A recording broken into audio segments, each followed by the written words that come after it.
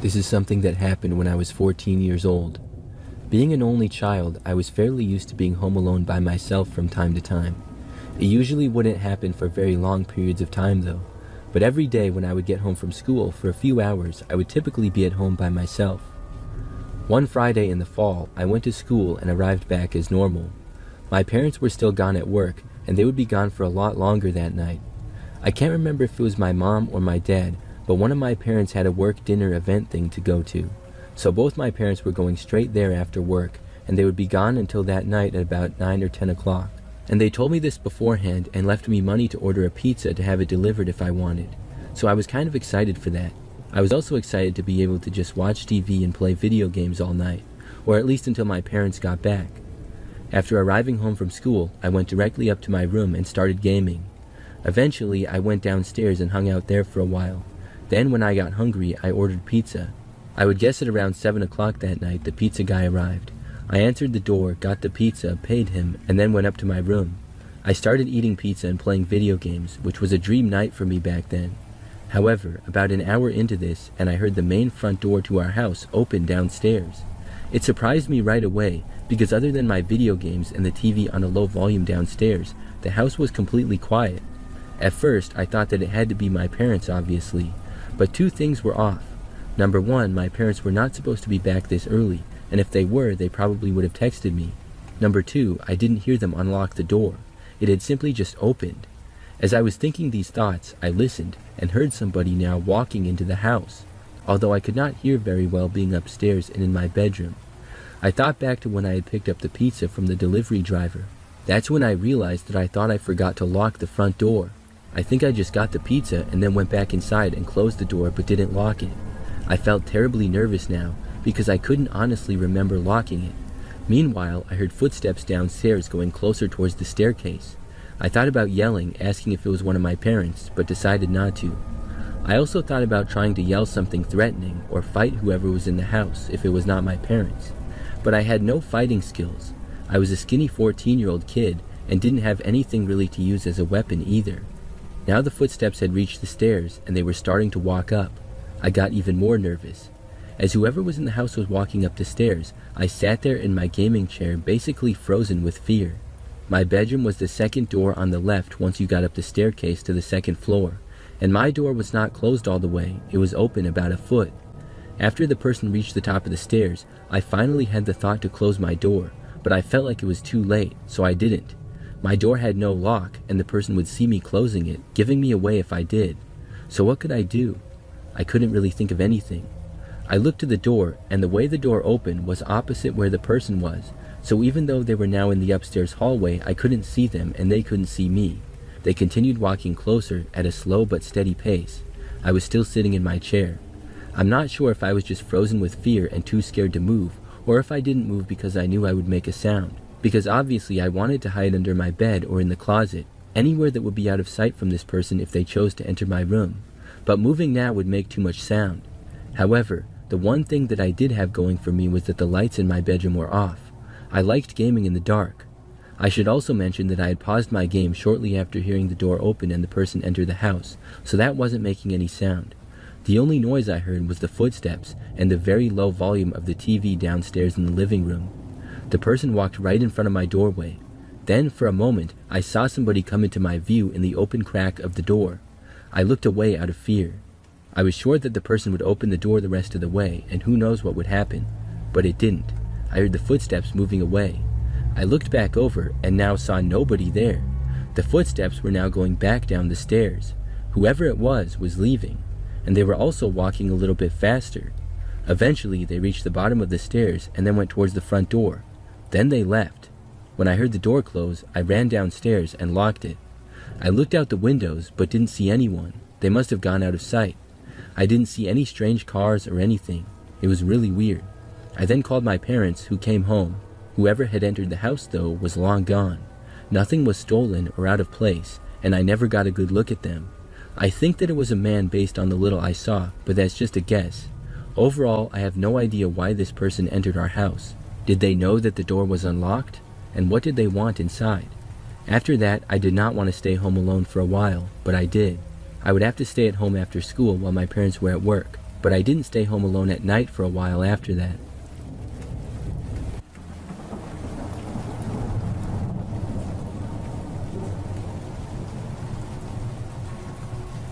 I went to Walmart one night many years ago. This was back when Walmarts used to be open 24 hours. It was always interesting to go to Walmart in the middle of the night. The store would usually be very quiet. Sometimes you would see the employees stocking the shelves. Other times you would see some of the craziest customers.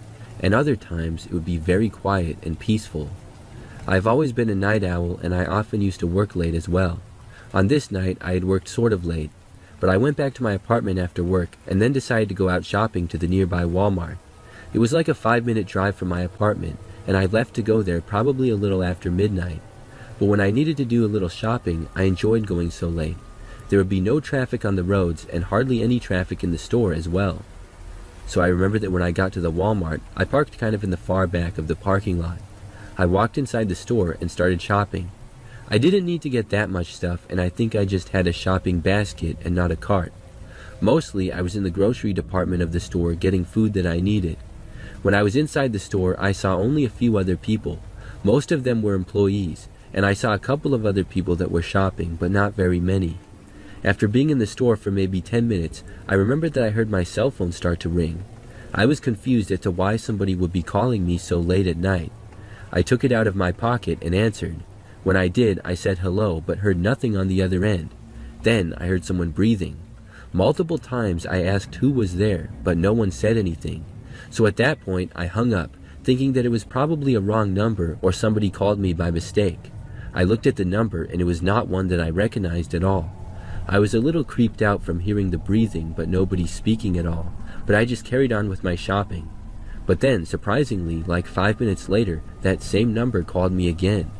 I answered once more and said hello. There was once again silence. I asked who was there, but heard nothing. Then they hung up on me. I was even more confused and also creeped out now. I continued my shopping and finished up. Then I went to the front of the store and checked out. When I did not receive any more calls. After checking out, I walked to the exit doors and stepped out into the parking lot. When I did, I could see my car parked a long ways away. I remember that it was a cool and sort of foggy night. When I saw my car, though, I noticed that there was a man standing next to it. He was literally leaning on my car, but facing in the opposite direction, and there were no other cars parked directly around mine, so I didn't know why he was there. The man was wearing dark pants and a hooded sweatshirt, so I couldn't make out any details about him at all. I couldn't see any part of his face with him standing in the opposite direction. I had started to walk to my car, but now stopped just about 20 feet into the parking lot. It seemed really creepy. Then I suddenly heard my phone start to ring in my pocket again. I took it out and looked. It was the same person calling. I answered it again and this time said, "Why do you keep calling me?" There was still no answer. However, I looked at the man that was standing next to my car in the parking lot. I saw that he was now holding a cell phone up to his ear. Was this the guy who was calling me? I asked him, "Are you standing next to my car right now?" When I said this, he did not answer but hung up on me. Then I saw the guy standing by my car put the cell phone back in his pocket. The man then started to turn around and face me. When he did, I saw that he was wearing sunglasses, but I really couldn't make out any other details. He was far away and it was dark out. I was so creeped out that I turned around and walked back inside the Walmart. I just started walking around the store, hoping that when I went back out, the man would be gone. A short time later, the guy called again. I declined the call and then shut my phone off completely. I started wandering the aisles of Walmart aimlessly, just wondering to myself who that guy was and what was going on. After walking around for like 15 minutes, I was somewhere in the back part of the Walmart near the auto parts area. I came around a random aisle and saw the man now inside the Walmart. He was kind of far away and walking down another aisle. He was still wearing the hooded sweatshirt and sunglasses. I quickly turned the corner of another aisle and was out of sight of the guy. Then I walked to another aisle as fast as I could and started quickly making my way to the front. A short time into that and I just started running. I didn't look back and sprinted to the exit doors. When I got there, I ran out into the parking lot and went for my car. I made it there, got inside, and looked around. I saw the creepy guy just walking out of the Walmart and into the parking lot. Then I quickly drove away. I got home and wasn't followed or anything. I never saw that guy again. I turned my phone back on and saw that he had tried to call multiple times. I blocked his number. But I still have many unanswered questions. How did he get my number, and who was he? Had he been following me or stalking me somehow? The whole thing was very strange, but I'm happy that I never saw him again after that.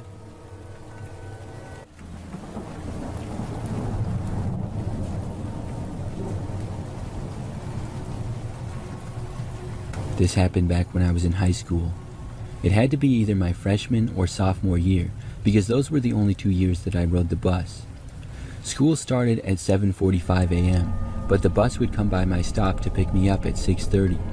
Well, it was supposed to be 6:30, but the bus would often show up at more like 6:50 or even 7. To get to the bus stop, I would walk down my street to the end of it. Then the bus would stop there and I would get on. I was the only kid at that particular stop who rode the bus, and there weren't any other stops in the immediate area. It was a pretty quiet area because in my neighborhood, the yards were a little bigger and the houses farther apart. There was less traffic on the roads as well, especially at those hours. Across the street from the bus stop were some woods and houses spread out pretty far. So one morning, I walked down my street to the end where the bus stop was. I got there at about 6:30, but figured I would probably be waiting for a good 10 or 20 minutes like normal. I'm not sure why the bus was always so late, because my stop was only the third one of the morning. Every now and then the bus would show up perfectly on time though, so you could never depend on it to be late. So I stood out there in the dark because the sun hadn't come up yet. It was very quiet and there were no other cars on the roads at all. I waited and waited. I was pretty tired from having to get up so early like I often was in high school. Then I noticed headlights in the distance. I figured that it had to be my bus. When it came closer, I noticed that it was in fact a bus, but not mine. It looked different. It slowed down when it got closer to me. Then I noticed that this was not the typical bus. My bus was the normal standard yellow school bus, but this one was like a really light yellow, almost white. It was slightly shorter than usual and looked older and more beat up. Now, in the past, one time we had a different bus for whatever reason, and I had a substitute bus driver once as well, so I thought that maybe that was the case. But when that happened, the bus had actually looked newer and in better shape. Something about this just gave me a bad feeling. The bus slowed down even more, and then came to a stop right across the street from me for me to get on. I did not cross the street. I started to get a bad feeling like I should not get on the bus. I looked and could see the driver. It was not the usual bus driver that we had. This guy had a dark gray and also part black beard. He was wearing a hat as well and looked over at me. I just kept standing there. Then he waved at me to get on the bus. I almost went. I think I might have even took a step, but I thought better of it. I stayed where I was and then waved for the bus to go forward without me. It did not. The bus driver had the door open and he shouted for me to get on. I looked in the windows and could see that there appeared to not be any other kids on the bus at all. Normally there would be 3 other kids on the bus at that point, as I was the third stop and one of the stops before me had 2 kids in it, so this was just really weird. I said no and then turned around and started to walk away. I was going back towards my house, and then something unexpected happened. As I was walking back down my street, I heard the bus turn onto my street behind me. I looked back and it was indeed going onto my street, something that had never happened before. At that point, I started to run. That's when the bus stopped. I then heard the beeping as it backed up and then turned around and went back onto the busier road in the direction that it had come from. I was so confused. I stopped and then went back to the bus stop, feeling really creeped out now. That bus was nowhere in sight anymore as it had drove away. I stood there in silence, wondering what had just happened. I was glad that I didn't get on that bus though. I figured that if it was somehow the bus I was supposed to be on, I could tell my mom that I missed it and she would drive me to school. That's something that happened a few times before, and even though it took my mom out of the way to get to her job, she could still do it. I stood there at the bus stop and the time approached 6:50. Then I saw more headlights. Another bus drove down the street. I thought at first that it was the same bus coming back, but it wasn't. This was actually my correct bus, the same one as usual. I saw a few students on already, and the bus stopped for me. I crossed the street and got on. It was the normal bus driver and students. I don't think I was ever so happy to see them before.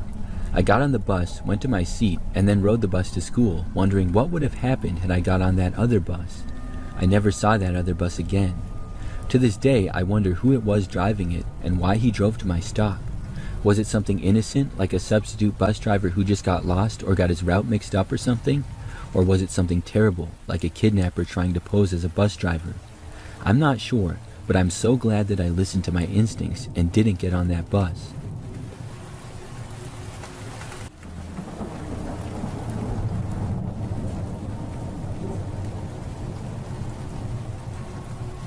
A couple of years back, I attempted to sell my car on Craigslist. I was told by a friend it was a good place to buy and sell cars, and I knew that if I wanted to get the most money I could for the car, I would have to sell it that way. I listed the car at what I thought was a fair price. It was a 2009 Ford Fiesta with a little over 100,000 miles on it. Nothing was really wrong with the car, but I wanted something newer and I also wanted something a little bit larger. So I took some pictures and I listed it on Craigslist. I hadn't had any experience on Craigslist to that point. I thought that the website looked kind of archaic when I first went on it, and for some reason it made me think that it was kind of sketchy.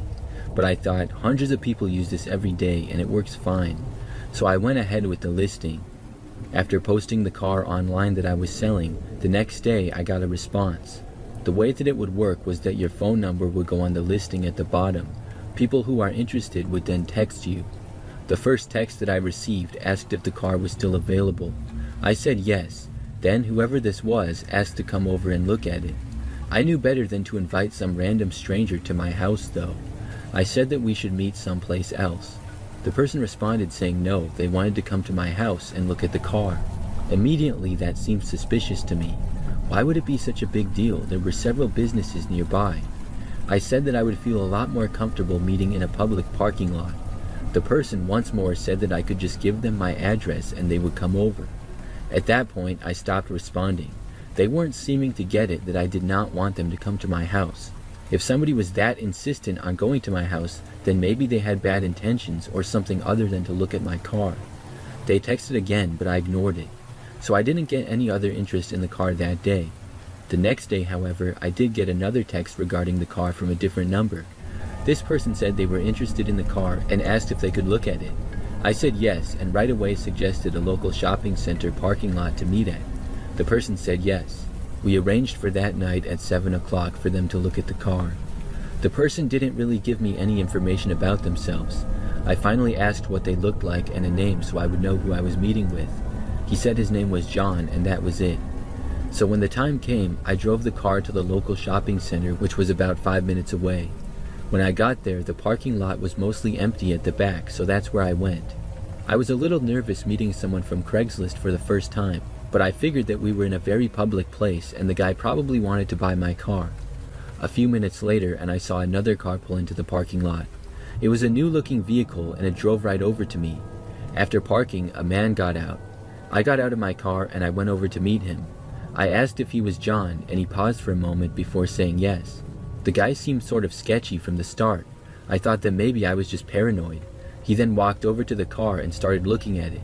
Within 2 minutes, he said to me, "I don't want this car." Then he started to walk away. I was thinking that it was really weird, but whatever. I said bye to John and he walked back to his car and then got inside. Then I went back inside of my car. I was so confused at the whole thing. Why did he want to look at the car? He didn't test drive it or anything. He could have seen online everything that he saw in person. So at that point, I started to drive home. I noticed that John started leaving at the same time as me.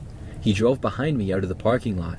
Then, as I drove down the street, he was also driving behind me. We went in the same direction for a while, and when I turned, he turned. I got suspicious at that point. I drove around a little and paid attention to John behind me. Every time that I would turn, he would turn as well. It seemed very suspicious. Enough suspicion for me to not want to drive home anymore. Instead, I just started making random turns and going down random streets. John did everything that I did. I didn't know what to do or where to go. Then I had an idea and I just started honking my horn constantly as I drove. I don't know why that's what I thought to do, but I did. He followed me for a good minute and then decided to stop. John turned at a random street and I kept going. Then I carefully drove all the rest of the way back home. Thankfully, I did not see John for the rest of the way back. When I got home, I felt lucky to have made it home all right. And that's when I remembered the other number that had texted me about the car, how they wanted to go to my house so badly. I realized that maybe it was the same person. Maybe John simply got a new number or phone and texted me with that. Then he would just follow me home to see where I lived. And that would also explain why he seemed sketchy and seemed to have no real interest in the car. I'm also guessing that John was not his real name. What that man's true intentions were, I don't know, but I'm glad I don't have to find out. I took my car off Craigslist after that and sold it to a dealer. I may have not made as much money as I was capable of, but at least I stayed safe.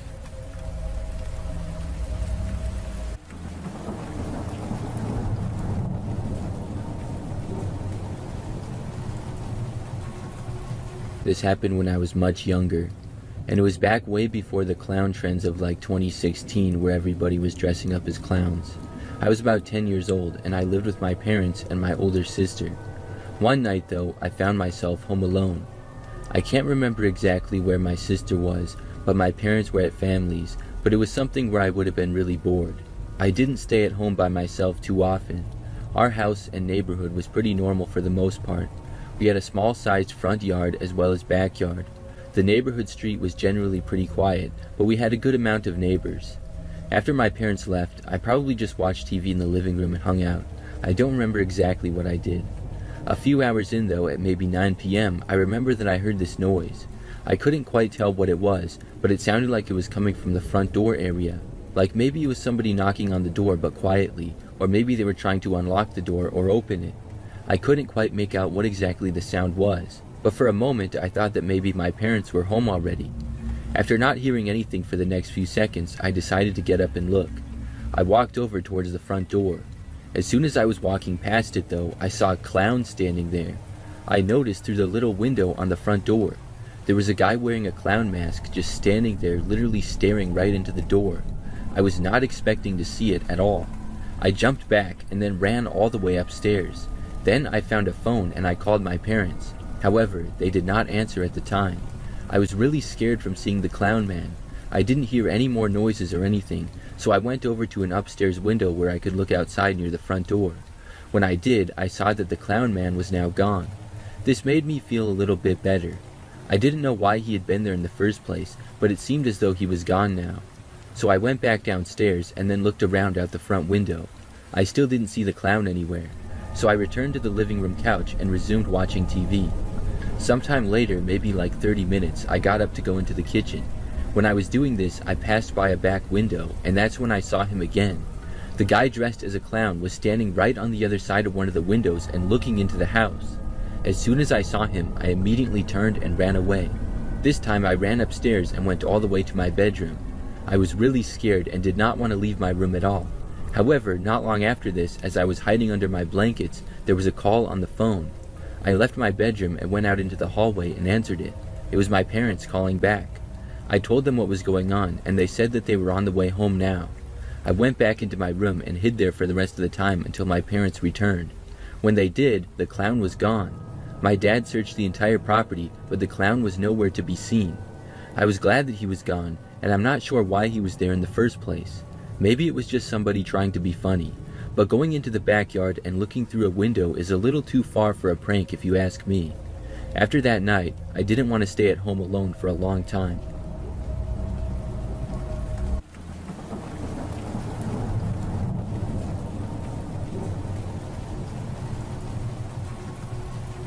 I remember my first ever school lockdown that I was a part of. It happened my freshman year of high school, and I was about 14 years old. I was sitting in geography class, and the teacher told us that there was a lockdown and it was not a drill. I remember that he locked the door to the classroom and then turned out the lights, and we were told not to get up from our desks. Now, nobody knew what the lockdown was for, but very quickly kids started to speculate. Nobody seemed to think that it was that serious, and most kids were just joking around. They were saying things like the school probably got locked down because a man was seen jaywalking nearby. Most people thought that the city our school was in was pretty boring and nothing crazy would happen. I personally was very curious, but I was also not too concerned and figured that it was nothing really that bad. As more time went by, us kids were talking a lot, and the teacher told us to be quiet a few times. The lockdown ended up lasting quite a long time. The more time went by, the quieter the classroom became, and the more worried I became. After over an hour, it was finally lifted. I remember feeling very relieved. We had just one class left for the day, and I remember noticing several police officers standing around in the hallways. The final class period went by pretty normal, and then we were let out of school for the day. I continued to see several police officers throughout the school, and out front were a bunch of police cars next to the buses and more officers standing outside. I still didn't know what the lockdown had been for though, but the police presence made things feel safer, but it also made it seem like something serious was going on and they were trying to protect the students. Now, I personally did not ride the bus home because I lived in a neighborhood behind the school. It was like a 10-minute walk past the school grounds and through another neighborhood to get to mine.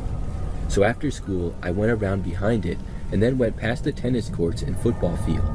Then there was another field before some grass and trees and residential houses. When I made it off school property, I walked down the sidewalk past these rather large yards to the houses there. One of the yards had quite a bit of trees in it and was basically a woods. I remember that as I was walking home and passed by this, I saw a man who was sort of hiding behind a tree. I noticed him and he noticed me as well.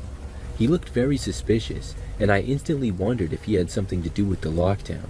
I tried to just ignore him though, and I kept walking. Luckily, he did not try to follow me or anything. I was able to make it back several minutes later, and then arrived home from a crazy day of school. At this point, I was home alone, because both of my parents were still at work, and it was like this on most days. They'd usually get back a few hours later. So I was hanging out around the house, and like an hour after I had gotten back, I was in the kitchen, which is at the back of the house. I remember looking out the back window to the yard. Just when I did, I saw a man come into view, walking into the backyard. The yard was completely fenced in, and was not very large, but we had a few trees and a shed back there. The man walked around the yard, and then went behind the shed between the wooden fence. I recognized the guy to be the same one who I had seen on the way home from school. I was very creeped out by this, and I felt like the right thing to do was to call the police. So I went over and dialed 911 and reported the guy. Thankfully, he hadn't seen me looking at him through the back window. I kept an eye out back as I waited for the cops to show up. The guy stayed hidden back there between the shed and the back wooden fence the entire time. After police went out to him, he briefly tried to run away before he was caught. The police stayed at my house for a while, and my parents soon got home. I ended up finding out that that man was wanted. He had been seen inside of our school and had entered without permission. That's when the school went into a lockdown. The man fled the school and was able to get away from police. After it was confirmed that he was not on school grounds, classes resumed, but with heavy police presence. They were also searching for him in the nearby area, and that's when I had seen him behind the tree, and then in my own backyard. That was a really crazy experience, and I'm glad that everything turned out okay.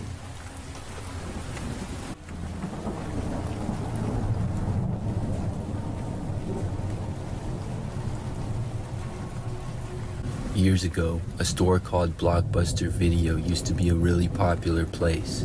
The stores were everywhere, and it was the best place for renting movies and DVDs when they were popular. The stores were always fun to walk inside, and I used to love going there when I was younger. I could probably spend hours inside of them when I was a kid, just looking at all the cool movies and stuff. Well, this story takes place in the early 2000s. I was a young adult at the time and living by myself in an apartment building. I lived pretty close to a Blockbuster Video store, and I would go there all the time. I probably rented movies there at least once a week. One night, I went there like any other. After work, I stopped at another nearby store and then went to Blockbuster. It was quiet inside the store because it was getting kind of late. I was looking for a couple of movies to watch over the weekend. After getting inside the store, I walked around checking out the different categories and new movies that were out on DVD. I slowly made my way around the store, looking at movies and reading the back of the DVD boxes to learn more about the films. I was inside the store for probably a good 20 or 30 minutes.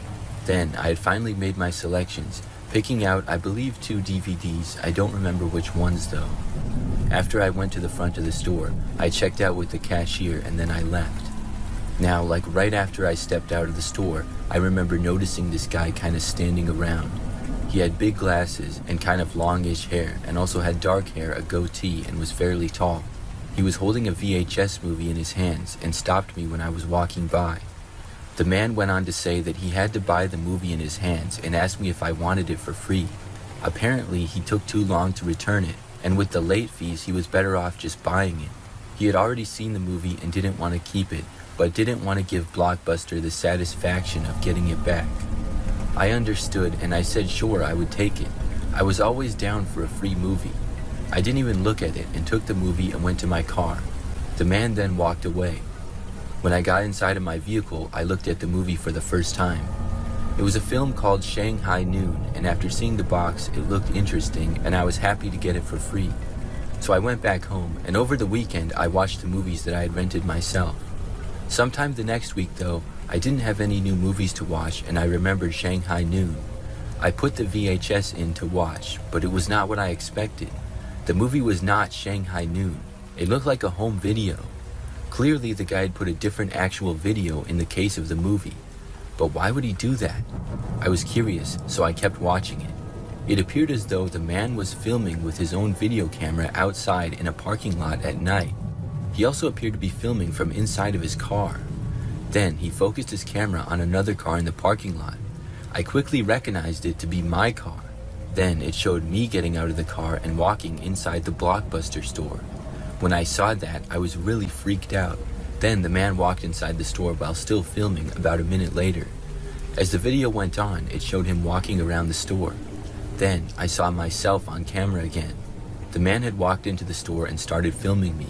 I had never noticed this at the time, and he was filming me from a couple of aisles away. I was too busy looking at different movies and stuff. The man walked away from me a couple of times, but kept returning. It was extremely creepy to watch. After a while, the man walked out of the store and the video stopped. I was shocked at what I had seen. I hadn't known any of it was taking place. After that, I did not go back to that Blockbuster for a while. When I did, I luckily didn't see the same man there again. I still wonder about it sometimes. Was it just a random prank, or was the man trying to scare me or stalk me? I really don't know.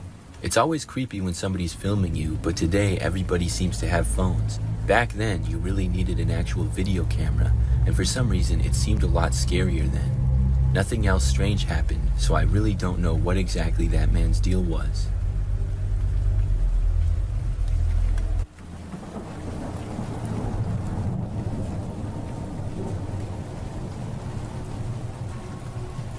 A few years ago, I was selling my bike on Facebook Marketplace. And when I say bike, I mean bicycle, not motorcycle. This one was nice though. It was like a $1,000 bike and in great condition. I live near the city and I had just got it a few years prior. I used it a lot, not only to get around, but also for exercise. However, I now had a car and the bike was taking up too much space. So I listed it at $700, but was realistically going to accept as low as $500 for it. For the first couple of days, there was not much interest. Then finally a guy messaged me and said that he would take the bike. I found it interesting how he didn't ask if it was available still or try to negotiate. All he said was, "I'll take it." This was good though, because maybe he would pay the full price. So I arranged a time and location for us to complete the sale, and he agreed to it all. I chose the location as a shopping center parking lot not too far away from my work that was kind of on the way home. I told the guy when I usually got out of work, and I said I would let him know when I was off and he could head over then. He said he was not that far away and that was fine with him.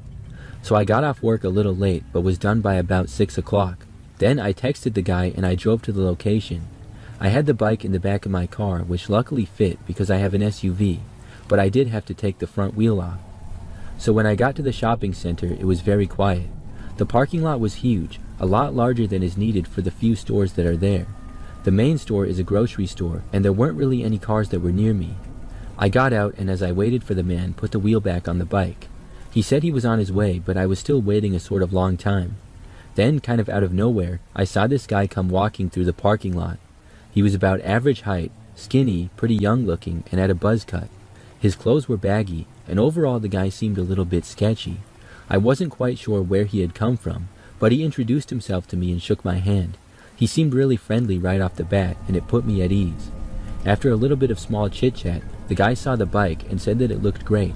He said how he had been looking for a nice bike to ride around the city. The guy told me that he needed a means of transportation. He said he had the cash on him, and he just wanted to sit on the bike and see how it felt. I told him to go ahead. I trusted him. Well, the guy got onto the bike and said that he wanted to test it out for a second. Then he very quickly started riding away through the parking lot about as fast as he could. I realized that he was stealing my bike. I very quickly ran to my car, got in, and started it up. I saw the guy still going through the parking lot. Because things were so quiet, I was able to quickly drive through the parking lot after him. I saw which street he was going down.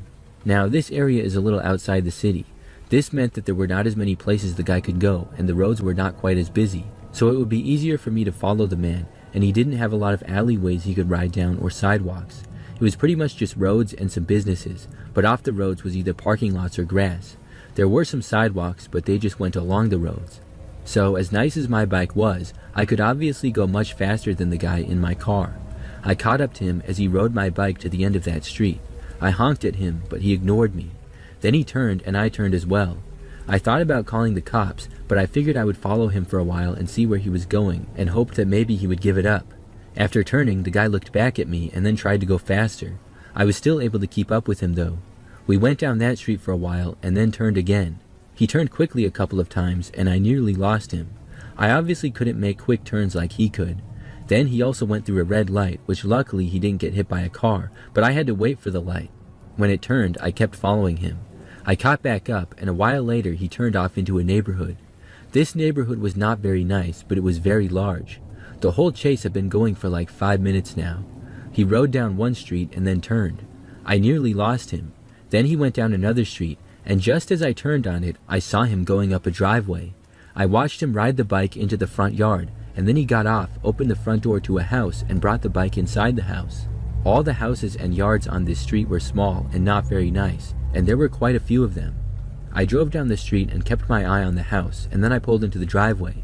Then I got out, walked up to the front door, and started knocking on it. There was no answer at first, which did not surprise me. I kept banging on the door though, and I yelled at him to open. I threatened to involve the police. Nobody answered still, but I was not going away. Then, finally, after like 5 minutes, I heard someone inside. They walked over to the front door and then opened it, but the man was not there. It was a different guy who looked annoyed and asked me what my problem was and why I kept banging on the door. I told him that I saw a guy who stole my bike enter the house. He claimed that he didn't know what I was talking about. I asked him if he lived there, and he said yes, this was his house. I asked him who else lived there, and he claimed no one did. I told him that I knew I saw a guy go into the house there. The guy claimed that he knew nothing about it and that I had to leave. I didn't want to, but I couldn't barge into the house. The guy slammed the door in my face and locked it. I knew that guy probably was just the other guy's friend and obviously was covering for him. I walked back to my car in the driveway thinking of what I should do next. I could stay there and keep harassing these guys, or I could call the police. Right as I was arriving back at my car though, I heard something behind me. I looked and saw the guy who stole my bike. He was coming out of the small backyard that the house had. Then he stopped and threw a rock at me. It missed, but I quickly got back in my car to protect myself. He then threw another rock which hit my car. Then he threw another. I backed out of the driveway, and when I was leaving, I saw the guy turn and run off into the backyard and out of my sight. Then I called the cops. I wasn't going to sit there and let him throw rocks at me. The cops got to the house like 10 minutes later. I told them everything that happened, and they knocked on the door of the house. It turned out that the guy who answered the door for me did live there, and he rented the house with a roommate. But neither of the people on the lease was the guy that stole my bike. He was a friend of them though, so the guy was lying to me. I guess the guy who stole my bike was just staying at the house or something, or maybe he was just friends of theirs and decided to go there after stealing it. Nevertheless, he was gone now and he left on my bike. I went home disappointed and figured that I had lost out. I was hopeful that the police would find my bike, but I didn't really think it would happen realistically. I mean, the guy could be anywhere by then, and it was just a bike. It's not like it was some $1 million car. However, as a try, I scoured both Facebook Marketplace and Craigslist as well as eBay for my bike over the next few days. I thought there was a good chance he might try to sell it quick, seeing as though it was hot, but there was also a good chance that he would use it to flee the city or he would hide it. However, 4 days later, I saw a listing on Craigslist. It was 100% my bike. The city was the same one that the guy had been in, and it was the exact same make and model that my bike was. I told my friend Jake about it, and he texted the guy saying that he wanted to buy the bike. The guy was selling it at $450, which would guarantee to sell quick. When Jake texted him, thankfully he hadn't sold it yet and agreed to sell it to Jake. So the next night was the arranged sale. I drove Jake there and we knew what we had to do. The meeting point was another parking lot across town. When we got there, sure enough, there the guy was with my bike. It was the same man who stole it. I parked kind of far away and made sure that he wouldn't see me. Jake got out and I was really nervous. I saw them shake hands as I stayed hidden in the car. Then Jake pretended to look at the bike. At once, he hopped on it and took off. The guy started running after him, but Jake was gone. I started the car and began driving out of the parking lot. Jake went down the street and the guy could not keep up. I saw him stop running and the man was now walking along the side of the road. I drove by the guy, honked my horn, and waved goodbye as he gave me the double bird. Then I drove a few blocks over and picked up Jake and my bike. I'm glad that I got it back, and I decided not to sell the bike anymore. I still have it, and I can't believe that we were able to steal it back. However, I would not recommend doing something like that. It could have been dangerous. Looking back, it probably would have just been a better idea to notify the police of the bike being for sale. Either way, I'm glad that the man didn't get away with it.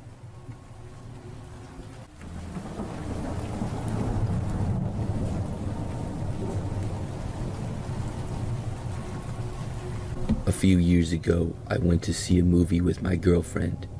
We went there one night and there was a decent amount of other people around, but not really too many. The theater was quiet for the most part. So I remember that we got to our seats and started watching the previews. After a couple of them, my girlfriend said that she was kind of hungry. Being the gentleman that I am, I offered to go get us some food and she could stay there.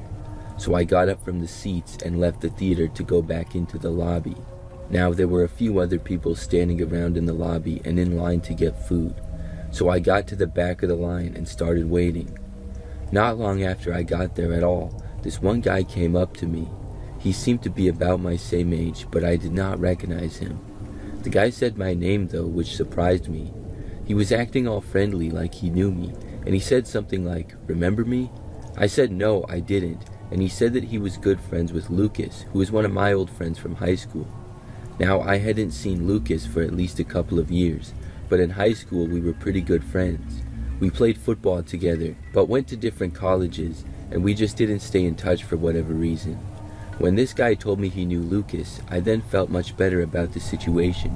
He said that Lucas was there at the theater and that I should say hi to him quick. I wanted to say hi, so I told the guy sure, but I had to be fast because I was getting food for my girlfriend. The guy told me Lucas was just around the corner, so I followed him and we went to the end of the lobby into one of the hallways with theaters in it. Now this was the opposite hallway from where my movie was. It was the quieter side of the theater and had less rooms in it. We went down the hallway and then took a right. This led to a very quiet hallway with just one auditorium in it and then exit doors at the end. There was really nobody over there at all, except I saw a small group of about 3 or 4 guys standing around. The strange thing is that they were all wearing ski masks. I thought it was really weird, and this guy that I was with was leading me right for them. Now, even though the guys had ski masks on, I knew Lucas well enough to tell that he was not one of them. All the guys looked over at me directly, not the guy that was leading the way, but me. I felt like I was being set up for something. When I made it within like 50 feet of the guys, I had a bad feeling and I stopped and turned around. I instantly started walking in the opposite direction. I heard the guy tell me to come back, but I ignored him. I went back to the lobby where it was more crowded and then quickly got back in line for food. As I was waiting in line, I saw the same guy come from around the corner and look around. He spotted me but did not do anything. In fact, as soon as he saw me, he quickly disappeared back around the corner. I then got the food and headed back to the theater.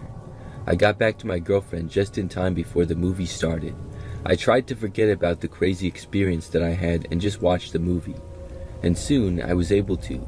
However, at one point, kind of towards the end of the movie, for whatever reason, I randomly looked around. I looked behind us and happened to notice the doors to the theater. Standing just inside of them, there were 2 guys wearing ski masks. Right after I started looking at them, they turned around and walked out. I was pretty creeped out to see them in the theater that I was in. I looked to the doorway a few more times during the film, but did not see them. After the movie, I told my girlfriend about the crazy situation. When we left, I was very careful to look around. Thankfully though, I did not see the guys and we were able to leave. After that, I've been back to that theater quite a few times since. I haven't seen any of those guys at all. I also contacted my friend Lucas and told him about what happened. Lucas said that he had no idea about it, but thought that he knew who the guy was who had been talking to me. I considered trying to talk to the guy or something and ask what he was doing, but I decided not to and just move on. I'm not sure exactly what was going on with the masked men, but I'm glad that I walked away.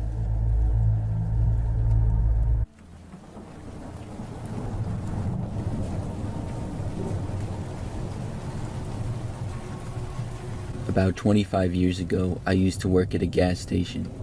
It was one that was somewhat off a country road and only like 5 minutes from where I lived. I would work the overnight shift because the station was open 24 hours. This is something that was both creepy and easy typically. There wasn't a whole lot that had to be done overnight. The store part of the gas station was pretty small. It had a good amount of snacks and drinks, so I would do some stocking of the shelves and organizing here and there.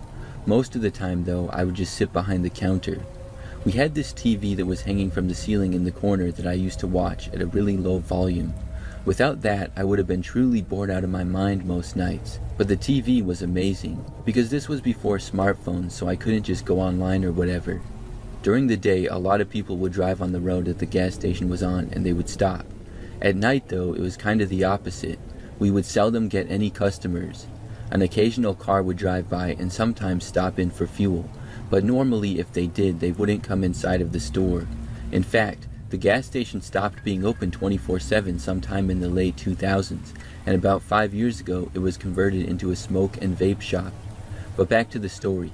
To be honest, when people did stop there at night, I always hoped that they wouldn't come inside, because being by myself in the middle of the night, whenever anybody came in, it always seemed kind of sketchy. There were a few strange people, but overall not that many scary experiences. One really stands out though. It was a night like any other. The time was roughly 2 o'clock in the morning, so this was among the quietest times of night for me. I was just sitting behind the counter and looking around the empty shop. To my right was the door to go inside, as well as 2 very large windows looking out to the gas pumps. Surrounding the station all around was pretty much wildlife. There was a dense woods right across the street, and next to the property was some tall grass and quite a bit of trees scattered around as well. We hadn't had any customers in the gas station in well over an hour. I don't think that I had seen a car in a long time either. I remember glancing out of the windows though and noticing what appeared to be a man. He was walking slowly from the sort of wooded field area next to the gas station and making his way towards the gas pumps. It was really strange to see because there was no real place that he would be coming from. After making his way to the pavement, he just kind of started standing around for a while. It was very strange. I kept watching him because I was very curious as to where he had come from and what he was doing. The man was bald, looked to be maybe in his 40s or so, and had a slight beard on his chin, I remember. He was also wearing sunglasses. After standing around and looking the other way mostly for like 2 or 3 minutes, he started to walk towards the gas station. I thought at that point that he was going to go inside. He walked all the way towards the doors. Then the man stopped, took out a cigarette, and started smoking it. He did not go inside the store. After smoking for a couple minutes, he then started walking away and crossed the quiet street. Then the guy literally walked right into the woods, which had me really puzzled. It was very strange because there was no path to go into the woods or anything. It was just like dense forest all around. That alone was one of the strangest things I had ever seen. But it got weirder. So maybe 30 minutes later, we still hadn't had any more customers. Out of nowhere, I saw movement outside and I looked up. I was just on time to see the same man emerging from the woods. After that, he walked across the street and back onto our property.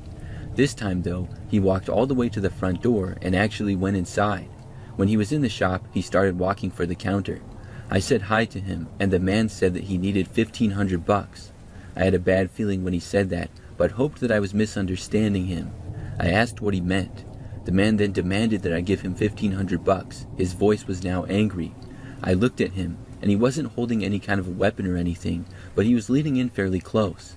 I didn't know if he had one on him, but I always kept a bottle of pepper spray just behind the counter in case. When the man demanded it again, he leaned towards me even closer and shouted. That's when I took the pepper spray, pointed it right at his face, and let it rip. The man was instantly blinded by it and moved backwards. He grabbed his eyes, and I yelled at him to get out of the store and that I was calling the police. The man backed away and thankfully left. When he got outside, he walked around covering his face, then crossed the street again and went back into the woods. It was very weird. I kept an eye out for the rest of my shift, but I didn't see the guy again. In fact, I never saw him for the rest of the time that I worked there. It was one of the weirdest situations I've ever had.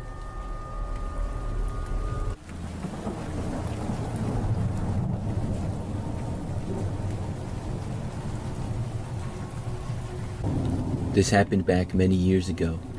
I was in high school in the early 2000s, and one night my parents went out. They left me and my older sister at home, so it would just be the two of us at the house for dinner. Now, at the time, my older sister was 17 years old and I was 14. We lived in a house in a pretty typical neighborhood. Our parents left us some money to order a pizza or something, and that was the plan. When it got to be like 7 p.m., I told my sister that I was hungry and we should order from this one pizza place that was my favorite. She agreed, and then she called the store with our order. Around 20 minutes later or so, we were just in the living room watching TV, and the doorbell rang. My sister got up and answered with the money that our parents left us. I was like half paying attention as I was more focused on the TV. I heard my sister answer the door and the pizza guy say hello and stuff. I remember that I heard the pizza man ask my sister if she was home by herself, and she replied just saying no. The man said something like, "Oh really?" He couldn't see me from where I was in the living room. The guy said something else, but I couldn't really hear it. I heard my sister respond, but couldn't really make out what she was saying either, but it sounded like she was talking in a kind of rude way. I looked over at that point and saw that my sister appeared kind of annoyed. She handed the money to the guy, and then as he was still saying to have a good night, she slammed the door in his face. Then my sister locked the door as soon as it was shut, sighed, and started walking back over to the living room. I asked her what that was all about. She said, "I forgot about that creep." She went on to say that she was at her friend's house like 2 weeks prior, and the two of them had ordered a pizza. The same delivery guy was the one to show up. I guess that he acted really creepy, trying to flirt with my sister and her friend, and he even asked to come inside the house. They practically had to yell at him to leave and slam the door in his face. She said that she was planning to not order from that pizza place anymore because of him, but forgot about it. I thought that was weird, but I was glad that he was gone now and we had the pizza. I remember that just about 20 or 30 minutes later though, I heard a noise outside. It sounded like a car door closing. I looked out of the living room window and I saw the same pizza guy walking up to the house again. He had a small box in his hands and I wondered why he was at our house again. We hadn't ordered anything else. I warned my sister and she got up and said that she was going to call the police. Before she could though, the man started ringing the doorbell again. My sister and I ignored it at first. Then there was a knock on the door. My sister walked over to the door, did not open it or anything, but yelled at the man to go away. He yelled back from the other side, saying that he brought her a free brownie. She said she didn't want it and was going to call the police if he didn't leave now. What the man said next really creeped me out. He said that he knew my sister was alone and asked for her to let him in. That's when I knew I had to do something. This guy apparently really thought that she was home alone. I stood up and walked over to the door. Then, trying to sound tough, I yelled really loud in my manliest voice that I was also home and that I was going to come out and beat him to a pulp if he didn't leave. At first, I thought it didn't work. The man said something like, "Who's this tough guy?" He still stood around on the front step and didn't seem too affected, as my sister was now dialing the police. The guy laughed a little, as if trying to sound like the whole thing was a joke to him. Then, he finally turned and started walking off. I remember that he walked back to his car and then got in and drove away. The police still came to our house a while later though. My sister made a report and then the cops went to his work. I heard that the man later got fired. Thankfully, he did not come back to our house again after that. I'm glad that I was home that night and was able to help out my sister. The guy was a total creep, and hopefully he didn't harass anyone else like that.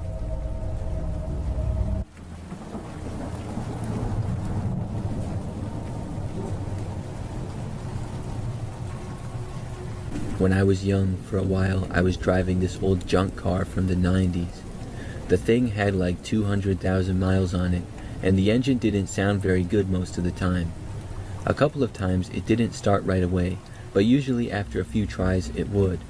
I had got it extremely cheap, and I didn't even know what exactly was wrong with it. I really don't know that much about cars. It never left me stranded or in a bad spot though. That is, until the night of this story that I'm about to tell you. So I worked late one night and was on my way home. I lived with my roommate Maggie in our apartment, which was about 20 minutes from work. It wasn't the country, but it was a little bit of a quieter area. As I was driving home, I was on a quiet road still about 10 minutes from our apartment. My car started to die and I didn't know what I could do. It ended up coming to a stop on the side of the road, which was surrounded by woods on both sides. I hadn't seen another car in this road at all because it was about 11 o'clock at night, and this road really wasn't that busy at any time. I waited for a minute or two and then tried starting the car again, but nothing happened. Then I called my roommate Maggie and told her of my situation. Thankfully, she was still awake, and she said that she would come and pick me up right away. I then popped the hood and got out of my car and walked over to the engine. I looked at it as if I knew anything about cars. Really, I'm not sure why I did that.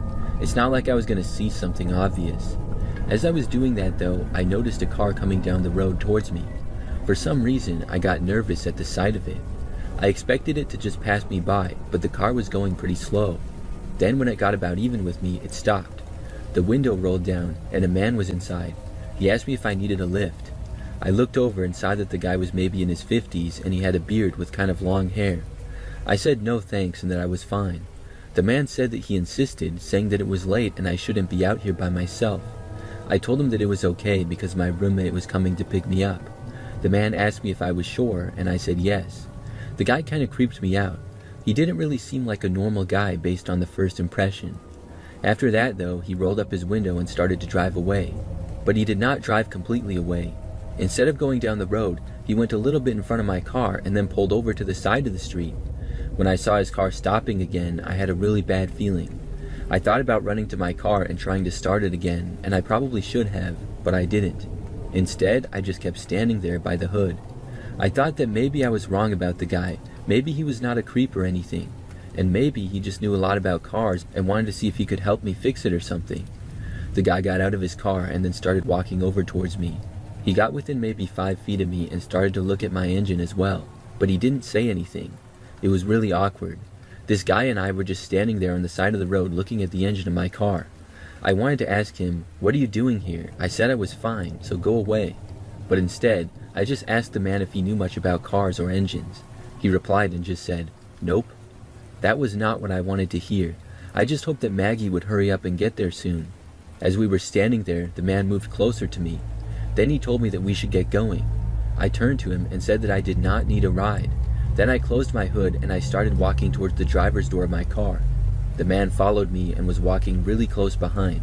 Just then, I saw headlights off in the distance, and I really hoped that it was Maggie. I did not get into my car, but I just looked to the road. The man was standing super close to me and it was really uncomfortable. As the car driving down the street got closer, I recognized the headlights and the shape of the car to in fact be Maggie's. I didn't wait around, and I ran to the road straight towards Maggie's car. The man did not run after me. Maggie saw me running and stopped her car in the road. I sprinted to her passenger's door and quickly got in. She obviously did not know what was going on, but when I got into her car, we were facing the man and it gave me a chance to see where he was. The guy was now walking from my vehicle towards his own. I told Maggie to make a U-turn right there in the road. It was kind of a narrow road, so she tried, but she had to back up a little. As she did, I watched the man, and he was getting into his car now. Then Maggie got it going the other way, and we quickly started driving off. I told her to turn at the first opportunity, and she did. We drove around randomly for a while, and while we did, I explained what had happened to her. Luckily, the man was not able to find us, or else he didn't try to follow us, because I didn't see him. Then we were able to go back home. Later on, I called AAA to tow my car. That ended up being the last straw for me, and I got a new vehicle a short time after that.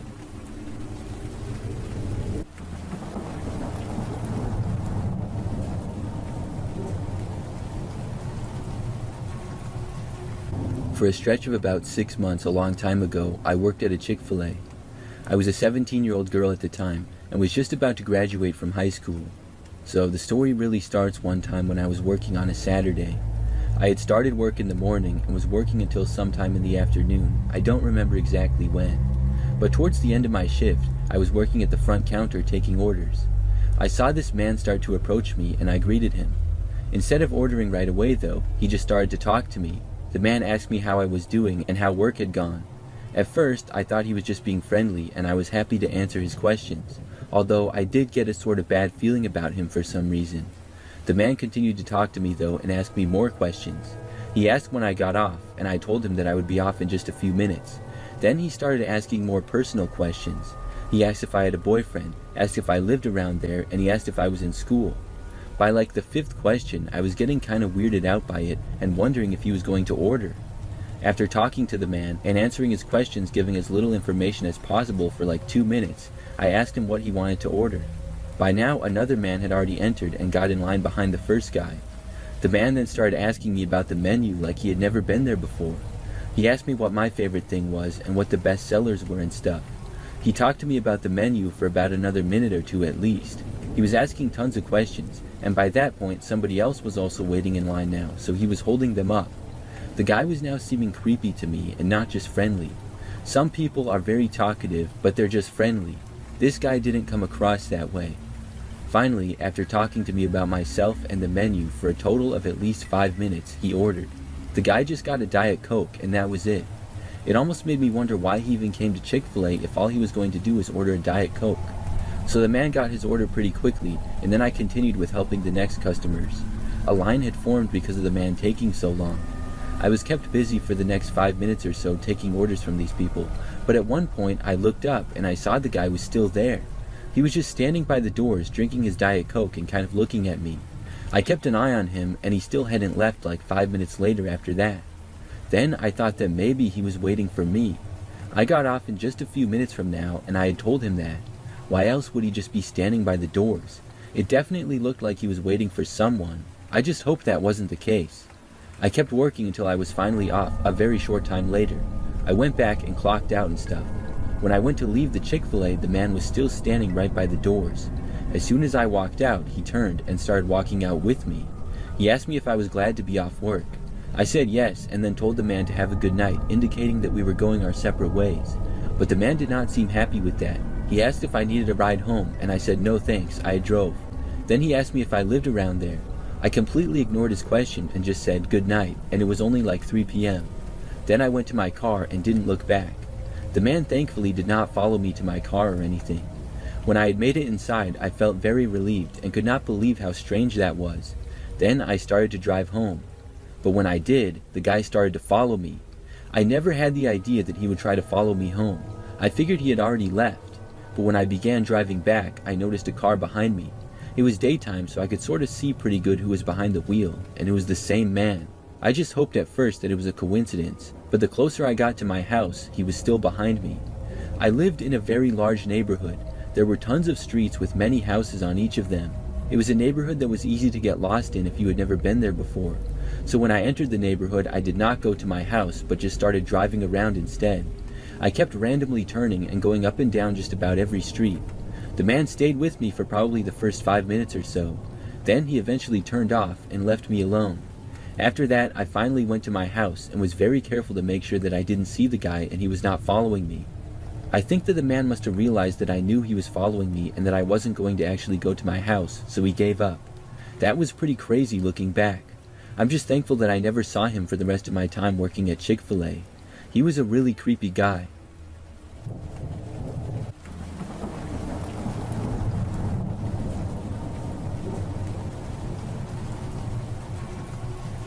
It was our 10th anniversary, so my husband and I decided to go camping, just the two of us, and of course our dog.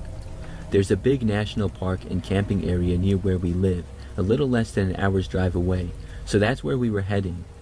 It's basically a large forest with many small lakes, ponds, trails, and camping sites around.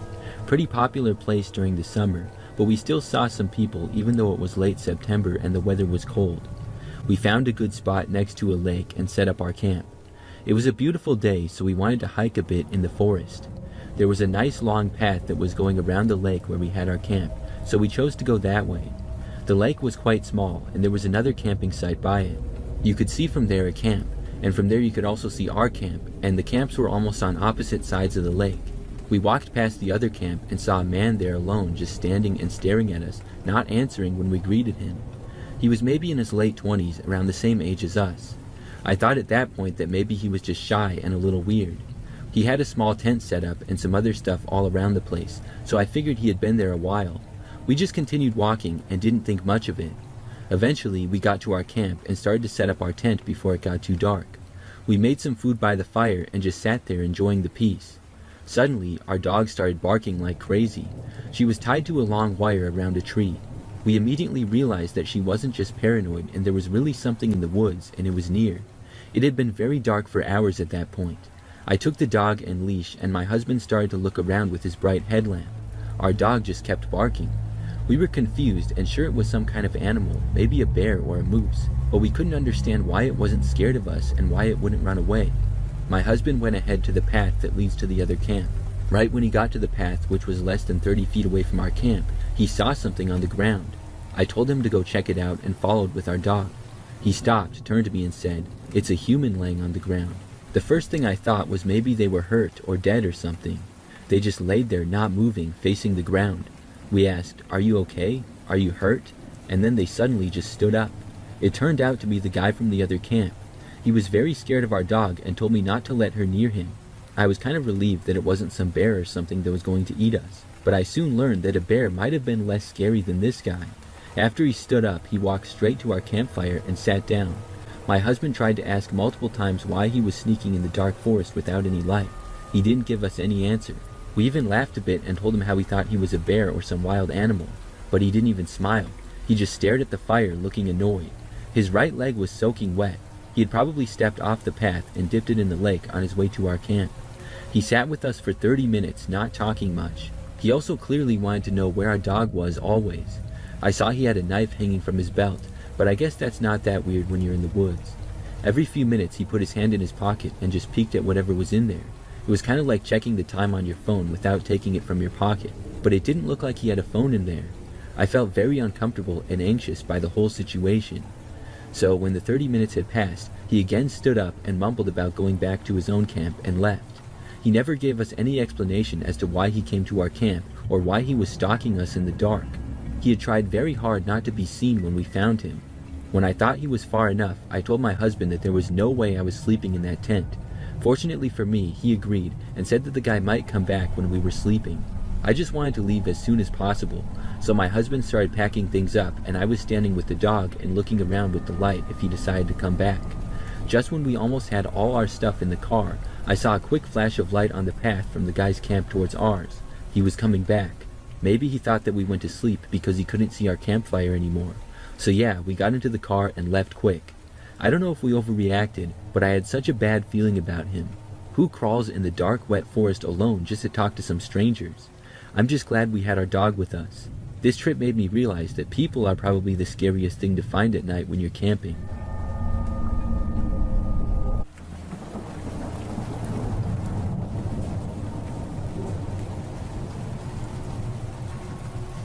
This happened last fall in early October. I'm a manager where I work. I had just locked the doors at 10 p.m. and was beginning the usual closing tasks when I got a call from my little brother.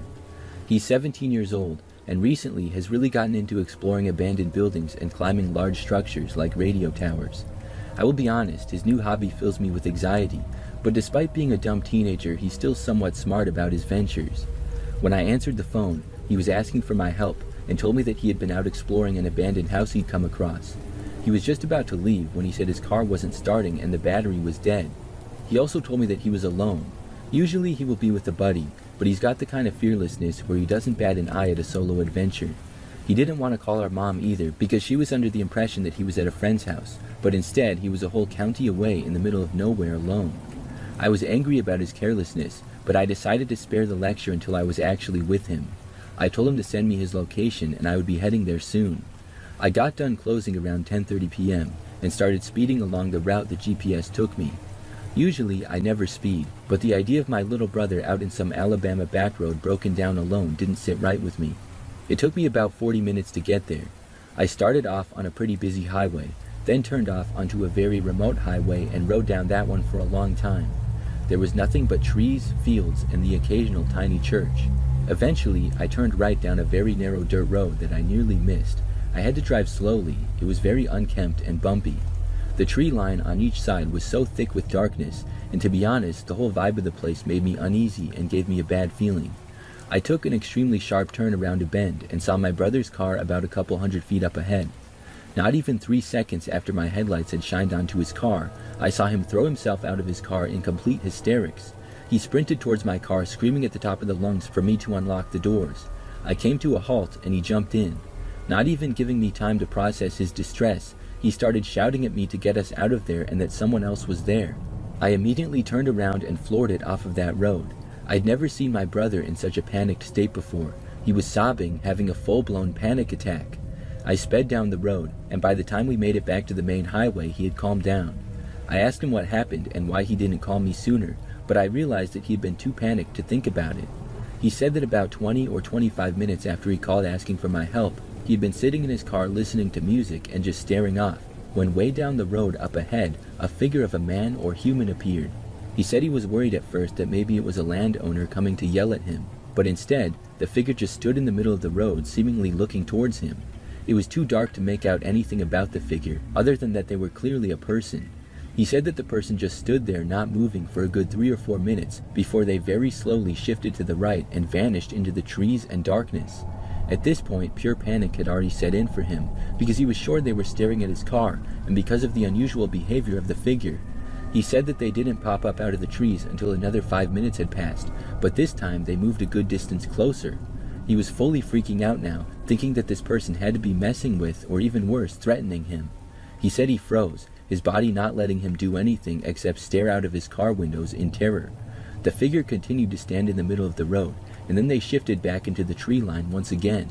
He said that the figure did that 2 more times, and each time they had inched a couple of feet closer to his car. He said they had been hiding in the trees again for about a minute when he saw my headlights behind him.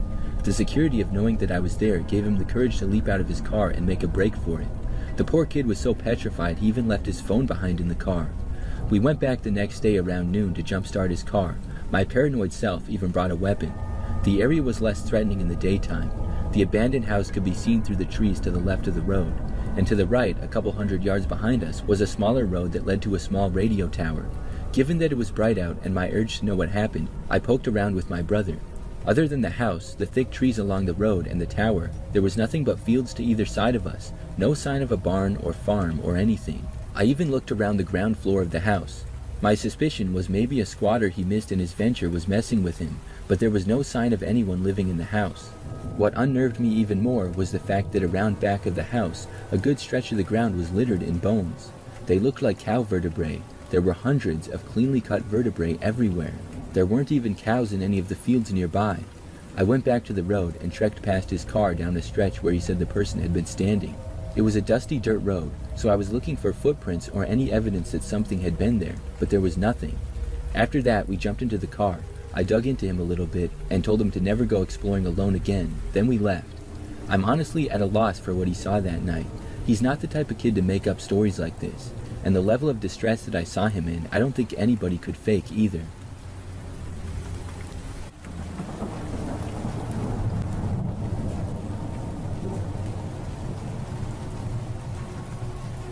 This happened during my freshman year of college. I was taking a theater appreciation class, and we had to attend some of the plays the theater department put on. Normally, I went with friends, but for this one, I had gone alone since I had another event when my friends went.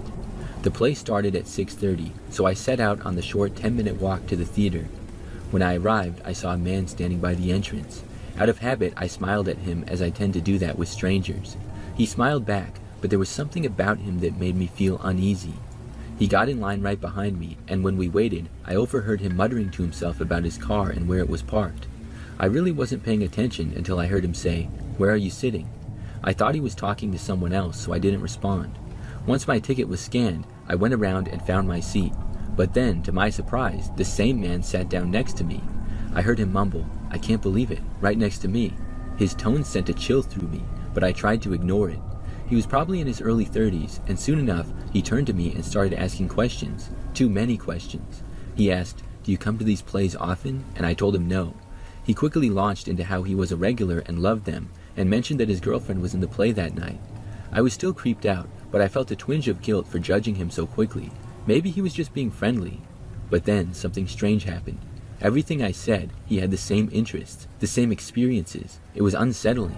When he asked what kind of music I liked, I decided to mention a lesser-known artist, thinking he wouldn't know her.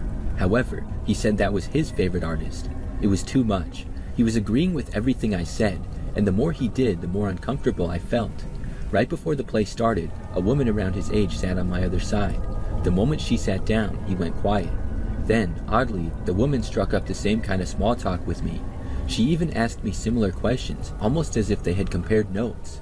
As she talked, she touched my arm a few times in this weird, too familiar way, just like the man had done earlier. I felt trapped between them. Thankfully, the play started and everyone went silent, but I could still feel their eyes on me, watching me the whole time.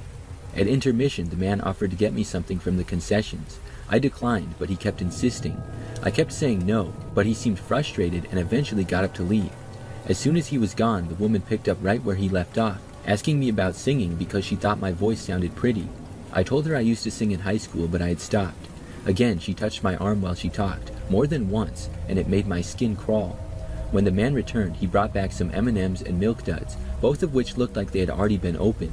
He offered me the Milk Duds and I declined. He didn't eat them either, just placed them on the floor like he wasn't sure what to do next.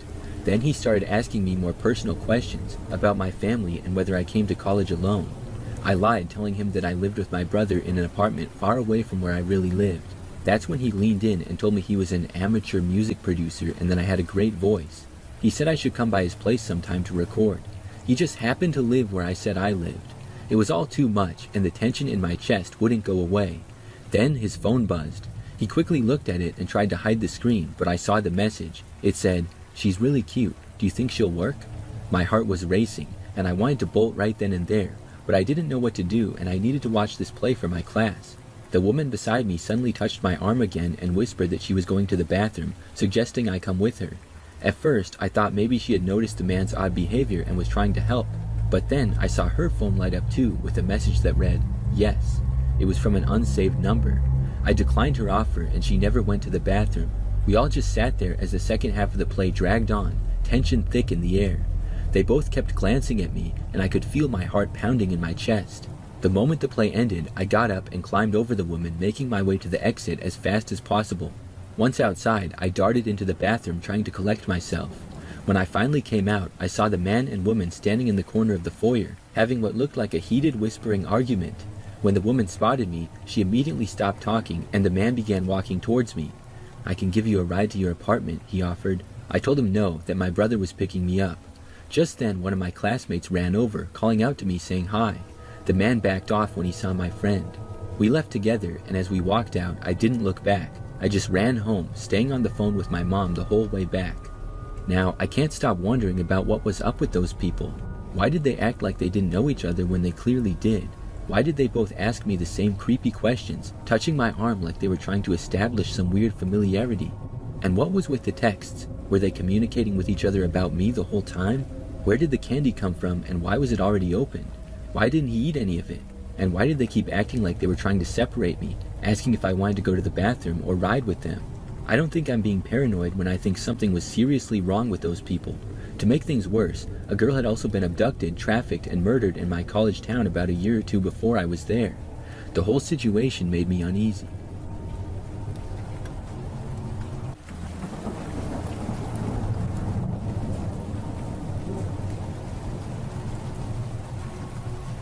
I worked at a dollar store for a while. This was years ago now. Sometimes shady characters would come in from time to time.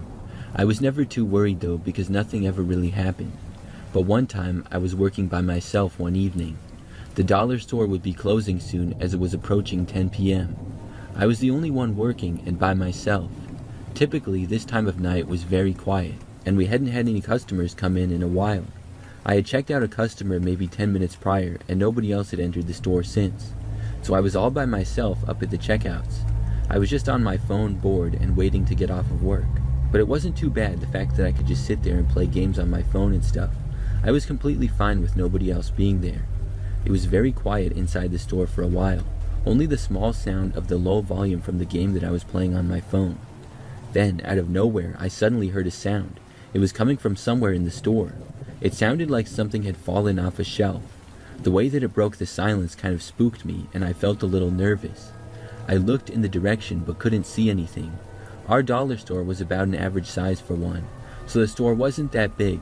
However, I could only see a few aisles, and there were many places that were out of my sight. After looking in the direction for a little while, I still couldn't see anything. I didn't hear anything else now either, so I stayed where I was. I chalked it up to maybe just an item that was placed too close to the edge of a shelf or something.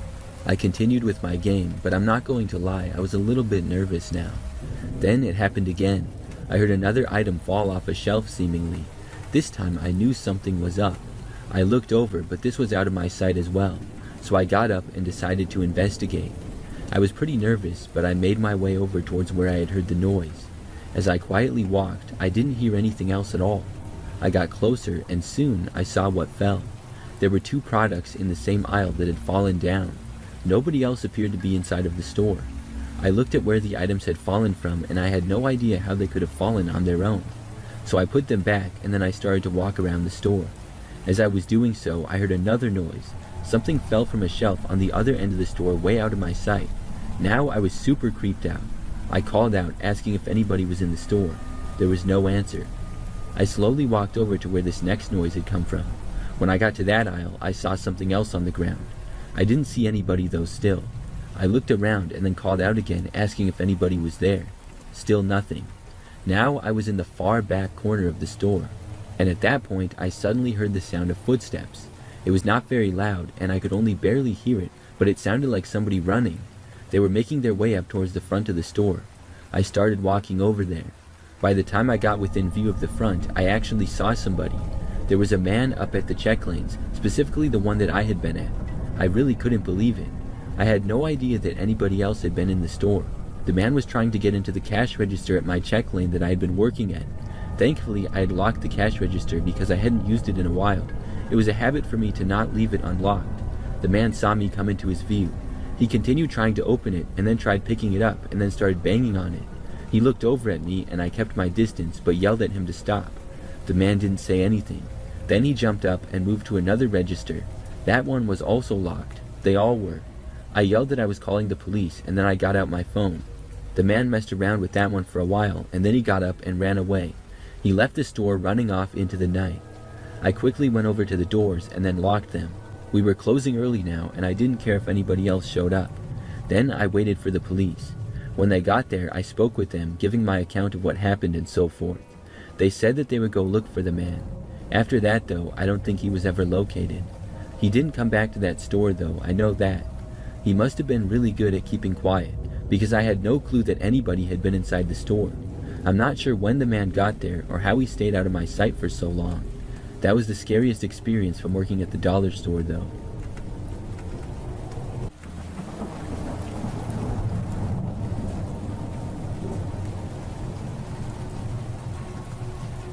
I live not too far away from a very large mall. It's nice because I can do almost all my shopping there. Really anything aside from basic stuff and groceries I will get at the mall. I remember that one time last year I went there sometime in the late afternoon. I went around and did a good amount of shopping. The mall was pretty busy, but it usually is. There's always tons of other people there doing stuff. So it was probably sometime at night when I left, and it was dark out. The mall was much quieter now than it had been several hours earlier when I had arrived. There was a large parking garage connected to the mall, and there's other parking outside of that as well. I had parked in the parking ramp at I believe the 3rd level that day. So I walked out, and when I was approaching my car, I remember seeing a young woman in crutches heading in my direction. She called out to me saying hi, and I turned around and I said hi back to her. I did not recognize her and didn't know why she was greeting me. The woman slowly made her way closer to me in crutches. As I was about to get into my car, she asked me if I wouldn't mind driving her to her car. She said that she had parked on another level but mistakenly thought she parked on that floor. It was difficult for her to move around with the crutches and just wanted me to help her find her car. She didn't seem sketchy and I felt compelled to help her. If I said no, I would have felt like a big jerk. So I told the woman to hop in. She put her crutches in the back seat of my car as I put my bags in. Then I got into the driver's seat and the woman got into the front passenger seat. I asked her if she remembered the level that her car was on, and she said no, but she thought that it was lower. She said that she had never been to the mall before and was from a small town or something, so she wasn't used to large parking lots. At first, she was pretty nice and friendly. I continued to drive around slowly and then went down a level. We drove all around the 2nd level to the parking structure, and the woman didn't really say anything. After I went up and down every single aisle, I asked the woman if it looked familiar, and she said no. So then I went down to the ground level. After driving around there for at least 5 minutes, she still couldn't find her car. I was surprised because to me it seemed impossible to lose a car that bad. You would think that she would know at least the general area that it was in, and there were not that many other cars around with it being late, so it was easier to see all the ones that were there. Eventually, the woman told me that she thought she actually parked outside of the parking garage and just nearby it.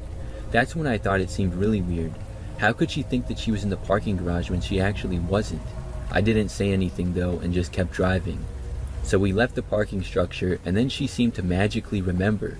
She told me to drive around the corner and to the right. There was a smaller, sort of secluded parking lot there. It was between some trees and the parking structure. Mostly, it was used as overflow parking if the mall was super busy. I drove over there and it was not very well lit. There, sitting alone, was a black 4-door sedan that looked to be about 20 years old. It was parked in the far corner next to a tree and was the only car in this particular parking lot. The woman said that that was her car and that I could just drive up and park right next to it. She said thanks for driving her around. I was relieved that she found it, but I was also very confused. I was thinking, how could she forget that she parked out here? But I was just glad to finally be on my way after I would drop her off. I parked next to her car, and the woman opened up the door and then got out. She went to the back door and opened it up to get her crutches out of my back seat.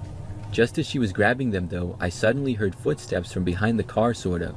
I saw movement in my mirror, but it was really dark and it happened fast, so I didn't know what was going on. The next thing I knew, someone was opening the back door to my driver's side of the car as well.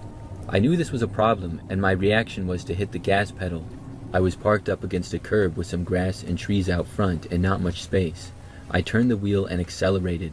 My car shot up the curb and briefly into the grass. I immediately went to the left and away from the guy who tried to open the door, and the woman as well. I barely saw that a guy was hanging onto my door, sort of trying to stop me or else get into the car. He ran with me for a while, and after I made it off the curb from turning, I was back into the parking lot and I was able to go much faster. The guy had to let go and I was able to drive away from him. I went pretty fast until I was a good distance away. The parking lot did not have an exit on the way that I had driven to though, so I had to go back. I turned my car around and saw the man running towards me. I also saw the woman jogging behind him and she was not using crutches at all. Her injury had been fake. She set me up. I hit the gas again and quickly drove for the exit and was able to make it out before they reached me. I heard them yelling and cursing as I drove away. Right after I made it out of there, I called the cops and told them about what happened. I'm 90% sure that they got out of there though before the cops arrived. Looking back, I'm just happy that I made it out of there safely. I'm not giving any random strangers a ride again.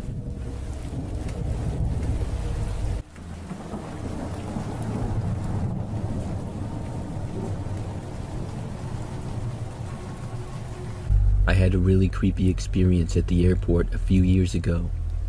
So I was waiting to board my flight and I was sitting down reading a book. There was probably about an hour or so until boarding time. I was traveling by myself, going back home from visiting my best friend Allie. We had been best friends since we were very young, and she lived a few states away from me for work at the time. She has since moved back, but we visited each other a few times when we lived far apart. So as I was waiting there, I remembered that this guy came up and sat down right next to me. The airport was busy, but not that busy. There were still plenty of other places for this guy to sit that were not right next to me, or next to anybody for that matter. It seemed a little weird for him to sit down in that spot. However, when he sat down, he did not say hi or anything. He didn't even look at me. He just sat down and started pretty much just staring straight ahead. The man was maybe in his 30s, wore dark clothing, and had a hat with sunglasses. He seemed to have a very serious look on his face, or at least what I could see of his face minus the hat and sunglasses. I just ignored him and continued reading my book. As the time went by, it felt more and more awkward. The guy did not get up once, and he just kept sitting there staring straight ahead. But for the most part, I was able to drown it out with reading. Finally, it was time to board the plane. I was more than happy to get up as soon as I heard that we were boarding now. The man got up right after me. He still didn't say anything. I moved ahead of him and got on the plane and to my seat, which was a window seat. Then, a short time later, I saw the man come and sit right next to me again. I couldn't believe it. This guy apparently had the seat right next to mine. Once more, he sat down and stared straight ahead, looking very serious, and didn't say anything to me or even look at me. The flight was only 2 hours, but it felt like it was going to seem much longer now. Soon we took off. The man was sitting in the seat next to me, but the seat next to that, which was an aisle seat, was empty. The flight was not completely full, and there were a number of open seats. This guy could have easily moved over to the aisle seat, giving us both more space. But no, he instead stayed sitting right next to me. I put on headphones and tried to sleep for the whole flight. So I wasn't bothered or anything, but every now and then I would open my eyes to see the guy in the exact same position. It was really weird. Eventually, finally, the plane landed. After we had landed and the plane came to a stop, the man finally spoke. He turned to me and looked at me right in the face and said, "See you later tonight." Then he stood up and walked away. Now, we were in like the 10th or 15th row of the plane, something like that, and the plane had just stopped, so you're supposed to let the people in front of you get off first. The guy broke every rule in the book, budging in front of multiple people and squeezing through the crowd. He disappeared out of my sight and seemed to be in a hurry to get off the plane, as I waited in my row to leave like a normal person. I was so confused as to why this man said that. I did not want to see him tonight at all. I had no idea who he was, and he shouldn't know who I am either. Eventually, I got off the plane and did not see the guy anywhere at all, which I was more than happy about. After getting off the plane and back into the airport, I called my friend Audrey, who was picking me up. She was already on her way, and I had texted her when we took off and landed. I didn't have to get a bag or anything, so I walked straight for the exit where Audrey was parked waiting for me. In the time that I walked out there, I didn't see the weird guy at all. I got in the car and Audrey drove me back to my apartment and dropped me off. I told her about the weird guy on the drive and she agreed that it was very strange. So after getting back, I should mention that it was only the early afternoon. I didn't have anything going on that day, so I just unpacked, cleaned my place, and then went to the gym.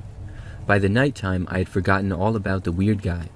However, that night when I was home by myself in my apartment, there was a knock on the door at about 10 o'clock. At first, I had no idea who it could be, but then I remembered the guy. I quietly walked over to the door and looked through the peephole. There he was, standing right on the other side. I have no idea how he found me or knew where I lived. I ran away from the door and didn't know what to do. I was freaking out and felt like I was in danger. I heard him knock again, but I just ran into my bedroom and closed the door. I didn't come out for a while. When I was in there, I did not hear any more knocking. Eventually, I decided to go back out. I went to the door and looked again. He was now gone. I was really creeped out though. It took a long time for me to fall asleep that night. Since that night though, I never saw the man again.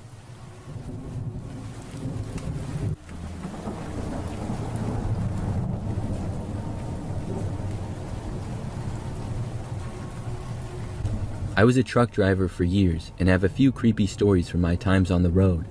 But one that sticks out is something that happened a long time ago back in the late 1990s. I was driving a semi-truck across the country on another long trip.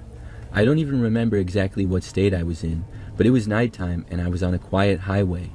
With it being pretty late at night, there were not many other cars on the road.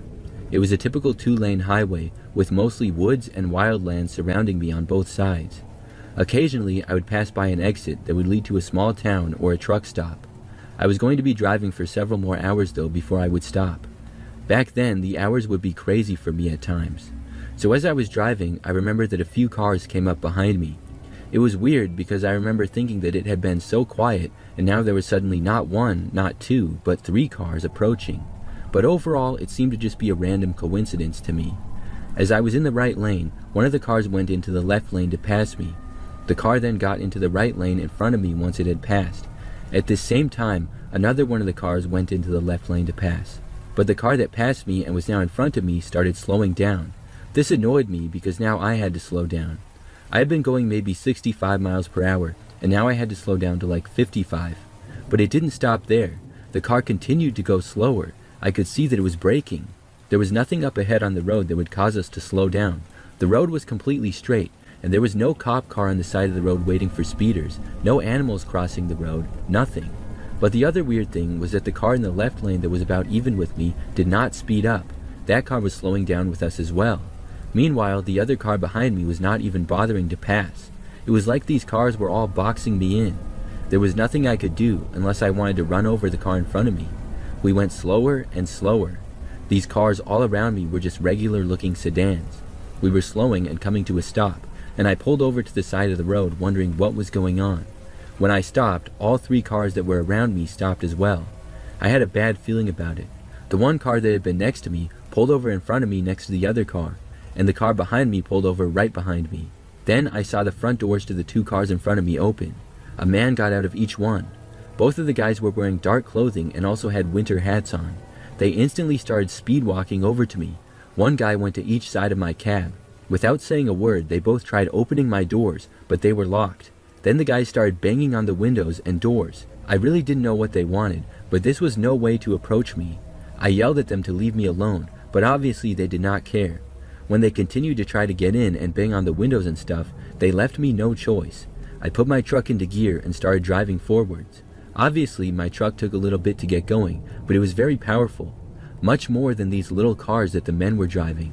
I went forward and ran into one of the cars. As I got going, I pushed the car forward and out of the way. I also scraped the other car that was parked next to it, but I didn't care.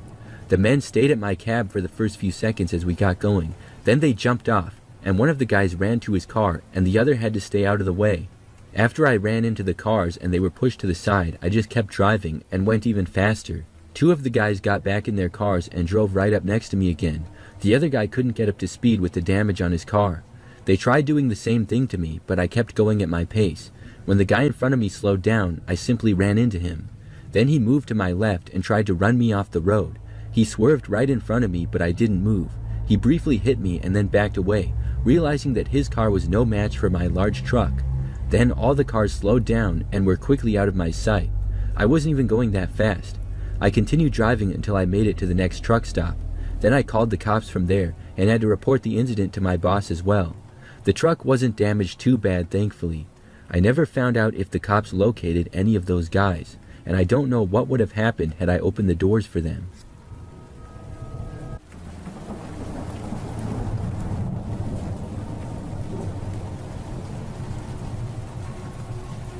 This is something that happened a long time ago. I worked as a police officer for a few years when I was younger. It's a job that I will never forget and can be very intense at times. It's not for everyone, and it wasn't for me. Overall, it was too stressful for me to do for more than a few years, and so I ended up choosing to change careers. I'm feeling much better now in the career that I currently have.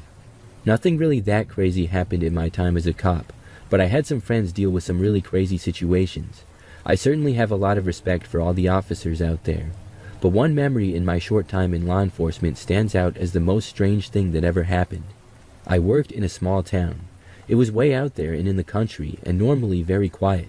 Not a whole lot happened typically in the area that I patrolled. Mostly it would be speeding cars and other traffic violations, occasionally other calls and a little bit of everything, but I'd spend much of my time patrolling the roads.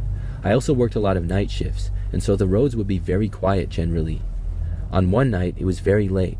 I don't recall exactly when, but the roads were dead. It had been dark out for hours, and the road that I was on had no streetlights. Most of them didn't in that area. There would maybe be one here and there. I was just driving down one road surrounded by woods and coming up to an intersection. When I got to the stop sign, I was headed north, and I saw a car going towards the west who was also approaching the intersection. As I came to the four-way stop, I saw the car not slow down at all and completely blow through the stop sign. It was a silver four-door sedan, and the windows were very tinted.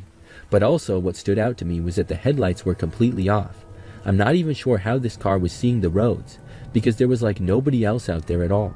Almost immediately, I turned on my lights, and I took a left to conduct a traffic stop on the silver car. There were two obvious violations, possibly more. Running a stop sign, not having lights on, and maybe even windows that were too tinted. When I turned left, I sped up to catch up to the car. It was not speeding at least. The speed limit was 55, and the car was probably going about 50. I quickly caught up to it, and the car was almost hard to see in the dark because of it having no lights on at all. However, the car did not pull over. I then noticed that the car also didn't have any back plates on it. Another violation. A wave of adrenaline started to hit me, and I felt myself getting a little bit nervous. It seemed like the car was not going to pull over. As I continued driving right behind the car, we went for another 30 seconds or so, and they still didn't pull over. I turned on my siren to make it more obvious that I was there. There was no way that this person did not know that I was behind them trying to pull them over. But still, they did not move to the side of the road. They just continued driving. They started going faster though, and then suddenly the car made a right down a more quiet and narrow road. I took the right as well, and I radioed in that I was trying to perform a traffic stop and the vehicle was not pulling over. I informed dispatch where I was for possible backup. But in the town where I worked, it was sprawling and very rural, so it would take a little while for anybody else to get there. The car still did not pull over. They drove down the quiet road and then took a sudden left. It was clear that they were trying to lose me. I kept following the best I could. The car soon took this really narrow dirt road. I had never been on this road before, and it was very winding. The trees were growing very close to the road, and we drove down here for a little while, and I continued to try to pull the car over and relay information about what was happening on the radio. As we kept going, I thought about trying to perform a pit maneuver, but I couldn't get to the car and the road was too narrow. The car then turned on another dirt road very quickly and at the last moment. I almost didn't make the turn and I had to slow down.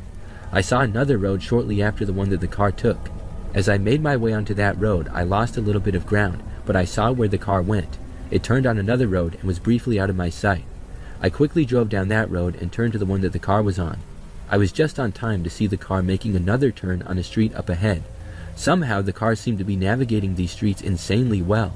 I sped up and then made the next turn. I saw the car far up the road. As I went faster, the car quickly turned again. I turned onto the next road and noticed that the car was turning once more. This road was another dirt road surrounded by woods. I honestly had no clue where I was anymore.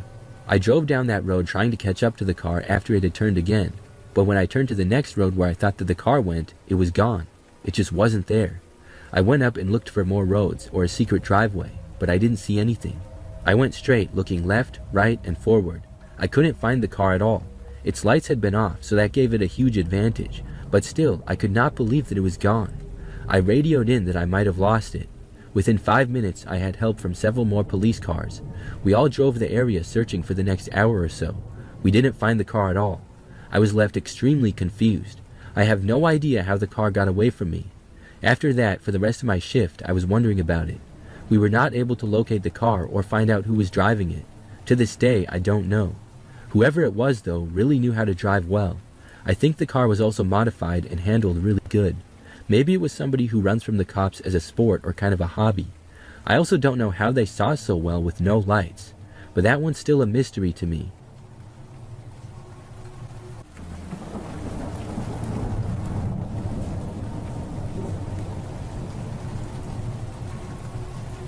About 5 years ago, I worked in an office building in the city. I lived in an apartment building pretty close by, and so I would walk to and from work every day.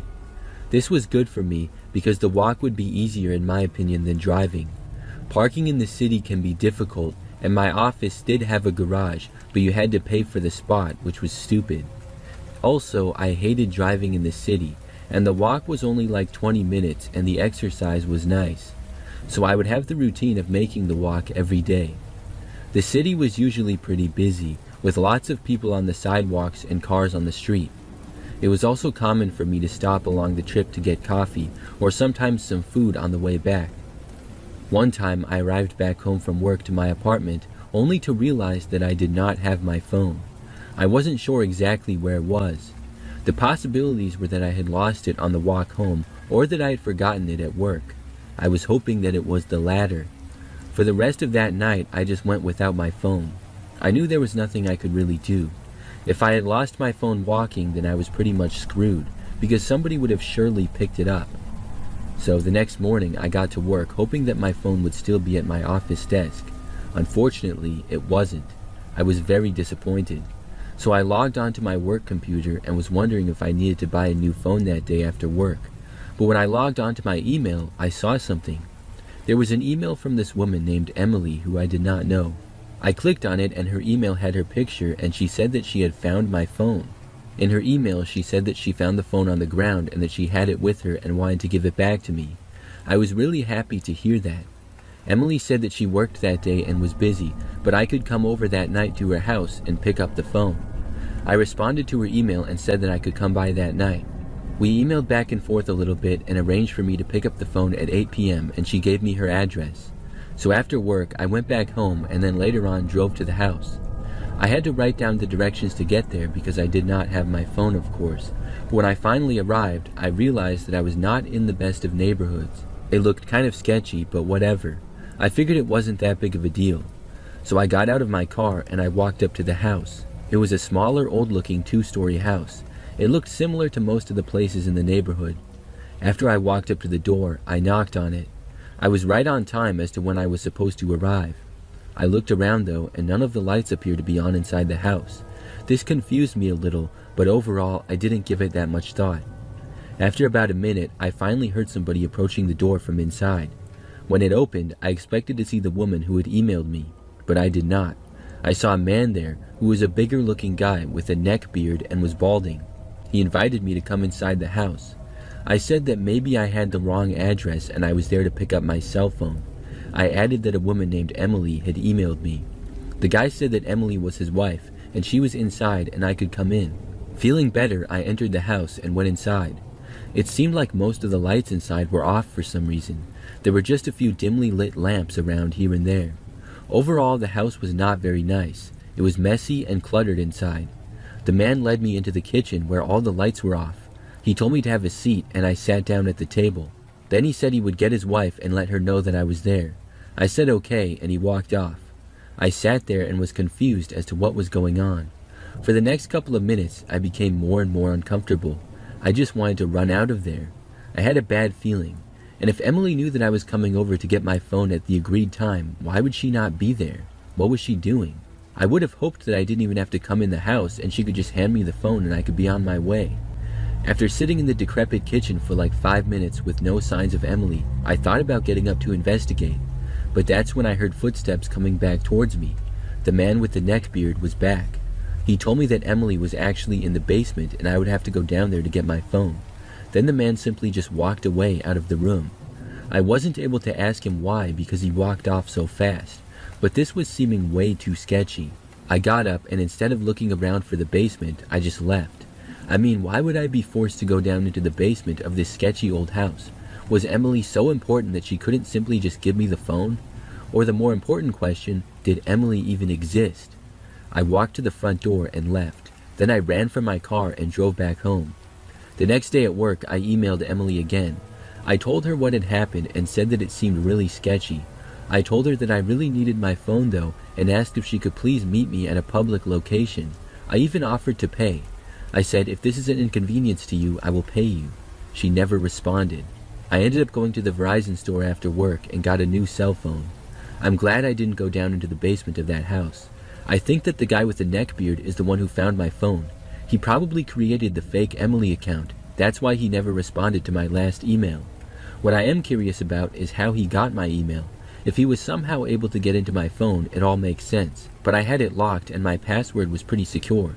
Either way, I'm glad that I did not stay in that creepy house any longer.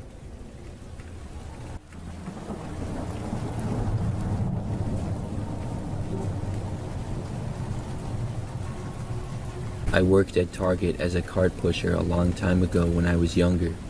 I worked mostly night shifts or afternoon to night shifts unless it was the weekends. Then I would work mornings. One time I was working until sometime a little bit later at night. I was out in the parking lot by myself collecting carts from the returns and bringing them back in the store.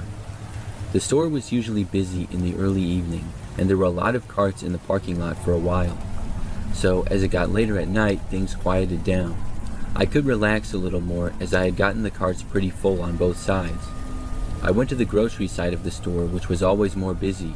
There were still carts out in the parking lot, so I started going out and getting them by hand, because the machine died and was charging. One time I brought the carts in and I noticed a man sitting by himself in the Target cafe. I don't know if you remember, but many Targets used to have cafeterias where you could get food and snacks. There would also be tables that you could sit at. Ours was closed by now because I think it closed at 9 p.m. So the lights were off and it was empty except for this one guy sitting inside. I remember that he was wearing black pants and a jacket with a black hood. He was just sitting there kind of looking around but mostly downward, and he had no Target bags or food or anything. I just thought that it looked kind of sketchy, but mostly thought nothing of it at all. I went back outside and got more carts. Over the next hour or so, I pretty much got in all the carts from the parking lot. The man was still there the entire time until the end. Every time that I would come in, I would see him still sitting there. Then, when I brought the last of the carts in, he was gone. Still, I didn't think much of it at all. At that point, I was basically ready to go home. I only had about 10 minutes left of my shift, and the carts were good, so I went to see if anything else needed to be done. The baskets were fine, but I saw that there was a flat at the end of the check lanes, so I decided to put it back. The flats all went in the back room area of the back side of the store near receiving, so I took the flat and wheeled it all the way there. When I got into the back room, there was nobody in the immediate area. Things were very quiet by this hour. I put the flat back in its spot and started heading back to the doors to go clock out. But before I left the back room area, I heard somebody approach from behind me around the corner. They were probably about 50 feet away, and I was curious as to who it was. I was friends with a couple of the guys who worked back there sometimes. I looked and saw that same sketchy guy wearing all black. He was just standing in the back room looking at me. As soon as I was looking back at him, he quickly dipped around the corner. I knew that he didn't work there and was not supposed to be in the back. It was clearly an employees-only area. I did not go after him, but I left the back room area to find my manager. He was up at the front end of the store, and I told him what was going on. Before I clocked out, he asked me to show him where the guy went, so we both walked towards the back room again. When we got there, I went around the corner to where the guy had gone. We did not immediately see him. I wasn't sure if he had left or what.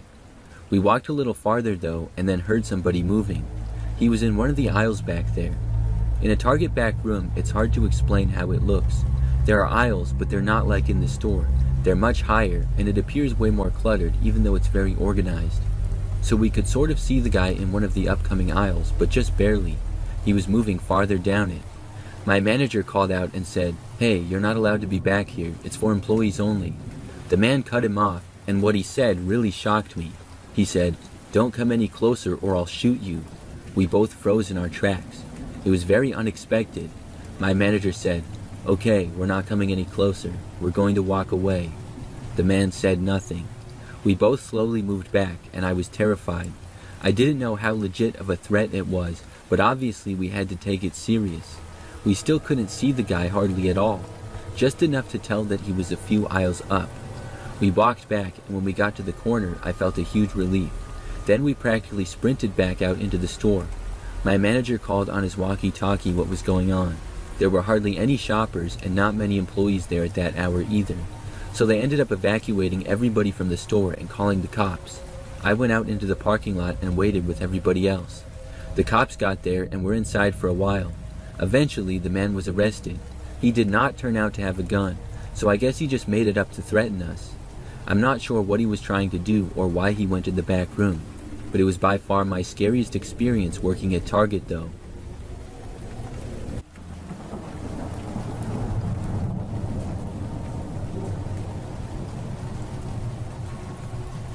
I used to work as a custodian at a high school.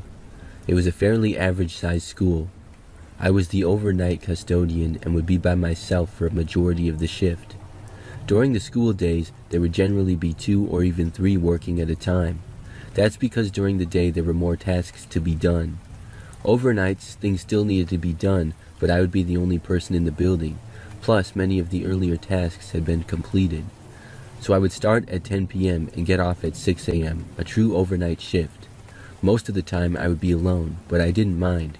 I preferred it because I'm a bit of an introvert, and I found it to be more relaxing to work by myself most of the time. So on this one night, I was in the hallways in the north wing of the school. I was just mopping the floors, and out of nowhere I heard a lockdown announcement, which made no sense. I heard the beep come over the school intercom and then heard the announcement.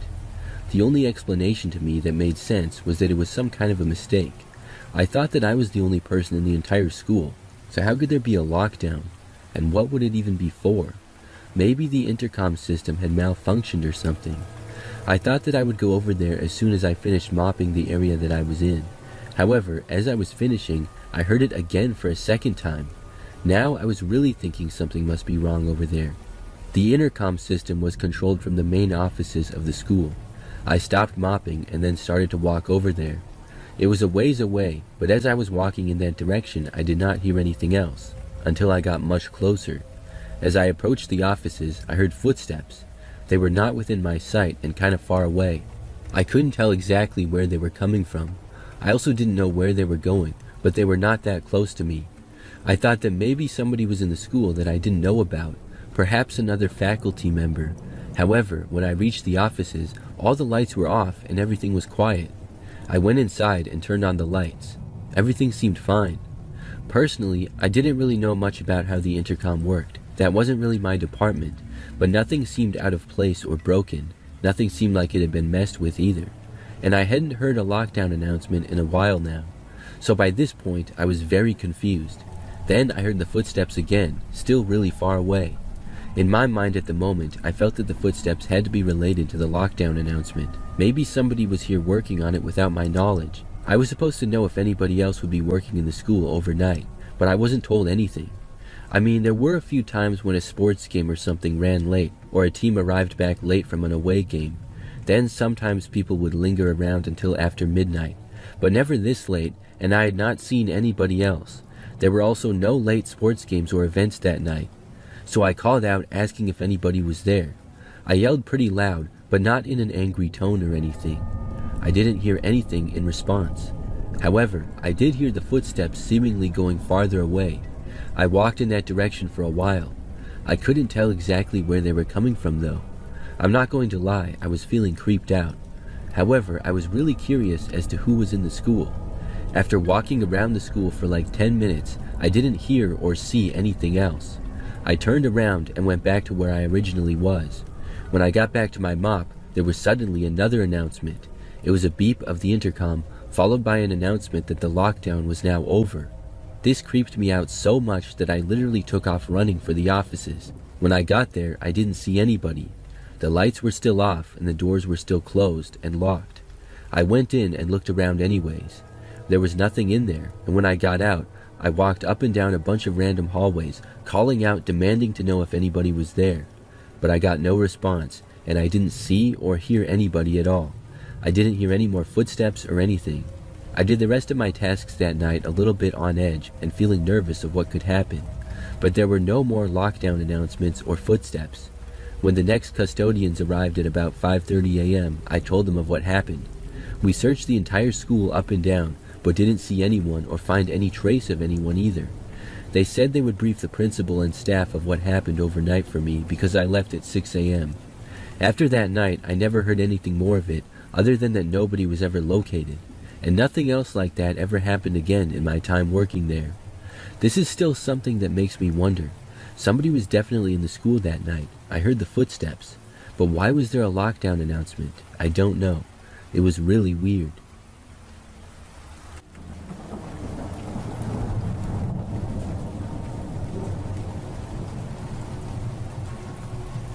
Two years ago, I took a road trip to Dallas, Texas.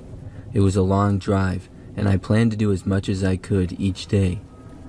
One night, I was driving, and it got to be really late. I was tired, but I knew I could keep going. I just needed a quick pit stop. I had literally no idea where I was. The only thing I knew at that particular time was that I was on some random highway in either Arkansas or Oklahoma. It was a little after midnight, and the roads were very quiet. I started looking around for a city or a place to stop. I was sleepy and also had to use the restroom. I had nothing left to drink and was out of snacks, but I knew if I could get some caffeine, I could drive for several more hours. Finally, after driving for like 10 more minutes, I saw a sign for a rest area up ahead. When it came up, I took the exit to the right and entered it. The rest area was very quiet and small. There was no other roads connecting to it. The rest area was just directly off the highway, and then the only option was to get back onto it. As for the rest area itself, it was just one long parking lot and then a small building. Surrounding it was a grass area and then lots of woods. There was also a wooded area between the rest area and the highway, so you couldn't see it from the road. I pulled into a parking space right in front of the building. I thought that this rest area looked pretty sketchy. It had just a few dimly lit streetlights going along the parking lot, and then one other one next to the building. The building also looked old and outdated. I considered just moving along and trying to make it to a town for another stop, but I thought about the drive. For like the last hour, I hadn't really come across any cities or much else. There was no telling how much farther I would have to drive before reaching something, plus the cell phone signal around there was spotty at best. And I knew that I needed something to drink, and this place probably had a vending machine at the very least. I looked around and saw that no other cars were in the parking lot at all. I didn't know whether to feel good or bad about this observation. On one hand, it was nice to have the place to myself and nobody else around, but on the other hand, it felt more creepy this way. As a smaller woman traveling alone, I was always trying to keep my guard up a little at night. I sat in my parked car and looked around. I didn't hear or see anything at all. I decided that it should be fine. I took my pepper spray just in case. So I got out of my car and then walked up the sidewalk into the building. I felt creeped out, but told myself not to be a wimp and there was nothing to be afraid of. After making it inside the building, there really wasn't much in there. The men's restroom was to one side and the women's to the other. Then there was a small lobby with a couple of vending machines and a few benches. I went in the restroom and was in there for maybe a minute. As I was washing my hands, I thought I heard footsteps inside the lobby. I realized that somebody else must have got there. I heard the footsteps go closer to the women's restroom that I was in, but the door did not open. The footsteps stopped right outside of it. Then someone started banging on the door very loudly. This was strange because the bathroom door did not lock. It was a bathroom where there were several stalls and sinks inside of it, so the door just swung open and could not be locked at all. I thought they would enter, but instead they just banged on it very loudly. I was very confused. For some reason, I didn't say anything though. The banging went on for maybe 30 seconds and it was really strange. Finally, it stopped. Then I heard footsteps walking away, and based on the footsteps, I guessed that it was a man. I'm not an expert, but they were louder and heavier and almost like work boots. I sort of heard the door open and realized that whoever was there was leaving. I was pretty creeped out by the whole thing. So I waited in the bathroom for about another minute and then left. I walked out of the bathroom with my pepper spray in hand. I looked around but didn't see anybody.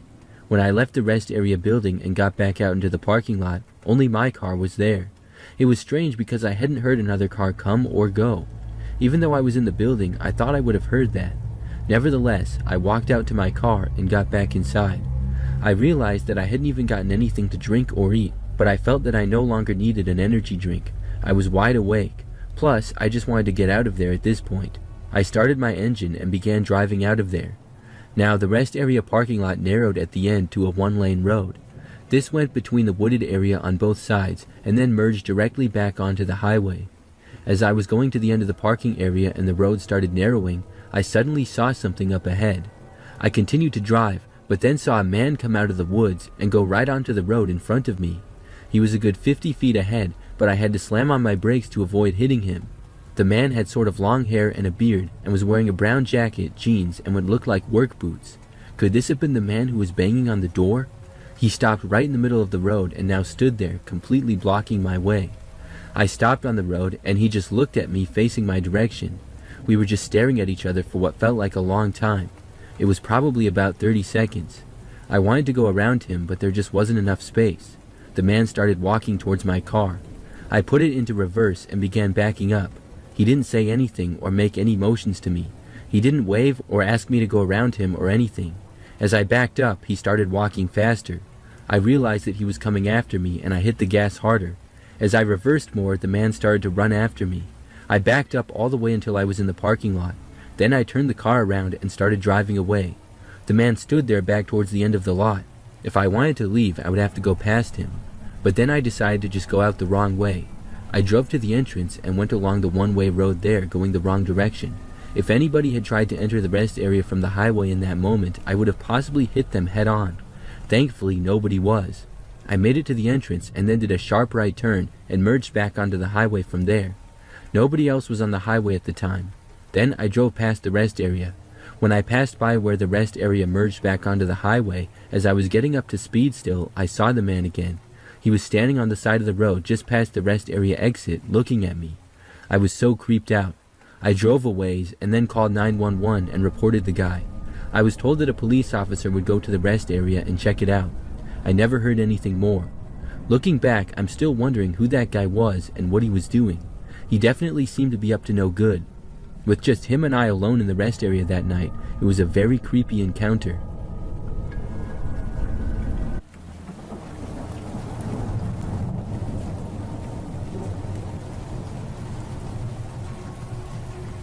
In 2010, when I was 15, I became interested in urban exploration photography. I absolutely loved seeing the beautiful, eerie photos of abandoned shopping centers and hearing about all the awesome vintage stuff people would find at these places. I was originally thinking of going to a famous local abandoned mental asylum. There are many creepy and weird pictures of this place online, and many stories of paranormal stuff happening there. About a week before my best friend Anna and her boyfriend Garrett and I were going to go, I was talking to an acquaintance, Selena, at a party who warned me off. She told me how she and her cousins went there a while back. Nobody else was there that night except them, and apparently they got horrible vibes as soon as they walked in. While they were exploring upstairs, one of her cousins felt an overwhelming force pulling him towards a room. Just before he opened the door, he fell through the floor and slashed one of his wrists very badly and lost a lot of blood. She said she would never go back there, but if I found a cool house to let her know. Because of that story, Anna, Garrett, and I mostly gave up on the idea of urban exploring. I just didn't think about it for ages until I found an abandoned house one day. I was going for a bike ride and decided to take a different route than my normal one. This one ended up running through this weird little pathway at the bottom of a dead-end street. I kept riding down it until I ended up at this park. I had never been there before and was very disoriented at this point. I was basically lost in my own suburb. Anyway, I rode through this park and tried to find a water fountain. I ended up going through this long path which led me to nothing except this high stone wall covered in dead vines. The stonework on the wall was a unique design, and it just seemed odd and out of place, so I felt the urge to see over it. I stood on my bike, and even then, I was only just able to look over this wall. What I saw was a very, very weird mansion. The garden was overgrown, a sea of green weeds broken only by Greek marble statues poking out. The bottom floor windows were all broken, but I could see that there was black and white checkered flooring and more statues inside.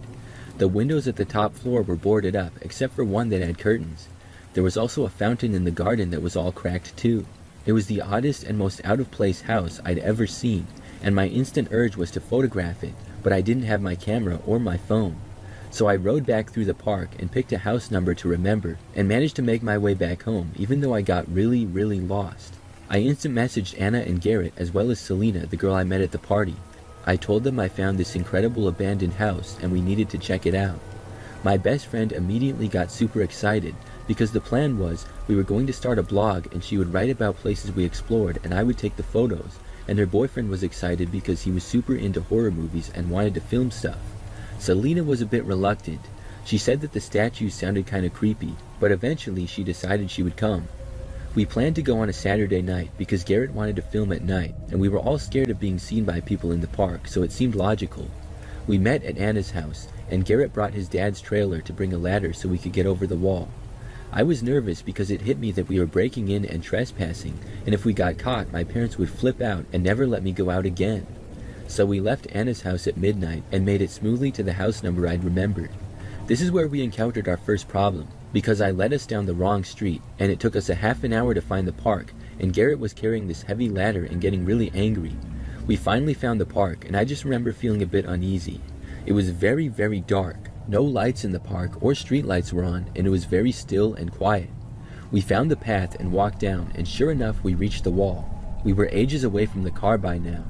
I had assumed it was quick, but I'd been biking the last time and not carrying a ladder and a camera. We climbed the wall and then sat at the top, pulled the ladder up, and climbed down it into the garden.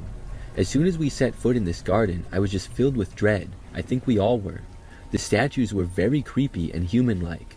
Up close, their faces were just wrong-looking, like features were weird sizes, and they looked really unsettling, like their arms were twisted weirdly. We were completely silent. Garrett was filming, and I was taking pictures. We reached the back door, and it was unlocked. Anna mentioned to us that it was strange that the door was unlocked, and we all agreed, but we went in anyways. Once we stepped inside, we were in this huge empty room filled with objects, clearly statues covered in sheets. Garrett pulled a sheet off one, and we all screamed. It was a Greek statue with a horrible human-like face painted on, grimacing. Selena wanted to leave at this point, and I didn't mind that idea, but Garrett convinced us to check it out a little more. He said that probably other kids had been through there as well, exploring the unlocked area and painted on the statue. We weren't going to split up and walk back through the garden alone, so we continued. We kept walking through the house, and I was shaking too much to take pictures. We passed empty room after empty room, all filled with sheet-covered statues. We reached the bottom of a marble staircase. Once we got to the top of the staircase, it was clear that something was very, very wrong with the house. There were no doors except for one at the end of a hallway, but every room was filled with odd, wrong-looking furniture. Chairs were painted red in a pile in one room, and tables that were too high and painted odd colors as well. Something was really off. We opened a cupboard in one room and screamed at a horrific life-size mural of some sort of bizarre person with inhumanly long teeth and hands. At this point, even Garrett was freaking out. He was like, "Let's just check out the last room and then get out." So we all walked slowly towards the door. Inside was a nursery which had a black crib with old wooden toys. I can't recall what the toys were, maybe puppets. There were strange paintings of horrifying clowns like the other mural we had seen earlier. We didn't even step inside the room. Garrett said that we should leave right now and that the place wasn't safe. As soon as we all got downstairs again, we froze because one of the statues had moved up against the wall. We dropped our stuff and ran to the door. Garrett had to kick the door open because somehow it was locked now, and we ran through the horrible garden to the wall. I remember that when I was nearly at the wall, Selena just screamed, and we all turned to see a light was now on in the nursery room. We scaled the wall and jumped down, not even bothering to grab the ladder. I sprained my ankle on the jump, but I didn't look back as we all ran through the park. We got into the car, and everyone was crying and covered in cuts and scratches, and my ankle was swelling already. Selena already didn't know us that well, and after that night she deleted us all off Facebook, and I never saw her again. I had horrible nightmares for a month afterwards, and my ankle has never been the same.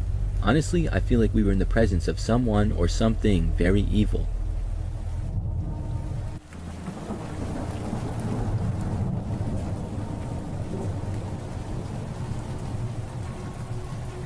This happened a few years ago when I was 20. I lived in a mid-sized college town with a pretty low crime rate. The apartment complex I lived in primarily housed students. Given that it was early August before fall classes officially began, the complex was empty. To make matters even worse, it was the brief period of time between August 1st when the leases ended and August 15th when it was move-in day. So the only people at the apartment complex would be the people that not only stayed in town for the summer, but also had renewed or extended their leases. That being said, the complex was empty. I think there was maybe a handful of people living in this complex, which normally housed about 250 to 300 people during the school year. That night, I was just chilling in the living room playing video games and doing whatever. All my roommates had moved out a few days prior, so I was completely alone. Around 11:30 p.m., I was in the kitchen cleaning when I went to throw something away, and I noticed that the garbage can was almost overflowing. I took the bag out, immediately noticing whatever fruit I had thrown away the other day was definitely starting to rot. I went to open the front door when suddenly I was overcome with this feeling of dread, I suppose.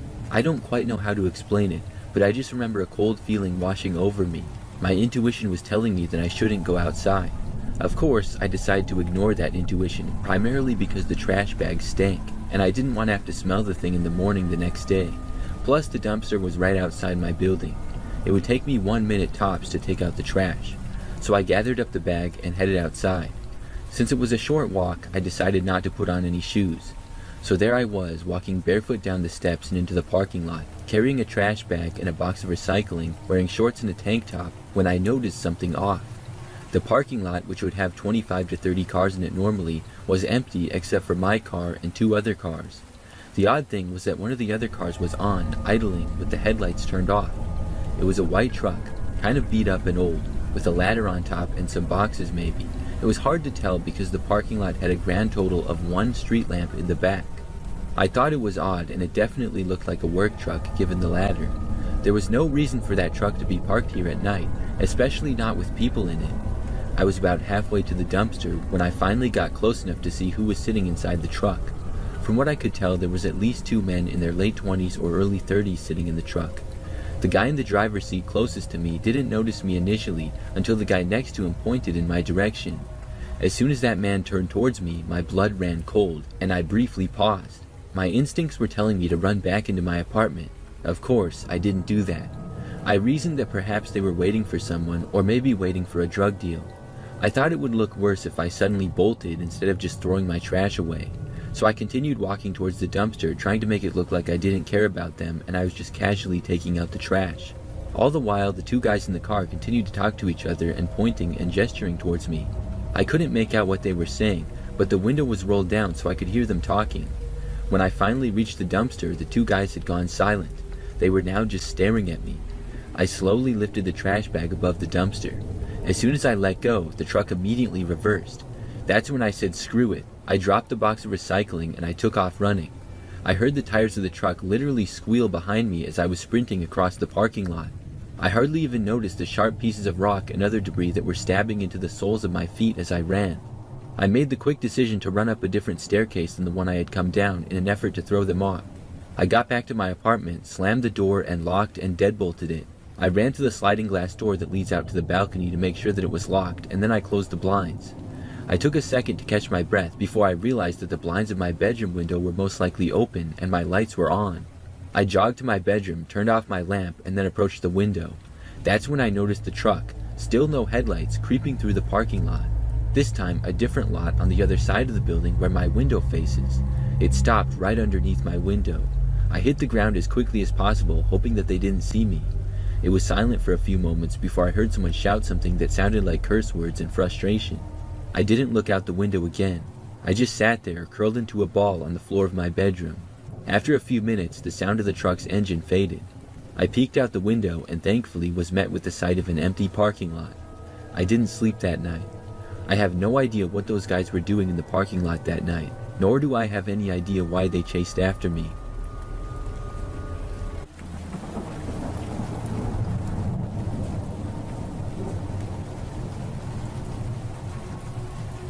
I live with my wife in a 2-story home, and we've been living here for almost 5 years now. I will never forget the scary thing that happened last year though. The day had been pretty normal. My wife and I had both gone to work and had been gone for most of it. We got back home and had a pretty normal night as well. When it was time to go to bed, we both went upstairs where our bedroom is. I remember that after getting into bed, my wife forgot something downstairs. I don't remember what, but she told me that she would be right back. By this point, all the lights in the house had been turned off. The next thing I knew, like a minute later, I heard my wife running back up the stairs really fast. She came into the bedroom with a scared look on her face. Then she told me that she thought she saw a man downstairs in the kitchen. I honestly didn't believe her at first. I mean, she hadn't turned on any of the lights. There was a little bit of light that would come in through a few windows so you could sort of see, but it was still very dark. I didn't know why she would think that she saw a man though. It just seemed so crazy to me. I told her that I would go downstairs and look around. She told me to be careful, but I was feeling confident. I left the bedroom, went down the hallway, and then walked down the stairs. Now, I'm not sure why I didn't turn the lights on as I went, but I didn't. When I finally got downstairs, at first I didn't see anybody and I didn't hear anything either. I walked over to the kitchen thinking that I was just going to confirm that nobody was around or anything like that. But when I approached the kitchen, I thought I heard a noise. It sounded like it was coming from the basement area. There was a door that was usually shut in the kitchen that led to the basement. I finally turned on a light and looked to the door. It was still closed, but I thought I heard somebody now at the bottom of the stairs in the basement. Now I was starting to believe that my wife might have actually seen somebody. I carefully went over to the basement door, now feeling kind of nervous. I opened it up and it was very dark down there with no lights on. I hit the light switch, which was really just a dim bulb at the bottom of the staircase. This didn't provide too much light, but of what it did, I couldn't see anybody. I called out asking if anybody was down there, I don't know why. And of course, I did not get a response.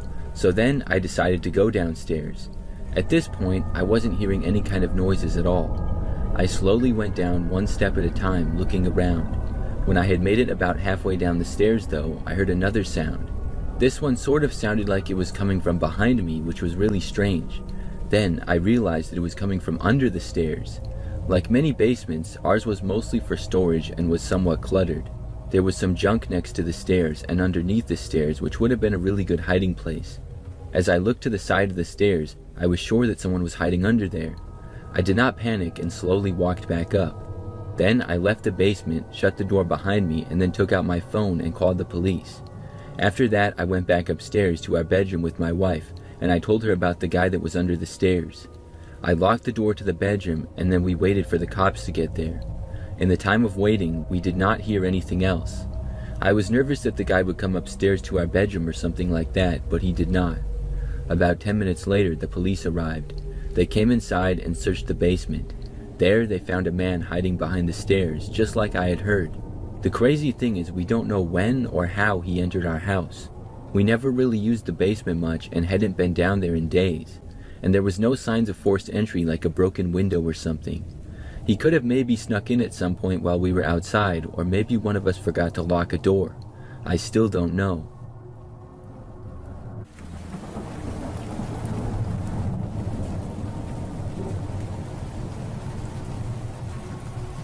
When I was about 12 or 13, I used to play a lot of video games with my best friend, and we often played shooter games together. As you can imagine, it's easy to get frustrated, and at one point, I ended up breaking my PlayStation controller. Since I didn't have a spare and couldn't continue playing, I told my friend that I had to stop. He said I could come over and borrow his second controller since he didn't live far away, just a short walk. I said all right and told him that I would be over soon. So I grabbed my keys and started walking to his house. It was already dark, and since it was winter, it was snowing and very foggy. While walking, I had a strange feeling, like I was being watched. I kept looking around, but didn't see anyone. When I arrived at my friend's place and picked up the controller, I saw through a window that a man was standing in the middle of the street. I pointed it out to my friend, and we both wondered who it was and why he was standing there. It looked like a person, but we couldn't make out any details, just a silhouette. Eventually, we decided to go outside and see if the person needed help or if something was wrong. We stepped out and asked what was going on, but there was no response. The person just stared at us and then walked away. We were both confused and told his parents, but they just brushed it off, thinking we were imagining things because we play too many video games. After a while of hanging out, I figured it was time to head home, since there was plenty of night left and we wanted to game together more still. I almost forgot about the strange encounter, but when I was walking back, I started to feel that same eerie sensation of being watched. I saw a few people on walks with dogs, but they all seemed normal, nothing strange. But just before I got home, I looked behind me one last time, and I saw that person again, this time standing behind a tree staring at me. Then they started walking towards me, and eventually they began running. I could tell that it was an older man, probably around 60, but I was surprised at how fast he was running. He was shouting something in a language I didn't understand, and he didn't seem happy. I ran for my life, clutching my keys, and tried to unlock the front door as fast as possible. When I got inside, I quickly glanced back, but the man was gone. I rushed to my room and immediately got on the game and told my friend about what had just happened. He suggested I call the police, which I did. But since my description wasn't very detailed, the police took a report, but didn't seem to take it too seriously.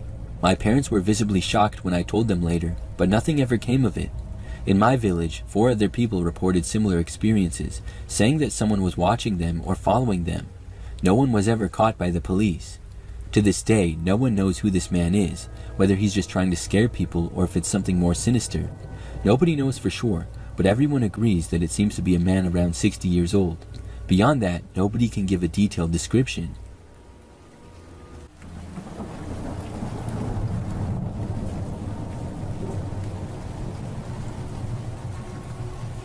I had just started a summer job where I was basically a custodian cleaning the classrooms in preparation for the upcoming school year.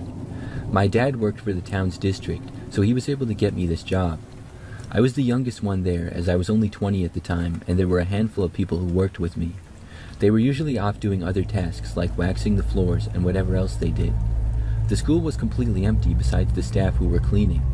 Things were going fine for my first couple of weeks. For the most part, I was on my own, wiping down desks and cleaning while listening to music. It was nice, and I enjoyed not having someone with me all day telling me what to do. A few weeks had gone by, and I finished cleaning a couple hallways. It was time to move to the basement where the robotics and woodworking classes were. When I first got down there, I noticed a light was peeking through under the doorway of one of the classrooms. The windows of the classroom were covered with shades. I found this odd since it was summer and nobody was in the building normally. I walked over and peeked in the door window. The lamp was on at the desk, but no one was inside. I proceeded to knock, but no answer. After turning the knob, I realized that the door was locked, so I used my key to open the door. I decided to scope out the room. Maybe somebody had forgotten to turn the lamp off. I disregarded that idea when I noticed the computer at the teacher's desk was on. The screen looked weird. I'd never seen this layout before. The website was all black with red writing on it. It also had a chat box. I didn't have time to see much more than that because a sudden voice came from the doorway. It was the woodworking teacher returning from the bathroom or something. I realized I had been caught looking at his computer, so I stammered through the conversation, saying how I was just cleaning the classrooms and I didn't know if anybody was in here. He told me that I could skip his room since he would be woodworking all summer, and he said that sawdust would get anywhere anyway, so there was no point in cleaning it. As he said this, he walked over and sat at his desk while closing the browser. Less cleaning was fine by me, so I went to leave the classroom. But before I left, he brought up that he was doing a petition for more funding for the arts and woodworking department. I agreed and signed his petition. The petition required a full name, phone number, email, and address, and there were only 2 other people that had signed it so far. I had never signed a petition before, so it all seemed normal to me, so I just added my information. I went on working for the rest of the summer and would see him around the hallway by his classroom every now and then, but I never talked to him more than just a hello as we passed by each other. One day, the boss let everyone out early since it was almost 100 degrees. I got home and decided to hang out with some friends. It was a group of us, about 5 or 6. My boyfriend's brother joined us at the time, which was unusual since he's not really a social person. He's really into technology, so he's always on his computer, which he built by himself. He's also good at hacking and stuff like that. Anyways, on this day he told me that he needed to talk to me and it was serious. I wasn't close with him at all, so whatever he had to tell me, I felt like it would be legit. He brought me into my friend's living room and pulled out his laptop. To my surprise, he was on the deep web, and he went on to show me that I was up for bid on the dark web. I knew how the deep web worked. I had heard horrible stories about it, but I'd never been on it, so how would my information even be out there? It suddenly clicked though. The web page matched with the one that I saw in the classroom about a month back. I had also given my information to that teacher for his petition. I explained this to my boyfriend's brother. He advised me to call the police immediately, which is what we did. They did an investigation on the teacher and found the activity on his computer. Not only that, but he had several other girls' information along with pictures. Some of the girls were minors too. There were also wooden contraptions they found in his home, which he had made in the shop. He probably planned to use them on these girls, or even me. I was disgusted, but relieved that he was caught. I often wonder what would have happened if the page was never discovered. Would he have kidnapped me and killed me online? I changed my phone number and moved since that incident, but I learned to be more careful with who I give my personal information to.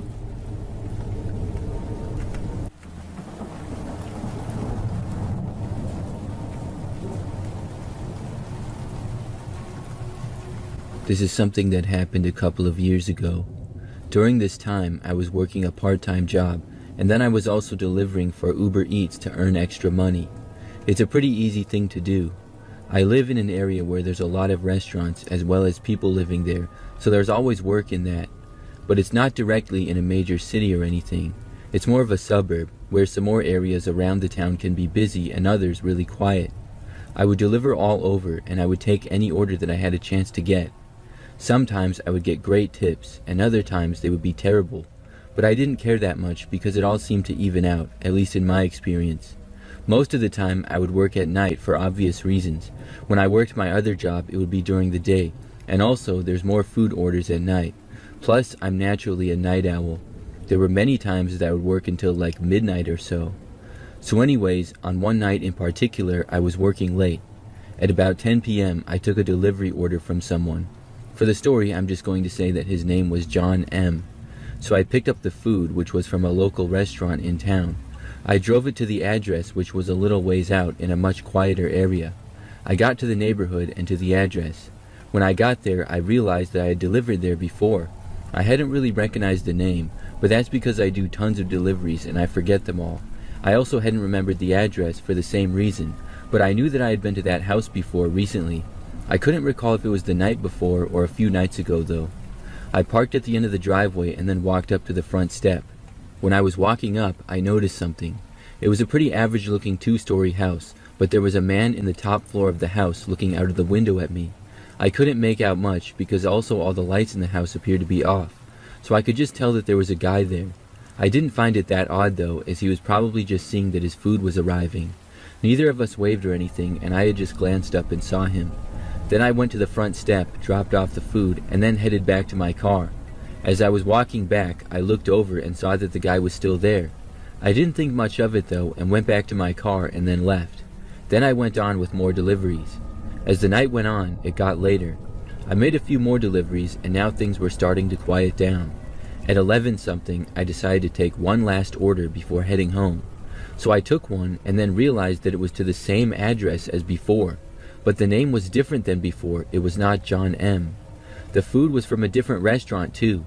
My thought was that it was weird, but maybe multiple people lived in that house that were ordering. I got to that same house, and when I got out of the car, I saw the same man watching me in the same window again. I did the same thing as before and dropped off the food on the front step. As I was walking back to my car, I looked back again, and the guy was now gone.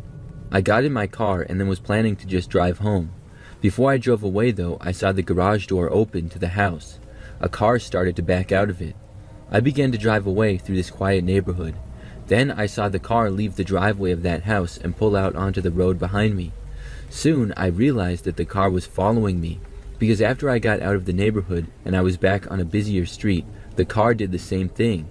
When I was halfway home, the car was still behind me. It was like a 15-minute drive back to my apartment. When I got within 5 minutes, I was starting to get really nervous. The same car was still behind me. I couldn't tell for certain, but it looked like the same man might be driving. As I approached my neighborhood, I started to just take random turns. I would turn at a street and then turn again and then turn again. I was turning at just about every chance I got, and I was driving around going nowhere. The car behind me started to make all the turns with me. After about 5 minutes of this though, the car finally stopped following me. I made a few more turns and then stopped seeing the car. So at that point, I went home wondering what had just happened. Somebody from that house followed me home, and it seemed really suspicious. I should have reported it, but I did not. The very next night, I was working again. Once more, I was working late, and it was kind of the same as the night prior. When it was getting late, maybe 10-something p.m., again I got an order that I took. I didn't recognize the address, although I should have. It was a bunch of numbers though, and I made tons of deliveries, so I would instantly forget the addresses. If the street was an actual name and not something like 119th Street, I might have remembered. Plus, the name on the order was different again. It wasn't until I got there that I realized it was the same house. So I got there regretting taking the order. When I got to the house, I didn't see anybody in the window. I carefully left my car and walked up with the food. When I got to the front step, I saw a piece of paper taped on the door. It said, "Please bring food inside." And I saw that the door to the house was cracked open. I obviously was not going to listen to that. I put the food on the front step and literally ran back to my car. I drove away and was not followed. After that, I reported what happened the previous night. Thankfully, I never got another delivery to that address again.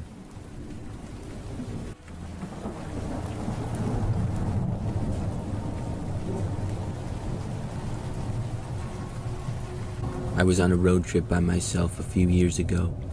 Fast forward through most of the trip, nothing notable happened regarding this story. But on the last day, or I guess second to last day, I was on my way back home. My plan was to try to drive through the night, or at least for as long as I could. I had Red Bulls and coffee throughout the day and night for caffeine. I was feeling pretty good, and as it was after midnight, I was not tired yet. I had been on road trips before, so I was pretty experienced with driving and stuff. My car was also very experienced, and I had taken it on several trips before. Unfortunately, it wore down, and as I was driving a little after midnight on the highway, it started to break down. I remember it started sounding real bad, and before I had a chance to pull over at the next exit or anything, it lost power. The car ended up slowing down, and then it broke down and came to a stop on the side of the road. I was frustrated, but then started going through my options. I was on a quiet highway that was surrounded by mostly woods and wild land. I didn't really know where I was aside from the state that I was in. I took out my phone to look at a map and to possibly call for help. However, I had no signal. That was a tough blow. I tried starting my car again, and it sounded like it almost started, but the engine wouldn't turn over. I had no idea if I was close to any kind of civilization or anything like that, and I was not aware of having ever been on that particular road before. The highway was very quiet by now. It was not a super busy highway, it was not a major highway, and by this hour, there was basically nobody else on the roads. I think I saw one random car passing by in the first 5 minutes I was sitting there on the side of the road. I was trying to think of what I could do. I kept trying to get a signal on my phone, but was having no luck. Finally, I decided to go out of the vehicle and maybe try to walk further down the road to get a signal, or possibly I could see a sign of how far the next town was. I opened up my door and it was eerily quiet. I didn't even hear any car sounds off in the distance. It was very dark and the woods was just beyond the ditch next to the road. It felt a little spooky being out there. After I left my car, I started walking around a bit, still trying my phone. I realized then that I had to pee, probably from all the caffeine drinks. I decided why not just go in the woods, so I started to walk towards the woods to take a leak. However, I did not want to be visible to any car driving by, and I wanted to make sure that I was out of sight. So I started walking through the woods and went in fairly deep.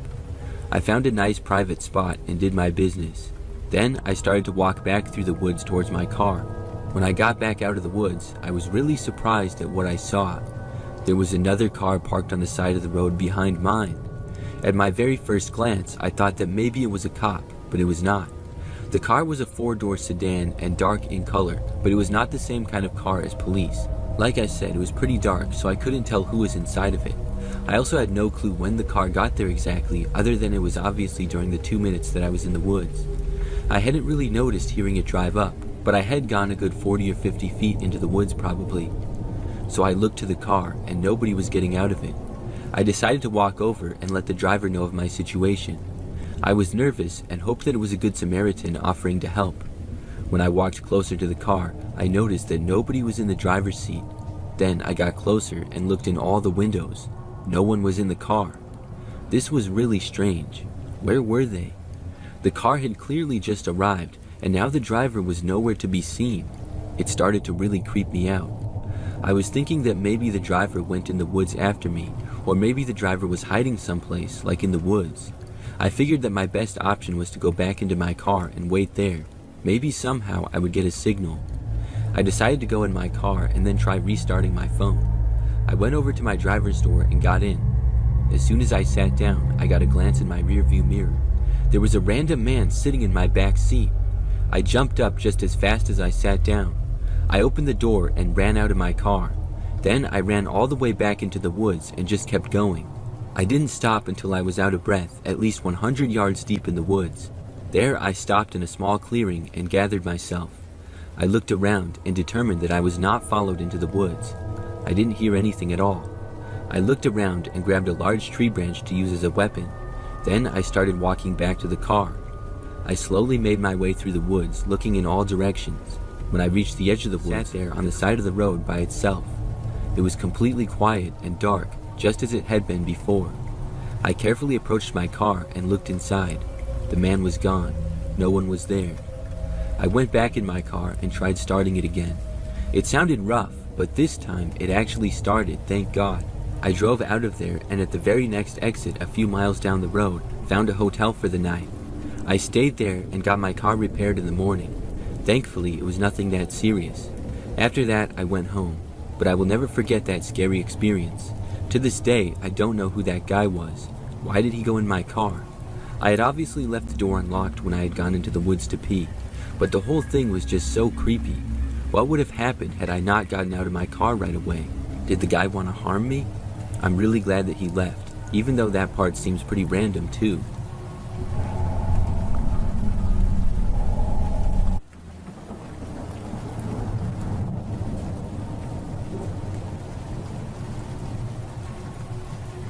This happened to me when I was living in a university town.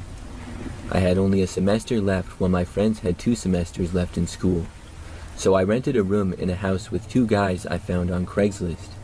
I know that sounds creepy, but that's not the creepy part. I went for a run one morning, came back to my house, and hopped in the shower. With shampoo in my hair, I heard banging noises coming from the front door. I figured that my 2 roommates, who were friends with each other, had friends coming over, and I didn't think anything of it at first. I continued my shower, but the banging didn't stop. It continued to get louder. I started to hurry things along and started to become concerned. By the end of my shower, I heard a big crashing sound. Quickly toweling myself off to go investigate, the door to my bathroom opened. In the doorway was a man I had never seen before. He was looking at my naked body up and down while I desperately covered myself up. I asked the only question that came to my mind. "Who are you?" He didn't answer. He continued to look at me like I was a piece of meat. I asked the next most logical question. "Are you here by yourself?" Another man slightly peeked his head from around the corner of the hallway. The first man told me to get on the ground. I said no, and he hit me open-palmed in the face. He then said to me, "Do you want to die?" I had never been hit before. During the recoil after his hand connected with my face, time had slowed down. During that split second, I experienced the most intense fear in not knowing what to do next. Not knowing what to do safely to get myself out of the situation. I was in this alone is what I thought. My cell phone was in my bedroom. My only plan was to get out of the bathroom and get to my phone. I tried leaving the bathroom, and this is where my memory fades and has only been filled in from what others have told me. My roommates had just gotten home from morning class and saw the front door busted in, so they knew something was wrong. They came up the stairs when they heard me screaming, "No, no, no." The first man grabbed me, but when he saw my roommates, he let go of me. The man demanded that my roommates give back his money. My roommates told the man, "We don't have your money." My roommates had never met or seen these guys in their life before. They must have been drugged up on something and got the wrong house if someone did owe them money. After my roommates told them the cops were on the way, which was a lie since they hadn't been called at that point, the men left out the front door. This is where my memory begins again. I fell to the ground sobbing uncontrollably. My face in the floor, I curled up like a bug and cried for a while. Once I regained control of my body, I went into my room and called my mom. I could barely get the story out to her by the time the police came. I had to throw on some clothes and talk to them outside. The banging and crashing noises were the two men kicking the original 1920s door in half to gain entry. It only took them a few minutes. I told the police what I remembered, which was minimal. They took DNA from fingerprints from the bathroom door. The police said they would do their best, but I never heard anything back, so I'm guessing that means they didn't find the man. Now, even if I'm home alone, I always lock the bathroom door or my bedroom door when I'm in there for that extra layer of security.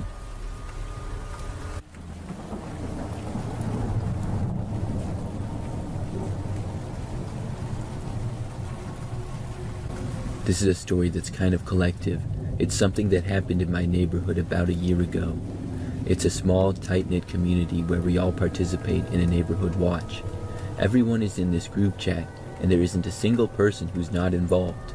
We typically don't have any wild situations, just small things like, hey, there's going to be a storm tomorrow, or someone left their tricycle out. You know, the kinds of things that make parents' lives a little less stressful.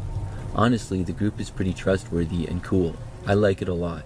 All the families are in it, about 65 people in total, which is quite a few. We watch out for each other, and it feels like a little community. One day, though, everything changed. Up until then, we'd never had a scare, but someone reported seeing a strange vehicle just sitting on the side of the road. Like I said, we knew everyone in the neighborhood and in the group chat, so we immediately knew this person wasn't from our area. Maybe they were just passing through or admiring the nice houses. We live in a fairly wealthy area, but it seemed suspicious. We reported in the chat and decided to keep an eye out. The next night, the same car was spotted in the same place. Now we were all wondering what was going on. One of the parents, Sam, decided to walk up to the car and ask the person what they were doing. But as he approached, the car drove off. Very suspicious if you ask me. At this point, we were on high alert. Everyone was worried, especially about the kids. We didn't know if this person was a kidnapper or a stalker. Nobody had any idea. The following night, the car was spotted again, but this time in a different part of the neighborhood. Someone typed in the group chat, "The car is back. Has anyone else seen it?" Sam, the same person who had approached the car before, confirmed he'd seen it too. He told everyone, "Don't let them leave. Don't approach. I'm on my way." Sam was determined to get justice and figure out what this person was doing.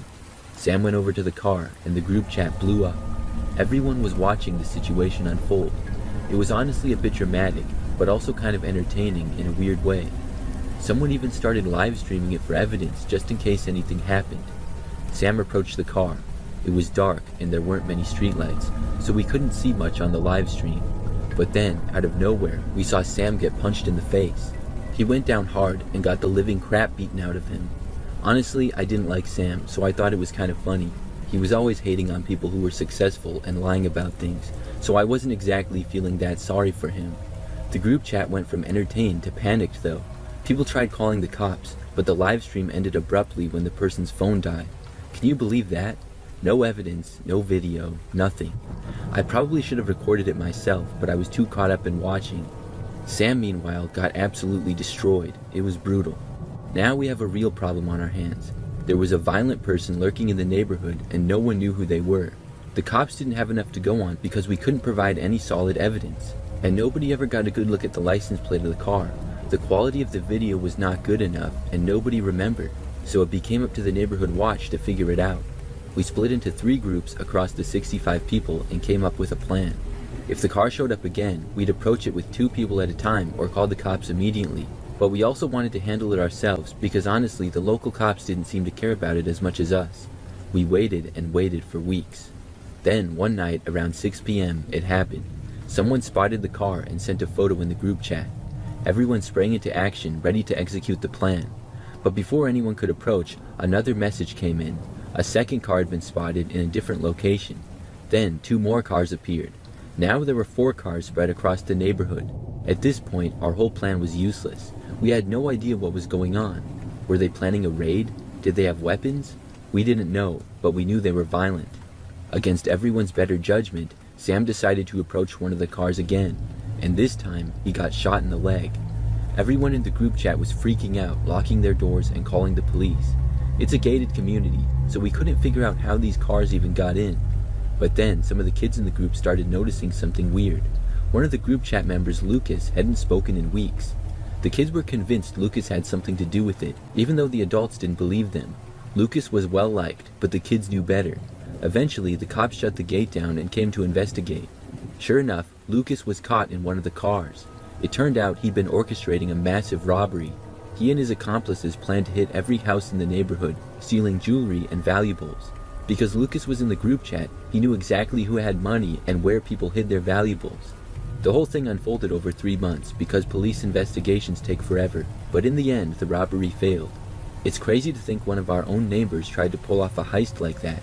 Anyway, I'm just glad it's over, and honestly, I'm still laughing about Sam getting shot in the leg and left outside on someone's lawn, and he has made a full recovery.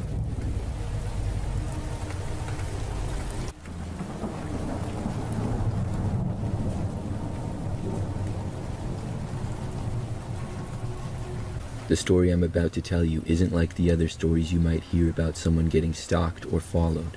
Unfortunately, I was the stalker, and I was the one following somebody. I'm not proud of who I was in the past, but I can't change it, so I just accept it and tell my story. Maybe there are others out there who will stop being like who I was. So this happened about 6 years ago, so it's not who I am anymore, but I used to stalk people whenever I got the chance.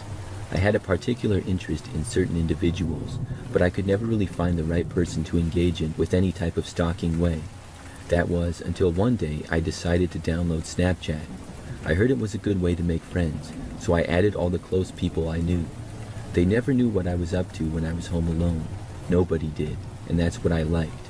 I like to stalk people. There's a mentality that goes into being someone who likes to stalk people. As I said, I downloaded Snapchat and started adding my friends. One of them was named Emily. I had no interest in Emily, and I was fine with that. I really liked our friendship. But I think that I typed a few numbers wrong, and I ended up adding a random Emily instead. I didn't notice until that night when I got a snap from her, and it looked nothing like Emily's house or anything familiar. I thought about deleting her, but after a few conversations, she sent a snap of her face, and it was perfect. Her hair, the way she looked, everything I ever fantasized about. This was at the peak of my stalking phase. I immediately started asking her questions like I was genuinely interested in being her friend. But honestly, I just wanted information so I could scour the internet. She told me her last name and the city she lived in, and that was all I needed to find everything. Her parents, the inside of her house through Zillow. I also knew her dog, her schedule, everything about her. I probably knew more about her than her parents did. At this point, I knew what college she went to and most importantly, where she lived. That fueled me as the stalker I was. I played it cool. She had no idea I was so obsessed with her. We talked, and to my surprise, she only lived about 30 minutes away. What are the odds, I thought. But honestly, in my mindset back then, I felt like it was meant to be. We kept talking, and I asked to meet up with her for some snacks. Something harmless so she wouldn't figure out my true intentions. She agreed. When the day came, I got all dressed up in my nicest clothes, and looked as handsome as I could. We went out for ice cream. It was casual, but I didn't want to let the chance of something deeper slip away, so I pursued her with interest. She seemed to really like me. Honestly, after the first time we went out, we texted each other all night, literally until 2 a.m. It was that cheesy love type stuff. Things were going so well that the lines started to blur between my obsession and actual love, but I had just met her, so I knew something wasn't right. From her perspective, I was just a really nice guy interested in her, but from mine, I had a different agenda. Even when I told myself I didn't, I'd get in my car, drive 30 minutes out, stop at a gas station to get snacks, and park down her road. I parked where I could barely see her house, but just enough to see her room, which was on the back side of her house. I never got caught. I saw her talking to her friends and hanging out with them. I never saw anything inappropriate like her getting dressed. I thought that was too far, and I respected that boundary. But my obsession grew stronger and stronger. Stalking turned into an unbearable urge to act. I started going insane. I checked her social media constantly, analyzed her posts, and tried to decipher her tweets. That's when jealousy hit me, hard. One night, she tweeted a cryptic message about somebody making her feel a certain way. I knew it wasn't me because we had only met once. The anger consumed me. I did what no normal person would do. I figured out a way to get her passwords. I asked her a ton of questions, and I slipped in a password-related question as a joke. Eventually, I got her password. I made sure to only sign in when I was near her house so it wouldn't seem suspicious. You'd be surprised how easy it is to get someone's Wi-Fi password. Once I was in, I read through all her DMs and messages just to make sure there wasn't anyone else, and boy was I wrong. There was this guy named Brad, and he was everything I wasn't. I couldn't let that happen. I hopped on her messages and threatened him, pretending to be her. I said things like, "If you ever talk to me again, I'll call the police. Don't ever speak to me again. I hate you." I deleted the messages and blocked him. Honestly, I don't think she ever noticed, because she ended up messaging one of her best friends saying, "I think Brad blocked me." I was in the clear. At this point, I felt like I should have backed away from stalking. It was no longer harmless or fun. It was dangerous, for me and for her. But I didn't stop. We hung out again, staying up super late and getting breakfast together. Everything seemed fine. She smiled at me, and I knew I was in too deep. We went home and texted again, this time calling until 3 a.m. and falling asleep on FaceTime. It felt amazing, innocent even, but I couldn't let innocence be a part of me because I wasn't innocent. One night, I reached my breaking point. I wanted to break into her house just to see her. I couldn't stay away another second. I knew everything, when her parents weren't home, when they worked, and their schedules. At 4 a.m. on Tuesday, I made my move. I got in my car, drove to her house, put on a ski mask, and approached her home. I don't know what it was, guilt, a second thought, or a small part of me that still had decency, but I couldn't do it. I touched the window, found it open, and could have slid right in. But instead, I closed it, made it look like it was never open, and then went back to my car. I took off my mask and gloves, blocked her number, and drove home. I couldn't sleep that night. I just stared at the ceiling. Maybe it's because I had lost myself. Maybe it's because I became the monster I swore I'd never be. To this day, she has no idea how close I was, and I'm happy she doesn't. I hope she's living a happy life with people who truly love her. As for me, I've changed, and I don't do anything like that anymore. I'm not proud of who I was, but it's part of my past.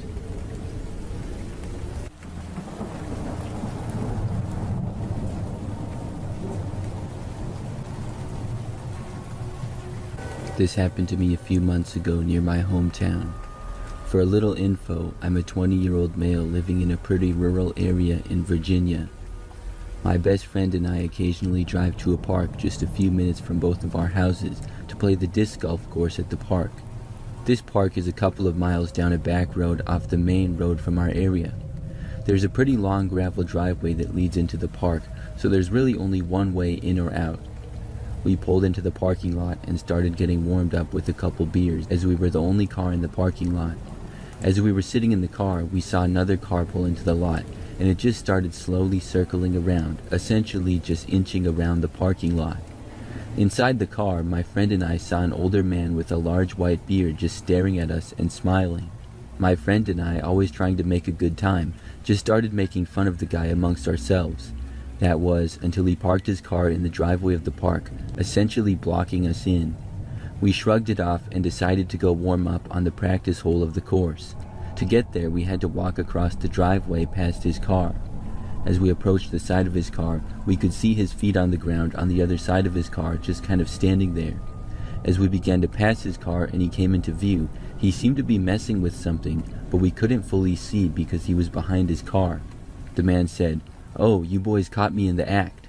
Confused, but still determined to play some disc golf that day, we kind of chuckled and just gave him the ordinary, "Hey, how's it going?" and we kept walking to start warming up. After a few minutes on the practice hole, he approached us with a couple dirty, old-looking frisbees in his hand. He started chatting with us. To be honest, I can't even really remember what he said, but my friend and I immediately got bad vibes from this guy. So we entered the woods where the first hole begins. There are 18 holes on the course, all looping through the woods on a trail. We quickly threw our first shots, not caring at all how accurate they were, and we just wanted to get away from this guy. We began power walking through the woods, just trying to put some distance between us and the man. We turned around to look at him, and he was about 100 or so yards onto the trail, walking towards us.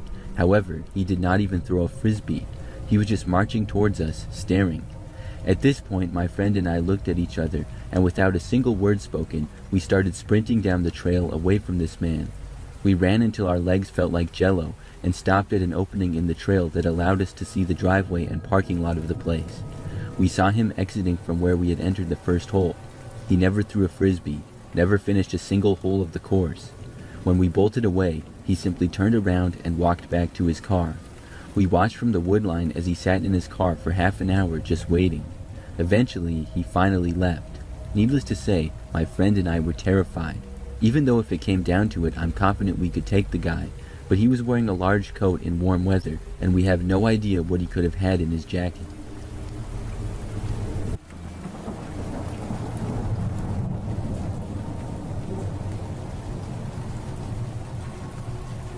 I work at Starbucks, and something happened a few weeks ago that really freaked me out. For a little background, I'm an 18-year-old female and have worked at Starbucks for about 6 months. So I was working until close one day, and I was behind the counter making drinks for most of the time. For much of the shift, I was kept pretty busy. I didn't really notice many of the people that would be sitting around inside. Our location is large enough that there's a good amount of tables and seats. It's fairly popular for people to bring their laptops and work and things like that. At one point, I noticed a few of the people sitting around. One of them was this guy sitting alone at a table on his laptop. He was probably about middle-aged, had dark hair, and was wearing a blue jacket. When I noticed him, he was staring at me. He didn't look away though when I saw him. I had to look away because it was weird. But then I just kept working and I didn't think about the guy or look over in his direction anymore. Hours later though, when things quieted down significantly, I was not quite as busy. At that point, I noticed the very few people that were still inside. I think there were just 2 or 3 people sitting around. One of them was the same guy from earlier, and when I noticed him, he was staring at me again and once more did not look away. It was almost unsettling how weird it seemed to me. I also thought that it was weird at first how he had been there for so long, but I guessed it wasn't that strange for people to work all day in a coffee shop after all. As we approached closing time, it was now just me and another coworker. The other customers soon left, but the man remained. The closer it got to closing time, the more nervous I was. Was he just going to keep sitting here past close? Thankfully, with about 5 minutes left before we closed for the night, I saw him getting up to leave. Then he walked out the door, and I felt better. I stayed for a while longer until I was good to go. After I left work, I just drove straight home that night. The Starbucks is in an area with lots of other stores and restaurants right nearby, and it's always kind of busy over there. I live with my parents at their house, which is about a 10-minute drive from the Starbucks. So I drove home and then went inside. It was probably like 9 p.m. by that point. I just remember that maybe about 10 minutes or so after getting back, I noticed this car parked on the side of the street outside. It was pretty much across from our house and the engine of the car was running. What was strange is that it's pretty unusual for cars to be parked on the side of our street. It's not really in the city and everybody has large driveways. I saw the lights to the car turn off and I just decided to go over to the window and look at it. When I got closer, I noticed that there was somebody inside the driver's seat. It looked just like the same guy who had been at the Starbucks staring at me. At first, I thought that I was paranoid thinking about the guy and there was no way that it was really him. But then he looked over at the house. I saw him for like a second, and then I quickly ducked down so that he wouldn't see me. I realized in that moment that it was for sure the same guy. This kind of freaked me out, because of course I wondered if he had somehow followed me home or something. I went away from the window, and I didn't want him to see me or anything. But a short time later, my curiosity got the better of me, and I went back. Not only was the car still there, but the man was still in the driver's seat and appeared to be looking at me. I moved away from the window again and found my dad, who was thankfully still up. He decided to go outside and confront the man. However, as soon as my dad left the house and began to walk towards the car, it quickly drove away. I figured that was pretty incriminating and that he probably wasn't just there because he was lost or something. Since then, I have not seen the man, not in my neighborhood and not at Starbucks, and I'm really happy about that. I'm hoping that I never see him again.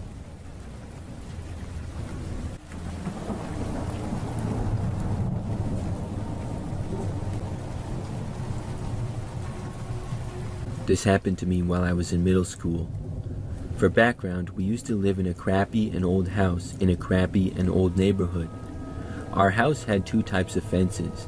In the very back of our backyard was a tall wooden fence, and in the front and sides of the house was a generic white picket fence. The first year that we lived there, it was very quiet. We never saw many neighbors around and rarely heard anything. This changed, however, when I began to hear knocking at my window. This happened for a couple of weeks, and every time I told my parents, they didn't believe me. So I used to think our house was haunted. It creaked a lot, and I always heard weird noises which I counted as evidence. The knocking continued to get worse over the weeks. I remembered thinking that the knocking was coming from the mirror in my room, because it was so loud it sounded like it was coming from my room. I had 2 windows in my room, one above my nightstand and the other was right beside my bed. The knocking only came from the one above my nightstand. The window beside my bed had a giant metal AC unit underneath it with loud fans on it, and the other window had bushes below it. Looking back years later, it makes sense why it was only coming from the window near my nightstand with the bushes below it. At this point, I had confided in my younger sister about it, since my parents didn't believe me. I found out that she also heard loud knocking coming from her own windows. I did tell my parents that we both heard noises, and my dad said that he had investigated but didn't find anything. There was one night I remember very vividly. I had managed to make a pillow fort in my room, with chairs and sheets, and had been sleeping in it this night. It was late summer, and I couldn't sleep, so I watched YouTube in my fort. I had eventually put away my phone on my nightstand, rolled over, and tried to fall asleep. That was when the soft tapping on my window started. I was used to it at this point, but I was still terrified. I laid still and waited for it to go away, but it didn't. The tapping turned into loud knocks, then soon into pounding at my window. I refused to move, and at this point I was crying. I thought the glass was going to shatter from how hard the pounding on my window had been. I had heard my window shaking as it proceeded. Eventually, it stopped. I don't know how my parents didn't hear anything. Over those few weeks, the knocking had seemed to somewhat stop, but this only led to weirder things happening.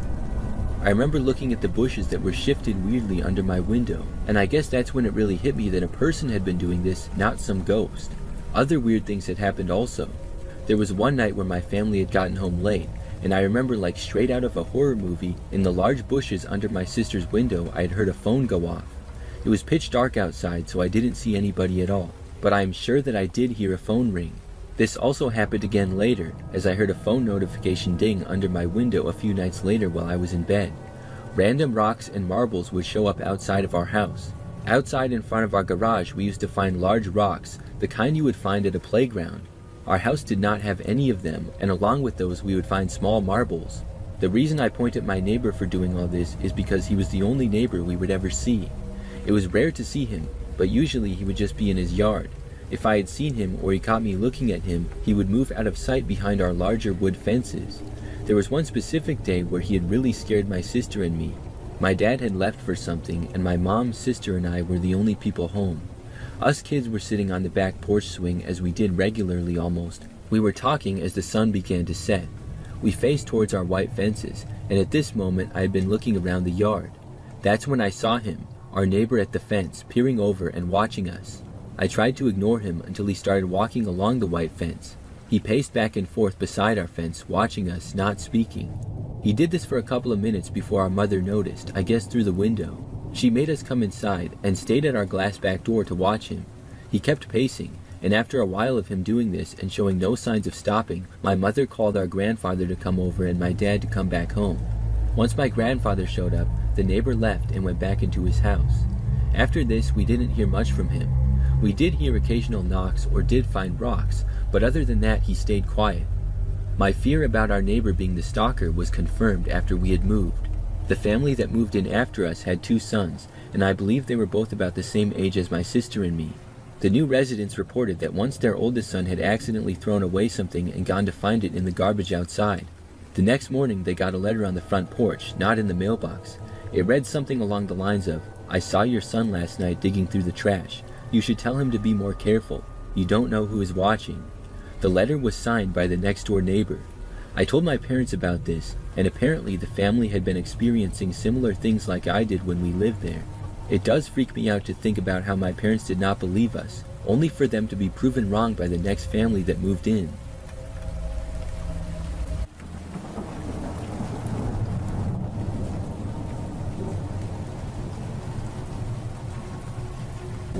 Back in the 90s when I was in high school, I was very good with my hands and worked jobs like construction, demolition, flooring, and auto mechanics. One of the jobs I did was working for a guy doing remodeling projects, like at restaurants, bars, retail shops, and typical commercial projects. I went to school during the day, of course, and would sometimes work after school or weekends. For the guy I worked for, it wasn't uncommon for him to leave me alone at a site, and have a list of things for me to do alone, mostly demolition work. He picked me up one Saturday morning as I didn't have a car or license yet, so he would pick me up and drive me to sites for work and then leave me alone there. I rarely worked with his other crews as they were the more skilled laborers, so I would tear up the place before the main crew would come in and do all the remodeling. Here's the part that was my major downfall to this story. I didn't pay attention to where we were going. I was too busy talking to him, and I think we were talking about cars or something. It took a long time to get to the site, and as we drove up, it was in the middle of nowhere in the Mojave Desert. I knew we left the highway and went down a few other 2-lane highways for a long distance, but I had no idea where we were. I had a big jug of water with me because the water to the house I would be working at was off. When we pulled up to the house, I pulled all my tools out of the truck before he left, and he then drove to another site that he would be working on. He told me that he would be back to pick me up at about 5 or 6 p.m., since it should only take me until then to do what I needed to do. That was always his way of saying, I'm only paying you till this time, so you better get everything done by then. It was never unfair, and we always had a good understanding on time and tasks. He drove away, and I was at this property all alone. I walked into the house, and it was mostly empty. My job was to remove all the remaining furniture, contents, and appliances, remove all the flooring, gut the kitchen and bathroom, and remove all the wood paneling. I was used to being on sites alone and working all night, and this was in the daytime on a Saturday, but the house kind of gave me the spooks. The house was old, dark, musty, and kind of cool inside, the kind of cool that gives you the goosebumps. I started removing all the junk from the house as I normally did on a project. I tore up all the flooring next, and to my delight, everything seemed to come up with ease, and it was rip, cut, and toss. I took a big demo hammer to the kitchen and tore it apart in less than an hour. I ended up using the big jug of water that my boss had given me to wash my hands and face periodically, so by late afternoon, I was down to my last drink and had already ate everything I brought. No worries though, because I would be getting picked up in a couple of hours. I finished all my tasks and even swept the entire place so the next crew could get right to work later that week. At that time of year when I was out there, it wasn't a typical hot desert day, but you know in the desert, as soon as the sun goes down, it starts to cool rapidly. I had a flannel shirt, but that wasn't enough, and it was starting to get dark. My ride was running late, so all I could do was wait. This was the time before cell phones were common, and there was no electricity, water, or phone service in the house. I climbed up to get to the top of the roof of the house to get a better look to see if I could see something in the distance. Miles down a smaller road, I saw a few homes, but those homes were all dark. My first thought was to hike down to a neighbor's house and ask them to use a phone. I didn't want to leave though in fear of missing my ride, especially since it didn't look like anyone was home since no lights were on in any houses. I started to think about my options as darkness approached fast. My options were either to stay at the house until morning, hike what little water I had a few miles in the desert at night, or wait until early morning and hike out there to some sort of civilization. I decided my best option was to just stay and hope that my ride would show up. It also suddenly occurred to me that no one knew where I was except my boss. I don't know if he told anyone else where I was either.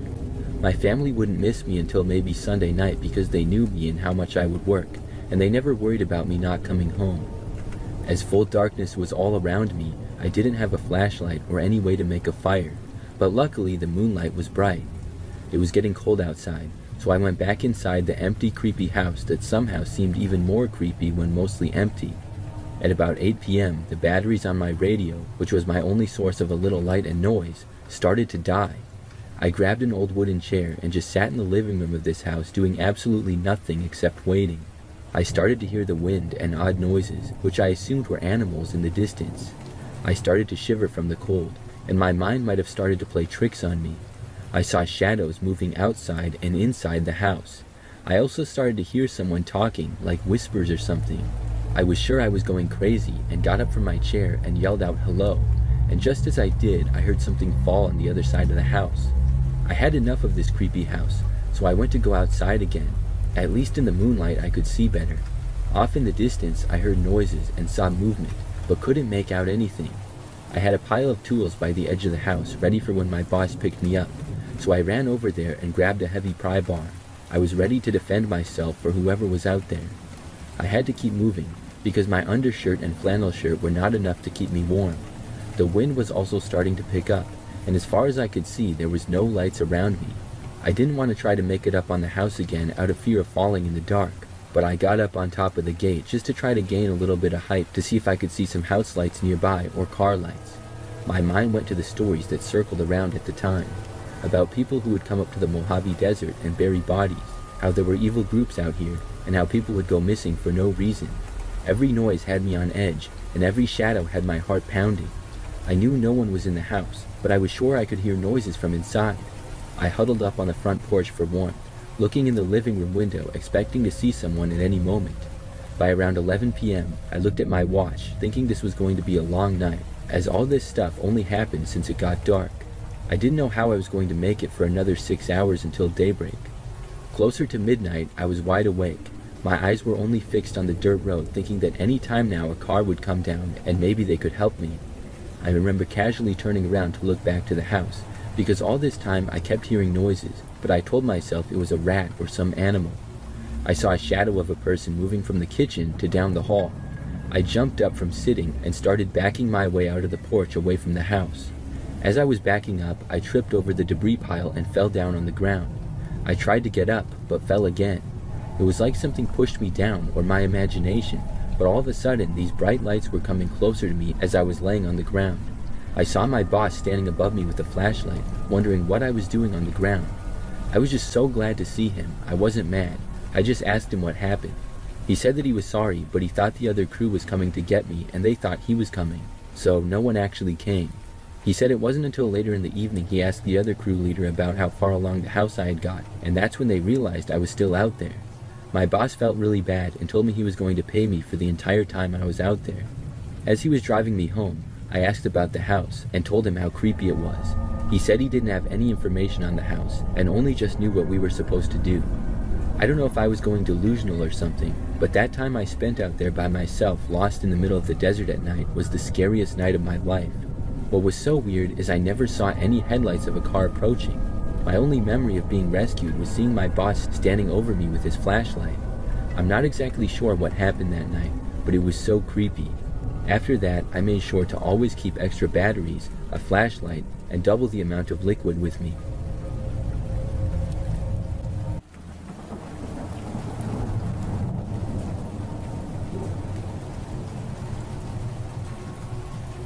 I've been a mailman for almost 10 years. For the past few years, I've had a walking route that I do every day. I live by the city, so there are some very large neighborhoods that I deliver mail to. I have a route that I go on, and I walk from one house to another with my large mail bag, dropping off the mail for each address. When the weather is nice, I really enjoy it because I get lots of good exercise from walking so much. In my entire time working the job, I've never been scared of anything, not even dogs. And that's mainly because I deliver in the morning time and not at night or anything. But one day, that all changed. I was delivering on my route through a very large neighborhood. There were tons of houses all pretty close to each other. So I was on the route, and at one point I came up to a house just like any other. The houses around there did not have mailboxes down by the street, but would instead be up next to the door of the house. So I walked up the steps to the front porch area with the mail ready to put it in the box. When I got there, I saw that the main door to the house was open and just the screen door was closed, so I could kind of see inside. There was a man standing not far away from the front door, and he looked over at me as I was walking up the steps. I just kind of nodded hello to him, and he seemed kind of surprised to see me. He didn't really react though, and then I stepped up towards the mailbox. However, when I was about to put the mail in, the man from inside suddenly spoke. He said, "Hey, can you just bring the mail inside here quick?" I said sure, and I opened the front door and stepped inside the house. After getting in, I saw the man, who was pretty tall and also large. He told me to set it on the kitchen table, which was about 10 feet away. I walked over and set the mail down, but as I was doing so, I heard the front door closing. I looked over and saw the man standing directly in front of it and facing me. He had a very serious and almost angry look on his face. Then I heard another man's voice from down the hallway somewhere in the house yell, "What's going on over there?" I was confused, but just wanted to leave and continue with my route. I started walking over to the man standing in front of the door. He wasn't moving at all though. Then I heard footsteps approaching from the hallway. I looked over and saw another man come walking into the room. He saw me and said, "The mailman." "No." I looked around and asked if I could leave. The big guy said to me, "No, you ain't leaving." I had a bad feeling, and I had had a bad feeling ever since the guy shut the door. I looked around and saw a back door. It was kind of just an instinct, but I took off and started running for it. As soon as I did, both men started to chase after me. I was able to make it to the door, but when I stopped to open it, the smaller man caught up to me and tackled me to the ground. There was a brief struggle, and the big guy came over there as well. Honestly, my mind kind of went blank, and I don't fully remember what happened. I just know that somehow I was able to fight them off just long enough to get up and make it out the door. I took off running outside, and the men briefly chased after me, but I was faster than them, and I ran down the street far away. When I realized they were not chasing me anymore, I stopped and I called the police. Then I waited there for them to arrive. They went to the house, but the men were gone. It turns out, though, that neither of the men owned the house. They had broken in and were robbing it. That made a little more sense to me as to what happened. I had been very confused. Despite being shaken up, though, I was thankfully not injured and was able to continue with my route for the day. Several days later, the police located the men who had done a string of robberies in the area. Looking back, I'm really glad that I made it out of there okay, and I'm glad that the men were caught.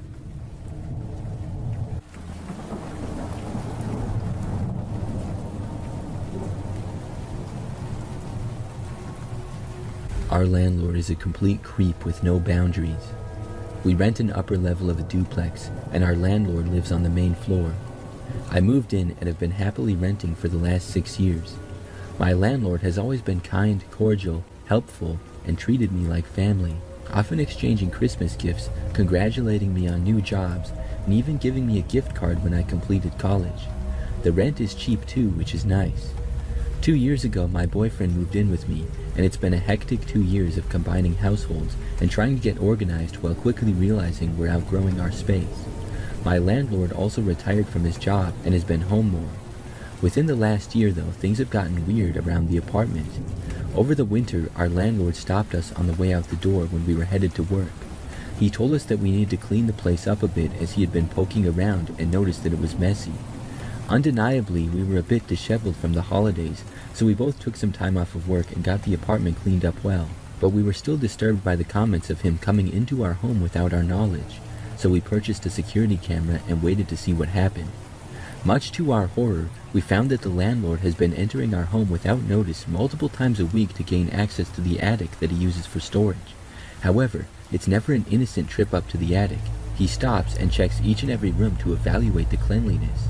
I won't pretend we're the cleanest people out there, but we don't leave trash lying out. Our dishes are done, and we take care and make sure that we clean up everything that might attract mice or bugs. I would say it's not out of control at all. We have also realized our need to downsize and have secured a storage unit and have been slowly packing things we don't use and taking them to storage. Recently, we had 2 bats in our home. Most recently, there was one in our washer. Our landlord decided to call somebody to check the house for entry points. We both work evenings and are up late, so we asked when the earliest time of day was acceptable for somebody to come out. We told him we're more than willing to accommodate any time of day with proper notice. We never heard back. I woke up today to go to the bathroom and noticed my front door was open and our attic was open. I received a text message from the landlord at 10 a.m. saying that the bat guy would be there within an hour and a call at 10:44 that I had missed. I checked our camera and saw that our landlord entered our apartment without notice while we were sleeping. He made a point to move some of the totes out of the way that needed to go to storage, and then he moved them back to where they were previously to make it appear that he hadn't been there. All the thoughts running through my head of, what if I had been walking around naked, or what if I heard it and thought it was an intruder and tried to defend myself and inadvertently hurt someone? Our landlord knows our sleeping times and he knows our work schedule, and we are essentially at his mercy. At this point, we live in a state of constant anxiety about our landlord just entering our home without permission. I want to say something, but at the same time, I have a fear of being asked to leave for saying something. Our apartment is the cheapest place in town, and it's helping us on our path to saving for a home in the coming year. With all these events, though, it has us questioning what we should do and if there's any legal action we can take. At the very least, it's incredibly uncomfortable to know that somebody walks through your home unannounced whenever they seem fit, and they think it's okay to do surprise inspections of our living space. I often wonder how many times in the last 6 years he's done this, and long before I had cameras, if he's ever watched me sleep or even set up cameras himself, something creepy like that.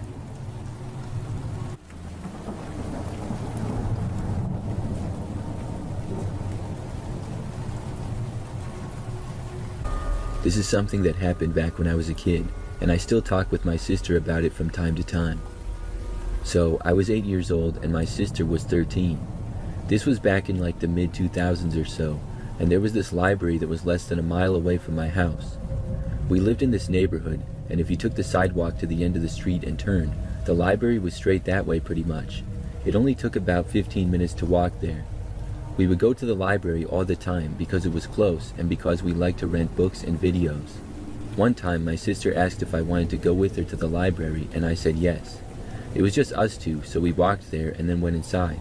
My sister and I were not really interested in the same types of books, so after getting to the library, like normal, we split up and went in different areas. Whenever it was time to go, my sister would just let me know and then we would leave. The library was fairly large, and I went into the children's section and started looking for good books.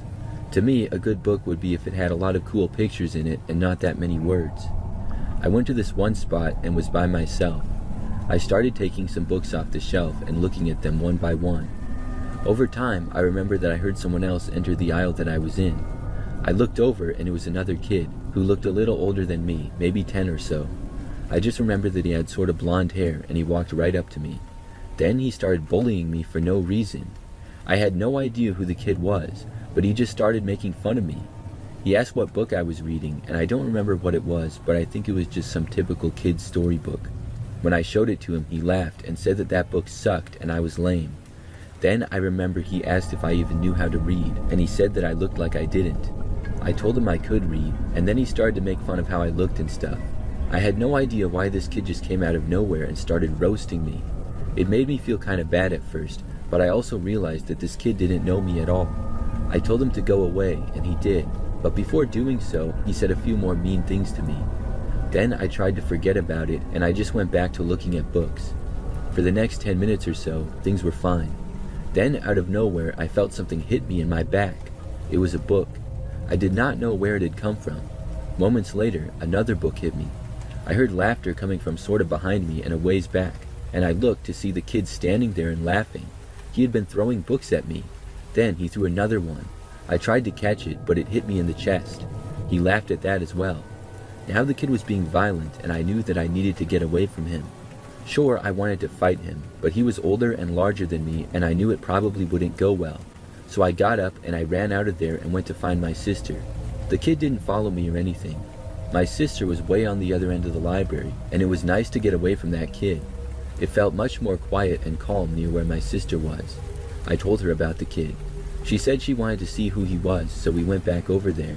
However, when we got back there, he was gone. After that, I finished picking out the books that I wanted to get, and my sister did as well. So, I would say about 20 minutes later, we were both ready to leave. My sister found me, and we started to head back up to the front to check out our books. However, as we were approaching, we heard the sound of some people yelling. Soon, we got close enough, and I saw the same kid who had been bullying me. He was yelling at one of the librarians. I wasn't sure why, but they were arguing, and then I saw the kid go over to a display and knock it over. Several other people were just standing around and watching. Then I saw a man who I assumed to be the kid's dad go over to him, and the man was also yelling at another librarian. It was a large dispute, and the dad then announced loudly that they were leaving, and then he started cursing loudly and they both walked out. I was shocked at what I had seen, but after thinking about it for a second, I was not surprised at all that the kid acted that way. After that, we checked out our books and left. I'm guessing that the kid had been caught throwing books or being rude to someone or something like that. He was probably asked to leave, and his father didn't seem much better than him. I didn't really make out what specifically the argument was about, but I'm happy to say that after that, I never saw that kid again.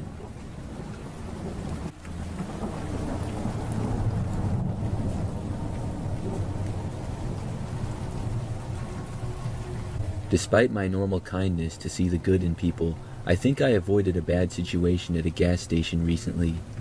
It was around 4 a.m. in the early winter. It was cold outside, but there was no snow on the ground yet. I was going into work early that day and had driven about 15 minutes and noticed that my gas tank was low. No big deal, I had plenty of time. I went to a well-lit gas station with 3 or 4 other cars at the pumps. There was a man hanging out next to a beat-up old full-sized van next to the store. I was a little wary of him as I pulled in because these types of people usually roam a gas station a lot, telling their sob story to whoever they meet, which leads to the inevitable request for money. I glanced at him as I drove past, but I don't think he noticed me. I parked next to a pump, got out of my car, and was greeted by hip-hop music blasting over the overhead speakers at what must have been close to, if not full volume. There was normally one employee working in the gas station, so they must have been taking advantage of the lack of supervision. I prepaid at the pump, took the nozzle off, and placed it into my car. Right before I squeezed the trigger, I heard a man's voice cutting over the music. I looked towards the station, and I saw the man who had been loitering approaching me. I didn't understand what he was trying to say, so I beckoned him closer, second-guessing myself the entire time. Here I was beckoning what was most likely some panhandler over to me, questioning why I do these type of things. He got close enough to where I could hear him.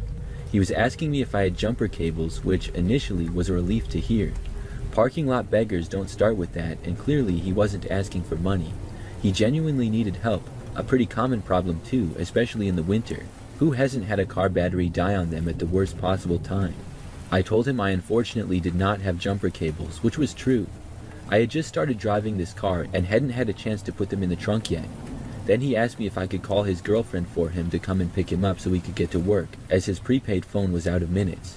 I obliged, and he gave me the number and I dialed it. After several rings, I got a recording telling me that the mailbox was full and could not receive any new messages. There was no greeting or anything, just the stock message that's set up on a brand new phone. Next, he gave me a new number without missing a beat.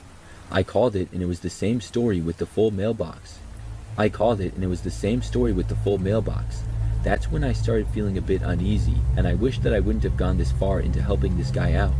Then he asked me if I could give him a ride to his car. Up until this point, I thought that the van he had been standing near was his vehicle. He told me his car was up the road about a mile at another gas station. I know the gas station he was talking about. It's on a main road, but it's old, and set into some overgrowth, and most importantly, it was closed. It's not a 24-hour gas station like most of them are these days. It was closed and had been for many hours now. He continued explaining to me that he left his car at that gas station, borrowed a bicycle, and rode down to this station to look for help. Things weren't adding up. Why would his car be at a gas station that wasn't open? Who was lending out bicycles in the middle of the night in the early winter? Despite all these alarm bells going off, I didn't know how to disengage from this conversation. Stupidly, I agreed to take him to his car. He was thankful and said that he was going to take the bike into the station so that the owner could retrieve it there without it getting stolen in the meantime. The second he turned his back on me, my mind finally caught up, and I realized how dumb what I was about to do was, and that it could end poorly. I pulled the nozzle out of my car and put it back on the pump. I ran to my driver's side door, got in the car, started it, and drove out of the station as fast as I could. I didn't even look back to see if the man saw me leave. Part of me still feels guilty, just in case this guy actually needed help and I ditched him after giving him so much hope. But my instincts tell me otherwise, and I think I did the right thing. Even though I did lead him on a bit by helping him for so long, I wish I could have shut down the conversation earlier.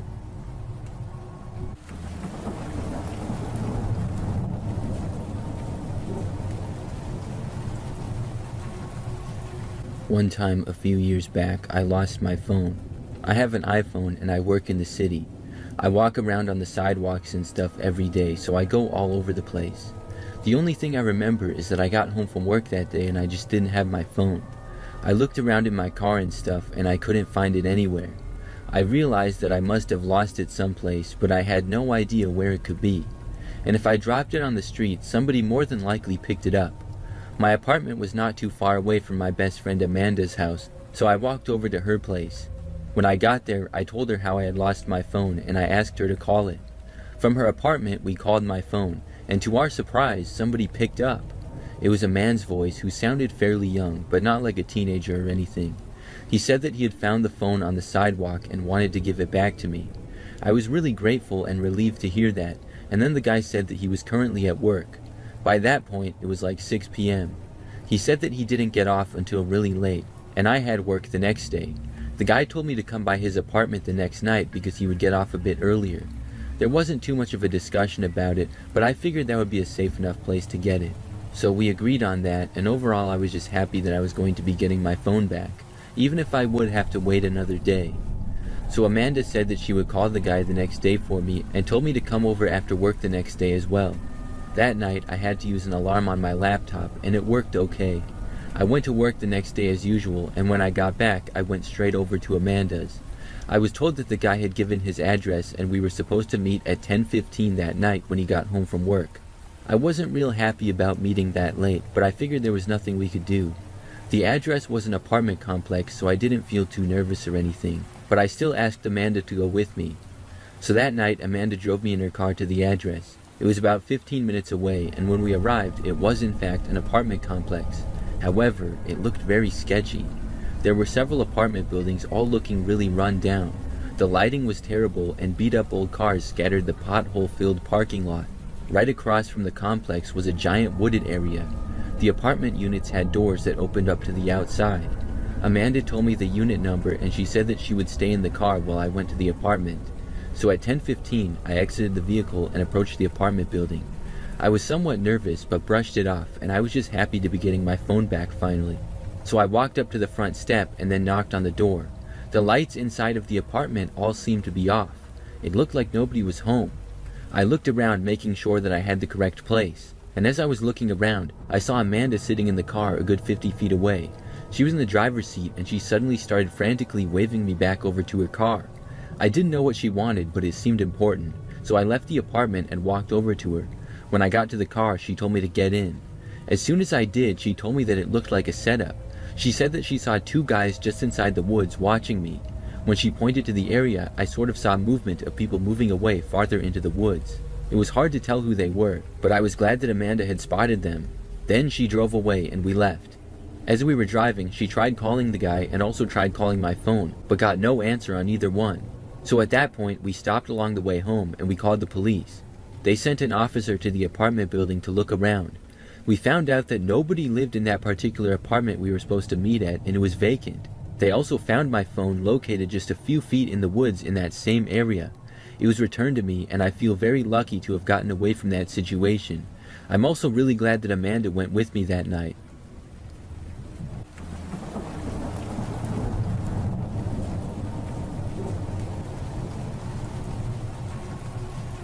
Something really crazy happened when I was in college. So, during my freshman year, I got paired with another girl to live with in the dorms. We were supposed to be roommates and share what was a pretty standard dorm room. I met her on move-in day and she seemed alright. Her name was Sydney, and overall I didn't know much about her. We only briefly talked that first day, and she seemed to be gone a lot for the next few days. I had some classes and other stuff, but even when I was back at the dorm, I didn't see her much. Finally, when she got back from her classes on like the second or third day, I talked with her for like 10 or 20 minutes to get to know her. She seemed fairly uninterested, but overall was not rude or anything. For the next couple of weeks, she would be gone like all the time. She would pretty much just get back really late and then go to sleep. Most of the times, she would get back after I was already asleep. I would only know she was back because I would either wake up from her getting back, or I would get up the next morning and she would still be sleeping. Then one day, I came back from my classes, and all Sydney's stuff was just gone.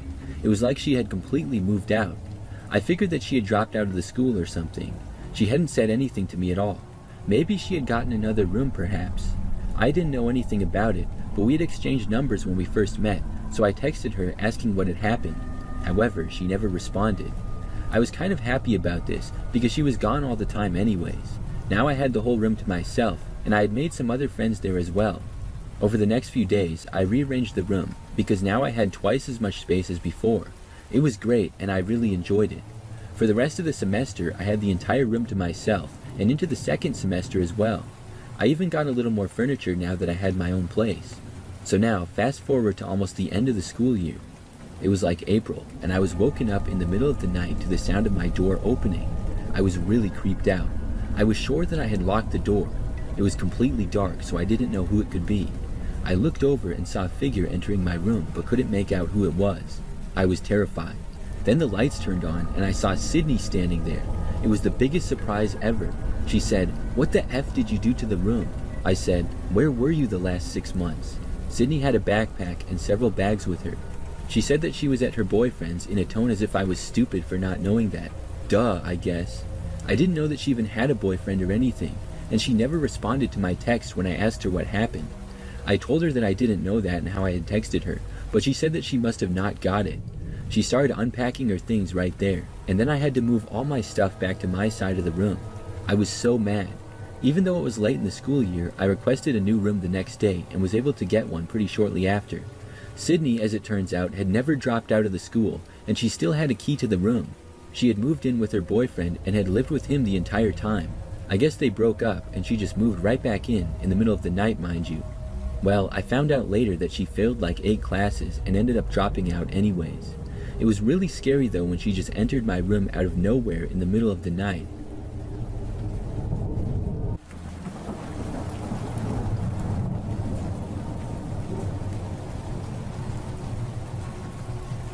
Years back, I had an old Impreza that was my car. I got a new car, so I decided to sell the Impreza on Craigslist. This was before Facebook Marketplace was popular, and to me, Craigslist seemed like the best option for getting the most money I could for my car. If I traded it into a dealer or a dealership, I would probably get next to nothing, and I already had another car. So I took some pictures and then listed it online. The way Craigslist works, or at least worked back then, was you would create a simple listing and your phone number would be at the bottom. Anybody could contact you about what you were selling, either a text or a call. So the first few days after I made the listing, I wasn't getting much interest. The car was sort of old, but it worked fine and ran well. I thought that maybe the asking price was too high, but I kept the listing up and didn't change the price because I wasn't in a huge hurry to sell. I did get, I think it was 2 texts and 1 call, but each time they stopped responding pretty quick and never seemed that interested. Then, after the car had been up for like a week, I got another text about it. The person said, "Is your Impreza still for sale?" I said, yes it is. Then the person said that they were interested in it. I asked if they wanted to look at the car and maybe test drive it, and the person said yes. So I asked when to try to arrange a time. I knew nothing about this person because they didn't give me a name or anything. However, after I asked when they wanted to look at the car, they stopped responding. For several days, I got no texts at all. I was disappointed and figured that they just lost interest in the car for whatever reason. For the next few days after that, I got no texts or calls regarding the car. I was starting to forget about it because, like I said, I wasn't in a huge hurry to sell it. So now it was like a week after I had last heard from the person, or anybody else for that matter, about my car. I lived alone at the time in a smaller house that I was renting. It was nighttime, sort of late, about 10 o'clock, and I was in the living room. I got a text, and it was from the same person who had been texting with me about the car. He sent a picture of the car for sale as it sat in my driveway right by my house. This was not the picture from the Craigslist listing. This looked like a picture that had been taken about right now. The place that the person had taken the picture from was well in my driveway and on my property. I looked at the picture and was very confused. I finally texted back and said, "Are you at my house right now?" Pretty quickly the person responded saying, "I'm here to look at the car. Where are you?" I knew that I had never arranged the details of a time or date to look at the car with this person. I also realized that I had never given them my address, and it wasn't on the listing either. Plus, it was late at night for crying out loud. I asked the person how they got my address. They did not respond to this. Moments later, I heard a knock at the front door. I was not within view to see the door or out any of the windows, plus they were thankfully all covered entirely. I was curious as to who was there, but I didn't really want to open the door. I stood there trying to decide what my best option was. Then the person tried opening my front door, which was locked. I tried calling them on the phone, but they declined the call. The knocking at the door got louder. By now, I was really creeped out. I went over to a front window and very carefully looked out of it. I saw some guy standing there on the front step. He was sort of large, but I couldn't see his face. It was really dark out, so I didn't get much. Then, finally, he turned and started walking away. I moved away from the window again so that he wouldn't see me. A short time later, I heard a loud noise, like something was being hit. Then I heard a car driving away down the street. I went and looked out the window, and he was gone. I went to text the guy again asking what that was all about, but he blocked my number. The next day, I went outside and saw a visible dent in the door of the Impreza. I'm pretty sure that the guy kicked it or hit it somehow, and that's the sound that I heard before he left. It made me angry, and I reported his number to Craigslist. This incident prompted me to get security cameras. It also made me remove my Craigslist listing, and I ended up selling my car to a dealer. Since that experience, the man never returned. I have used Craigslist a couple of times since, but not much, and not to buy or sell a vehicle. If anybody out there listening uses Craigslist or Facebook Marketplace, please be careful.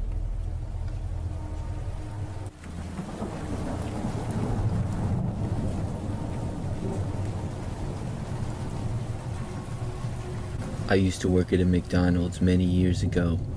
Mostly I was a cashier and I would take people's orders. I often worked at night and there would sometimes be some pretty late nights. Back then, the McDonald's that I worked at was open until 2 o'clock in the morning. Things would typically quiet down significantly from about 8 p.m. to the rest of the night. The last few hours would generally be very slow. Sometimes on weekends or other random nights it would get busy, but generally it was pretty quiet. So one night I remember that I was working until 2 a.m. I can't remember what time it was exactly, but probably at about 10 o'clock it became just me and one other coworker. It was a girl named Gloria who I was friends with, and she was around my age, but had worked there a lot longer than me. She was a manager now and did whatever was needed, really. At this point I was taking orders and she was doing all the cooking. It was just us two until close. We got a few customers here and there and it was really pretty quiet. Soon midnight rolled around. I remember that I was out by the register standing there and just hanging out. I happened to notice someone was outside in the parking lot though. It was a man, and he looked in on the large windows that we had. He was just standing there, not moving, but appeared to be looking at me. Maybe it was partly because it was midnight and very quiet, but the sight of him instantly gave me the creeps. He had long hair, I remember, and a beard as well. He looked to be maybe in his 30s or so. I was sort of confused as to what he was doing and thought that maybe he would come inside. To be honest though, I didn't want him to. The man continued to stand there and stare at me. After like 30 seconds of this, I got too uncomfortable and I walked into the back. I went over to Gloria, who was bored with nothing to do because there were no customers. She was watching this mounted TV that was in the corner of the kitchen, so I joined her for a minute or two. Then I went back out to the front and I looked out of the window and the man was gone. I was glad to see that. So a while later, maybe an hour, I believe was the next customer to come inside. I helped them, and I remembered that I gave them their food and they went to leave. It was then that I noticed the guy was outside of the window again. He was standing there and looking at me once more. I was surprised that he was back, and once more I did not want him to come inside, and he still didn't. After like a minute, I went to the back to tell Gloria about the guy, and when we came back, he was gone. I was a tiny bit disappointed because I wanted Gloria to see the strange man. But I was also glad that he was gone because I had been nervous that he was going to come inside. He just seemed really sketchy for some reason. So for the final hour of us being open, we didn't get any customers and I didn't see the guy. At 2 a.m. we locked up and several minutes later I was ready to leave. Because Gloria was the manager, she was going to stay back for a few minutes and finish up some other stuff. I was tired from work and excited to go home and sleep. So I went to the door. When I did though, I was afraid that the man was going to be out in the parking lot somewhere. I didn't see him, but I was still worried, so after I went outside, I just sprinted to my car, which was not that far away. Then I got inside and I started the engine. It was at that time when I looked out of the window and I saw the man standing on the other side of the parking lot a ways away. I was afraid that he might approach me or something, so I quickly drove away and left. By the next time that I worked, I had mostly forgotten about the man. Now, I believe it was like a week later, or maybe 2 weeks later. It was basically the same setup as before, which was fairly common. It was a quiet night at about midnight. Me and Gloria were the only two people working once again. So I recall that at some point a little after midnight, I saw the man again and I instantly remembered him. He was doing pretty much the same thing of just standing there outside and staring at me. But this time, after like 30 seconds, I saw him turn and walk away. I didn't know who this guy was or what he was doing. The way he would just stand there and stare at me was very creepy though. So I didn't see him after that for the rest of the time that we were open. At 2 a.m. we locked the doors. Soon after, I went to leave. This time though, before I left McDonald's, I noticed that the man was in the parking lot and he was standing right behind my car. I would have to walk right past him to go to my car and he was also staring at me. I went to Gloria to show her the guy. When she came back, she saw that the guy was still there. He was just standing there and staring at us both now. I wanted to leave, but I did not want to walk past him. After about a minute, we opened up the door and asked the man to please leave the property. When we said this, he did not leave, but instead he started walking in our direction. We quickly closed the doors again, which would automatically lock now. The man reached the doors and tried entering McDonald's. Thankfully, he couldn't get in. Gloria and I considered calling the police. We didn't want to have to do that if he wasn't dangerous or anything though, so we decided to just wait around for a short time longer. Gloria and I finished up everything that had to be done. By the time that we were done with that, the man was still in the parking lot. We waited around for probably another 10 minutes. Then, finally, we saw the man casually walk away and leave the McDonald's premises. Gloria and I then went to the door and we both quickly ran for our cars. We were then able to leave and go home. After that shift, I never saw the man again. I only worked at the McDonald's for about another month though. I think that Gloria worked there longer, so it will be interesting to know if she ever saw the guy again. One thing for sure though is that he definitely gave me the creeps. The way he just stood there staring at me in the empty parking lot is something that I will never forget.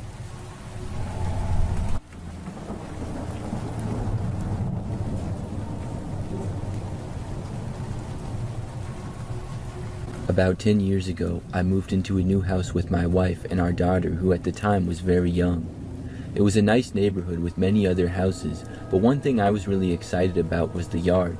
We had lived in a small townhouse before that and barely had a yard at all, and the new neighborhood had a lot more space. Our yard was almost an acre, and I would say most people over there had about that as well. So after moving in and getting all the furniture in the house and stuff, there was a lot of work that I wanted to do in the yard. For example, there wasn't much landscaping. The grass had some dead spots, and there was a good number of weeds in the backyard. So one day, soon after moving in, I went outside to do a bunch of the yard work. My wife stayed inside the house with our daughter. I remember that I worked for a few hours, and then I had to go to Home Depot to get some stuff. I left and came back pretty quickly. I don't recall much of that trip because it was pretty normal. However, after I got back, I went into the backyard, sort of on the side of it. From where I was working, I could see part of the street in front of our house. The street was normally very quiet because it's just residential. A short time after getting back, I saw this older car pull up and park on the side of the road. It was parked between our house and the next door neighbors. I didn't think too much of it until I saw a man get out and then just sort of stand inside of our yard on our property. Then the man was looking at me as he slowly walked in my direction. He was moving extremely slow and I didn't know who he was. I had met both next door neighbors as well as the ones across the street, and this guy wasn't any of them. He was kind of standing around and also kind of walking closer, and I stopped what I was doing and I began to walk over to the man to see what he wanted. However, as I approached, the man turned and then went to my left and very quickly went out of my sight because the house now blocked him. I walked faster and then arrived in the front yard, but I didn't see the man. I thought that maybe he was going to knock on our front door, but when I looked, he wasn't there. I quickly went inside and called to my wife, asking if anybody had entered the house just to be safe. Thankfully, she said nobody had. So I went back out and I looked all around the front yard and then went into the backyard as well. I didn't see the man. I wasn't quite sure where he went. There were a good number of trees and bushes around people's properties, but I didn't think that the guy was hiding or anything. I figured that he must have just cut through our yard to maybe get to somebody else's. The whole thing seemed really strange because the man's behavior was kind of odd. But overall, I didn't know what else to do, so I just went back to work. I got quite a bit of yard work done, and things were looking much better. I remember noticing that after several hours, the man's car was still there. I continued with the work though, and when I was almost done, I remember that out of nowhere, I heard something behind me. When I looked back, I saw the guy again. He was in my backyard and like 50 feet away from me. After seeing him, the man looked at me, and I called out, asking what he was doing in my yard. The man didn't answer me.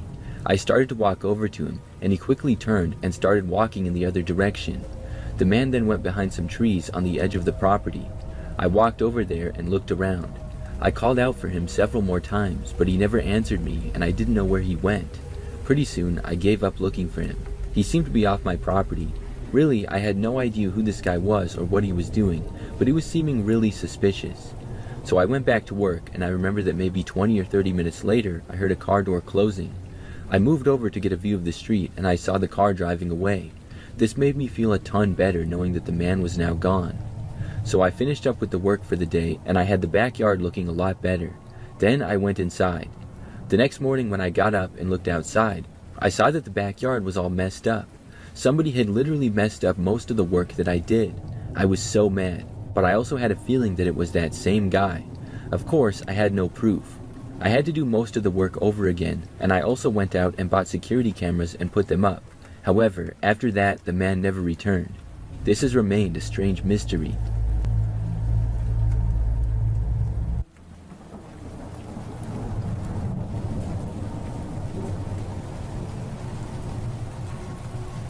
This is something that happened just last year. I work at a very large and popular mall. It has hundreds of stores in it, and we get countless shoppers each year. On weekends around the holidays, it's even more busy. Particularly the weekends leading up to Christmas, it can be chaos at times. The store that I work at is a shoe store, and we sell a few other products as well. It's fairly popular though, so we're just as busy as any store when the mall is crowded. In fact, at times we had to limit the amount of people that can enter the store at once, because our space is not very large. One weekend last year, I was working along with 4 other coworkers. On a normal day, there might be 2 of us working at once, but we knew that it was going to be busy. As I was working on this very busy day, things got really hectic. The store was packed, everybody was looking at shoes and buying them, and all of us employees were kept busy. There were constantly questions about products and people were everywhere. This went on for hours. At one point, a man came up to me and asked if we had a shoe in a certain size. I knew that we had going into the day and told him yes. The guy seemed kind of frustrated already. He had been looking for the shoe and he couldn't find any of the shoes that he wanted in the store, but I knew that we kept some in the back. Well, it turned out that I was wrong. We had some when the day started, but they all sold, and I didn't know that. Now we were completely out. So I went into the back room and realized that they were all gone. I went back out and told the guy that we actually just sold out of them. This man got way more angry than I was expecting. He instantly started cursing at me and saying that I was a liar and stuff. I apologized and offered to give him some other stores that they might be at, but the guy said no. He continued to yell at me, and some of the people nearby started to notice. The store was still packed, and when the guy wouldn't stop yelling at me, this other guy who was nearby stepped between us. After that, the angry guy seemed to calm down a little bit, but then he said to me that he would be back and he would get me, whatever that meant. Then he turned and left. I just thought that it was an empty threat. The man was gone now, and I felt better. I went back to work, and we stayed extremely busy. The store was messed up from stuff being out of place, and there were customers everywhere. So it was a constant work of us trying to reorganize the store, help customers, and things like that. By 6 o'clock, things finally started to calm down. We closed at 8, and the last 2 hours were much calmer. Finally, by 7:30, all the other employees left except for me and 2 others. Us 3 were working until close. Each of us knew how to close the store. The mall closed at 8 as well as our store, so by now the entire mall was pretty quiet. When several of us would work until close, we would kind of switch off at who would stay last and finish up the closing tasks. On this night, it was my turn to. At 8 o'clock, the 2 others left, and I stayed to finish things. I would be there only about another 15 minutes or so. As I finished things up, a while later, I saw out the front window of the store the same man from earlier. He was already looking at me. Our store was closed now, and the doors were locked. The mall was also now closed.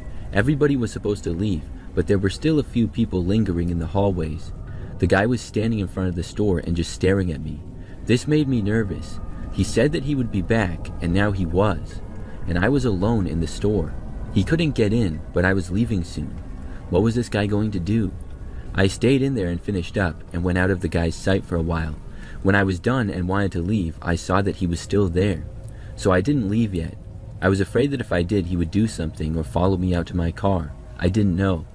Now, this guy was basically the only person out in the hallways. I didn't leave and instead went back into the back area of the store out of his sight. I came back a minute or so later to see if he was still there, and he was. But then I saw a security guard approach him and tell him that he had to leave. Within moments, the guy was walking away with a security guard basically kicking him out of the mall. I was so glad to see that. I waited inside still for another couple minutes, and then I left and headed home. I walked through the now empty mall and then left to go into the parking garage. That's where I typically parked. The garage was practically empty now as well, with only a few cars scattered around here and there. I made my way to my vehicle, but before I got there, I heard a voice from sort of behind me. I looked and saw the same guy. He was standing a ways away in the parking lot. I have no idea how he knew I would be there or if it was just a coincidence, but nevertheless, he was here. I saw him start to angrily walk towards me. I turned and just started running for my car. I sprinted until I got there and then quickly went inside. Then I did not waste a second and locked the doors, started my car, and left. The man did not reach me yet. I left him standing there in the parking garage and I drove home. After that, I never saw him again. I was kind of paranoid that he was going to show up sometime at the store. Thankfully, he never did, at least not when I was working. I can't believe that he got so mad about that. It was an honest mistake, and I was just trying to help the guy. Some people have anger problems, though.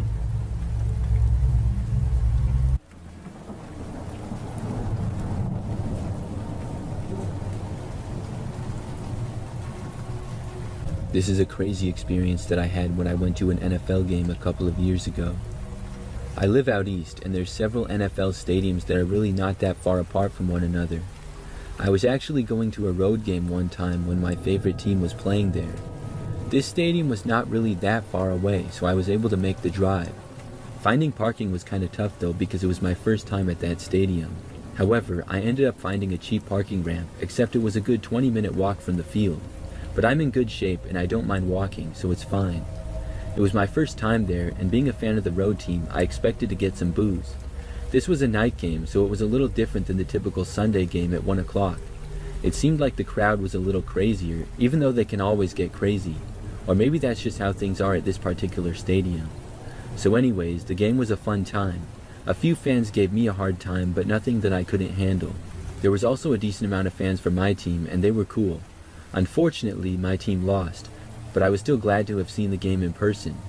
When an NFL game ends, the walkways in the stadium become extremely crowded, so it's nearly impossible to make it out in a decent time. So I remember that as I was walking up the stairs of the aisle to get to the concourse, there was a line there. I was slowly making my way up, and other fans were leaving the seating area to the stairs. This big guy who was a fan of the other team just ran into me. He was coming from the seats, and I was walking up the stairs. He literally just barged his way onto the stairs instead of waiting and nearly knocked me over. I kinda shoved him back and said, "Watch it, pal." He then cursed at me and then rubbed it in how my team had lost and I suck and all that. But it wasn't in a joking way, this guy just seemed rude. I tried to squeeze my way ahead of him out of anger, and also because I was now squished between like 5 people. The man literally grabbed me and pushed me back. We then got into it a little bit verbally. We were basically cursing each other out and going back and forth. Within maybe 20 seconds, another fan kinda stepped between us and told us to forget it.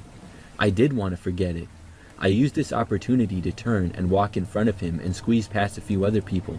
The guy tried going after me, but he was a lot bigger and wouldn't be able to get through the people like I could. I made it into the concourse, which was now loaded with people. I did my best to make my way to the exits. Everyone is really packed in like sardines though, so you can only really take very small steps. I hoped that I would not see the angry fan again since I had gotten into it with him.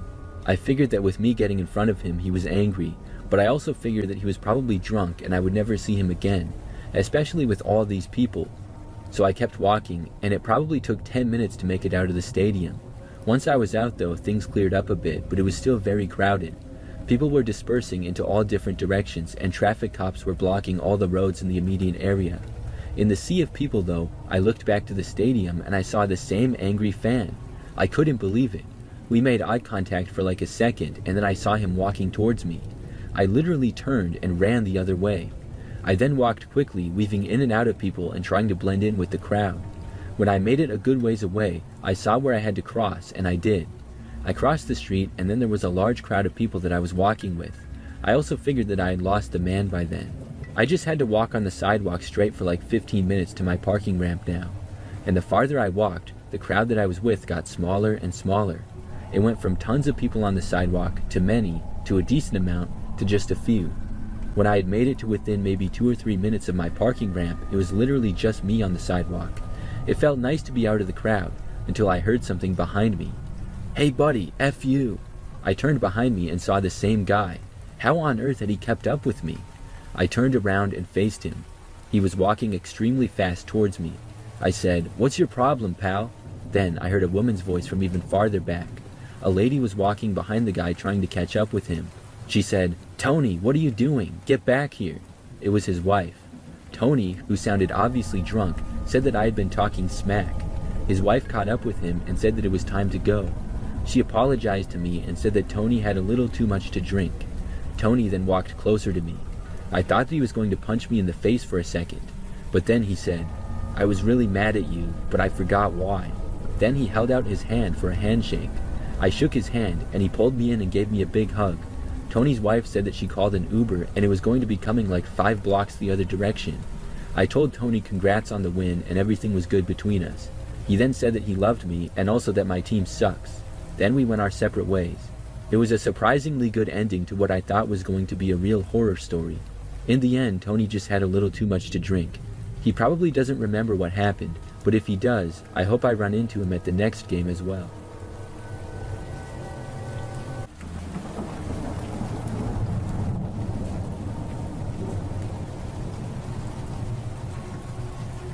To set the stage for this story, we must go back to the far-off year of 1988. The location is the Cascade Mountains of Oregon. I was 10 years old, and it was me, my mom, dad, best friend, and our golden retriever, Amber. We were very much an outdoor family, and had many camping trips before this and since. But to this day, when I think about it, I still remember the terror I felt that weekend so long ago. After a brief talk with my father recently, it kind of came back to the front of my mind. He also was able to fill in a few details that I had forgotten. We packed up the station wagon with everything we would need for a hike into one of our favorite lakes to camp at. To make this trip even more exciting for me was the fact that it was my birthday weekend and I got to pick this lake. After we arrived at the trailhead and got our packs on, my dad got his firearm and strapped it on his belt. In Oregon, open carry was permitted in national forests, and my dad always had a gun on his hip while in the woods, which always added a sense of security. We had a close call with a bear one time, in which it came in handy. The lake was about a 4-mile moderate hike in and through some thick forest, but the trail itself was well maintained and was never very busy, so it was going to be a very pleasant hike. We started off our hike, and back in the 80s it was not uncommon to have your dog off-leash on the trails in the forest, so we let Amber run and do her thing. She was a good dog and never ran off too far or jumped on people. She did love people though, and speaking of people, we had not seen anybody else on the trail after about 2 miles in on the hike, which was nice since it was all of us talking, laughing, and enjoying nature. My best friend and I started to hike ahead of everybody else, because we were so energized and excited about finding the first and best tent spot once we got to the lake. Amber was bounding ahead of us and having a great time too. We were about 20 yards ahead of my parents when Amber stopped dead in her tracks. I thought that maybe she saw a chipmunk or something, maybe a bird, but she started to growl. She never growls, so we stopped walking, and I thought that maybe it was a bear or deer or something that was just off the trail, and she had seen it or heard it. We immediately started walking backwards, and my parents caught up to us. My dad asked us what was going on, and I told him that Amber was up on the trail growling at something. He told us girls to stay back with my mom, and he walked ahead to where Amber was at the trail. My dad got up to her and looked around. I heard Amber whimper a bit while looking off the trail. My dad comforted her and called her back and walked back to us. He said it must have been an animal, and he did not see anything right off the trail or ahead of us. He said to let him take the lead as we continued to hike. It did not take long before it was forgotten, and Amber and the rest of us were all having a good time again. We arrived at the lake, and much to my delight, there was no one else there camping. The water was clean and blue, and the shade from the trees made the whole scene just perfect. My friend and I found the best spot to set up our tent, and my parents followed suit. After we had camp set up, folks went off to fish just down the hill, and my friend and I took off with Amber to walk around the other side of the lake to catch salamanders. We only made it about 1/8 of a mile when Amber stopped and started to growl. We stopped and looked around and heard brush rustling. Then, right in front of us, a man walked out of the trees. Amber stayed right by our sides and started to bare her teeth. The man was taller than my dad, so at least 6'4". He was very skinny, but he had broad shoulders. He was clean cut and was wearing black jeans and a white polo shirt with loafers. I mean, he did not look like he had hiked at all, or was even dressed for the outdoors. He almost looked like he came out of church. We just stood there trying to process the situation when Amber began to bark. The guy just stood there, not moving, and he smiled. Like the creepiest smile. It felt like someone who thought that this is what a smile was supposed to look like. Amber kept barking, and this got my parents' attention, and they looked up to us and called us to come back. We complied and started to walk back towards them. My dad met us halfway and told us to go to the campsite, and he was going to talk to this guy. We got back to camp, and my mom sat with us. I could hear my dad asking the guy if he needed help or if he was a fellow camper or if he had set up camp away from the lake. My dad was being polite and calm, but I could see that he was on guard and trying to feel out the situation. Now is the time to mention that my dad was ex-Army and could be very intimidating when needed. The conversation continued. The guy told my dad that he was just on a walk and did not mean to intrude on us. The guy said goodbye and walked back into the woods. My dad walked back to camp, sat down, and told us that he thought the guy may be a yuppie camper and does not know much about the outdoors. But my dad said that he got a weird vibe from him and would continue keeping an eye out for him. Amber stayed by our side and was calm, yet she kept looking towards the direction the guy went. A bit more time went by and we had a nice campfire going and the sun was starting to set. We cooked some dinner and made s'mores afterwards. My friend and I decided to go to our tent and read some books and tell each other some scary stories. Amber followed us to the tent and laid right outside of the door. My parents walked down to the lake to sit, have a beer, and just chill. They were never more than 50 yards away. Not long after my parents walked away, I heard Amber start to growl, and then we heard footsteps coming from the woods behind our tent. My friend and I turned off our flashlight and went quiet to listen. The footsteps stopped at the edge of the woods. We then heard heavy breathing and a grunting sound. Amber started to bark, and we heard the footsteps retreat into the woods. Amber whimpered a bit, and then I heard my parents walking back to the camp. I went out and told them what happened. My dad said that he heard Amber barking, and that's why they came back up. I asked my dad what we should do. He told me that we will see about moving camp in the morning, since we still had 3 days left of the trip, and nothing had happened to warrant just leaving. But he said that we should play it by ear, and just be a little more vigilant, and if something changed, we would decide what to do next. He told us to try to get some sleep, and we all turned in for the night. The next morning, we got up and had breakfast. After breakfast, we headed down to the lake to fish. It was a beautiful day, and we were having so much fun that the events from the prior day were almost forgotten. We decided around lunchtime that we would go for a short hike to the waterfall that is up from the lake. We were gone for only about an hour, and when we came back, we found our tents opened and our sleeping bags strung out on the ground. My dad told us to hang back with my mom, and he went to investigate. He came back and said that nothing was missing, but it was not an animal that did this. He said we should break camp, hike back to the car, and find another spot to camp for the next couple of days. I could tell my dad was not wanting to frighten us, but I heard urgency in his voice.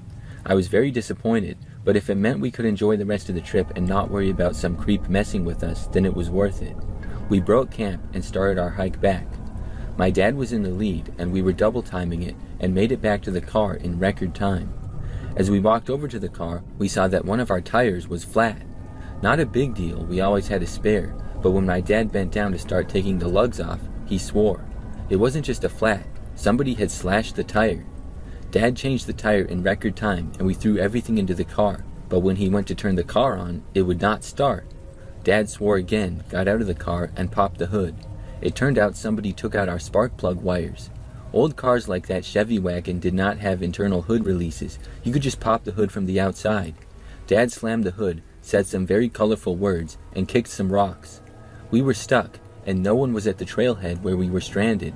My parents are calm under pressure, and after a few minutes of discussion, it was decided that Dad would start walking down the road until he could hitch a ride to town and go to an auto parts store. Mom and the rest of us were going to wait with the car and look for someone to hopefully pull into the trailhead to help us. A few hours went by and nobody had come to the trailhead. It was getting hot and we were all hungry and tired. My mom made us some lunch and then went to sit under a tree to cool off. Amber was by our side and was calm, but then we heard a voice. Amber leaped up and started to whimper. The creepy guy from yesterday came down the trail and was asking my mom if we needed help. My mom told him that we were fine and that it was being settled and my dad would be back soon. The creep told her that his camp was close and he was parked on the old fire road that is near the lake and asked us if we would like to come back to his camp and wait until my dad returned. My mom sternly told him no and we would just stay put and thank you anyways. He did not like this. He told my mom that it was not safe out here for a pretty lady and 2 young girls. My mom, like my dad, was no pushover and asserted herself again and said that we did not need any help and to please just leave us alone. The guy just stood there, smiled wide, and then turned around and left. My mom was visibly shaken and us girls were a bit scared. My mom came over to us and told us that we needed to stay close, not wander, and that we will be okay. My friend and I were really kind of freaked out and we were just hoping that my dad would make it back soon. After another 30 minutes, the creepy guy came back. This time, he was not alone and had a slightly younger guy with him. The other guy was dressed as a yuppie camper and had a very stern look on his face. My mother stood her ground as they approached. Amber started to growl again. The 2 guys flanked us, and one of them flashed a gun tucked into his belt. The older guy told us that we needed to go with them, and they were not asking. My mom backed up next to us and without taking her eyes off them, reached to her belt and pulled out her Bowie knife. My mom said that we would not be going and they needed to leave now. The two men did not even flinch at this and said that we would come back with them or they would hurt us. At this moment though, Amber went from just growling to barking and put herself between us and them. This made the guys stop and hesitate. My mom yelled that they needed to leave now.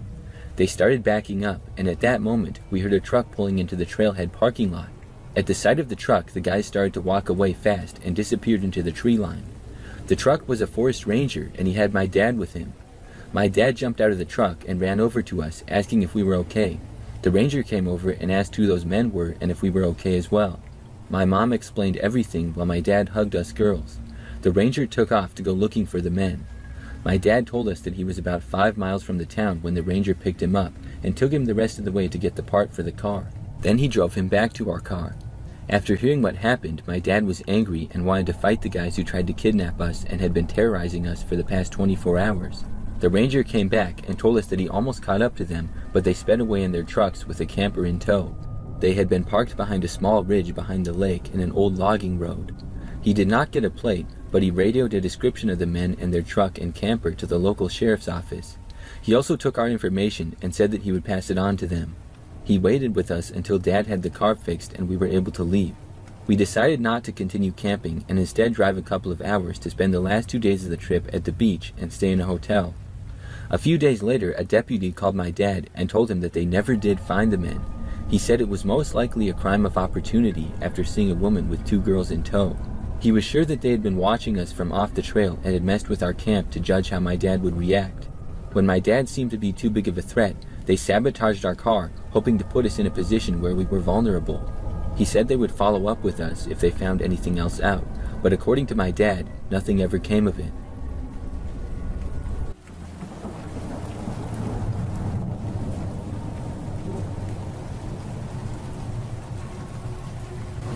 I worked as an overnight grocery stocker manager for 19 years. This happened about 15 years ago, and I'll never forget it. It was a regular night shift, and we had no incoming deliveries, so it was just the crew and I backstocking. Occasionally, someone from the meat department would stay late after hours and do a deep cleaning of their area about once a week.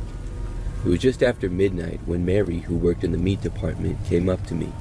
She was visibly shaken, in tears, and almost out of breath. She told me that there was a man standing in the meat department dressed in all black, motioning for her to come to him. She said she was scared and didn't know what to do. I told her to stay calm and grabbed another employee to check things out. We looked through the whole store, checking every aisle, the meat department, the back rooms. We checked everywhere, but there was no one. I reassured Mary that we had checked and there was nobody else in the store. It felt strange, but I tried to brush it off. Maybe she was just tired, or maybe she had imagined it. But to be honest, I still felt uneasy. Our closing manager always did the final walkthrough to make sure that everyone was out, and it was just us workers. After that, Mary went back to finish her work. I tried to get back to mine, but only a few minutes later, she came back up to me again, this time in full panic mode. She said that the man was back, standing in the meat department, motioning for her again. I told her to stay with me, and I grabbed the other employee once more. We looked around again. Nothing. No man or strange figure, just the empty store. At that point, I told Mary that she didn't have to finish her cleaning and she could go home for the night. I wasn't going to push her to work if she was that shaken up. She seemed relieved and left. The next morning, when the store manager came in, I told her what had happened. She didn't seem too concerned. She just pulled up the camera footage from the night before to see if anything strange had been caught on tape, but there was nothing. No sign of anyone standing in the meat department. Nobody in the store who shouldn't have been there. It was all business as usual on the cameras. The manager seemed to brush it off and said that it was probably just stress or exhaustion getting to Mary. The manager did mention that Mary had told her a strange story a few nights before about a customer in the store who had a knife. She hadn't said much else about it, but the manager figured Mary had just been stressed out and needed some time off work.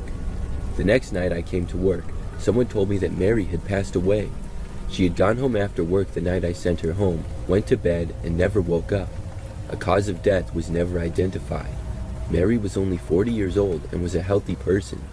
I've worked plenty of overnights since, but that was the weirdest thing that ever happened on my shift. It still gets to me sometimes, even though it happened decades ago now.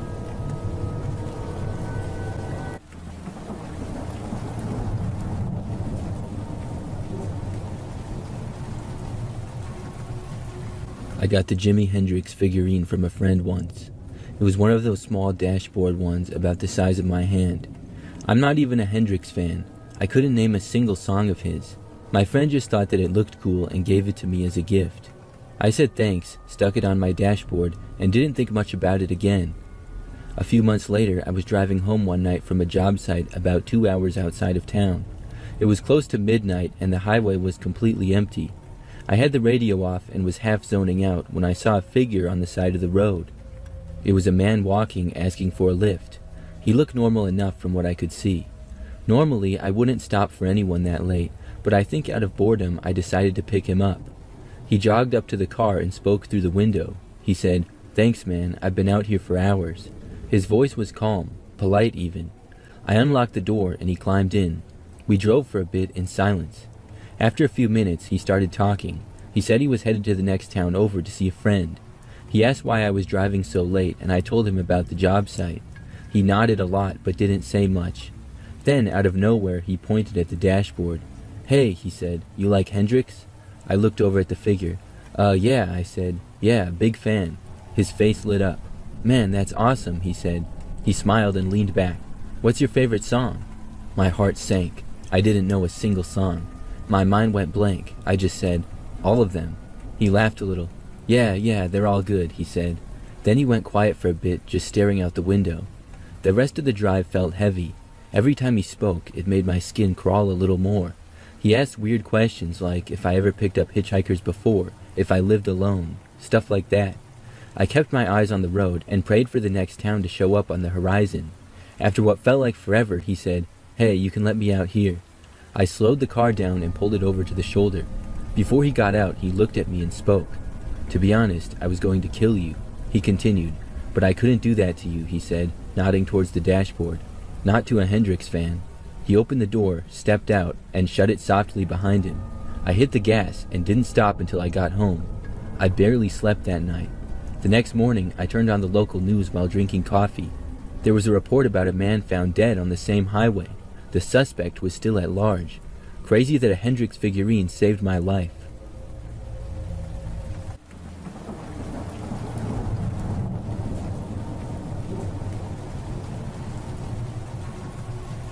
This happened almost a year ago now. It's something that's still given me PTSD, and I'm currently on anxiety medication for it. I grew up in a small town. I was determined to get out of there from a young age.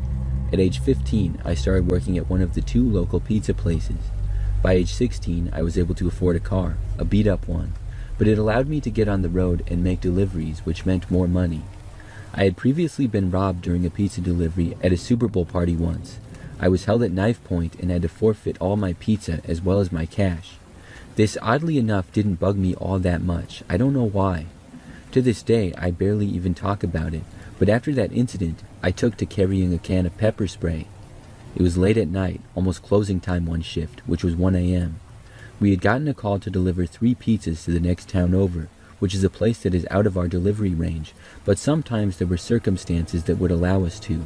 The circumstances were that out of all delivery drivers, as well as the assistant manager at the time, there were a few that were peddling drugs.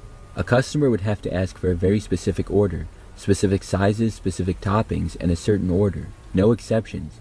It was a service policy for one of those specific drivers to make this delivery, even if it was outside our range. I was never one of them, but on this night, I was. I knew the trick of the trade, so when I saw the garlic bread bag on top of the more specific pizza orders, I knew it was a drug order. My assistant manager at the time even specifically instructed me to get the envelope from the customer and that he was sure they would tip well.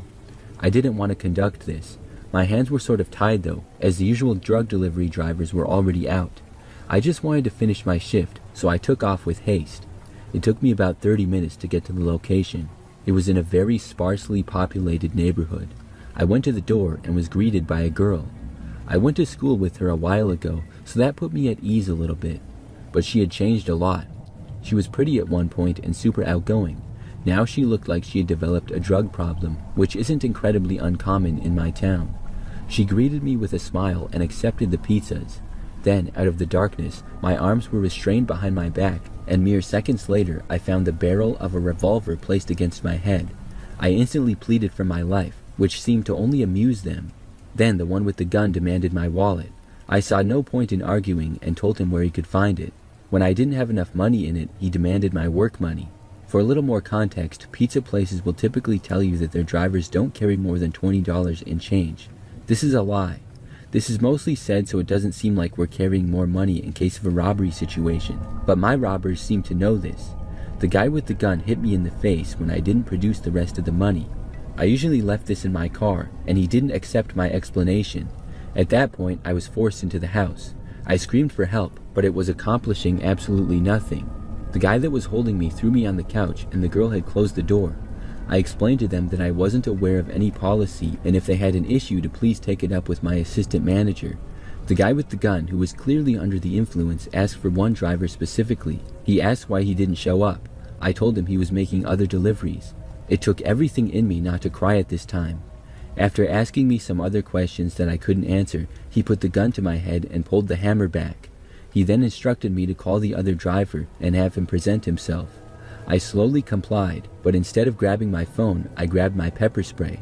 It felt stupid, but I saw a brief opportunity to get out of there. I elbowed the pistol out of my face and then sprayed the canister onto his. I didn't take any chances. I sprayed him in the eyes, nose, and inside of his mouth. The smell of that stuff still irritates my sinuses when I think about it. Now, I've been in exactly 3 fights in my life before this, and I lost all 3 times. But after spraying him, I hit him in the crotch and then slammed my fist down on his face. We wrestled for the pistol for a few seconds. I managed to get it on the floor and grabbed it away. The other guy took a few steps towards me, but then backed up once he saw I had the gun. Once he saw that I had the gun in my hand, he backed off and asked me to leave. I'm not a violent person in the slightest, but I'll admit I still get joy out of the look on his face when he saw me holding the gun. I was on cloud 9 for a few minutes as I drove away, but once I got a healthy distance from the house, I pulled my car over and had to take a moment to compose myself. I then realized I was still holding the pistol. Upon further observation, I noticed that it only had 1 bullet in it, and it wasn't the chambered one. He could have pulled the trigger about 4 times before I got killed. He probably was going to use that as a tactic to scare me if I didn't do what he wanted. When I got back to the restaurant, my manager and I got into a heated argument over what happened at the delivery. I wasn't having that after what I went through, so I just left the store early. I couldn't really call the cops at all because I had been part of the drug deal and had agreed to do it, so I didn't think that would be smart. When I got home, I told my stepdad about what happened though. He later went to go find my manager about it. I don't know what happened, but when I got to work on Monday, I clocked in with no issues. I worked there for about another month. Then I decided I'd rather work somewhere else where I wasn't treated poorly and putting my life in danger.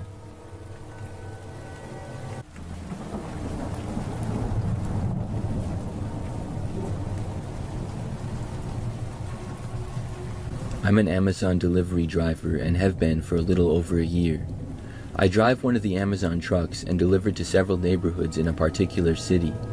I deliver to both houses and apartments, and overall I enjoy it. Things are usually pretty easy because I don't have to drive on some of the very narrow roads. Anyways, the story I want to talk about happened roughly 6 months ago. So I'd been on the job for about 6 months and had gotten used to most things. There was this one neighborhood that I had been delivering to on many days. I would describe it as a very typical neighborhood. There were houses on both sides of the street with nice front yards and driveways. I would park on the side of the road and deliver to the houses and slowly make my ways down. On most days, I would say at least 10 of the houses had Amazon packages to be delivered. Some houses would obviously get packages almost every day. So one day, I got about halfway down the street and I parked my truck to deliver to one house in particular. When I got out of the truck, I went to walk up the driveway and leave the package at the front step. I knew that I had delivered to this house several times before and I recognized it. As I was walking up the driveway, I saw this man standing in the garage next to the house. The garage door was open and there was also a car inside. The man was watching me and I thought about going and handing him the package. However, as I continued to walk up the driveway, he looked away and then he walked farther into the garage and kind of out of sight. Then I just went to the front step, set the package down, and then headed back to my truck. I remember when I was getting back to my truck, I saw the guy staring at me again. I didn't really think too much of this whole thing, but I mentioned that because something strange happened soon after. I remember that I continued with my route for the day. I was out delivering packages, and when I got off, I drove the truck back to the Amazon warehouse. After parking the truck, I went inside, and a short time later I headed out to my car to drive home. When I got inside my car in the parking lot though, I saw this other car parked a ways across from me. I don't know how I noticed this, because the car's lights were off, and it wasn't like directly in front of me or anything. But I saw that there was a man in the driver's seat of the car and he was looking at me. I was sure that it was the same guy who I had seen in the garage. It took me like 5 seconds to remember that. When I saw him, I knew he looked familiar, but I couldn't tell from what. Then I realized. I was very confused though as to why he would be there. I sat in my car for a short time, wanting to see what the guy was doing. He appeared to just be sitting in his car. I couldn't really tell if he was looking over at me, but it kinda seemed like it. After I sat there for like 2 or 3 minutes, I remember seeing the lights to his car suddenly turn on, and then he drove away. I was a little creeped out by this. Then I just drove home though. I didn't know what else to do. Now, for a few days, I did not deliver to that house. Then, probably 3 days later, I did have another delivery there. I left my truck and started walking up the driveway again. This time, the garage door was closed, and I did not see the man staring at me or anything. But when I got to the front door, there was a note taped to it. The note said, "Please deliver package inside the house." I didn't really know if I should, but after thinking for a few seconds, I decided to. I thought that maybe they had had a problem with people stealing packages or something, and if this one got stolen, I might get in trouble for not delivering it even though I had. I don't really know, but that's what I was thinking at the time. I opened the door and it was unlocked. It looked like a pretty typical entryway of a house. But then I saw another note taped to a wall straight inside the house. This one said, "Deliver package that way," with an arrow pointing to the right. This was just too weird. I just laid the package down right inside the door and then turned around and left. I went back to my truck and continued on. After that, I didn't get any more package deliveries to that house. But something else that's weird is I would still drive down that street for other deliveries. Like a week or so after the incident, I remember seeing 2 police cars parked on the side of the road in front of that house. I'm not sure what it was about, but I think that guy seemed really sketchy. Like 2 weeks later, my route changed. I haven't been back there since. I'm not sure what the deal was with that guy, but he certainly gave me the creeps.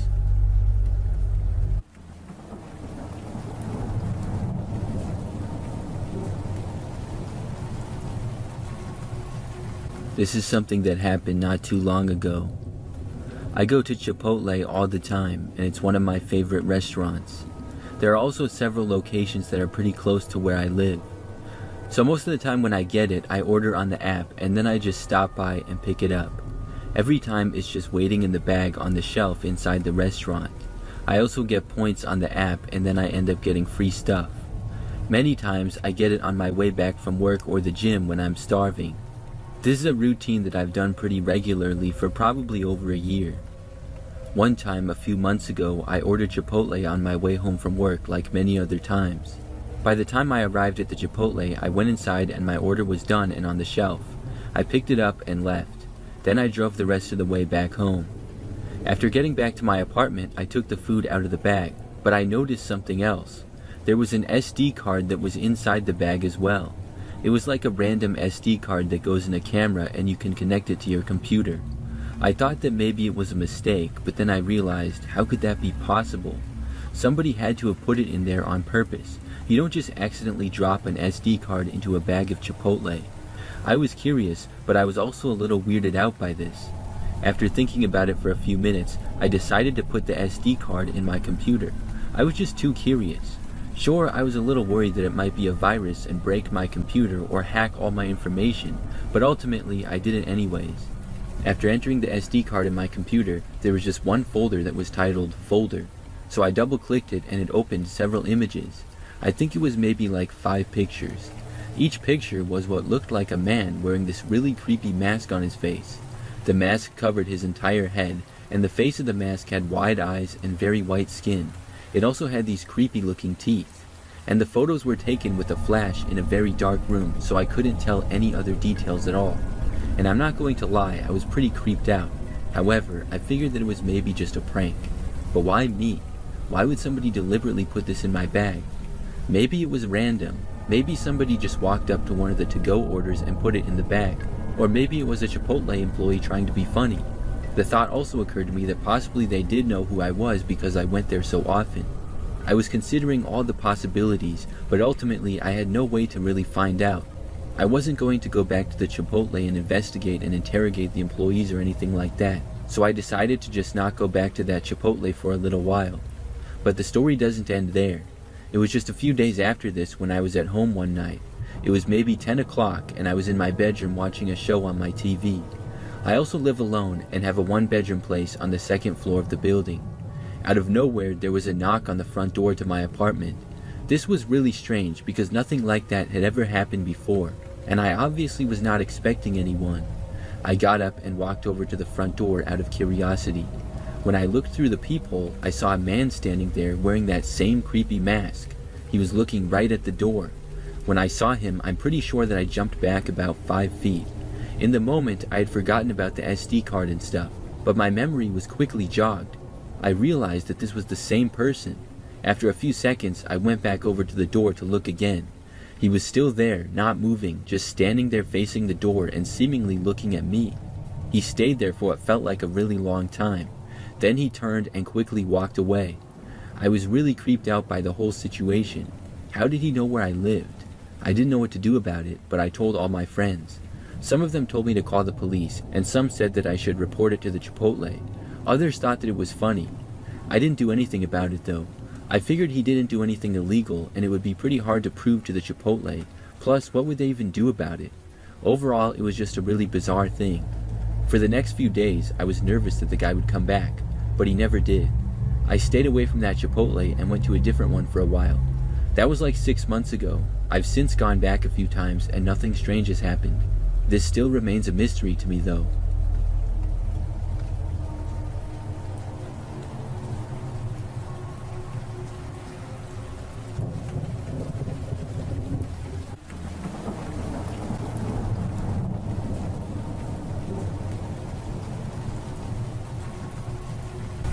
This happened almost 10 years ago now. During this time, I had recently graduated from high school. I was in college, but back home for the summer. One of my best friends was a girl named Claire. She worked at a Chuck E. Cheese during this time, and one night she asked me for a ride home from work. I didn't work at the Chuck E. Cheese, but I didn't have anything going on, so I could give her a ride, and Claire lived not too far away from me. I think her car was broken or something, but I can't remember exactly. Anyways, she'd been working at the Chuck E. Cheese for a while, and sometimes worked closing shifts. On this night in particular, she was working to close, and told me the time that I should arrive. So that night, I drove my car to the Chuck E. Cheese. It was located on the edge of the part of town that had most of the stores and restaurants and stuff. By now, things were very quiet. There were a couple of businesses next to the Chuck E. Cheese that were now closed, and the parking lot was basically empty. I pulled in and parked my car in a random parking space, and then texted Claire that I had arrived. I was a couple of minutes early, so I didn't expect her to leave right away. As I sat there in the parking lot, I noticed one other person outside. There was a man kind of walking around outside of the Chuck E. Cheese on the sidewalk in front of it. He seemed to just sort of be roaming around. About a minute into waiting, and I got a text from Claire saying that there was a creepy guy who had been at the Chuck E. Cheese, and she asked me if I had seen him. I texted back mentioning the guy in the parking lot, assuming that was him. A short time later, Claire responded, saying that she hoped he would leave and that she would be out in a couple of minutes. I watched the man from my car, and after he paced around the front of the Chuck E. Cheese, he sort of stopped and then looked over at me. When he saw me, he just started staring at me for a moment or two, and then he started walking in my direction. I got a bad feeling when I saw that and wondered what he was planning to do. The man walked all the way over to my car and then went around to the driver's side right by me and then knocked on the window. I looked and made sure that my doors were locked, and after seeing that they were, I then rolled my window down just barely an inch. The man didn't even say anything to me though. He just tried opening my driver's door, which was locked. When this happened, I rolled the window back up. The man then started banging on my driver's window rather hard, and I didn't know what to do, so I drove away. I hit the gas, leaving the guy standing there in the parking lot. I knew that I had to pick up Claire still, but I needed to get away from the guy. After I left the parking lot, my plan was to circle back around and hope that Claire hadn't left the Chuck E. Cheese building yet. Obviously, I hadn't had a chance to let her know that the guy tried getting in my car, so I drove down a street and then turned around and drove back. When I arrived at the Chuck E. Cheese again, I saw the man was standing right outside of the building. He was knocking on the front door to the building, which I'm assuming was locked. I parked my car in a space again, and then rolled my window down and yelled at the guy to stop. He looked over at me, and I braced myself for what he would do next. But surprisingly, he turned and walked away from the Chuck E. Cheese, not in the direction of my car, but in another direction altogether. I watched the man walk to the side of the parking lot, and then go into a small grass area with some trees separating that parking lot from another one. After the man had basically gone out of sight, I saw Claire walking out of the Chuck E. Cheese. She then started jogging towards my car and looking around. It was like she knew the guy might come back again. When Claire had made it a little more than halfway to my car, that's when I saw the man again. Claire looked behind her for a second and then started running faster. I saw the man emerging from behind a tree and then start full-on sprinting towards us. Claire ran faster and was able to make it to my car and get inside. When she did, the man was still full-on sprinting towards my car and was maybe 40 feet away. I quickly put the car into drive and got out of there. The man was thankfully unable to reach my vehicle, and I left safely. I was able to give Claire a ride home, and we were very glad to escape that guy. After that, I never heard anything more about him being at the Chuck E. Cheese. I'm not sure what he wanted or what he was doing that night, but it was a very crazy experience.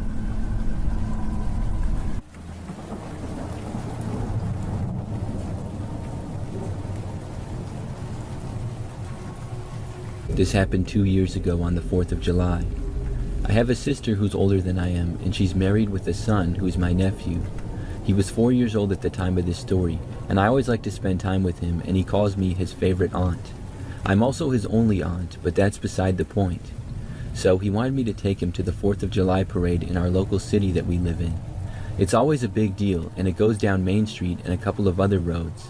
My sister and her husband live within a walking distance of the parade route, and it took place on the morning of the 4th. So I arrived at my sister's house, and her husband's parents were there visiting. Going to the parade was just me and my nephew, so we left and walked to the parade route. We found a place to sit down along the side of the road on the edge of the neighborhood. The parade started shortly after, and it was a pretty good turnout. My nephew enjoyed it, but at the end, something strange happened. Most of the people in the parade were the typical things that you would see. Towards the end, I remember seeing this clown walking around by himself. It seemed normal at first, but then it kinda didn't. He was just walking around, looking at people, and he seemed a little bit out of place. He was not a 4th of July themed clown either, just a regular clown. When he got close to us, he walked over real slow. Then he walked directly up to me and my nephew. He gave my nephew a high five, and then he went up to me and gave me a hug. It was awkward, and I'm not sure why he did, but I still figured that he was just being a friendly parade clown at that point. He kind of walked off then. After that, I remember about 5 minutes later noticing him again. He was walking back the opposite way of the parade traffic. He appeared to just kind of be wandering around. Soon after, the parade ended. I didn't notice the clown, and the people started leaving. As my nephew and I were now getting ready to leave, though, I noticed the clown once more. He was walking back from far away and heading in our direction. I wasn't sure exactly what he was doing. Nobody was talking to him or anything, but a few people were looking at him. We left the area and started walking back on the sidewalk to my sister's house. The pace that my nephew and I were walking was pretty slow because he's only 4 and he didn't want me to carry him, so I was just going at his pace. When we made it about to the next street over, I noticed the clown again. And now it was just us and the clown. Nobody else was on this street. He was at the far opposite end of it, just slowly walking around. We did not have to go down this street, but we just had to cross it and walk past down the sidewalk basically. It was weird that we saw the clown, so we kept going, and I was hoping that he would not follow us or anything. By the time we made it past the street to another one, the clown was still walking towards us, and closer. I was starting to get a little concerned because it seemed weird. The way the clown was walking was like he was just wandering around. We continued down the sidewalk, and the clown ended up following us. We finally made it back to my sister's street, and now the clown was walking behind us only about 50 feet back. None of us said anything. I hurried up, and at this point picked up my nephew and carried him into the yard, and then we went inside. I looked back, and the clown was still walking towards us, but he was in the middle of the street. I felt much better after getting inside though. After my nephew rejoined his parents and grandparents, I was curious, and I went to a front window. I looked out, and I saw that the clown was still there in the middle of the street. He was just standing there and looking in the direction of the house. It was so strange that I decided to go tell my sister and her husband about it.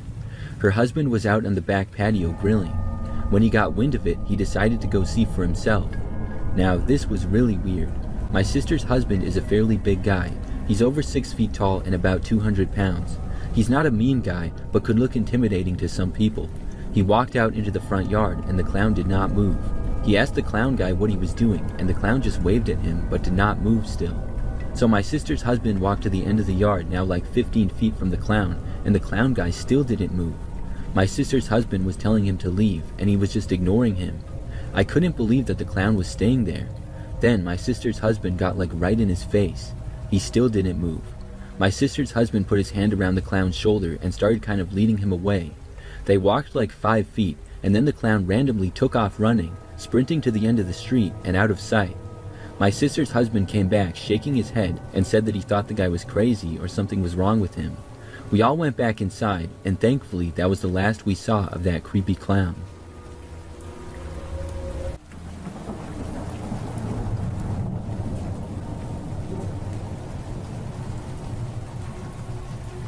A couple of years ago, I had to go to the airport one night to pick up my sister. She was flying in from Detroit, and the flight was supposed to land fairly late. I think it was like 10 or 11 p.m. or something like that. However, her flight ended up being a little bit late. I arrived at the airport somewhat early, but my sister wasn't back yet. I went and parked the car in a parking lot and then went inside of the airport. When I got inside, I found the time that my sister's flight was now supposed to land, and I had about 20 more minutes to wait. So I went over and sat down. By now, the airport was very quiet. There were just a few people walking by here and there. As I sat down and waited, I remember that at one point I saw this woman randomly walking up to me. When she approached me, she asked me how to get to the city from the airport. Now, the city was like 5 minutes away, so I told her, and it was pretty easy. She walked away after that in another direction. But then the woman stopped, sort of near another sitting area, but did not sit down. I wasn't really watching her, and I mostly went on my phone. A while later, though, I looked up to see the woman just staring at me. She was standing in about the same spot. Now, she was a long distance away, but there was still no mistaking that she was looking in my direction.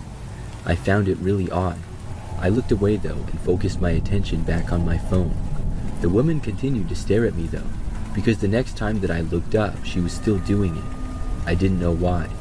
I had thought that she had to get to the city. After all, she had asked me for directions. But now it seemed as though she just wanted to stare at me creepily. I just ignored it for the most part, though. Soon my sister's flight had landed. I got up and walked over to go wait where the bags would come out. I walked a little ways away and located it. Then I stood around for a while and waited for my sister. A short time later, she came out and got her bag, and then we started to leave. As I was walking away, I saw the woman in the airport again, still staring at me. I thought it was weird, but I just ignored it. I looked away and left the airport with my sister. We walked out of the airport and went towards the parking lot. I remember that when we got to the parking lot, I looked back and noticed that the woman who had been staring at me was now in the parking lot as well. She was walking behind us a good distance back. I was very confused now. Who was this woman? Why did she keep staring at me? And what exactly was she doing? She seemed to be walking sort of fast, and as we were walking to the car, I told my sister about the woman. The parking lot was very large, so it was kind of a long walk. As we continued, my curiosity got the better of me, and I decided to just ask the woman. I stopped and turned around to face her. Then I started to take a couple of steps towards her. As soon as I did, though, the woman stopped suddenly. Then she turned around and sprinted away in the opposite direction into the end of the parking lot. It was so weird. I stood there watching until she went out of sight, and I had no idea what was going on. But then I just continued with my sister towards the car. We eventually got there, loaded my sister's bags in the back, and then got inside. As I started to drive away, though, I was still in the parking lot, and I noticed this car come driving sort of fast into the lot. It went in front of me, and I caught a look at the driver. It was the same woman. I could not believe it. She was driving a pickup truck and drove around my car sort of recklessly. She ended up driving around and going behind it, and I left the parking lot hoping that she would keep driving the other way. But this woman screeched her tires and quickly turned around. As I left the parking lot, she started to follow me. I drove down the road, leaving the airport with the woman still behind me. Soon I turned, and the woman turned as well. She drove behind my car down the next quiet road for some time. We were about the only 2 cars out because it was very late at night. When I turned onto the next road, the woman made the turn very wide. She ended up going off the road and sliding a bit before hitting a tree in the grass and crashing. The crash really was not that bad, but I pulled over and stopped to call the police. After crashing, the woman got out of her truck and then went into the woods nearby. I was very confused. The police arrived at the scene fairly quick, and I told them what happened. They searched the woods and pretty quickly located the woman. We were able to go home after that. I later found out that the woman was high on drugs. She obviously should not have been behind the wheel of a vehicle, and that explained her reckless driving. That also explained why she acted so strange.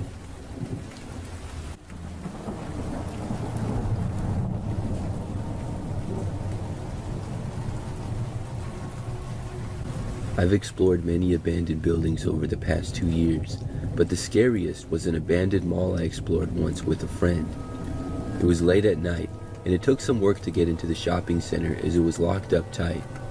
We had to get onto the roof of the mall by going through a multi-story parking ramp that was next to it, also abandoned. There was a 10-foot wall we found and piled random things and debris against the wall so that we could climb over.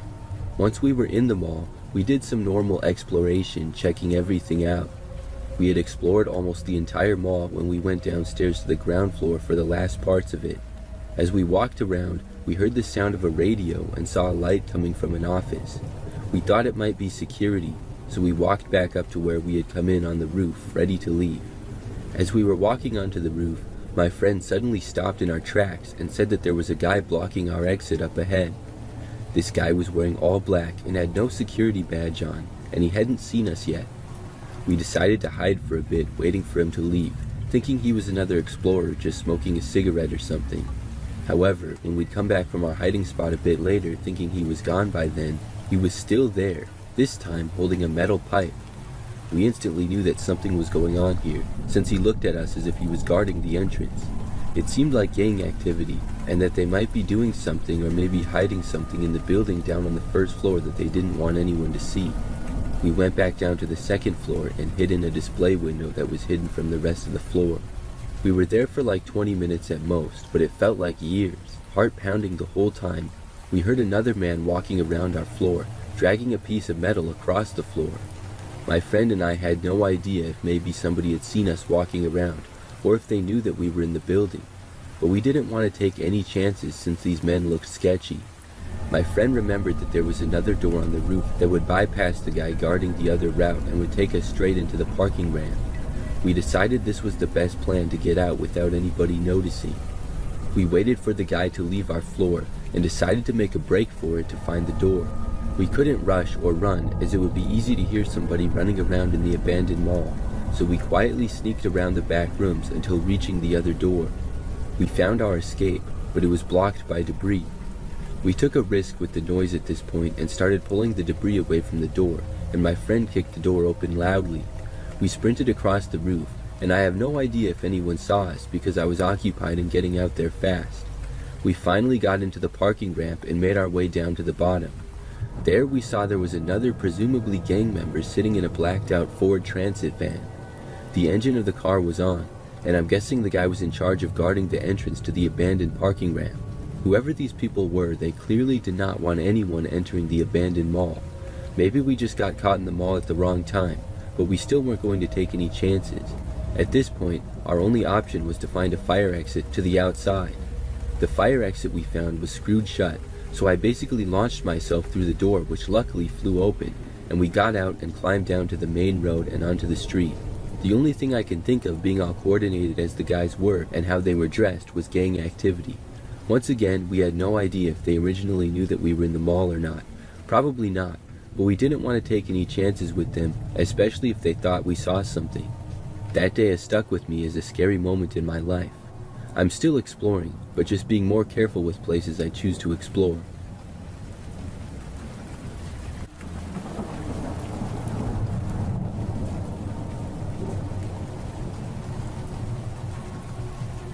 Last year, a few days away from Halloween, some friends and I were hanging out. After a while of us playing board games and video games, we wanted to go outside and play some night games. After about an hour of us playing some generic games, we decided to play Fugitive. For those of you who don't know what Fugitive is, there are two teams. One team goes and hides, and after a while they must make it back to a designated safe zone undetected while the other team tries to tag them. So the 6 of us split up into 2 teams and we went our separate ways. Me and 2 of my friends were the ones who were supposed to hide. One of us hid in a casket. It was a Halloween decoration near the safe zone. The other friend and I hid under the porch of where the seekers were counting. We waited for about 10 minutes and then decided to head to the safe zone that was just down the street. As we snuck down, we saw our friend sitting at the safe zone, which was at the front of his house. So we went over and started talking while waiting for the seekers to realize they had lost. Then, out of nowhere, this old car with chipped white paint pulled up to the house. My friend just thought that it was his sister's friend dropping his sister off, but nobody got out of the car. After 5 minutes, still nobody had gotten out. Man, we should have run away, but we just kept talking. After 5 minutes, we heard the car doors open, and then 2 guys came out of the car all dressed in black except for a white clown mask. As they were walking towards us, we tried to play it cool. We kept saying stuff like, "Hey, what's up?" or "What's going on?" Once they came up to us, they just kept staring at us. My friends and I kept trying to play it cool, but I could see it on my friends' faces. We were all scared. Then one of the clowns started just growling at us like some creepy animal or something, while the other one started talking to us saying creepy stuff like, "You teens shouldn't be out this late," or "You guys really should be more careful." He said this in the creepiest monotone voice also. I don't know why, but we were still trying to play it cool, and my friend said, "Let me get a picture of you."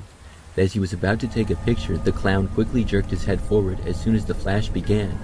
My friend only got a picture of his left eye and forehead. I also did something stupid and reached out my hand with a cough drop in it to give to the clown who had been growling, saying that he must have a raspy throat. As I was handing it to him, he grabbed my hand, but I was able to wiggle it free as soon as I could. Now I knew that these guys weren't afraid to grab us, which made us even more terrified. I looked behind us for a route to run. My only thought was that we had to kick the clowns in the crotch and then take off running. However, one of my friends finally said, "Please just leave us alone," and they surprisingly did. They started walking backwards, staring at us the entire way back to the car. They got in, and then they sped off. I just looked at my friends, and we couldn't say anything. We were all just terrified. After a minute, we saw our other friends, the Seekers, come around the corner. We went to our friend's house and told his dad, but he just laughed and said it was nothing. So we went to our other friend's house and told him what happened. His dad said he would drive us all home, even though we all lived close to each other. Then, later that night, after I was home, I heard a car pull up in front of my house.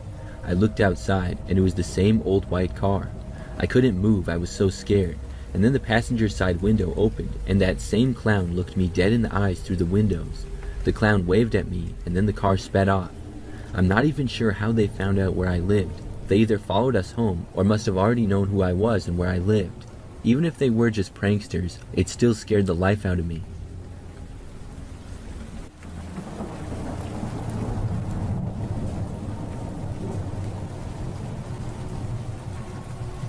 When I was in high school, during my junior year, I took a running class. It was a gym class, and we would do all kinds of running and jogging exercises. The class was overall pretty easy. I remember that the weather was pretty nice for most of the semester, so we would go outside a lot. One day in particular, our teacher took us across the street from the school and down the street a ways to a local park. It was a place that had jogging trails and a very large woods.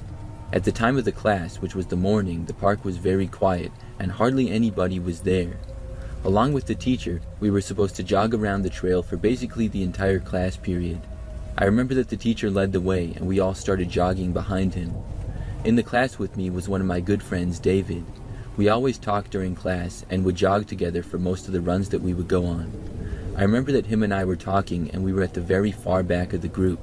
We didn't feel like trying hard that day and just wanted to take a nice easy jog at the back. Because we were going so slow, I remember that I was kind of looking around at the scenery as well. A good ways into the run and we approached this spot in the trail that had really thick woods. As we were running through this spot, I noticed something off the trail and into the woods. There was something black on the ground that did not look natural, such as a rock or a plant. It was very out of place being in nature, and at first I figured that it was just trash, like a box or something. But after jogging a few steps and not knowing what it was, I stopped. David saw that I was looking at something and asked what it was. We both walked into the woods a little bit to the spot to get closer. The item in question was about 25 feet or so off the path, and partly obstructed by the leaves and plants on the ground. The woods were pretty dense, but when we got closer, I couldn't believe my eyes. There was a PlayStation 4 sitting there, and this is when they were the newest gaming system and were somewhat hard to get. David said, "Is that really a PS4? We went to get closer. However, when we were maybe 5 feet away, we heard the sound of movement to our left. We looked over and there was this guy standing about 20 feet away from us next to a tree and looked somewhat disheveled. The man shouted, 'Get away from me,' and then started to charge towards us. Both of us just turned and ran out of there. We got back to the path and then sprinted to catch back up with the rest of the class. Neither of us knew who the man was, obviously, or what he was doing in the woods. Did he live in the woods? Was that his PS4? Why was there a PS4 there? Those were the questions that were racing through my mind as I jogged the rest of the way. We finished up the class and then we went through the rest of the school day. I couldn't stop thinking about the PlayStation 4 just sitting there in the woods though. I didn't have one myself yet, and I obviously wanted one. After school, I met up with David again and we both agreed to go back to the woods. We wanted to see if the PS4 was still there and if the man was gone. We were both a little bit nervous because the guy seemed like he might be dangerous, but it was worth the risk to us. David and I entered the park and then jogged back to the spot where we had seen the PS4. Sure enough, it was still there. We looked around and did not see the man, so we both entered the woods again. We went off the path and we approached the PlayStation. It was just sitting there on the ground by itself. There were no controllers or plugs hooked up to it. It was just the console alone. David and I picked it up and were about to leave when we heard a voice shout from behind us again. It was the same man with the beard. He screamed at us to stop. Then he demanded us to give him back his PlayStation. He looked terrifying, and so we did what he said. David set the PlayStation back down on the ground, and the man just stood there like 10 feet away from us. Then the man yelled at us to leave. We turned and sprinted out of there. Then we ran all the way back to the school and went home. It was a terrifying experience, and I wondered why the man who was seemingly living in the woods had a PlayStation 4. I mean, how would he use it? There was no TV in the woods that I saw, and where did he get it? It just seemed really weird. Well, later on, I got some answers. I found out that the PlayStation 4 had actually belonged to a kid that was in my grade. Apparently the PlayStation broke and he was really mad about it, so he took it out to the woods and chucked it. That's why there were no controllers or anything else there. It was in fact broken, so even if we had gotten it, it wouldn't have worked. Who the man was and what he was doing in the woods though, I never found out.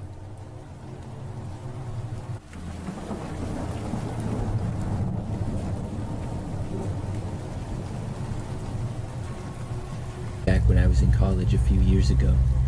During this time, I used to love to play video games online with my friend group. There were a few other guys at college who I became friends with. We had a group chat and stuff, and we would play games on our PCs all the time. This story took place during my 4th year at the school. I was living in an old college house with 3 other guys, one of which would game with us a lot.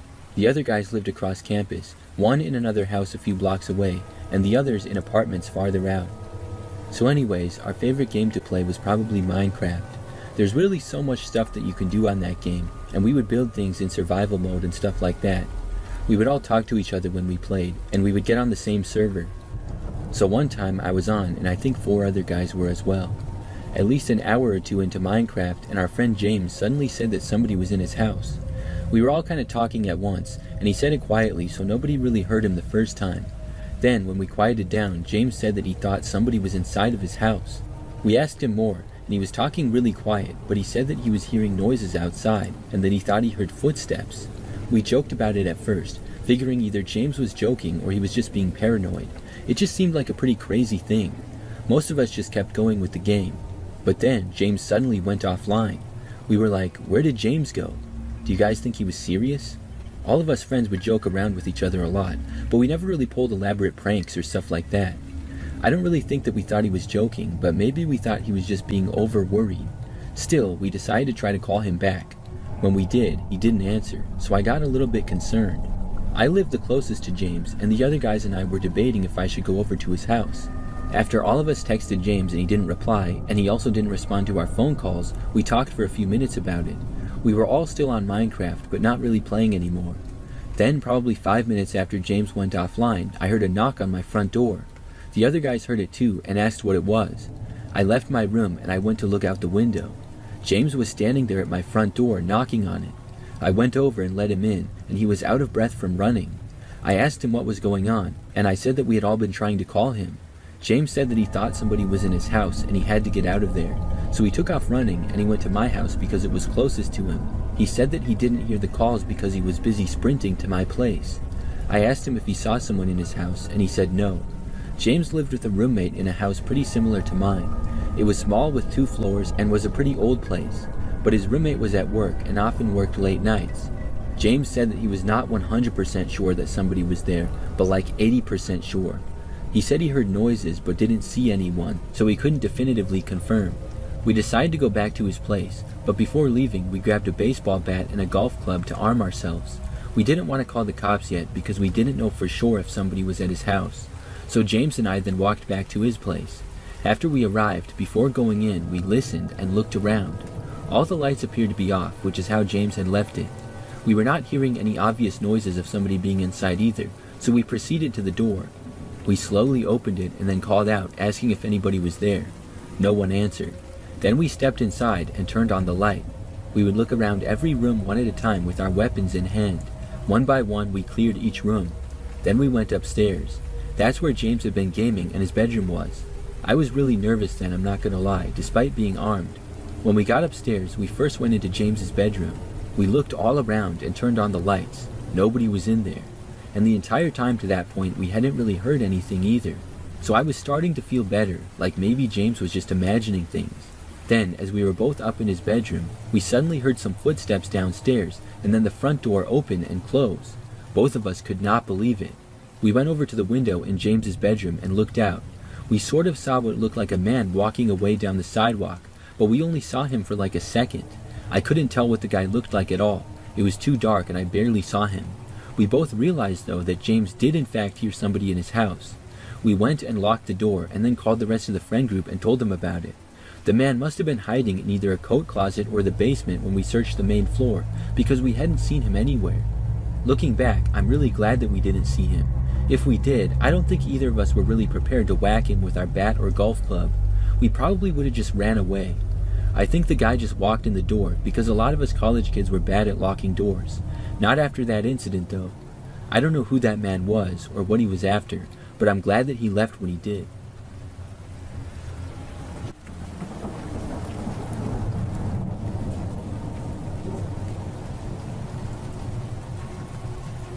One time, 2 weeks past the start of deer season, I decided to venture into the wilderness in an area I saw while doing a little electronic scouting on Google Earth. The area I wanted to get to is public land that is surrounded by private ranches, so I sleuthed around to get some information on the big ranches. Eventually, I contacted a rancher and I got permission to travel across their land to the mountains and forests. But of course, there were conditions. They said I could only hike or ride a bicycle through their land, and I could not start any fires on their land. Very reasonable conditions for free passage and hunting permission. So with permission attained, I prepped the gear for my trip, getting everything I needed strapped onto my mountain bike. With my gear ready to go, I was up at 4:30 a.m. and out the gates of the ranch by 5:30. It had rained the night before, so any tracks I saw would be new and my movement would be muffled. A great hunting day in the making. I saddled up my bicycle and rolled onto the dirt road. Before I go on with the story, I will say that I'm not a novice outdoorsman. I've put many hundreds of miles under my heels in swamps, deserts, snowy mountains, and open fields. Although I dislike it, I've done plenty of trips alone and I'm no stranger to the ill effects of fatigue, and never have I experienced anything similar to this situation. The first mile I rode on a well-traveled dirt road, passing through open pasture with plenty of grazing cattle on the hillsides and upon the plains. Once at the foothills of the mountains, there was a fork in the road, with one path going steeply off to the right and on top of a hill which evolved into a ridgeline. The other path gently inclined to the left and into a tight-sloped canyon. My intuition told me to go to the left since the canyon floor had probably been leveled by years of water travel and floods, making it a smooth and simple ride. Boy, was I wrong. The canyon was overgrown in many places with groves of aspens and rabbit brush. Sometimes the aspens were so thick in the tight confines of the canyon they blocked the sky. In the tight turns of the canyon, sediment had piled up into small but very steep muddy hills. In 2 spots, the canyon opened up into a larger clearing about 1.5 acres in size, It was in these spots that I found a few cattle resting and grazing. It was at the end of the second clearing that I came to a spot I will call the Straits. Massive cliffs from both sides of the canyon lowered, and then converged to a bottleneck that was only about 20 feet wide. As I approached the Straits, I was impressed by the geological formation and I took a picture. When I got to the mouth of the Straits, I had my first moment of what I will call distress. It was almost like I had crossed a threshold of some kind. When I went to step through the Straits, a massive, sudden gust of wind blew, knocking me off balance. At the time, I was surprised and taken aback. For a moment, I felt like someone was slamming a door in my face, as if it was done intentionally to make me feel unwelcome. After the surprise faded, I thought a gust from a mountain pressure system must have blown through the canyon and been amplified by the sudden bottleneck where I stood. Just coincidental timing. The original thought faded entirely, and I didn't even reflect on it until the next day. I was out deer hunting, and that was at the front of my mind. As I went through the final stretch of the Slot Canyon, the sky darkened and the wind increased, blowing into my face. Again, just a storm rolling in, which I was ready for and welcomed. I was downwind, so the deer would never smell me coming.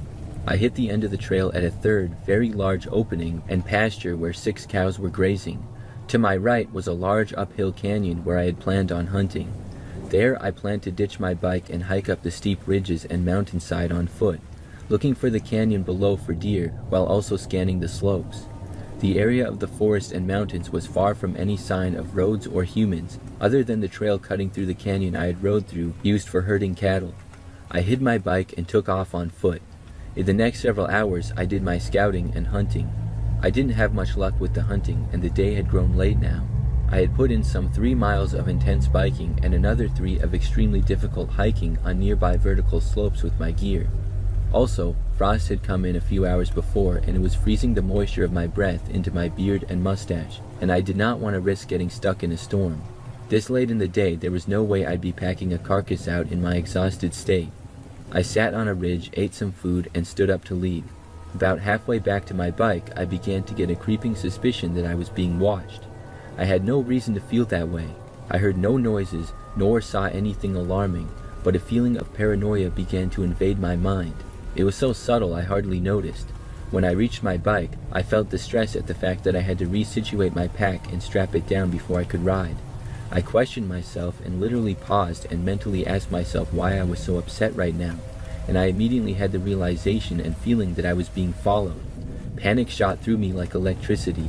Before I knew what I was doing, I instinctively snatched my rifle from the tree I had leaned it upon. I flicked off the safety and scanned all 360 degrees around me. Nothing was there at all, but I couldn't shake the feeling. In fact, the feeling evolved, and I began to feel dread. I felt a cold, suffocating recognition that something terrible or evil had found me.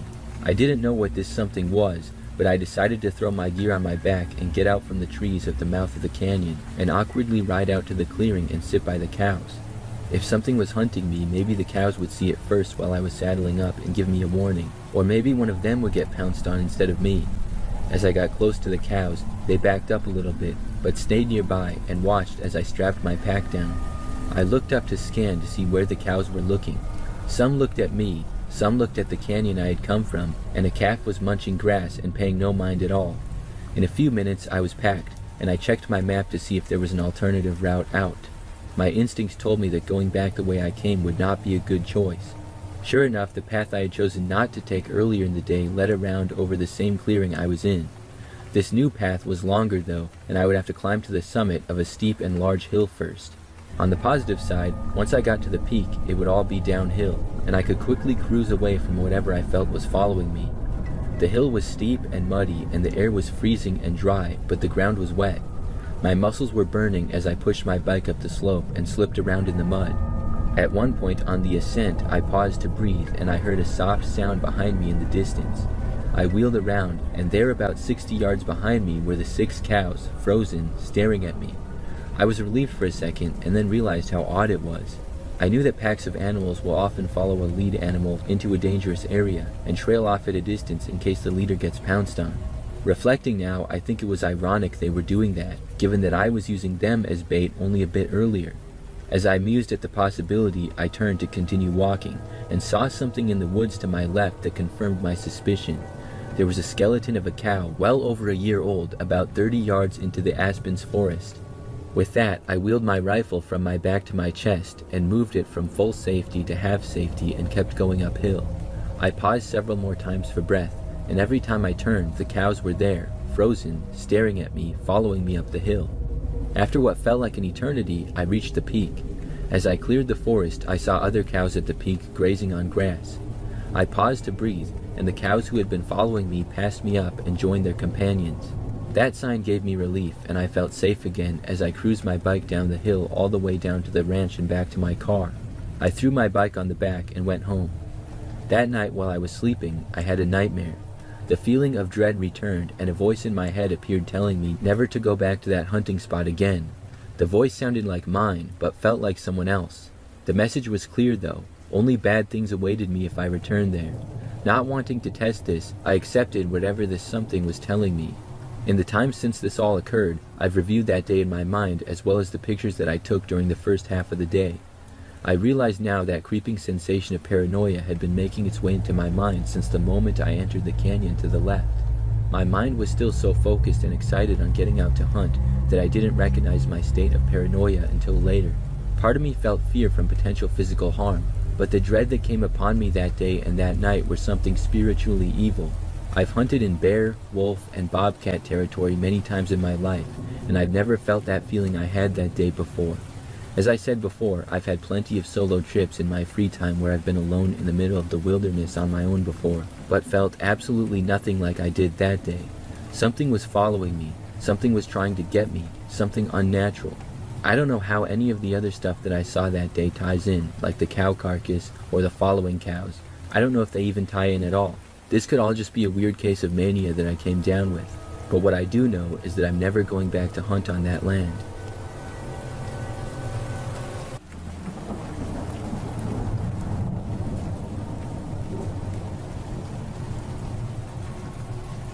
I used to work at a McDonald's many years ago. Mostly I was a cashier and I would take people's orders. I often worked at night and there would sometimes be some pretty late nights. Back then, the McDonald's that I worked at was open until 2 o'clock in the morning. Things would typically quiet down significantly from about 8 p.m. to the rest of the night. The last few hours would generally be very slow. Sometimes on weekends or other random nights it would get busy, but generally it was pretty quiet. So one night I remember that I was working until 2 a.m. I can't remember what time it was exactly, but probably at about 10 o'clock it became just me and one other coworker. It was a girl named Gloria who I was friends with, and she was around my age, but had worked there a lot longer than me. She was a manager now and did whatever was needed really. At this point I was taking orders and she was doing all the cooking. It was just us two until close. We got a few customers here and there and it was really pretty quiet. Soon midnight rolled around. I remember that I was out by the register standing there and just hanging out. I happened to notice someone was outside in the parking lot though. It was a man, and he looked in on the large windows that we had. He was just standing there, not moving, but appeared to be looking at me. Maybe it was partly because it was midnight and very quiet, but the sight of him instantly gave me the creeps. He had long hair, I remember, and a beard as well. He looked to be maybe in his 30s or so. I was sort of confused as to what he was doing and thought that maybe he would come inside. To be honest though, I didn't want him to. The man continued to stand there and stare at me. After like 30 seconds of this, I got too uncomfortable and I walked into the back. I went over to Gloria, who was bored with nothing to do because there were no customers. She was watching this mounted TV that was in the corner of the kitchen, so I joined her for a minute or two. Then I went back out to the front and I looked out of the window and the man was gone. I was glad to see that. So a while later, maybe an hour, I believe was the next customer to come inside. I helped them, and I remembered that I gave them their food and they went to leave. It was then that I noticed the guy was outside of the window again. He was standing there and looking at me once more. I was surprised that he was back, and once more I did not want him to come inside, and he still didn't. After like a minute, I went to the back to tell Gloria about the guy, and when we came back, he was gone. I was a tiny bit disappointed because I wanted Gloria to see the strange man. But I was also glad that he was gone because I had been nervous that he was going to come inside. He just seemed really sketchy for some reason. So for the final hour of us being open, we didn't get any customers and I didn't see the guy. At 2 a.m. we locked up and several minutes later I was ready to leave. Because Gloria was the manager, she was going to stay back for a few minutes and finish up some other stuff. I was tired from work and excited to go home and sleep, so I went to the door. When I did though, I was afraid that the man was going to be out in the parking lot somewhere. I didn't see him, but I was still worried, so after I went outside, I just sprinted to my car, which was not that far away.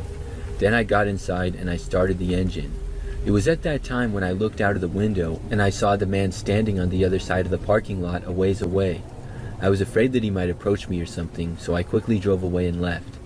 By the next time that I worked, I had mostly forgotten about the man. Now, I believe it was like a week later, or maybe 2 weeks later. It was basically the same setup as before, which was fairly common.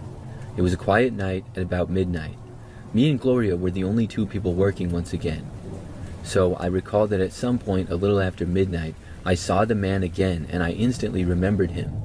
He was doing pretty much the same thing of just standing there outside and staring at me. But this time, after like 30 seconds, I saw him turn and walk away. I didn't know who this guy was or what he was doing. The way he would just stand there and stare at me was very creepy though. So I didn't see him after that for the rest of the time that we were open. At 2 a.m. we locked the doors. Soon after, I went to leave. This time though, before I left McDonald's, I noticed that the man was in the parking lot and he was standing right behind my car. I would have to walk right past him to go to my car and he was also staring at me. I went to Gloria to show her the guy. When she came back, she saw that the guy was still there. He was just standing there and staring at us both now. I wanted to leave, but I did not want to walk past him. After about a minute, we opened up the door and asked the man to please leave the property. When we said this, he did not leave, but instead he started walking in our direction. We quickly closed the doors again, which would automatically lock now. The man reached the doors and tried entering McDonald's. Thankfully, he couldn't get in. Gloria and I considered calling the police. We didn't want to have to do that if he wasn't dangerous or anything though, so we decided to just wait around for a short time longer. Gloria and I finished up everything that had to be done. By the time that we were done with that, the man was still in the parking lot. We waited around for probably another 10 minutes. Then, finally, we saw the man casually walk away and leave the McDonald's premises. Gloria and I then went to the door and we both quickly ran for our cars. We were then able to leave and go home. After that shift, I never saw the man again. I only worked at the McDonald's for about another month though. I think that Gloria worked there longer, so it will be interesting to know if she ever saw the guy again. One thing for sure though is that he definitely gave me the creeps. The way he just stood there staring at me in the empty parking lot is something that I will never forget.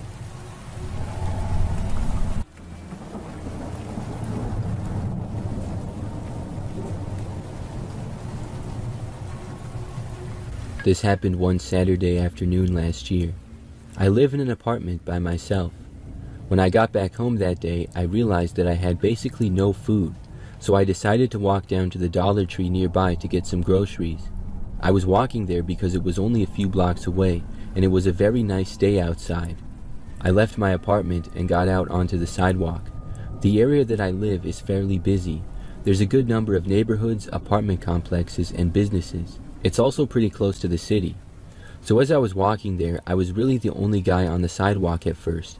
However, when I crossed the street, I heard footsteps a ways back. I glanced behind me and saw this man walking behind me. He was a long ways back, and I continued on my way to the dollar store. Minutes later, I arrived, crossed the street to Dollar Tree, and then entered. I soon realized that the man who had been walking behind me on the sidewalk was also in the store. I found that slightly interesting, but I went around and shopped and got a few things. I wasn't there for too long, maybe 10 minutes at most. Then I checked out and left the store. When I did, I heard the doors open and close behind me. I turned across the street and noticed that the person who had left after me was the same guy yet again. I went back down the sidewalk and he went back after me. I was just thinking that it was all a coincidence. This guy must live near me and walked to the Dollar Tree as well and left at the same time as me. So I obviously knew that he was going to walk back with me most of the way. And he stayed at a sort of far distance when we walked. Nothing seemed too weird about it, other than the fact that we just had the same timing apparently. However, when I got back to my apartment building, I turned to enter the property. When I did, the man who was walking behind me turned as well. Now, I knew that he hadn't come from my apartment before, and I had never seen him around the complex prior to that either. He walked way faster at this point. By the time I got to the door, he was only like 10 feet behind me. I went inside like normal, and the man grabbed the door behind me before it closed and entered the building.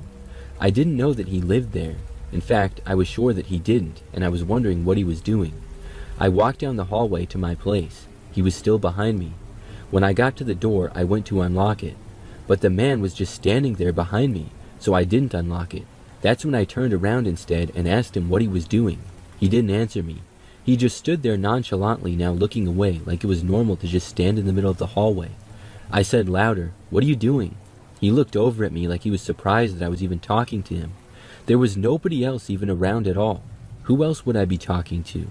The guy then looked confused and gave me a dirty look, as if I was the weird one. He then took his phone out of his pocket and put it up to his ear, even though I could see that it was off. He was pretending now to be on the phone. He casually walked away and around the corner. I then went into my apartment and was sure to lock the door. I never saw the guy again. I still don't know what happened there.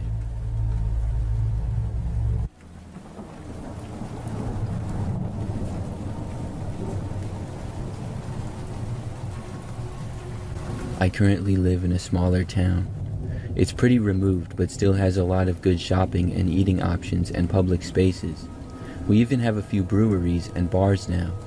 It's a newly hip place, with farming on the outskirts so I can get my eggs and veggies fresh from the source. The pandemic really hurt business locally though, and pretty much the only regular delivery options were Walmart and Amazon for a minute. I was stoked when much later more local options popped up on various apps. However, at the time, for main necessities and grocery items, there really wasn't any options besides a store delivery from the Walmart a town over. This meant a lot of people we didn't know well popping through, and it drove some of the older folks crazy, all over the neighborhood talking about cars and people they didn't recognize. I embraced it. It made my life easier.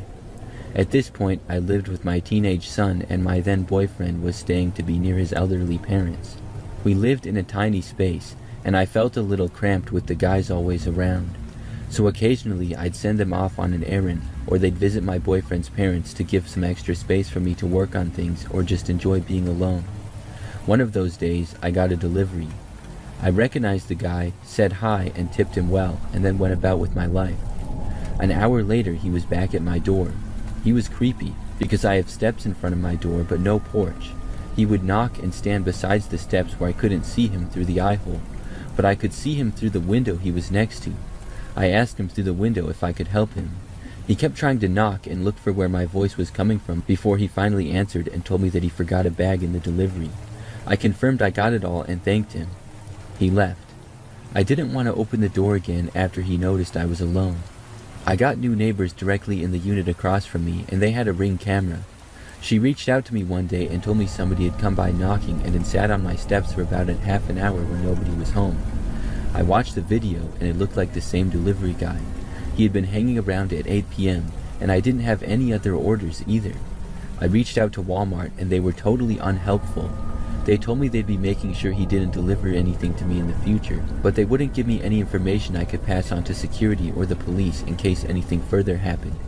I wanted to at least file a report with my security in case anything happened again because it was weird. I had the feeling it would escalate, and it did. I didn't want to be home alone anymore. I didn't order delivery, and I just tried to cover my bases. However, my neighbor did order a delivery, and somehow it came through with that guy again. I watched him drop it off, and then saw him come over and stand right in front of my stairs looking around my door and living room windows. He stood there for like 5 minutes until my neighbor opened the door to get her groceries, and I told her that's the guy from the Ring camera. She contacted Walmart too, and asked that he doesn't deliver her anything anymore either. A few weeks went by, and Christmas was around the corner. I had ordered a few items from Amazon, and they were all arriving together. I knew they were on my front steps. I saw a different delivery guy who dropped them off, knocked, and walked away. My boyfriend was on the couch with his headphones on working, and I was cooking dinner. I figured I'd grab the packages in a moment, as they were fine on my front steps for the time being, and there was a camera out there if anything happens. I finished plating and brought the food in, and I was sitting the plates down. The front doorknob, which wasn't locked, gave a tiny turn. The deadbolt was still latched, but the knob wasn't, and I could hear it. My boyfriend couldn't because of his headphones, so I alerted him and pointed it out. My boyfriend was completely oblivious to these type of things, and he said I must be hearing things, so he got up and he ripped the door open to prove it. To his surprise, there was that same creepy delivery guy crouched up against the wall under the window, his hand still on the knob trying to turn it silently. He looked mortified to see a man opening the door, and when my son came up also to the doorway, he looked really confused. He asked for me by name. He must have known my name from the deliveries because he used the name I have on my account, which isn't the name everyone knows me by. My boyfriend asked what he needed, and the guy reached down and picked up the Amazon box and said, "Delivery," and handed it to us and then left. It was really strange.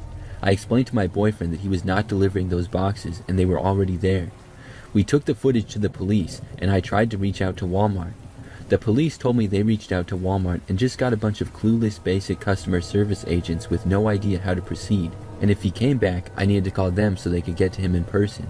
I was really scared though. I was glad that I wasn't in the house alone now, but I felt like he might take more drastic measures knowing that too. There's one window at the side of my house that faces the front lawn, but it's blocked off by a large entertainment system. It's the only blocked window I have, and besides my bedroom window, it's the only one that's not visible from the Ring camera. But all my windows are always locked overnight. The next morning when I was leaving for work, the window screens were both removed and placed beneath the windows. There were handprints smudged all over the glass. There were no clear footprints, just deep muddy sloshes, as our sprinkler system hits that pretty good at night. I didn't even bother contacting Walmart again. They were totally useless. The last thing to happen was when my boyfriend was coming over late one night. He worked that night and didn't come home until around 3 a.m. I knew he was coming, but I was woken up by a loud fighting outside. He had pulled into the parking lot and this guy was underneath my car. He scrambled under the car when he was pulling in. My boyfriend pretended like he hadn't seen him and watched him slide out and try to hide behind the parked cars, but it looked like he had been messing with my car. My boyfriend ended up pinning him against the ground and I called the police. There was an air tag taped under my car, so he was trying to track me away from my house and get me alone. The guy was arrested with other charges too. I didn't hear anything else from it. I gave statements and incident report numbers and was told that I might need to testify, but it's never happened. I haven't had any incidents since then though.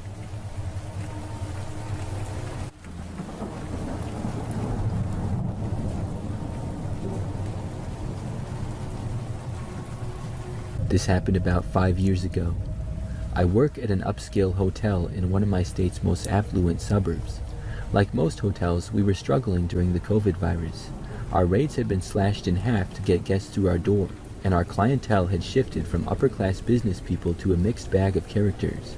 It was mostly fine, with a couple of notable exceptions, like this one night I worked. I was working overnight alone, 7 p.m. to 7 a.m. About 3 hours into my shift, I got a call from room 235. He had a strange voice. It was quite raspy, and he maybe even had an accent. He told me that he couldn't figure out how to work the remote to his TV. I assumed maybe the batteries had died, but he insisted that the remote worked fine, and he just didn't understand how to operate the volume button. I found this strange. I've worked in hotels for 5 years, and have never once encountered someone who didn't understand the TV remote. I gave him the benefit of the doubt though. Also, working in customer service, you come to realize that people are much, much dumber than you would want to believe they are. Since I was alone at the hotel and not technically supposed to leave the front desk, I told him that if he came down to the lobby, I would gladly show him how it works. This upset him. He grunted and started complaining that our customer service was terrible, and what kind of a hotel wouldn't have an attendant come to the room for something like this? I gave in, as he was only 1 floor up, and it couldn't possibly take that long to show somebody how to change the volume on a remote. Everyone was checked in for the night already, and it wasn't worth the argument over the bad review later. I told him I would be up in just a moment. I knocked on his door and did the customary call out, "Guest services." I could faintly hear him talking to someone, but it was muttered, and I couldn't pick up any distinguishable words. At first, I felt like he was instructing someone else to get the door, and I anticipated it to open shortly after. The talking went on for so long though that I wondered if maybe the people in the room hadn't heard me. I was debating knocking again when the deadbolt slowly unlatched. Normally, when I go to a room, the guest opens the door wide and stands to the side to let me in, or at the very least opens the door enough that I can fully see them and they can fully see me. Not this guy though. He barely cracked the door, opened it maybe only an inch. Even weirder, all the room lights were off. It was entirely dark except for the very faint glow of his TV, which was on but the volume was turned all the way down. His voice sounded exactly like it had on the phone, raspy and whispered. He was standing behind the door, so I couldn't see him at all. Completely disembodied, he instructed me and said, "Come inside, sweetie." I said nothing and didn't move. I was a small 5-foot-tall woman with a baby face in my mid-20s. The man repeated, "Come on, come inside." He sounded more edgy and more insistent this time. It felt so obviously like a trap that if I wasn't absurdly on edge, I would have been insulted. How naive did he think I was? I pushed the door open, but remained as much in the hallway as possible. I also took the opportunity to reach for the light switch just inside the door. The lights came on, and I finally got a look at him. He was at least 60, white-haired and slim, and he was shirtless. He was wearing pants, but the belt was undone, and the ends were flopping down. I'm not entirely sure because I tried not to look, but I believe his pants were also unzipped. He appeared to be completely alone in the room, with the only piece of luggage being a small black duffel bag. I tried to explain the volume switch from where I was standing awkwardly in the doorway, but he wasn't comprehending it, or at least he was acting like he wasn't. I asked him to give me the remote so that I could show him, but he backed further into the room and said, "You know, it'll be easier for both of us if you just come inside." I was not going to step any further into that room, so I gave him one last description of where the volume button was on the remote and promptly closed the door. I felt like I was potentially going to be in harm's way while I was standing in the doorway and he was actively being a creep, so I left. I got downstairs to my lockable office with my security cameras, which would have allowed me to see him coming. I was just anxious and on high alert. I had decided that if he called again, I obviously wasn't going up, and if he came to the desk, I would have 911 punched into my cell phone just in case. The hotel is 2 minutes from the police station, and there's usually a patrol car hanging out in our shopping center. They show up quickly anytime I have to call. The man did end up calling me again that night about 2 hours later around midnight. He wanted me to come up to his room again. This time, I told him if he wanted help to bring himself and the remote to the front desk, and I was not going back up there again. Thankfully, he never came down to the desk, and he didn't bother me for the rest of the night.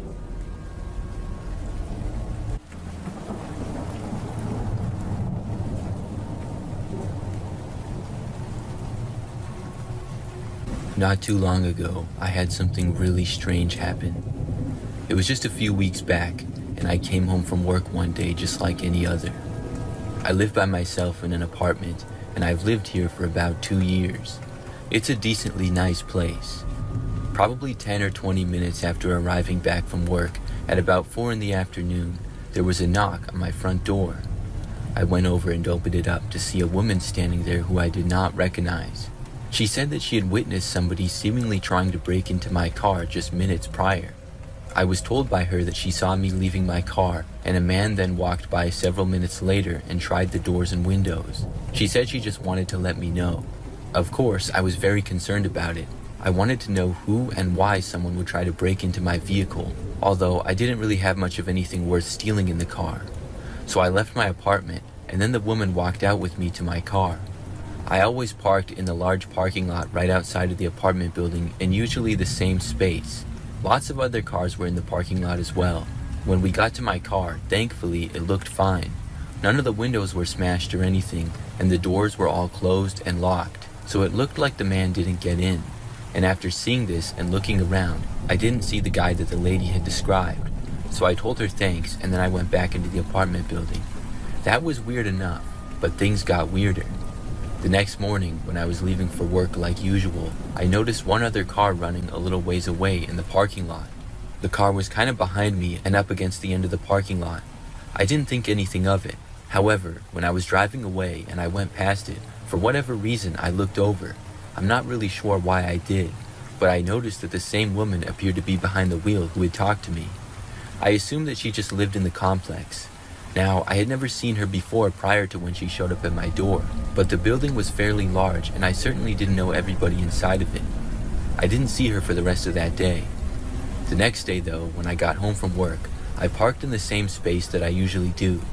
Just seconds after parking, a car entered the lot and parked against the back of the lot behind me a ways. I looked over and saw that it was the same woman. She was parked in the same general spot that I had seen her before. Remembering the previous events, I did not get out of my car right away. I wanted to see what she would do, so I stayed inside of my car. When I did, she did the same thing. After 10 minutes, the woman had not gotten out of her vehicle, and neither did I. It was almost like she was watching me or something. Finally, I got tired of waiting, and I got out and I went in. The woman stayed in her car the entire time.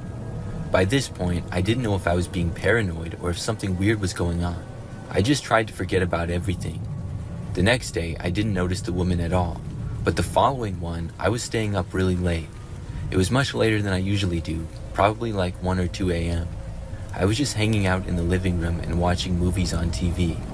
Out of nowhere, I heard this noise that sounded like somebody was trying to open the door to my apartment. I looked over to the door and saw the knob starting to turn. Luckily, it was locked and it didn't open. I had no idea who would be trying to enter my place. I certainly don't have any friends that would just walk in. I expected someone to maybe knock on the door or something after that, but nobody did. I quietly got up from the couch and walked over to the door. When I got there, I looked through the peephole. I saw the same woman standing there on the other side. I could not believe it. Why was she trying to just enter my apartment in the middle of the night? I almost opened the door and confronted her, but I decided not to. Instead, I just kept watching her. She stood there right in front of my door for maybe 30 seconds. Then she just turned and walked away. I was left very confused, and since then, I haven't seen her. I don't know why this woman is seemingly stalking me. I'm pretty sure that she does not even live in the apartment complex. I've looked in the general area of the parking lot where she parked those times, and I haven't seen her car. I even saw a few of my neighbors in the hallways, and I asked them if they had ever seen the woman or know if she lives in the building. Nobody knew her. I'm hoping that I never see her again.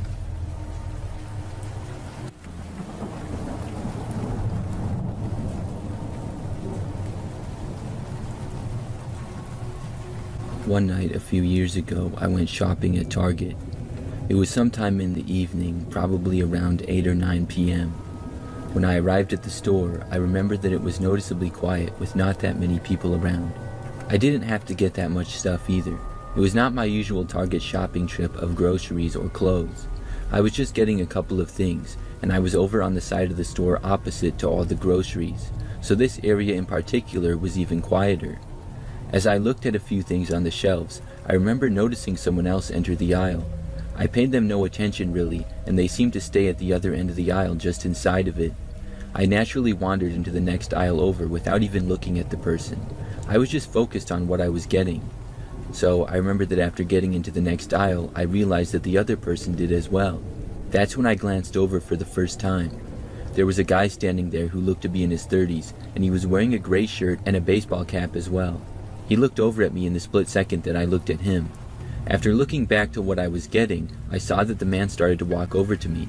He came closer and I looked at him again. The man then asked me if I knew where the desk lamps were. I told him that I did not know and he should ask somebody who worked there.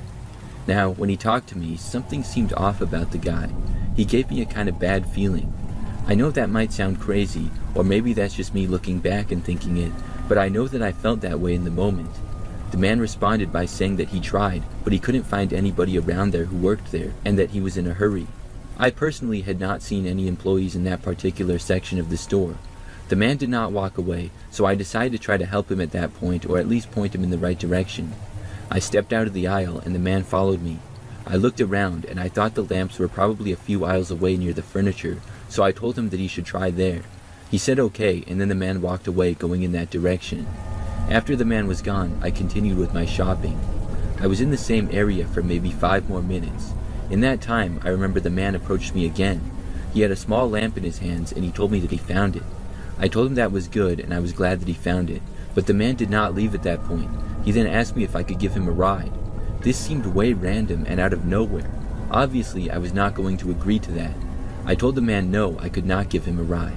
Then the man just walked away without saying anything more. At that point, I finished up my shopping, and within a couple of minutes, I headed up to the front of the store. I went to the checkouts to pay, and as I got there, I noticed the man again. He was standing around in the clothing area just sort of looking at the checkouts. He was also no longer holding the lamp that he had been getting. He just seemed sketchy to me, and I continued checking out and buying my items. Then when I was done, I started to walk to the doors to leave. When I was doing so, the thought occurred to me that maybe the man was going to try to follow me or something. I decided that I should move quickly. When I made it outside, I literally started running for my car. I made it inside my vehicle, and I was not really parked that far away from the doors, thankfully. Then I looked over to Target. About 15 seconds after I started looking at the Target doors, I saw the man walk out. He was not holding anything, so I guess he didn't buy the lamp. Then he started walking through the parking lot. I could have just left, but I was curious to see what he would do. His behavior had seemed pretty strange. The guy walked up the aisle of cars 2 away from mine. Then he turned and started to walk back down the aisle that was next to the one that I was in. He was looking at almost every car. It made me think that maybe he was looking for me. The parking lot was nearly empty by now, with just a few cars scattered around. I decided that I should probably leave. I started my engine and the lights came on. The man, who was about 50 yards away probably, looked over at me. Then I saw him turn and start jogging in the other direction. I put the car into drive and started to leave. As I made it towards the exit of the parking lot, I saw where the man was running. He was going to his vehicle. I watched him start to open the door to an old beat-up pickup truck parked in the back of the lot. I quickly left and then made another quick turn to get out of there. Then I went home. There was really no way that the man would have been able to know exactly where I went, and I'm glad that I didn't see him for the rest of the drive home. I think, though, that given the chance, he would have followed me. I'm not really sure what exactly the man's plan was looking back, but I'm glad that I got away from him.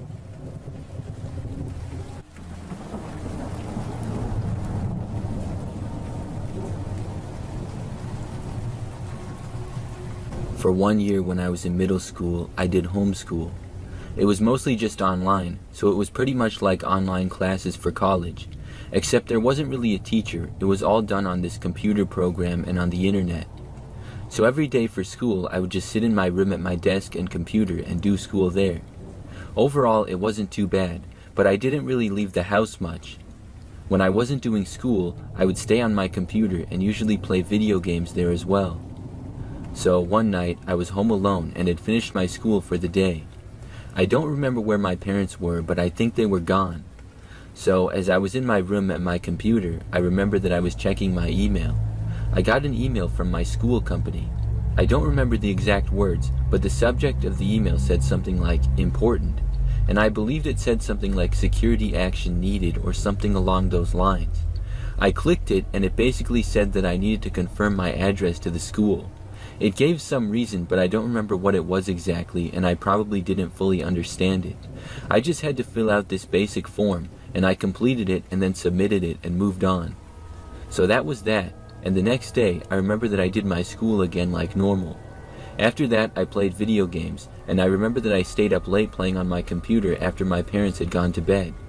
But during this time, at probably after midnight, I got another email. It was from the same school email that I had received the night prior. This one had no words, but just a photo that was attached. The picture was of my house at night, taken from the street. I was so confused and also creeped out. It was very strange. I looked at the picture for like 5 minutes straight, wondering what was going on. Then I went over and looked out of my bedroom window. I did notice that there was a car parked on the side of the road just past our house. The engine was off, and I couldn't tell if anybody was inside or not because it was too dark, but it usually was not there. Most of the time, cars did not randomly park on the side of our street. I was really freaked out. I went back to the email and just kept looking at it. Then I realized something. This was not the official email address from my school. They had the same name and same logo, but the email for this was 1 letter off, which is why it was hard to see at a glance. This was somebody pretending to be my school. I had no idea who would do this or why though. It wouldn't be one of my friends messing with me or something like that, because I wasn't even old enough to drive and neither were any of my friends. This was so strange. I went back over and looked out of the window again. The car was still there. I thought about waking up my parents, but didn't. I went back to the email and blocked the account. Then I just hoped that nothing crazy would happen. I went around the house and made sure that every door was locked, which it was. Then I made sure that every window was completely covered. A few were not, and I covered them. After that, I went back to my room. I checked out of my window again, and the car was still there. After that, I stayed at my computer playing video games to try to get myself to calm down. Eventually, I did. It was probably close to 3 a.m. by the time I was able to fall asleep. When I woke up the next morning, I checked the window, and the car was gone. I also checked my email and did not receive anything else strange. I went around the house and there was no signs of a break-in or anything, so everything was all good. After that, I wondered about it for a few days, but nothing else happened. I only did that school for that 1 year, and nothing else strange like that ever happened again. I still wonder who did it, and was that car on the street whoever took the picture? I mean, somebody had to know that I did that school program, and then they would have had to pretend to be them to get me to fill out the form for my address. But for what purpose? Just to creep me out with that picture? I'm really glad that nothing else happened.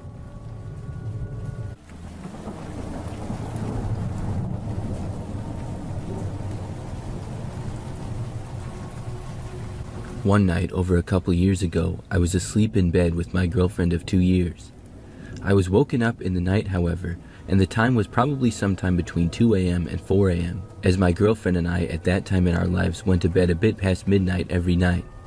I awoke to the sound of screaming coming from outside the house, deep in the neighborhood. To describe the scream as detailed as possible, it was a woman's scream, but it didn't sound like one of distress. It sounded like rage or insanity. It wasn't a high shriek, it was powerful, like a true horror movie scream. I heard this scream, and it sounded like it was 2 or 3 blocks behind us, but still within distance. With it sounding like that, I was locked in bed with fear.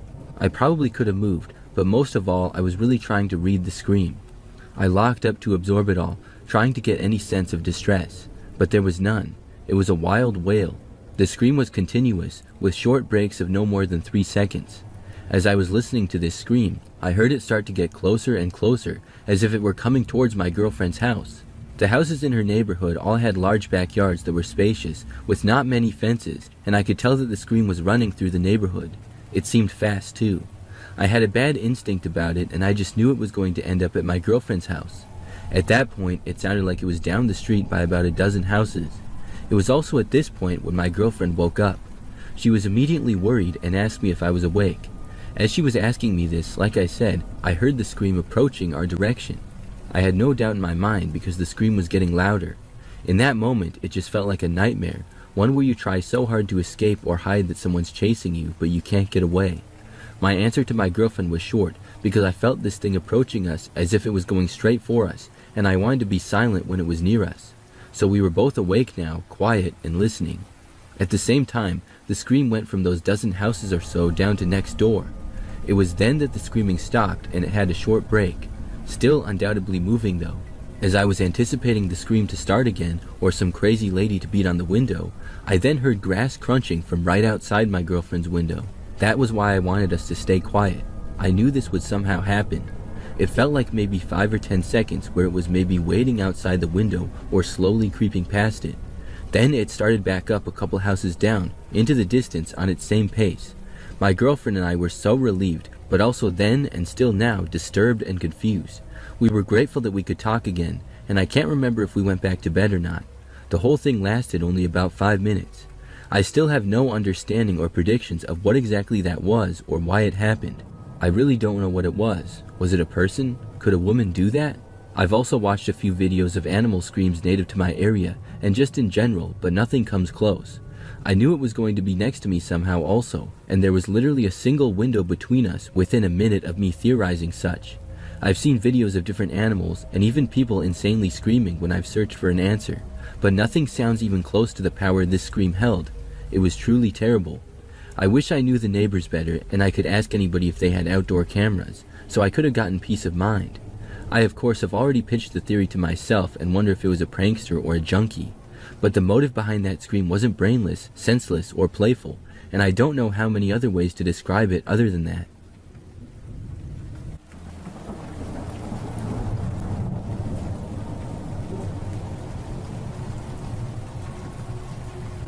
I work for a national retailer. We have recently gone through a restructuring, with one of the more significant changes being a downsizing of store security across the smaller stores. My store is smaller, but it's in a large city and in a downtown area.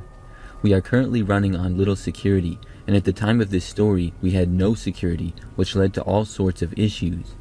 So as part of us dealing without security, the managers had to man the entrances and do our best to de-escalate incidents. I was merchandising some handbags when a very strange woman entered the store. She initially set off our sensor towers, and she quickly ran out, but returned about 10 minutes later after realizing that we had noticed but didn't respond to the alarm. The woman was very red, sweaty, and seemed to be under the influence of something. This was evidenced by her erratic behavior and her habit of talking to herself. Her behavior was the standard of any downtown store, and it was evidenced by her rummaging through bracelets and other accessories with her hands shaking. She seemed like a sort of run-of-the-mill tweaker, something pretty much all retail employees have dealt with at some time or another. Usually when we have shoplifters like this, the standard in our company is to provide over-the-top service and act very accommodating. We do this in the hopes of deterring a shoplifter by making them feel visible but without being a distraction to other customers. This woman slowly began to tweak her way towards the exit with a ton of merchandise that was poorly concealed. It was almost like she physically could not hide her shoplifting because she was so under the influence that it was making it difficult to control her arms and legs. Another manager and I hatched a plan to service her over to the counter to obtain some of the merchandise she was looking at and to sort of call her bluff and make her either pay or put the items on hold. After a small altercation with her and the other manager, she began to cuss and started sorting her merchandise into small piles in full view of other customers. She was frantically moving personal items in and out of a pair of black leather bags that she had not yet paid for. And after doing this for a few minutes, my fellow manager decided to help her begin moving the items to the counter. I immediately began scanning these items to be fair and treat the situation like she were any other customer. I was commenting on how fashionable the items she chose were, asking her where she planned to wear the items and stuff like that. She became more frantic as the items were rung, and as we finished, began looking for her payment. I've seen customers fake forgetting their credit card many times, but when I tell you she was honestly frantic, I mean it. She began to get even redder and banged her hands on the counter, contesting that she had either lost her wallet or that we had it somewhere. In order to de-escalate the situation, I emptied out the plastic bags, purses, even checking some empty shoeboxes she had taken shoes from, but I wasn't producing anything. My fellow manager began to search for the wallet as well. This not being enough, she suddenly started to run around the store while being trailed by my fellow manager, leading to an outburst as she returned to the counter. She lunged across the counter, hand in the air, nearly scratching me as she yelled about a wallet and all her other stuff. At this time, I had stepped back, and my coworker and I could see on each other's faces that calling the police was the only option. I began to do so as she had a tantrum and ran out of the store with a few pieces of merchandise and supposedly without her wallet. We didn't see her again and wrote the necessary reports to forward them to our store owner. Now that the drama had subsided, I started to place items out on the floor that she didn't successfully steal.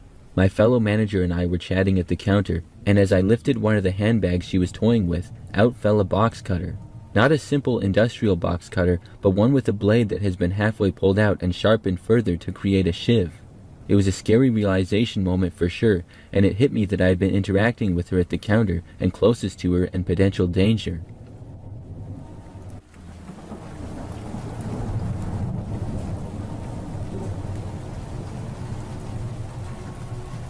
This was something that happened back when I was a kid. I was 8 years old at the time, but I remember it pretty well. So I have an older sister who is a few years older than me.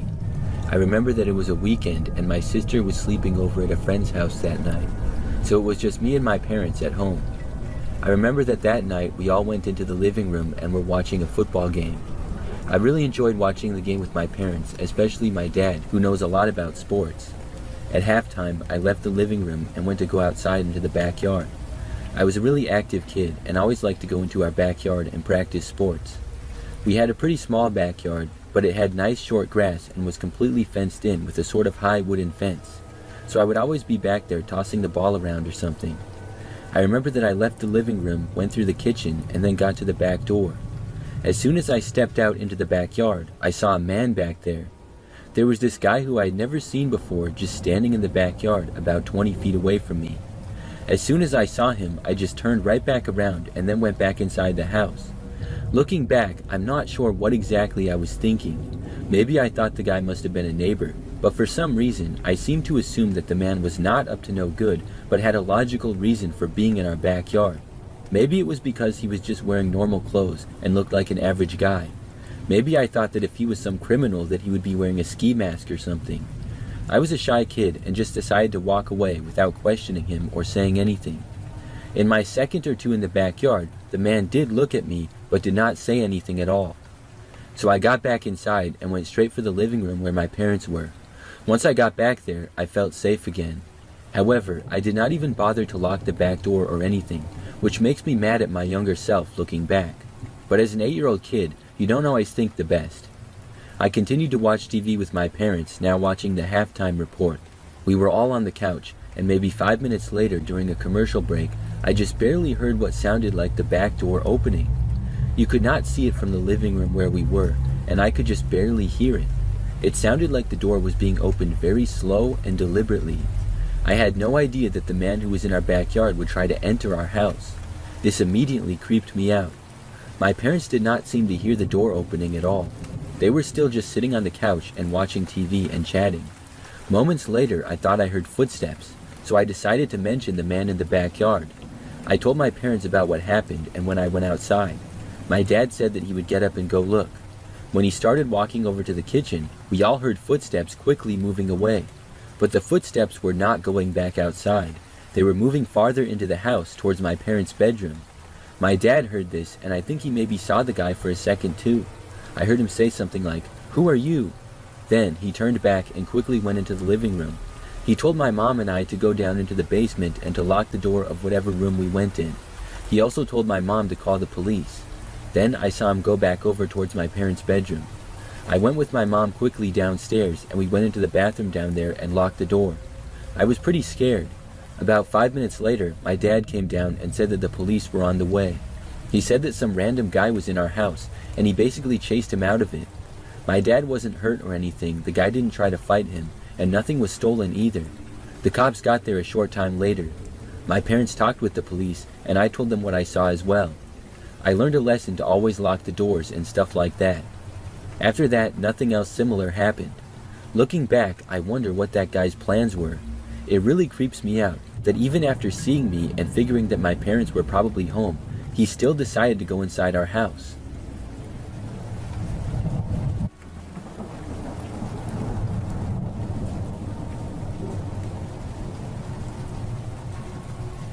This happened pretty recently, actually. I was driving on a large highway outside of Miami, Florida. I live in the area, and if you've been down here, you know that there's a lot of traffic and a lot of really nice cars. So I was going southbound back home from work. I often work pretty late nights. The bright side of this is that the roads are much more clear at that hour, but that doesn't mean they're empty. There's still a lot of people driving around. I drive a pretty average-looking car myself. It's just a Toyota that's about 10 years old. Nothing flashy, but it's very reliable. So anyways, as I was driving, I happened to see a car coming up real fast a long ways behind me. It looked to be a pretty fancy car. It looked like an Audi R8 or something along those lines. I was going about 70 miles per hour, and this thing had to be doing well over 100. It came up so quick, and I saw it weave in and out of traffic. This is not uncommon around here, and I see someone driving like that all the time late at night. So I stayed in my lane, and they blew past me very quickly and went out of my sight up the road ahead. I didn't really give it that much thought even. I just continued with my drive back home. I was excited to go to bed after a long day. However, it was like 2 or 3 minutes later. I was still traveling on the same highway, and I saw the same fast car up ahead. It was pulled over on the right side of the road. I didn't know which car it was at first, but then I realized the car and I was confused. It was the one that I had just seen pass me minutes earlier going really fast. There was no cop behind it, so the car had not been pulled over. Perhaps it had broken down or something. I kept going and soon made it past the car. However, when I did, I saw the car pull back onto the highway very suddenly. It then sped up really fast and got right behind me. I moved over to the right a lane to get out of the car's way. I didn't know who was driving this car because it was nighttime and the windows of it were also super tinted. The highway had like 5 lanes, so they could have easily gone around me. Instead, this car then moved into the lane that I was in and continued following me. It seemed like they were intentionally following me now. I had no idea why this car would follow me though. I kept driving all the way in the most right lane there was. The car remained behind me. After like 5 minutes of this, I was getting paranoid. I took the next exit even though it wasn't mine. When I took the exit, to my surprise, the car behind me did not. It stayed on the highway and kept going. I felt a ton of relief as I now drove down a road that I was not supposed to be on. I went a ways down and then took my time merging back onto the highway. When I got back on it, I continued with my drive home. I was only on the highway for like another minute when I noticed another nice car behind me. It was a ways back and looked like it was going pretty fast. This one looked like a Nissan GTR, blue in color. The car quickly got up behind me and then did not pass. It just started following me like the car before. I didn't know what to make of this. My exit was coming up, and I kept driving down the highway with the car following me until I got there. Then I took the exit, hoping that like the last car, it would remain on the highway. But it did not. The nice car took the exit with me. I was paranoid now. I started driving home on the quieter streets. It was less than 10 minutes away. Each turn that I made, the car behind me did as well, until randomly it stopped. It just took a different turn than I did, and I was only a few streets away from my neighborhood. I felt much better and drove the rest of the way looking behind me for the car every 2 seconds. I ended up making it back to my place okay and didn't see the car anymore. I haven't had anything crazy like that happen since, but I'm still so confused about it. What was going on there, and why were those nice cars following me? I don't even know anyone who drives a nice car like that. And like I said, my car is nothing special. It remains a mystery to me. If anybody thinks they know, please let me know about it.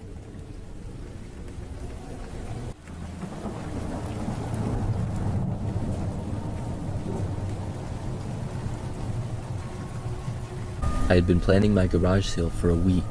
My place was filled with stuff that I didn't need, and my PS4 was sitting in the corner of the living room gathering dust, but I wasn't sure if I wanted to sell it. I loved that thing, but it had been months since I had time to play, so I put it out at my garage sale with a high price tag, thinking that if someone overpaid for it, I'd be fine to let it go, but otherwise I would just keep it. I set everything up outside in my driveway early Saturday morning. I had a few old video games next to the PS4 also. People came and went throughout the day picking up this or that. Most were friendly, but then this lady showed up. She was around middle-aged, maybe early 40s, wearing a big floppy hat and oversized sunglasses. She walked straight to my video game section. There was a stack of games for Xbox and PS4 that I was ready to let go of, but the prices were non-negotiable. These were still good games, even though I was done with them. She started picking through the PS4 games, looking at the titles like she knew what she was doing. Then she asked me, how much for the PS4 ones? $10 each, I said. She scoffed at me, saying these were old games now and they should be like $1. It's a garage sale, but I wasn't giving away games I paid $60 for just $1, so I stood my ground. She made a big show of putting the games down and sighing dramatically. Then she muttered something about me taking advantage of people before turning to leave. The last thing she said on her way out was, "Your PS4 is going to be sitting here for a while." Her voice was dripping with sarcasm. "Because nobody's going to pay what you want for that," she said. I knew that was most likely true for the PS4, but the rest of the stuff there was fairly priced. I was getting tired of the conversation, and she was clearly angry. I just wanted to get through the sale and enjoy my Saturday. She walked off, but I could feel her eyes on me as I continued to arrange stuff on the tables. I figured she'd be long gone soon, but surprisingly she stayed in the neighborhood, walking past my house a couple of times, which I thought was strange, but whatever. It wasn't until later that night when things really went downhill. Now, long after I had gone inside, around 11:30 p.m., I heard the faintest sound outside. I got up to check things out. The outside light was on, and I could see the shape of someone standing near my side door. I couldn't believe it, but the woman from the garage sale earlier was trying to break into my house. The lady apparently knew how to pick a lock, or at least thought she knew how to pick a lock, and was attempting to do so at my side door. Honestly, I have never seen a more bizarre scene in my life. This lady, who was in the same outfit from earlier, who looked like a middle-aged suburban mom, was trying to break into my house. Obviously, she could have been armed, but just her overall appearance did not look threatening at all. I remember thinking to myself, how stupid do you have to be to try something like this over some video games? I assumed that's why she was there. Maybe it was to try to rob something more expensive like my PS4. I don't know. Anyway, I didn't call the cops because she was at my door, and if she actually knew how to pick a lock, she would be inside my house before the cops could show up. I realize now it was kind of bold, but once again, this lady did not look like a threat at all. It just seemed like she was really stupid. I grabbed an old baseball bat I owned and opened up the curtain on the window next to the door. Yelling through the glass, I told her that if she didn't leave immediately, I was going to come out there and beat her head with a baseball bat. The message was received, and she scurried back off to wherever she had come from, and she might even live in my neighborhood for all I know. I never did see that lady again, and I can't help but wonder what other crazy things she's done in her life. Probably some other dumb choices.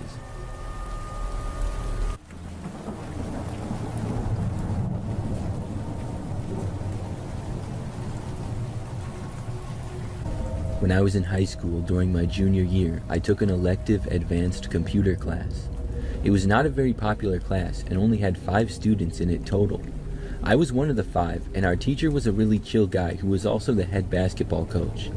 My school had a really good basketball team, and he was always talking basketball and talking to the other coaches. We were all pretty good students, so he gave us a lot of independence. He would teach maybe 1 or 2 days a week, and then we would work on the computers for the rest of the week. Not much would be said, and he would play music and let us work most of the time. And when we got done and had free time, we could just play around on the computers. There were times where either an assistant basketball coach would come into our classroom, or our teacher would leave and go to theirs. They would quietly talk strategy for literally the entire class period sometimes. It never bothered me. In fact, I liked it, because being able to just get my work done on the computer was nice. The teacher didn't care if we went around on our phones either. The classroom was a smaller computer lab, and it was kind of out of the way in one of the long hallways near the end of the school. One day, all 5 of us students arrived for class like usual. Our teacher went over the plan for the day, and then he said that he would be back in a bit. He was going to one of the assistant coaches' rooms to talk strategy again.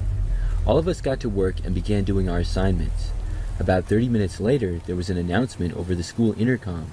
It said that the school was being locked down and for teachers to follow the lockdown procedures. After this, the 5 of us kind of looked around at each other. We were sort of confused as to what we should do. I didn't know if we were supposed to get up and go lock the door and stuff, or if our teacher would return. We all figured that he would be back soon though, so none of us did anything. After like 5 minutes went by, one of the other students got up and turned the lights off. We still figured that the teacher would come back soon though. After like 10 more minutes, there was still nothing. Then we heard footsteps in the hallway. I expected it to be the teacher. A short time later, the door opened. We were all sitting at the back side of the classroom behind computers and facing the front. What we saw was a man enter the room who was not our teacher. I just remember that he had a messy beard, long stringy hair, and looked somewhat disheveled, wearing a black jacket and jeans. He entered the room and then took a few steps in. Then he looked around and seemed to notice us. As soon as he looked at us, he said, "Nobody say a word." The way he said it was really threatening. I was honestly pretty scared. The man paced back and forth, looking at us for a few seconds. Then he said, "Am I understood?" We all nodded our heads, not knowing what the guy was capable of. Then he walked over to the door and looked out of the window into the hallway. It looked like he was keeping watch and hiding. We all just sat there, frozen in fear pretty much. The guy would look out of the door window for a while, then pace around a little bit, look at us, then return to the door window. This went on for like 5 minutes. I didn't notice hearing anything else in the hallway during this time or anything. Then the man went to the door, opened it, and ran out. As soon as he was gone, another student ran over to the door and locked it. Then I think we all called 911 at once. We reported the guy, knowing that he was more than likely the cause for the school lockdown. We were told that the police were there already and inside of the school searching for him. About 20 minutes later, the lockdown was lifted. Shortly after, our teacher returned.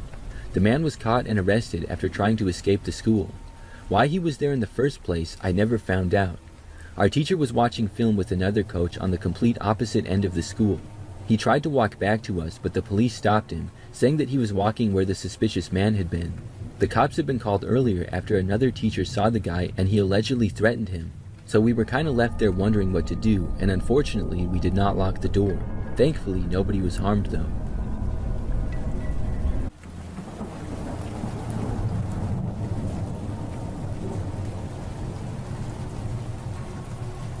I live alone, and I still have a home phone.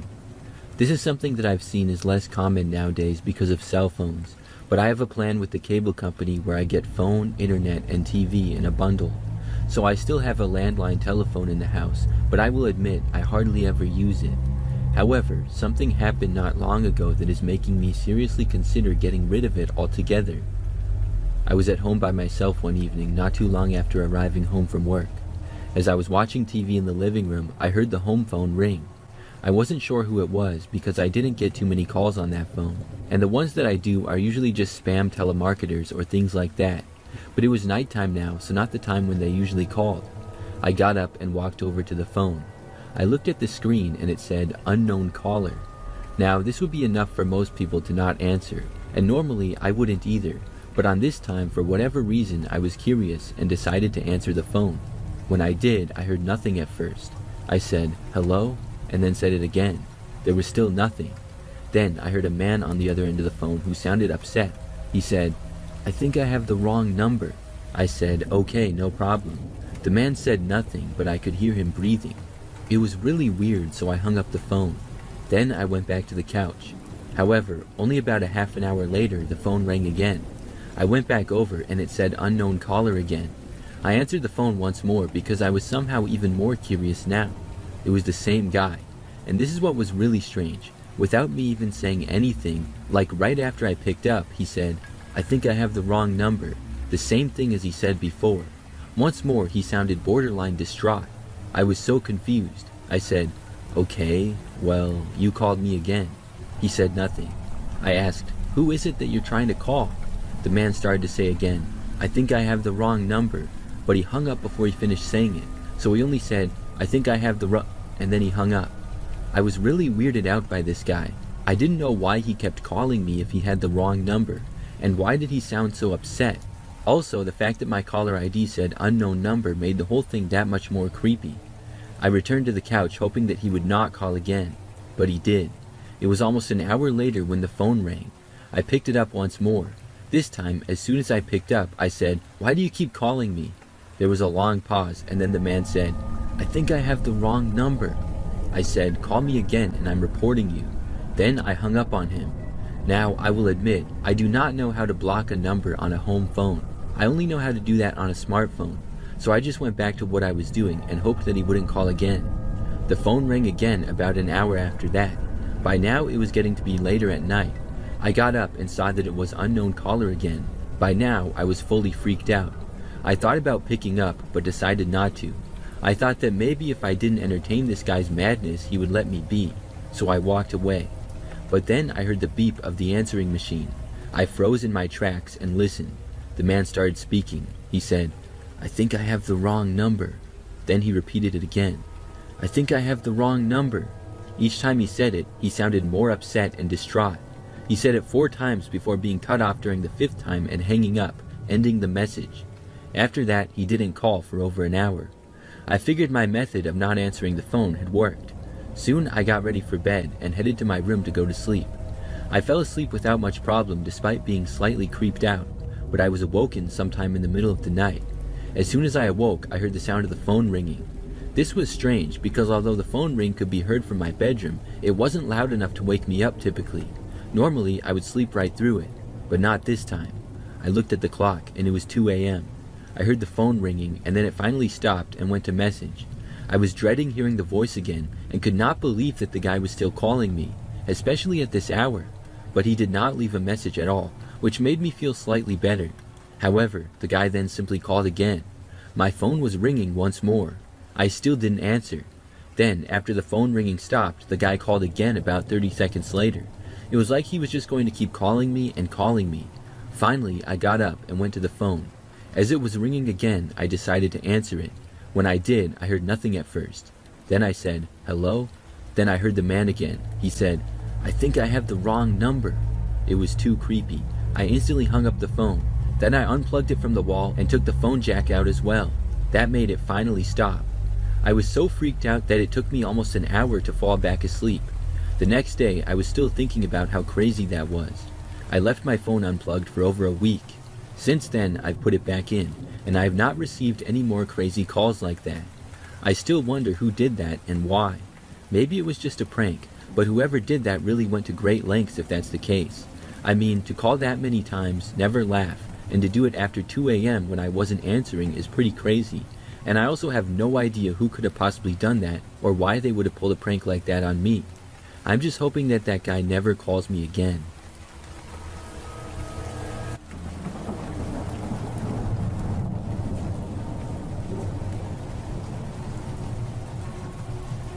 Back when I was a freshman in college, I lived in a dorm building and had a room to myself. The building was pretty typical. It was old, had several floors, and also a lounge area. The rooms did not have bathrooms in them, so each hallway had a large bathroom about halfway down it. One time, about a couple of months into my freshman year of college, I was up late in my dorm room. I was studying, and I would often stay up later than I should have doing homework or studying for classes. It was probably about 1 o'clock in the morning or so. I don't remember what time I had class the next morning at, but I was planning on going to bed soon. After finishing up my studies, I went out of my room to go to the bathroom down the hallway. I remember that I left my room, and as I began to walk down the hallway, I noticed something. It was just one really long and straight hallway, and at the very end, there was this guy wearing one of those old white goalie masks. I only saw him for like 2 seconds, and then he went out of sight at the end of the hallway, going around the corner that led to the stairwell. It seemed weird to me, especially because it was 1 o'clock in the morning. As I walked to the bathrooms, the hallway was completely quiet and empty, other than me. Everyone else was sleeping, no doubt. I thought the guy with the mask was probably another college guy playing a joke on a friend or something. Pranks in the dorms happen all the time, but normally those kind of things happen on weekends or nights where people are staying up late. I didn't think too much of it though, and I went into the bathroom and brushed my teeth and stuff. I was at one of the sinks in the bathroom, and to the right you can see the bathroom door, which is propped open. I was in the bathroom for maybe 5 minutes, and as I was at a sink finishing up, I saw movement to my right. It was somebody walking down the hallway past the bathrooms. When I looked, just for a second, I saw the same guy walking past the bathrooms now. He didn't look over at me, and he didn't stop or anything. After he had passed by, within a minute, I was done and left the bathroom. I went back to my room and then went inside and went to sleep. I didn't see that guy for a few days. However, a couple of nights later, I was in a similar situation. I stayed up late and went to brush my teeth before going to sleep. It was after midnight again, and when I walked out into the hallways, at first I didn't see him. But when I was walking back to my room, I heard somebody walking a long ways behind me in the hall. I turned around and noticed him walking towards me. He was still a really long ways away, but he was wearing that same mask. This seemed a little odd. I didn't know why somebody would be doing this, but I just went into my room and then got into bed. I fell asleep pretty quick, only to wake up a short time later. What woke me up was the sound of someone knocking on my door. It wasn't very loud, but enough to wake me up. And that didn't take too much, because I'm not a deep sleeper, and also things were so quiet at that hour. So I groggily sat up and listened. Whoever was at the door knocked again. I had just woken up and was not thinking the most clear, so I had no idea who it would be. I got up and walked over to the door and looked through my peephole. There I saw the same guy, still wearing the mask. He was just standing there waiting for me to open the door. I saw him knock again. However, I did not answer it. There's no way I was going to. After staying at the door for maybe another minute, he finally walked away. I was really creeped out by the experience. I didn't get a look at the guy's face because of the mask, but I had assumed that it was just a college kid.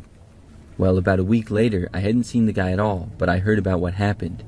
A man was arrested for trying to break into students' rooms, and it was the same guy wearing the mask. He was not even a student. It was some guy in his 40s, and that really creeped me out. I thought that it had been just some creepy but most likely harmless prank by a student. I had no idea that it was some crazy guy who didn't even go there.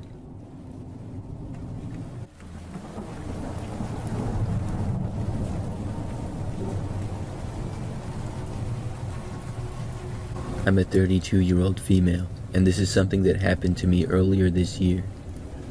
One night, my husband and I were on the porch smoking a cigarette around 9 p.m.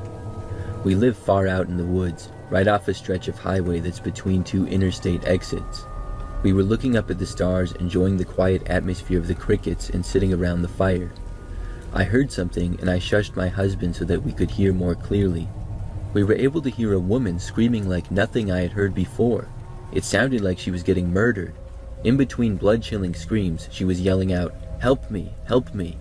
I looked at my husband and we were both really freaked out. The more she screamed, the closer she was getting to our house. I could eventually see a figure running along the grassy median area of the highway, making their way closer to the part of the highway that was in front of our house.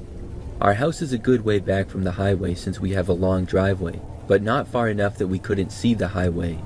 If we could see her, that meant that she could see us, especially with the fire blazing. We could still see the highway perfectly fine due to the house across from us who still had their Christmas lights up. I threw my cig into the fire and went back near the doorway of the house to grab my phone to call 911. My husband ran past me inside to get his jacket and shoes. I told him not to go out there, but he ignored me and got dressed anyways.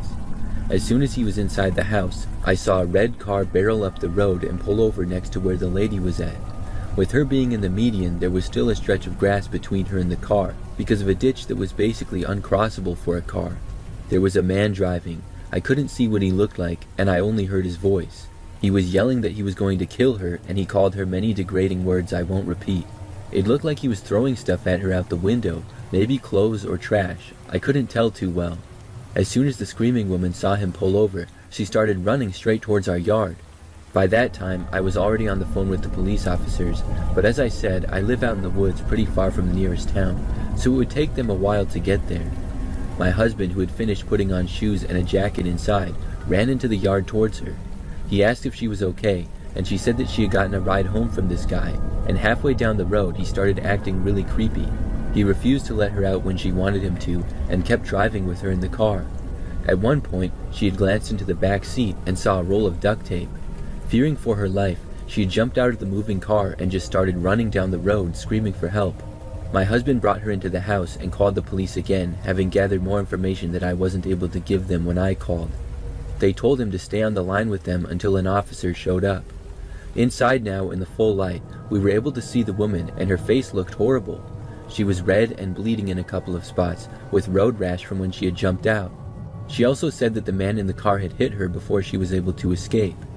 We locked our door and stood together near the window waiting for the police to show up, while my husband gave updates and answered questions on the phone with 911. Basically, he was just telling them that the red car was still parked on the highway and that we didn't see the man anywhere. I was trying my best to stay calm and care for the injured woman when there was a loud bang on our door. The man outside was there yelling, "I know you're in there. I saw you running," and he mentioned that the people inside can't protect her. I shouted through the door that he needed to leave our property, and if he was smart, he would get in his car and drive off before the police showed up. The answer he gave me was not what I was expecting at all, and probably the worst response imaginable. He yelled, "Go ahead, call the police. They won't be here in time." Then he started to pound and kick at our door, trying to break it down. The woman was freaking out and crying, saying, "Help me, please help me," over and over again. I ran to the kitchen and got a large knife just in case. We had a huge solid iron door, but our windows were easily breakable. If he wanted to get in badly enough, he certainly could. My husband went to our bedroom and got his gun when a squad car pulled up in the yard finally, with 2 more following behind it. The man took off on foot running. Some of the cops tended to the woman and got her home safely. The other group of officers searched the woods for the man and finally found him after 2 hours of searching. Needless to say, it turned out to be a scary, eventful night, and I'm glad the cops showed up before the man thought about breaking through our windows. At that point, my husband might have been forced to shoot the man, but I'm glad it didn't escalate to that point, because it would have been a very traumatic experience for everyone involved.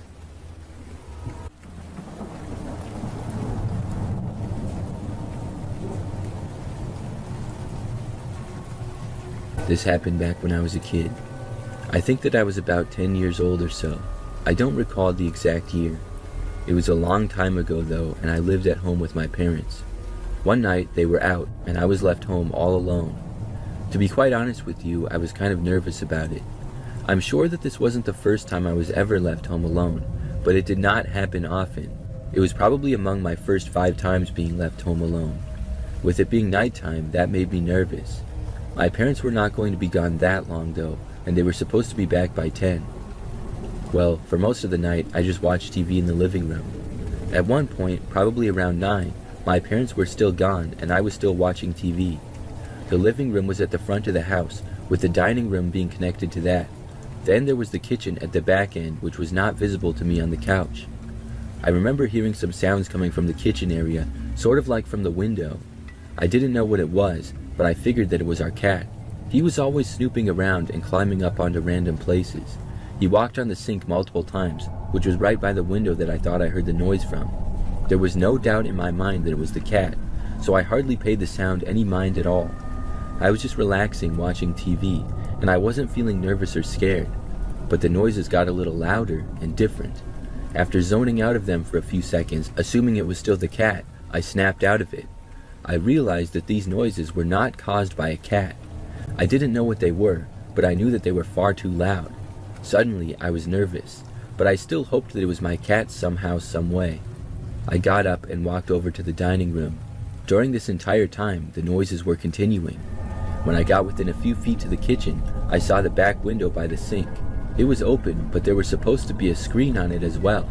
However, I didn't see the screen. It looked like it was open right to the outside.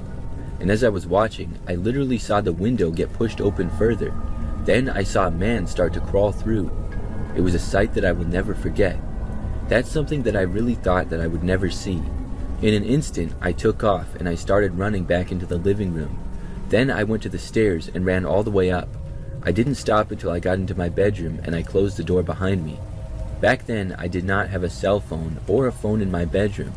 The only landlines that we had were downstairs. My parents had cell phones, but I couldn't reach them because I wasn't going to go back down there. I was terrified and had no idea what to do. So I did the only thing that I could think of, which was to go into my bed and bury myself in the covers. I covered my ears and face and didn't want to see or hear anything that was going on. I just stayed like that for the longest time. I was trying to just block it all out, so I didn't hear anything, and I had no idea what the guy in our house was doing. This went on for a very long time. The next thing I knew though, when I finally decided to uncover myself, I heard a door open downstairs. I was scared at first and about to cover myself back up, but then I heard my parents' voices. This made me feel much better. Still, I did not leave my bedroom. I was still too scared. A short time later, I heard my mom calling my name, and I then answered, saying that I was in my room. She came upstairs and went into my bedroom. The first thing she asked me was what happened with the kitchen window. I guess she thought that I had broken it. I told her about the guy, and then she went downstairs and told my dad. He searched the house, and my mom also called the cops. The cops came to our house and searched it, however, the man was gone. Nothing was stolen either. I have no idea what exactly happened. I had really just been trying to block it all out. My best guess is when I saw the man enter our house, maybe he saw or heard me. If he did, if he had thought nobody was home, perhaps that was enough to scare him off. I'm just grateful that everyone ended up being okay. That was my scariest experience from being home alone as a kid.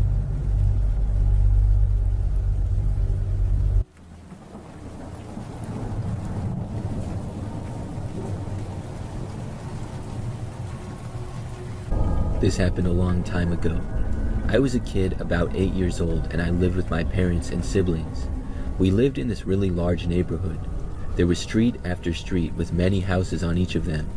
Sometimes I would hang out with other kids on the street, but not really that much. Most of my good friends were from school and didn't live in our neighborhood really. So one day, I remember that my mom told me that she had met a neighbor and was talking to her. She said that the neighbor had a son named Tommy around my age and that I should meet him.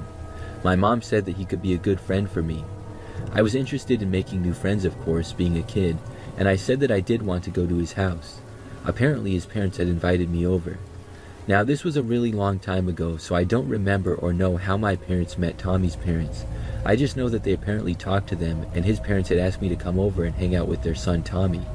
So I remember that my mom drove me over to Tommy's house the next day and dropped me off. I was slightly nervous because I was a shy kid and hadn't met Tommy before, but overall I figured that it would be fun and that I would become friends with this kid. So we got to the house, which was like 3 streets over from mine. It was pretty close.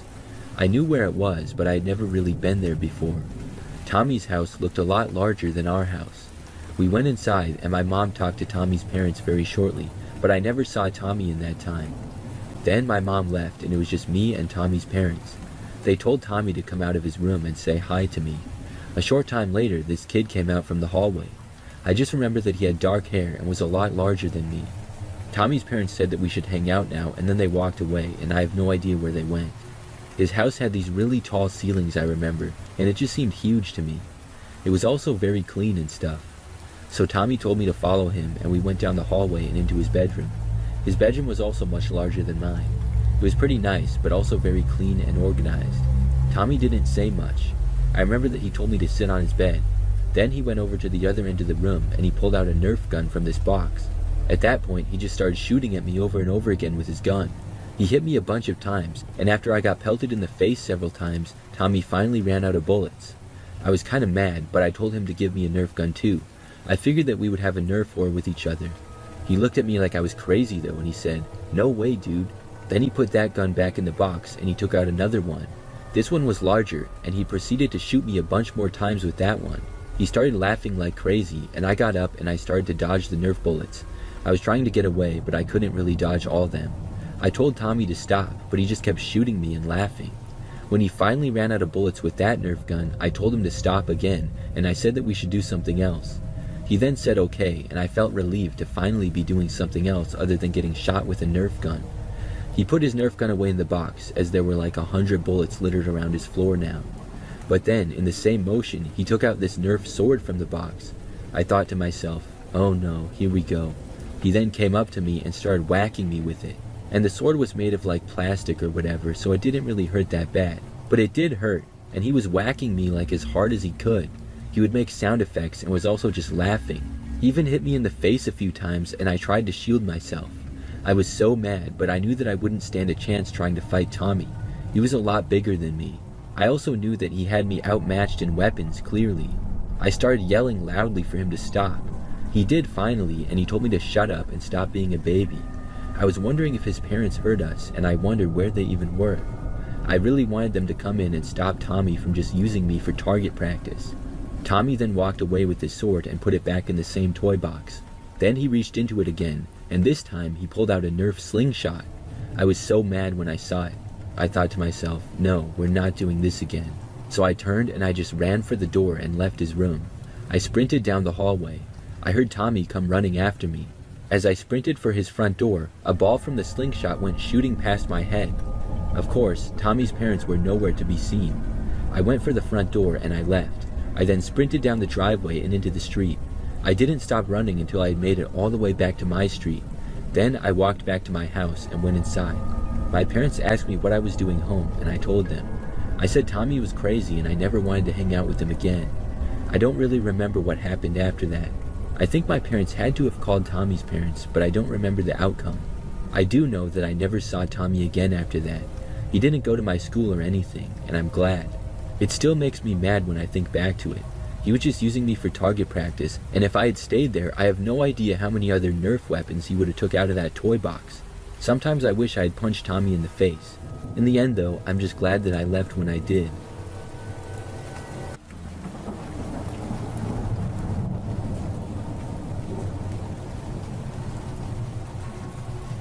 This happened in the summer of 2020. I was 20 years old at the time and had gone on a trip to Moab, Utah with my best friend since high school, Kendall. We had last minute joined her family's trip celebrating her sister's high school graduation. We lived a few hours by car from Moab, which had just reopened after being closed to the public due to COVID. They had plans to go skydiving and we were excited to tag along.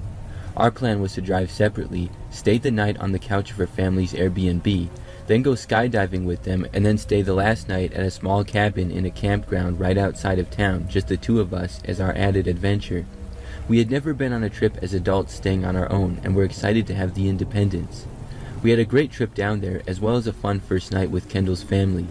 We all went skydiving in the morning early. After Kendall and I had a huge adrenaline rush, we decided to go for a hike to the watering hole. There we explored, and even did a small cliff jump into the water. By the end of the day, we were exhausted physically from our activities and from the rush and now drop of adrenaline. We had checked into our campground, which was about 10 miles from the town. There was a general store at the mouth of the property with somewhat unfriendly older cashiers to check us in, but we didn't think much of it. The campground was made of different sections for tents, RVs, and small cabins. When I say small cabins, I mean room for 2 twin beds and a chair and hardly anything else. We stayed in one of those. Like I said, Moab had just reopened to tourists, so besides us, we saw one other family of 3 staying in the entire campground. We also noticed that we didn't have cell phone signal at the camp. By nightfall, we could hardly move our bodies, we were so sore, and we spent about an hour in camp chairs under the stars drinking. We decided to call it a night and grabbed our lantern to head to the communal bathrooms to wash our faces. We made our way to the bathrooms giggling through the pitch dark with our light. We reached the hut that held the 4 separate bathrooms. Each had a shower directly across from the door and a toilet and sink against one side wall. We swung the door open, eager to get out of the dark, and flipped the light switch on. I entered the room first and immediately stopped in my tracks. Kendall stopped in the doorway. We were both silent. There was something off. I don't know how to describe it, but it was like an intense feeling that something was wrong. We started forward at the shower, which had the curtain half down closed.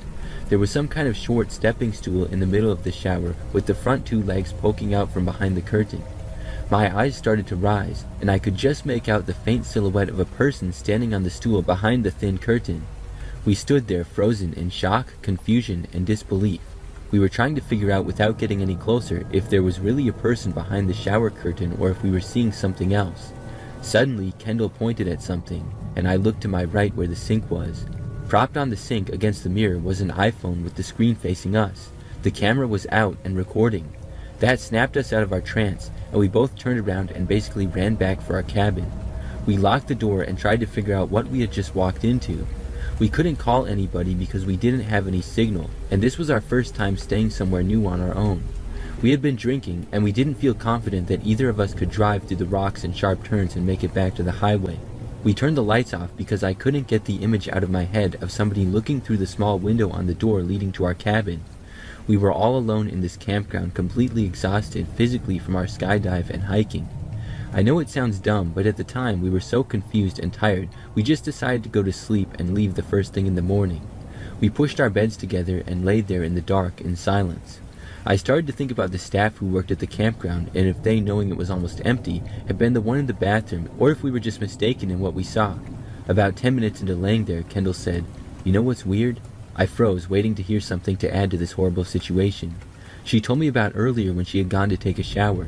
She explained that she just looked up and saw a blinking blue light in the vent above the shower. We left in the morning and never spoke any about it again. Honestly, I know we didn't handle the situation well. If it were to happen to us today, there's no way we wouldn't have reported it. But we were young and scared, and we didn't know how to process what was happening.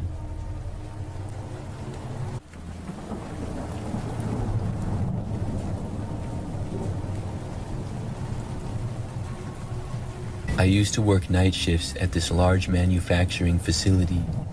The night shift consisted of a very small crew, including 5 security workers and 5 of us doing administration and packing. As administration staff, I sat with security as they'd switch between patrolling and monitoring the cameras. It was usually silent and boring. One night near Halloween, I was halfway into my shift on my lunch hour break. It was chilly, and I went to my car to grab my bigger jacket and have a smoke break. I was right outside the back door where this fence is closest to the building. It's maybe 10 yards off the back door. The only light was motion activated, and I had to keep making grand arm movements to keep it on. It's all grass and shadows up to the fence, and the light doesn't really hit that far. I was watching videos on my phone, and the light went out from a lack of motion. I sat in the dark a bit, sipping my coffee and finishing my cigarette. As I was finishing, I reached up and waved to activate the light to find the ashtray, but as the light flickered on, I heard a noise on the fence across from me. We do get some animals out there, and they could get startled, but as I stood up, I heard the fence keep slightly jiggling. When I looked up, I didn't see much. The light didn't really illuminate much outside its circle on the ground. My first thought was to say hello, which I did in a questioning tone. When I spoke, the sound stopped for a moment. I squinted into the darkness trying to adjust, but it was hard with the light on. However, once the light turned off again, the light from the moon had a little bit more effect lighting up the area. The fence started jiggling again. As my eyes adjusted better, I saw movement. It looked like a person opposite me at the fence fidgeting with the links.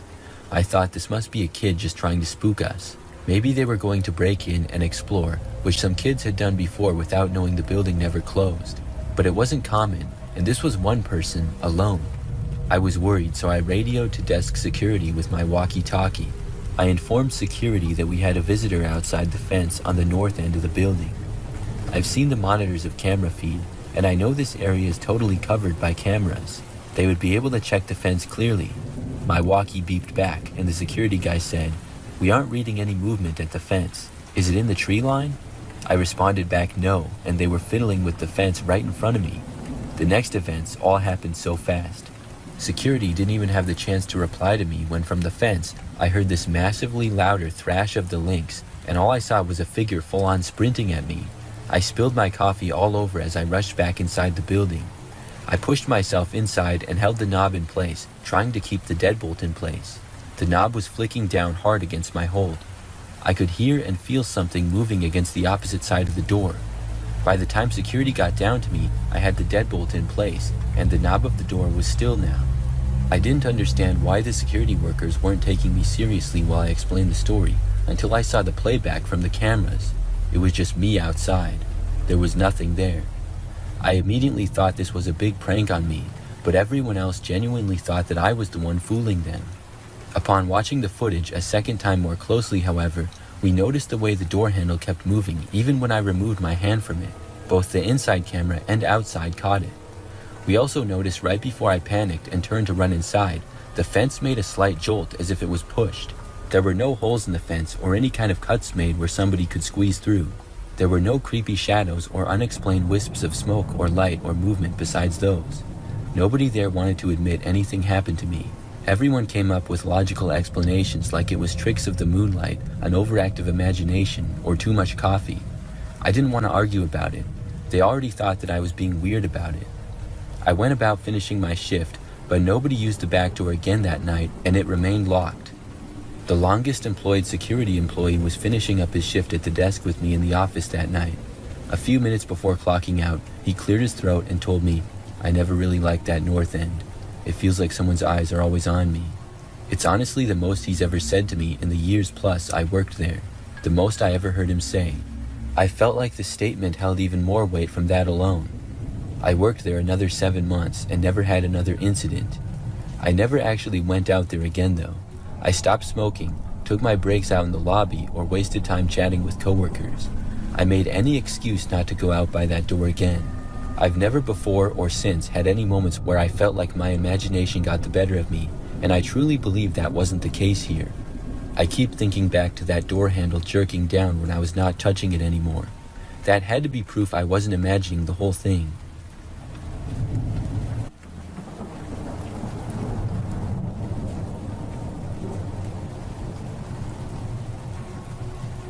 It was almost 1 a.m. one night, and I was out doing DoorDash deliveries in the late night hours.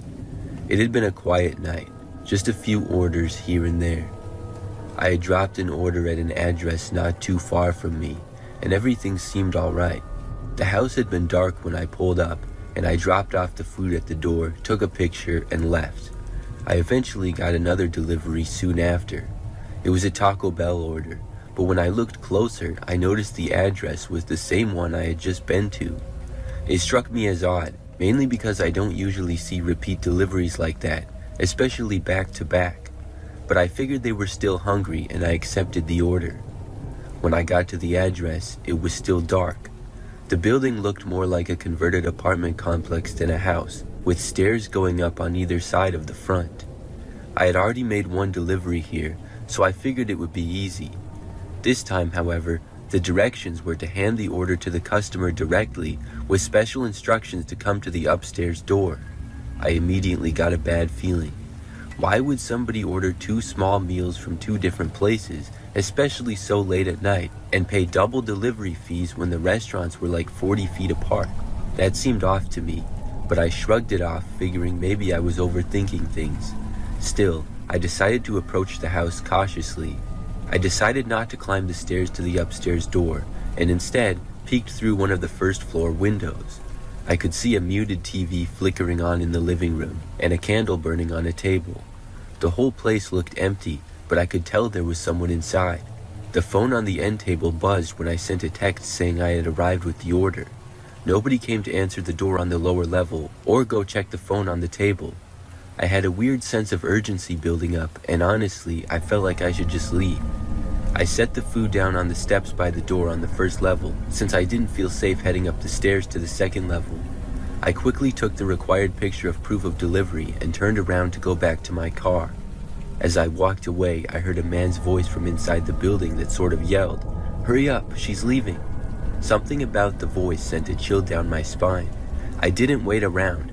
I ran the rest of the way back to my car and locked the doors. I put the car in reverse and started to back out, but my car's position was all wrong. I had to make a weird 3-point turn to get out. As I maneuvered my way out of there, I glanced back towards the house. 2 figures were standing in the window, looking out at me. They were big, but it was too dark to make out details. It wasn't a good feeling. One of the downstairs doors was slightly ajar, I also noticed. I don't know why, but that seemed important. I wasn't one to get paranoid easy, but everything about that situation felt wrong. Why would someone leave a note asking for me to come upstairs when they had just ordered food a few minutes ago to the downstairs door? Why had nobody answered the door? And why did one of those guys inside yell out that I was leaving? It seemed like a setup, with maybe a person at each level of the house. I had a bad feeling that if I went up the stairs to the second floor to make the delivery, I would have been trapped with someone coming from the lower level and following me up. I had to call DoorDash support to let them know what happened. Thankfully, they took me seriously and would mark the location as unsafe in their system. From now on, if I get a delivery to that house or even near it, I'm going to decline it.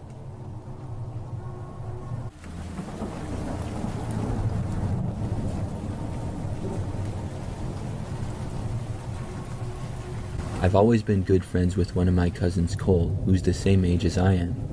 The two of us are close, and we always did get along very well together, and were often found together both in school and outside of it. When we were 12 and in the 6th grade, I was hanging out with Cole one Friday afternoon around the later part of May.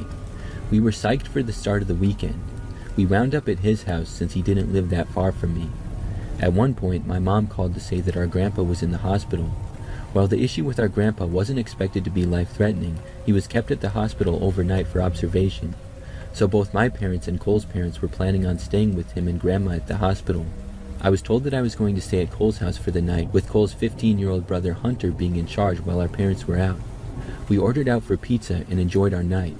At around 9 or so, there was a knock at the front door, and Cole went to answer it. I was a bit curious as to who it could be at that time of night, and so I watched from a ways back. At the door were two older guys. They said that they were with the city and they had been investigating reports about the water pressure supposedly being bad in the neighborhood. They asked Cole if his parents were home, and Cole said they were unavailable at the moment. The guys started asking a bunch of questions about how the water pressure was in the house and if they could come inside to check. Hunter came over at that point and politely told the guys that the water pressure was fine, and perhaps they should move on to check out other homes in the neighborhood. The guys seemed reluctant to leave, but turned and walked away after Hunter started closing the door. After the door was shut, we looked at each other and shrugged, but didn't think too much of it after that and went back to what we were doing. Eventually, we decided to go to bed.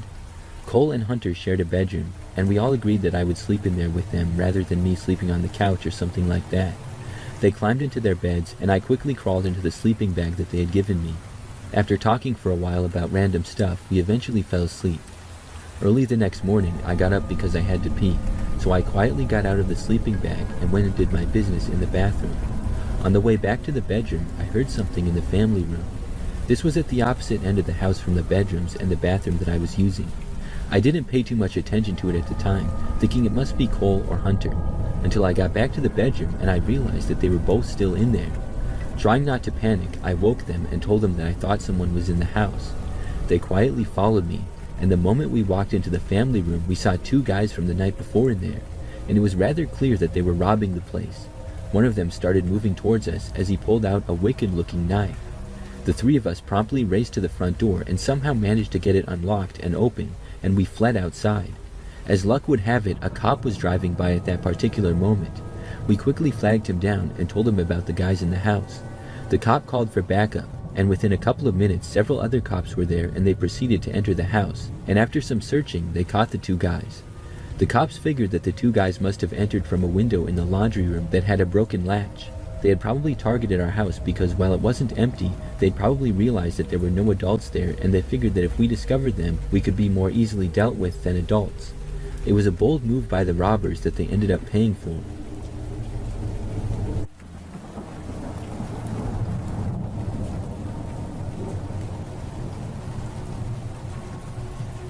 Last year, I went shopping at a really large mall. It was a weekend, so it was very crowded and tons of other people were there. In some areas, it was hard to even walk through the walkways because it was so crowded. I was there for a few hours and did a decent amount of shopping. However, in the time that I was there, I was pickpocketed. At least, I'm like 90% sure that I was. I would always keep my wallet just inside of my back pocket, which was a terrible habit. Habits are hard to break though, but I obviously don't do that anymore. So anyways, I just know that when I left the mall, I realized that I did not have my wallet anymore, and despite me keeping it in a bad spot, it had never fallen out before when I sat down or anything. After realizing that I didn't have it, I quickly canceled my credit cards. Then I looked everywhere that I could think to look. There was really no use though. Surely somebody would have picked it up, and even if nobody did, it would be like finding a needle in a haystack. I was disappointed, but luckily I didn't have much cash in the wallet and nobody had used my cards yet. I thought that I would never get it back, and so when I was home, I started ordering new credit cards. I also looked into getting a new driver's license. I was pretty disappointed, but what could I do about it now? However, late that night, I got a text from a random number I did not recognize. The text said, "Meet me tomorrow night at 11 p.m. and bring $100 cash to get wallet back." It also had an address which turned out to be a park near the city a ways away. I texted back asking who this was and where they had got my wallet. They didn't respond though. I wasn't sure what I should do. Had they stolen my wallet or found it? I was pretty sure that they had stolen it. I considered getting the police involved, but I figured that I couldn't prove that this person stole it and not just found it. The fact that they wanted me to bring $100 really made me mad though. After thinking about it, I decided that I would go and meet with them at the park. But I told my friend Marty about it, and he agreed to go with me to get my wallet at the park. I didn't know what to expect, but being asked to meet at 11 o'clock at night in a park sure seemed sketchy. I really wanted to get my wallet back though. So the next night we drove to the park and got there at around 11. I had never been to that park before. It was a parking lot off a quiet road surrounded by woods. Then there were a few trails, but it was super dark out now. When I arrived, nobody else was in the parking lot. Marty and I sat in the car waiting. At 11 p.m. sharp, I got another text from the number. It said, "Exit your vehicle and take the left path for a quarter mile." This seemed even more sketchy to me. For some reason though, I got out of the car. I just really wanted my wallet back. I had the $100 cash and Marty stayed in the car. So I began walking down the path to the left. It was literally pitch dark and I could barely see anything. I made it about 100 yards down the trail when I felt my phone vibrating. It was not another text from the number though, but it was a call from Marty. I picked it up. I heard Marty telling me to get back to the car now. Then I heard off in the distance tons of honking coming from a car horn. I also heard a car driving. I turned around and ran back to the parking lot. By the time I got there, I just barely saw an SUV driving off down the quiet road. I saw Marty in the car waving me over, still parked in the same spot. I quickly went back inside the car. Marty explained to me what had happened. He said that when I was a ways down the path, this SUV pulled into the parking lot. He saw at least 3 guys in it, and he claimed that he was sure he saw one of them brandishing a gun. They pulled up and parked a few spaces away. Marty figured that I was in trouble to get jumped, or maybe worse, so he started honking the car horn like crazy. This actually scared them off. I figured they thought Marty was me, and seeing how he was still in the car and making a bunch of noise, they wouldn't be able to rob him. If Marty had not been there, these guys would have ambushed me alone on the dark trail. Now, I know a lot of people will say that I'm stupid. Why would anybody meet a random person alone in a park at 11 p.m. on a random trail in the woods? And you're right, it was stupid, and I deserve all the crap that I get for it. But I was much younger, and I've certainly learned from the experience. At least I had the thought to bring a friend, which ended up saving me. Hopefully this can teach anybody listening to always be prepared in any situation.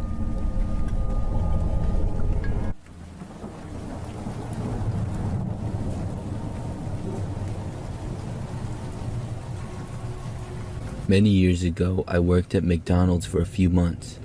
This was way back when I had recently graduated from high school and was attending a local junior college. I was living with my parents and driving to and from school as well as work. We lived in kind of a small town. It was quiet and calm, and not too many crazy things happened. McDonald's was one of the few businesses that we did have in our town. When I worked there, mostly I would be behind the counter taking people's orders. And usually I would work a shift in the afternoon until late at night. The McDonald's was open for 24 hours back then that I worked at, but I would get off of work at 11 because I was in school. And we didn't need quite as many people working in the overnight hours. The McDonald's never really got that busy. We would get customers at the busy hours, but I don't recall it ever being super crazy. After I worked the job for a few months, I was in a routine of work. I would work a few nights a week, typically getting off at 11. At that time, it would usually be very quiet. When I got off of work, I started to notice this one car in the parking lot with the engine always running and the lights on. It was a 4-door sedan, maybe 15 years old or so, nothing really standing out about it. I couldn't tell who was driving, but never really looked that hard. I just remember leaving for work a few times and seeing it each time. It wasn't a coworker because I would have known who it was.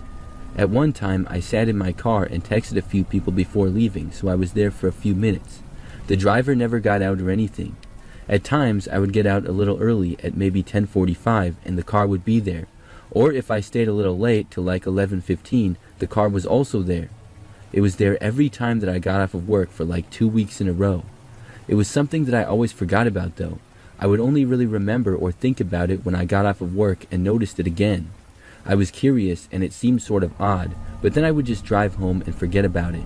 I thought maybe it was somebody just on a break at their job that was maybe not far away. Who knows? But then, one time, the car was there like normal. When I left for work though, the car followed me. It drove the whole way back home to my parents' house, which was like 10 minutes, but a few streets before mine, it turned off. It freaked me out a little, but it didn't follow me all the way home. Then, like the next 3 or 4 times that I got off of work, the same exact thing happened. No matter when I left, the car would leave right after me, follow me for most of the way, and then turn at the same spot before my house. I told myself maybe this person just lives sort of by me, but why would they always leave right after me? It was creeping me out quite a bit. Then, one night, I got off like usual. It was around 11 p.m. I left the McDonald's and walked out to my car. This time, I saw the creepy car was parked right next to mine. Normally, it was parked at least 5 spaces away and in the same general spot. I wouldn't always park in the exact same place either, because when I would arrive at work, sometimes the McDonald's would be busy. But this was the same general area. This car was always at least a few spaces away from me and had never been next to me. But tonight, it was parked right there, and this freaked me out even more. Still, I tried to ignore it. I got into my car and didn't look at the other one. Then I started the engine. After that, I drove away. Right when I did, the car left too. It followed me all the way back. However, this time, it did not turn at its usual place. It followed me all the way to my parents' house. When I arrived back, I pulled onto the side of the road out front. I was afraid to pull into the driveway knowing that it would take longer. I just parked, got out, and sprinted for the house. I ran inside and made it. When I looked back, the car was pulling over too, but at least nobody was getting out. I instantly found my parents and told my dad about it. He went over to the front door and the car was now parked out front of our house. My dad walked right outside towards the car. However, before he got halfway to it, the car very quickly drove away. The next time that I worked was several nights later. When I got to work that night, I brought it up to a few coworkers. I asked them if they had any idea who drove that car. None of them had any clue as to what I was talking about though. That night when I was working behind the counter at probably about 10 p.m., things were very quiet. Nobody was in the restaurant until I saw the doors open and a man walked in. From what I remember, he looked to be in his 40s, was somewhat short but large, and had a slight beard and was balding. He walked up to me and I got ready to take his order. However, when I asked how I could help him, he just said, "Tell your dad that he's a coward." Then he turned around and calmly walked away. He left the McDonald's, and at first I was so confused that I didn't say anything. Then, after he had left, I realized that it had to be the guy from the car. I quickly went to the back and told a coworker. We went out into the parking lot and just barely saw the guy driving away. It was the same car. My manager heard about the whole thing and she let me leave early. I didn't see the car at all. After that, I was given 2 weeks off. When I returned to work, the car never showed up again. I also never saw it at my house either. That's something that still gives me the creeps every time I think back to it.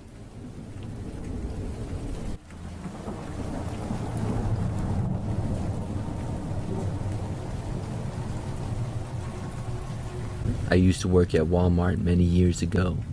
This was about 10 years back now, and I was much younger at the time. It was one of my first jobs, and overall it was okay. What I mostly did in my time at Walmart was to push the carts in the parking lot.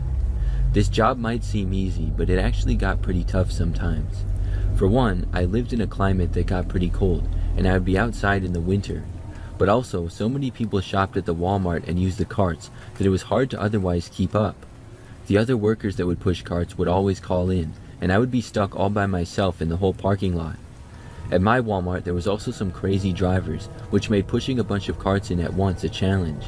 Still, I feel like I did a pretty good job most of the time. One of the other problems that we had sometimes though was that people would not put the carts back where they belong. There were a good number of cart returns. Sometimes they would fill up and overflow, and other times people would just not put the carts back and leave them scattered around the parking lot. And even occasionally sometimes people would steal the carts. So one night I was out in the parking lot working. The weather was nice, so that was good. I was working until like 10 p.m. or something like that. At around 9 o'clock, things were pretty quiet. There were not as many customers at the store anymore, and I had just gotten the carts full again. So now I had a little more time, and I was going around the parking lot and getting the stray carts. I collected several from one side of the lot and then went to the other. When I was at the east side of the lot, which was generally the quieter side, I saw a man pushing a cart. However, the cart that the man was pushing was empty, and he was at the far back corner of the parking lot starting to go off the property. I was wondering if he was going to steal the cart. He didn't look homeless at all or anything, and again, nothing was in the cart, so I wasn't sure what he was doing. I started to walk over towards the man. He kept going and was soon off of our property. He went into a parking lot that was next to ours for some other business that was closed by now. In that parking lot, it was almost completely empty, but there were a few cars scattered around. There was also a U-Haul type truck that was parked there. The man kept going towards the truck. When I had finally caught up to him, I called out to the man. I asked him what he was doing with the cart. The man completely ignored me and kept going. When he made it to the truck, another man got out from the driver's seat of it. He met the other guy, and then right in front of me, as if I wasn't even there, they went around and opened the back of the truck. I asked what was going on, and the men glanced over at me, but I was once again ignored. Then they lifted the cart into the truck, which I could see had some other junk in it. After that, I yelled at them to stop and said that they couldn't do that. The men looked over, but still ignored me. I was angry now and felt disrespected. I started walking over to them, and they shut the door to the back of the truck, and then started walking to the front of it. I got in their way, and they kind of shoved me. When this happened, I thought about trying to fight them, but I thought better of it. I went back to the other end of the truck, and then tried to open the back door to get the cart, but it was locked.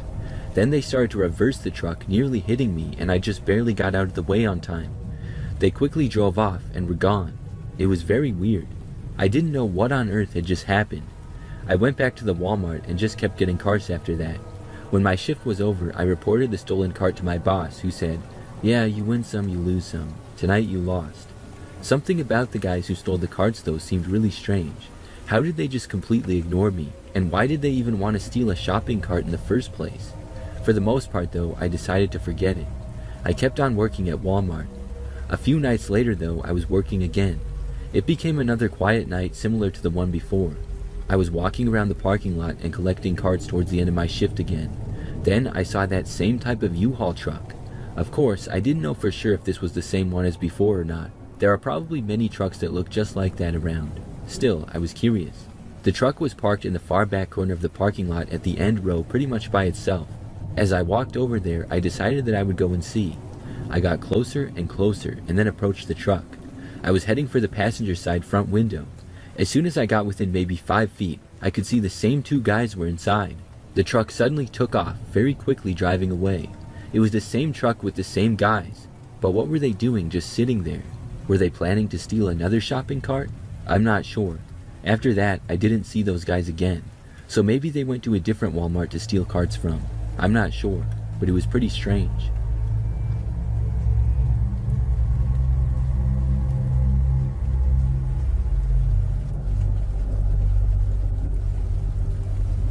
I went to Walmart really early one morning at about 6:30 a.m. For those who don't know, most Walmarts open at 6 o'clock in the morning, so I was going there at a good time because the store probably wouldn't be that busy yet. This was before work for me and not too long after I got up. When I went inside the store, indeed it was pretty quiet. There were a good amount of workers though. As I made my way around the store, I was not there for that long, but I was there long enough to see this one guy who struck me as pretty strange. Because I remember as I was walking past some aisles, the guy was walking towards me from the other way. When he got closer, I could see that not only was he not wearing any shoes, but he had these really wide eyes. It was like he was opening them as wide as he possibly could. He was not looking at me at first, but when I got closer, he started to look at me. It just looked very strange. Other than that, the guy had sort of long blondish colored hair and was wearing a black t-shirt and black pants. He kept his eyes on me as I passed, and I looked away. I started shopping around for what I needed and hoped that I wouldn't see the guy again. However, when I was leaving the aisle to walk away, I saw him again. This time he was walking back in the direction that he had originally come from. He did basically the same thing as before and was staring at me with really wide eyes. Overall, the guy just looked very unsettling. Maybe he was on drugs or something. I left the Walmart and then went back home before going to work. As the day went on, I forgot about the strange man. Obviously, I didn't think I would ever see him again. Now, I can't remember why, but I had to go to Walmart again that night. I must have forgot to buy something the first time that I was there or something. Maybe the guy had creeped me out and caused me to forget. I just know that I went back to that Walmart that same night at like 9 or 10 o'clock. It was pretty late. I was just getting like one thing. When I was inside there though, I saw the same man again. He was wearing exactly the same thing, including no shoes. He walked down the same aisle that I was in with the same wide eyes. I was so shocked to see him again and also creeped out that I just left. I stopped what I was doing, put back what I was going to get, and just walked right out of the store. I haven't been back to Walmart since.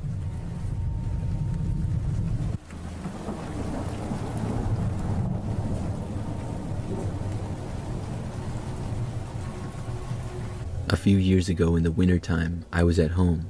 It was nighttime and I had gotten home from work a few hours prior. It was extremely cold, well below freezing. I was cozy though, and on the couch in the living room with a heated blanket and some hot chocolate. I was watching a movie and it was very relaxing. However, my relaxing night was interrupted. Out of nowhere, I heard a knock on my front door. I got up from the couch and walked over to the door. When I got there, I saw a man who looked very cold standing there. He was not wearing a coat, and I could see he appeared to be shivering. Still, I did not recognize him. I didn't really want to answer the door, but for some reason, I did. I opened it, and the man started talking immediately. He said right away that he was sorry for knocking on my door so late, and he didn't want to seem sketchy. Then he said that his girlfriend lived down the street and she had just kicked him out. Apparently, he didn't have a car or a ride, and was literally freezing, so he came to my door. The guy told me that he already called his friend to pick him up, but he couldn't stand to be outside anymore. He was wondering if he could wait just inside my front door to get out of the cold. I wish that I would have said no, and I know it was stupid, but I said yes. I feel foolish about it. I should have known better than to let a random man into my house at night. But his story was very convincing, and if I said no, I would feel like a jerk. I didn't want him to get hypothermia or frostbite out there because of me. When I said yes, at first the man seemed very grateful and nice. He said that he wouldn't track dirt into my house and would just stand right by the front door the whole time. I stood a little ways away and asked him how far out his friend was. The man told me maybe 5 to 10 minutes. I felt better knowing that it shouldn't be very long. For the next bit of time, it was pretty awkward. On one hand, I had so many questions, but on the other hand, I didn't want to ask. Like, why did his girlfriend kick him out, and who exactly was his girlfriend? I mean, I knew some of my neighbors, but I didn't really know most of them that well. And did he live with her, or was he just visiting? I figured he didn't want to talk about that though, so I tried to just make some small talk about the weather. I said, "Boy, it's cold out there." The man with a red, frozen-looking face said, "I know," with a small laugh. Then we just kind of stood there looking around. He was mostly looking out the window towards the street, and I was standing on the edge of the living room also looking out the window, just hoping that his friend would get there soon. Then, finally, at last, I saw headlights and a car coming down the street. The car then pulled over to the side of the road. The man said that was his friend. I felt a wave of relief come over me, and I expected the man to leave my house finally and go back outside. But he didn't. He just kept standing there and watching the car that had already parked. I wanted to say, "So, you can leave my house now," but I didn't. A short time later, and I heard someone approaching the door. It must have been his friend, but I didn't know why on earth his friend would come to my door. And that's when everything changed. The man inside opened the door, and then not one friend, but 2 men entered my house. I was very confused to say the least. The 3 men then started to approach me. I knew at that point that I had made a massive mistake by letting this guy in my house. One of the guys demanded my cell phone and asked where it was. It was in my pocket, but I said I didn't know where it was in a panic. He yelled at me, and another guy grabbed my arms. Then, one of the men literally grabbed my phone from my pocket. When they got my phone, the guy sort of let me go. I'm not sure what they were planning to do, but without hesitation, I sprinted for the door. I quickly ran out and left my house. The men did not chase after me. In fact, after I made it out the door, they closed the inner door and I heard them lock it. I ran through the front yard and I sprinted for my next door neighbor's house. I was just hoping that they would be home and awake and able to help me. I ran all the way there and I didn't even feel cold from the adrenaline. As I got to the door, I loudly banged on it. Thankfully, my neighbor answered pretty quickly and he recognized me. He let me inside and called the police. I waited there for them to arrive and it took roughly 10 minutes. When the cops got there though, the men were gone. Their car was gone as well. In my house, several valuable items were stolen, but overall it wasn't too messed up. I was mostly just glad that I got out of there. I gave my best description of the men and their car. I'm not sure if they were ever found though.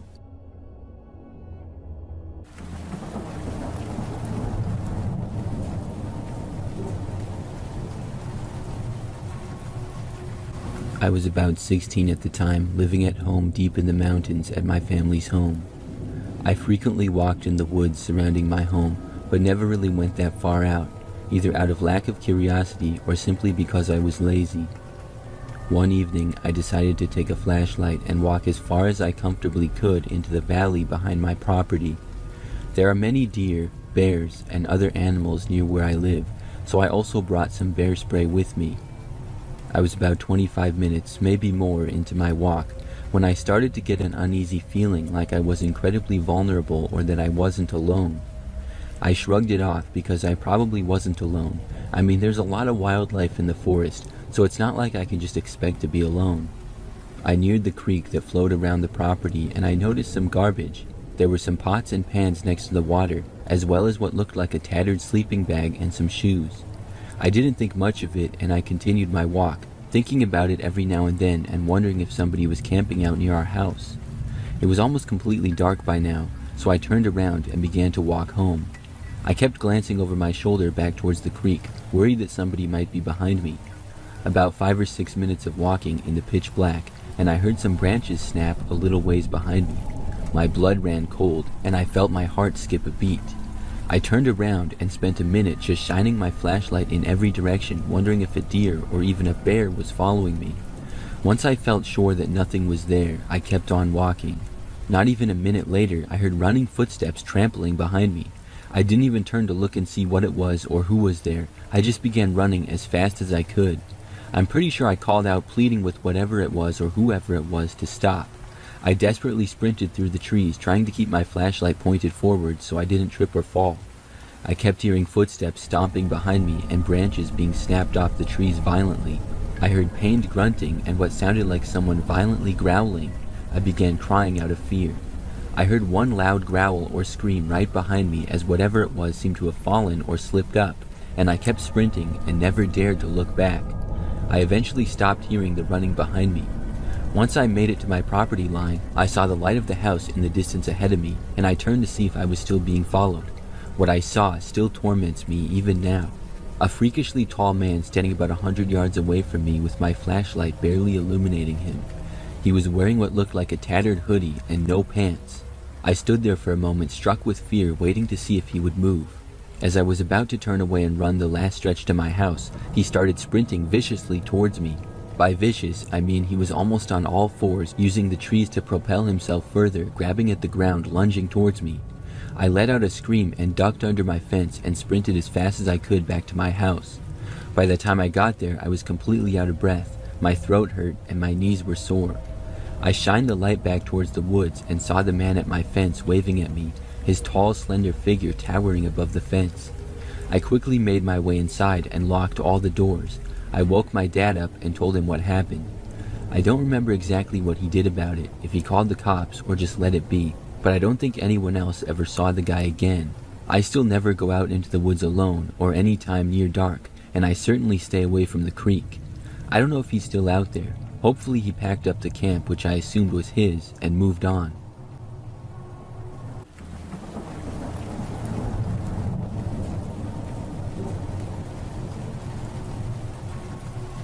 This happened many years ago now, but it's something that I will never forget.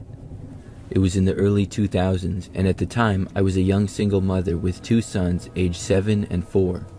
There was a new video game system that my sons had been talking about all year, mainly my older son. I was planning to get it for them for Christmas, but I didn't have a whole lot of money to spend. For Black Friday, the local Walmart was having a huge sale, and the video game system was one of the things that was on sale. I knew that it was a great opportunity for me to buy it, and I made plans to go to Walmart. So for Thanksgiving, we stayed at my parents' house, and that allowed me to get up early and go shopping by myself the next day. Walmart opened at 6 a.m. that year on Black Friday, I believe, so I got up before the crack of dawn and drove there. When I arrived, the store had not opened yet, and it was still completely dark outside. However, the parking lot was packed, and I had to park sort of at the back of it. There were people lined up outside the store and walking to the front from the parking lot. I had never seen it like this before. I walked up to the store and got as close as I could, but I was still behind a bunch of people in line. I had only got there about 5 minutes before they opened. Camping out in a tent overnight or something like that wasn't really an option for me. I hoped that I would still have enough time to get the video games, and I felt confident about it.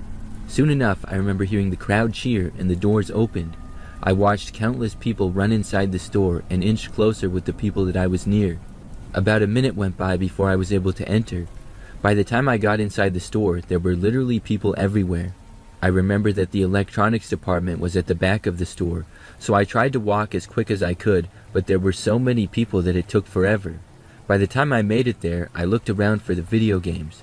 Unfortunately, they were gone. I looked around the electronics department for at least 10 or 20 minutes. I was just hoping that I would find it or that there would be one somewhere, but it seemed as though it had sold out. Finally, there was an employee available to talk to, and he told me that they didn't have any left. I was very disappointed. I decided to try another store to see if maybe they had a similar deal.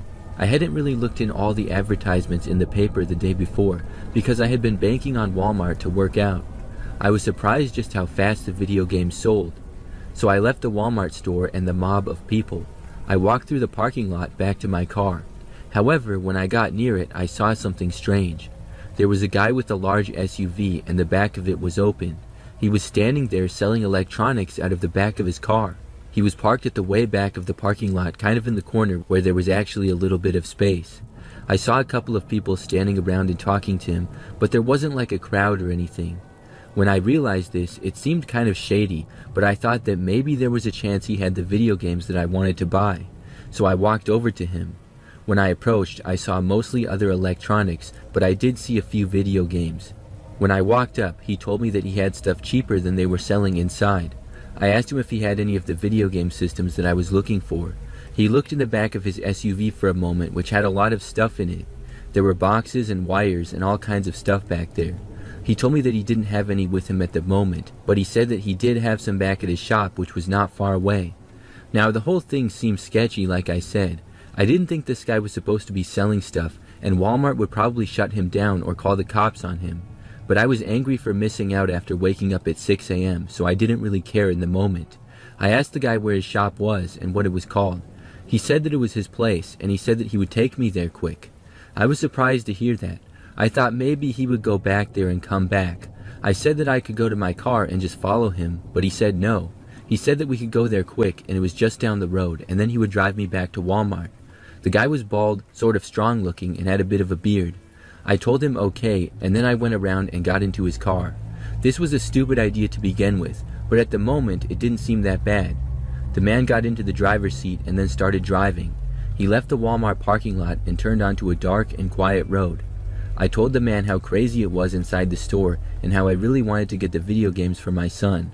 He said that he had several gaming systems and he would sell it to me for cheaper than the sale at Walmart. Aside from it seeming really sketchy, the guy did seem pretty nice. Things then went quiet in the car for the most part. He drove down that road and then turned. It was still dark out and I wasn't quite sure exactly where we were going. After we were driving down that road for at least more than 5 minutes, I started to get nervous. The guy made it sound like his shop wasn't that far away. After driving down the road for a while, he turned again.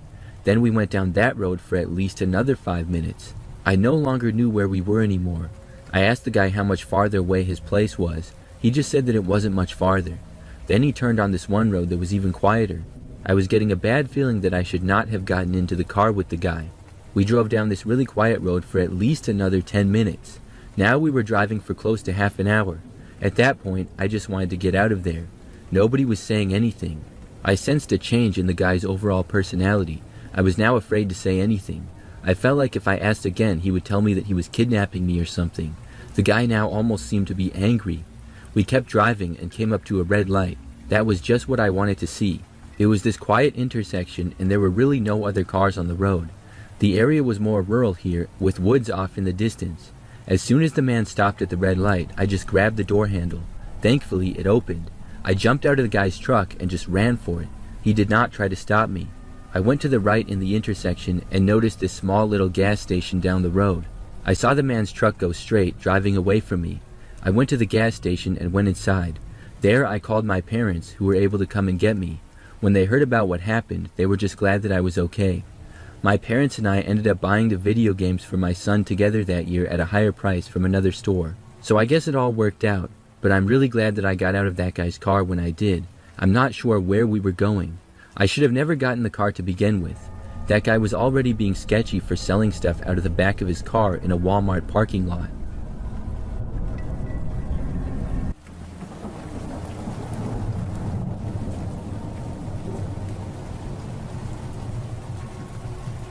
Two years ago, I went camping with my girlfriend. We had planned to go to this lake that was not really that far away. Surrounding the lake was a large amount of woods and trails, and some good places to camp. It was not an actual campground, but it was way out in the wilderness, and there was lots of places to camp out there. We had gone there once before, and it had went well that time.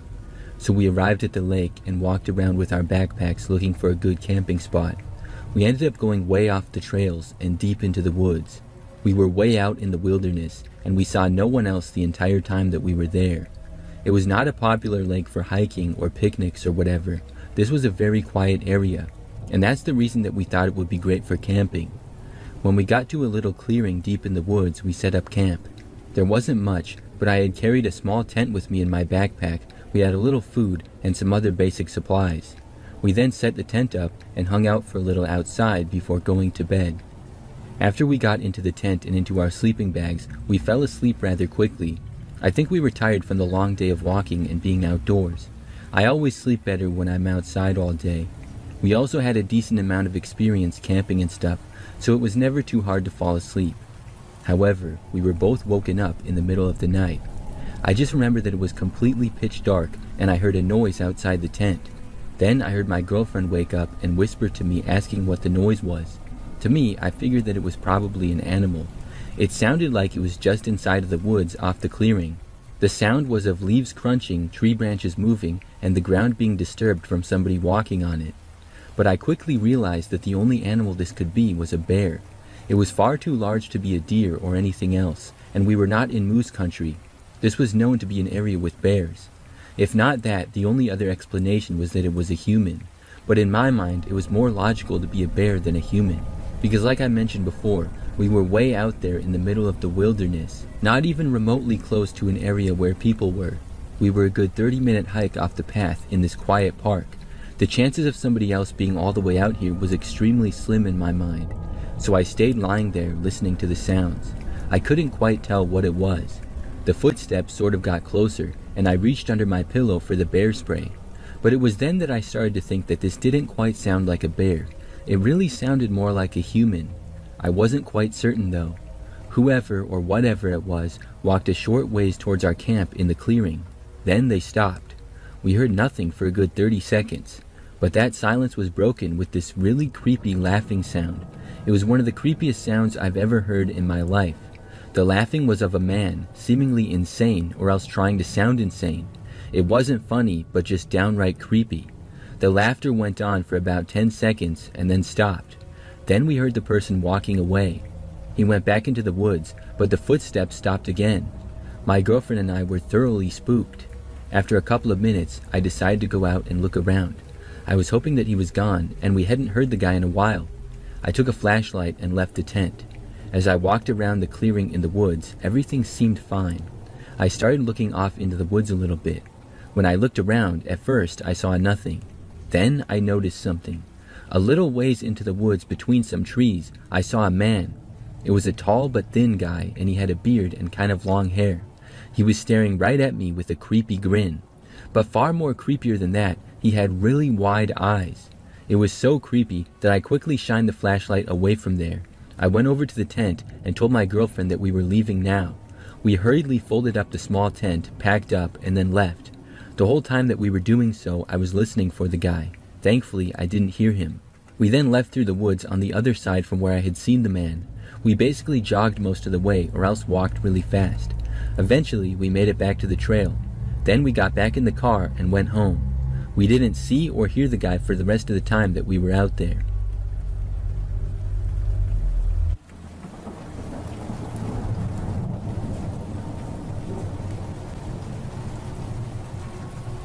In 2003, I had met a guy that said he would take me on adventures and make my life exciting. I lived in a small town and had never really traveled outside of my state. We were kind of sheltered from the big crime and other things that happen in our country. My now ex-boyfriend took me on a journey of being a cross-country truck driver. In a lot of cases, this was a great experience involving fun times, and I got to see most of the US. But it wasn't all great. Life on the road is much different now than it was when we were trucking. People now have more technology than we did, as the only forms of entertainment we had was either watching one of the dozen or so DVDs, reading yet another book, or talking on the radio to other truckers.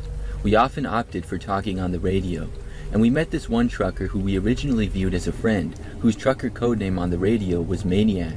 We talked to him over the radio whenever our paths would cross, as we frequented the same interstate often. On the trucker radio, there had been lots of talk about murders happening at truck stops along our interstate route. Nobody really knew if it was real or just stories truckers would make up to pass time on the radio. We had kept hearing about these stories and even brought it up to our friend Maniac, and he just laughed. Maniac said, "It must just be a story, because if it's true they would have caught him already. With as bloody and messy as the murders are, I bet he wants to be caught." It seemed like a weird thing to say, but he was a very weird guy, so it was totally in character for him. One night after dinner at a truck stop, my boyfriend and I walked down the row and saw a truck parked in the parking lot about 6 spots down from us. It was dark out, but the truck was maybe a dark black or blue. I don't remember seeing what type of truck it was, just that it was kind of menacing in the dark. Old school trucker code was if you were looking for company, the driver would park and leave his reading red light on to tell lot lizards, which are hookers, that the driver was looking for entertainment. The guy was sitting in the passenger seat, and he had the red reading light on so I could see his face. It was a little distorted, but he gave me the creepiest smile and then quickly shut his blinds. I could see his truck from ours, and I remembered looking back and seeing the red light still illuminating the porthole window in the passenger door. There was a small slit down the curtain that showed a dark spot, which meant he was still watching us. Even with as warm as it was, chills shot down my spine and I got a very uneasy feeling. We finally got back to the truck and turned on the radio for our night entertainment. The chatter for the night was all about an incident which had happened. People were saying there was a dead lot lizard. One driver started trying to explain what happened, but he had been told that he had to keep his mouth shut by a police officer. Being the nosy people we were, my ex and I jumped out of the truck to go investigate. We dodged in and out of the trucks and managed to wiggle our way up to the scene. You know when you hear the phrase that some things cannot be unseen? Well, this was one of those things. The lady, what was left of her, had been tied to the trailer and the truck. Basically, when the truck pulled away, she was torn apart. The driver, who was now sitting in the back of a police car, was crying big, heavy sobs. It was a rough scene, and we could hear them through the closed door. He was wailing that he had nothing to do with the woman being tied up to his truck, and he was praying to God to be forgiven for what he had done. The poor driver had obviously not done his safety check before he had just decided to pull out of his space and ripped her right in half. I ran away from there, and on my way back to the truck, I passed by the spot where the truck with the creepy guy from earlier had been parked, but he was gone now. Police later came by our truck asking for a statement and if we had seen anything. The only thing worth mentioning was the creepy guy whose truck was now gone, and I gave the cops his description. I just kept seeing the image from that murder for days in my mind, but after a few weeks, I finally got the image out of my head. Fast forward to about 3 months after the incident, and we were heading to New Orleans. I was super excited to see the area, and hopefully get in to see Mardi Gras. We parked in this little truck stop, which wasn't really more than a hole-in-the-wall type of stop with a small dirt lot and a flickering light pole on one end. But it was within walking distance of the French Quarter, which is where I wanted to go. After we parked, we heard our good friend Maniac calling out to us on the radio. The voice on the radio was loud, so that meant he was close by. There were only 2 other trucks in the lot. We figured our friend was one of those trucks, and we had never actually met this guy, and thought maybe we would all finally meet. We asked Maniac if he wanted to meet up and grab some dinner. Maniac refused our offer, and with a chuckle he said that he rarely leaves his truck, and he's always worried about getting caught. My ex-boyfriend immediately questioned him on what he meant by getting caught. Maniac responded and said, "Don't you worry about it, just keep an eye on your girl. I'd really hate for something bad to happen to her like all those other girls." We watched the radio as he spoke, and the signal was so high that it had to be in the same truck stop as us. Maniac spoke to us again.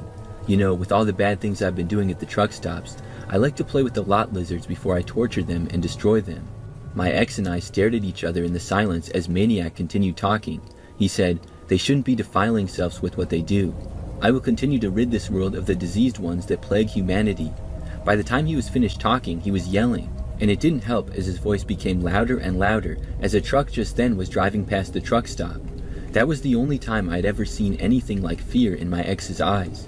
Tears began to well up, and for the first time I was truly scared as we sat in our truck together. A dust cloud came rolling up on the road by the truck stop, and a dark black menacing truck with a cattle guard and brow came rolling by slowly. We saw the driver as he went past the nose of our truck. It was that same creepy guy from the truck stop months ago where the lot lizard had been murdered. He smiled that disgusting smile at us as he put the mic to his lips, and over the radio he told us to be safe out there before driving away from the truck stop. Pinstriped in his driver's door it said "Maniac" in bright red letters. As far as we knew, there were 7 total murders. There could have been more.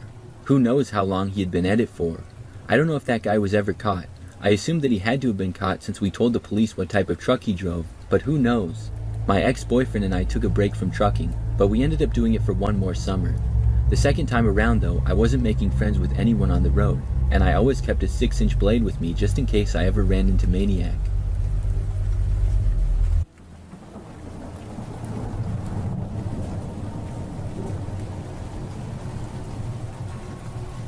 This happened to me in the fall of 2020 during the COVID pandemic.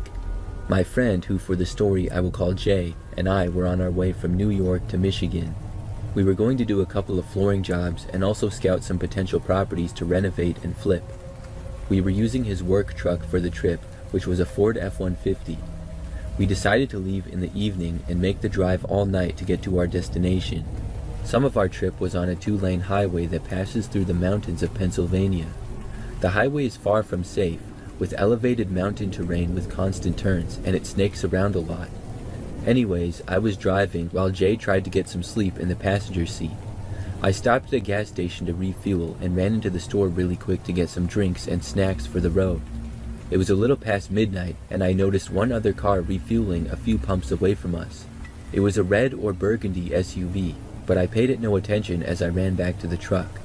Fast forward 30 minutes later and I was cruising in the left lane going 90 miles per hour. I noticed headlights behind us, and it was the same red SUV from the gas station. I first didn't think much of anything about it, but it dawned on me that this guy had been following me since the gas station. I decided to do a quick test to see if I was being tailed or not. Since I was going 90 miles per hour consistently, I slowed down to 70 and waited to see if the red SUV would pass me. The guy in the car also slowed down with me now, and I was on alert of being followed. I woke up Jay and told him of the situation. Jay is an ex-Army Ranger who is a lot more vigilant than me, and also crazier. Immediately he said, "That's the car from the gas station. I noticed the guy was looking at you extra hard when you passed by him." Jay, being who he was, wanted me to do more tests to figure out what was going on. He told me to switch lanes, so I did, and immediately the red SUV did so as well. Jay advised me to pull over to the shoulder of the highway and come to a complete stop, which I did. And once again, this psycho who was following me slowed down and parked behind us.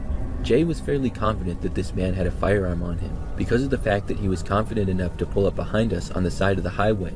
I quickly took stock with what we had in the truck that we could use as weapons. We had a hatchet and a machete, and each of us had a folding knife with us, but no firearms. Jay instructed me next to pull out quickly and gas the car back up to 90 miles per hour. I pulled off the shoulder and stayed in the right lane as I pressed down hard on the gas, but the SUV stayed right behind us now. Jay wanted me to brake check the guy so that he would crash into the back of us, then charge the SUV with a machete and a hatchet and hope for the best. That was very hardcore for me, and I told Jay we weren't going to do that. At this point, the man behind us wasn't an active threat yet, but if he tried to ram our truck or shoot us, then it would be a different story. I asked Jay if he could think of any other way that we could get this guy away from us. Jay looked around inside the truck and grabbed a high-powered handheld spotlight.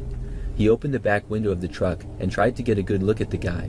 He turned on the spotlight, and I guess it shouldn't have been too surprising, but the guy's front windows were heavily tinted, so we couldn't get a look of his face. I had an idea, and I quickly swerved over to the left lane. As I did that, Jay turned on the spotlight again, hoping to see the man through his side windows.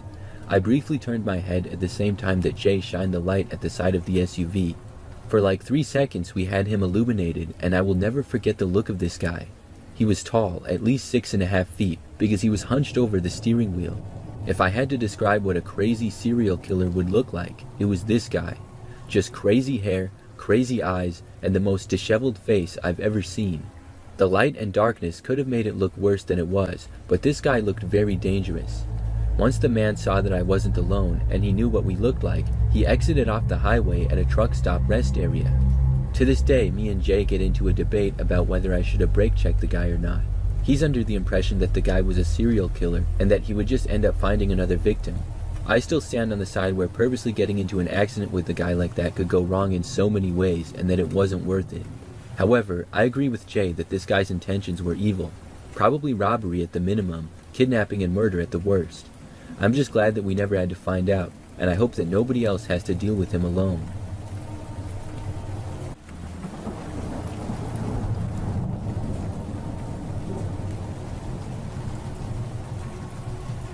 I'm a respiratory therapist that works at a local hospital. I was on my way to work, about less than a mile away from work, when a car in front of me quickly merged onto one of the emergency lanes as if something sudden had just happened. Then he just sat there. No hazards going off, nothing to indicate he planned on moving. I still had 20 minutes before I had to be at work, and assuming this individual may be in distress or have car problems, I decided to be a good Samaritan. I parked on the side of the road and turned on my hazards. We exchanged eye contact and I gestured away. I rolled down my window and asked, "Are you okay?" He seemed to have either not heard me or ignored me, but he did seem to realize I wanted to help him. He got out of his car at this point. I was in my work scrubs, which tends to help people relax knowing that they're with a healthcare professional. When he got out of his vehicle, I assumed he would have told me that he was in some type of pain or something that caused him to pull over abruptly. He had been driving fine the entire time that I was behind him prior to that. So I casually got out of my vehicle and walked over to the back end of his car. This is when I officially started a conversation, asking if he was hurt or if something was wrong. I was asking him all basic questions, but his eyes were cold. He had this body language to him that almost made him seem a little bit unhinged or skittish. He had not answered any of my questions, so I tried once more and asked, "Hey man, we're in the middle of a busy road. Is there something wrong with your car or something going on with you?" He simply replied, "No." I started to feel this sensation of discomfort, like he wanted to do something to me but was restraining himself. I continued to play it off. He didn't seem drunk or high, and he had these black beady eyes that I couldn't stop looking at. It was as if he was just a vessel into something dark. I tried to continue the conversation and asked him, "Why'd you stop, man?" He replied, "I don't know. I don't know where to go." I didn't know what he meant by that, so I questioned further by saying, "Do you know what city you're in right now?" I told him if he was lost, I could tell him where the nearest highway was. His reply was a little chilling. He said, "Anywhere but here." I was now confused. He didn't know where he was, but felt this urge to get out of the area as quick as possible. So I asked, "Well, what direction are you wanting to go? 75N will take you to Dayton, and 75S you'll head to Cincinnati." He asked me, "What would you do in my position?" Now, I had no idea what he meant by this. I simply said, "I don't know what kind of position you're in, man. Can you drive? The hospital I work in is within view, and we don't have to go in." He agreed to follow me, but once I turned on my blinker to turn into the hospital, he completely stopped following me. He pulled a U-turn and sped off. This wasn't the scariest experience in the world, but I just can't forget how foreign and strange this behavior was. Each time we engaged in conversation, it was as if he was contemplating to tell me something, but ultimately remained silent. From the looks of it, he didn't have a broken down car, and it didn't look like he was a substance abuser. He just seemed incredibly nervous, and his fast motion gestures and twitches of all his body language has left me puzzled. It still gives me shudders when I think about how he moved and talked, also not explaining a single reason as to why he just decided to park on the side of the road. A simple, "Oh, I'm just lost," would have even been enough for me to feel better about the entire situation. He just seemed incredibly paranoid and hesitant. On top of that, the entire conversation led nowhere to his situation or why he was acting so strange.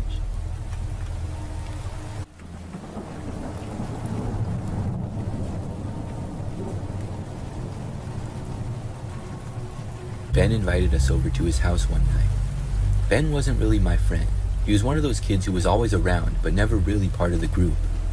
There were 6 of us that slept at his house that night. Why we all collectively chose to go to Ben's house is still beyond me to this day. He invited us over for a sleepover and said we'd watch horror movies all night. It sounded fun, so we all agreed to go.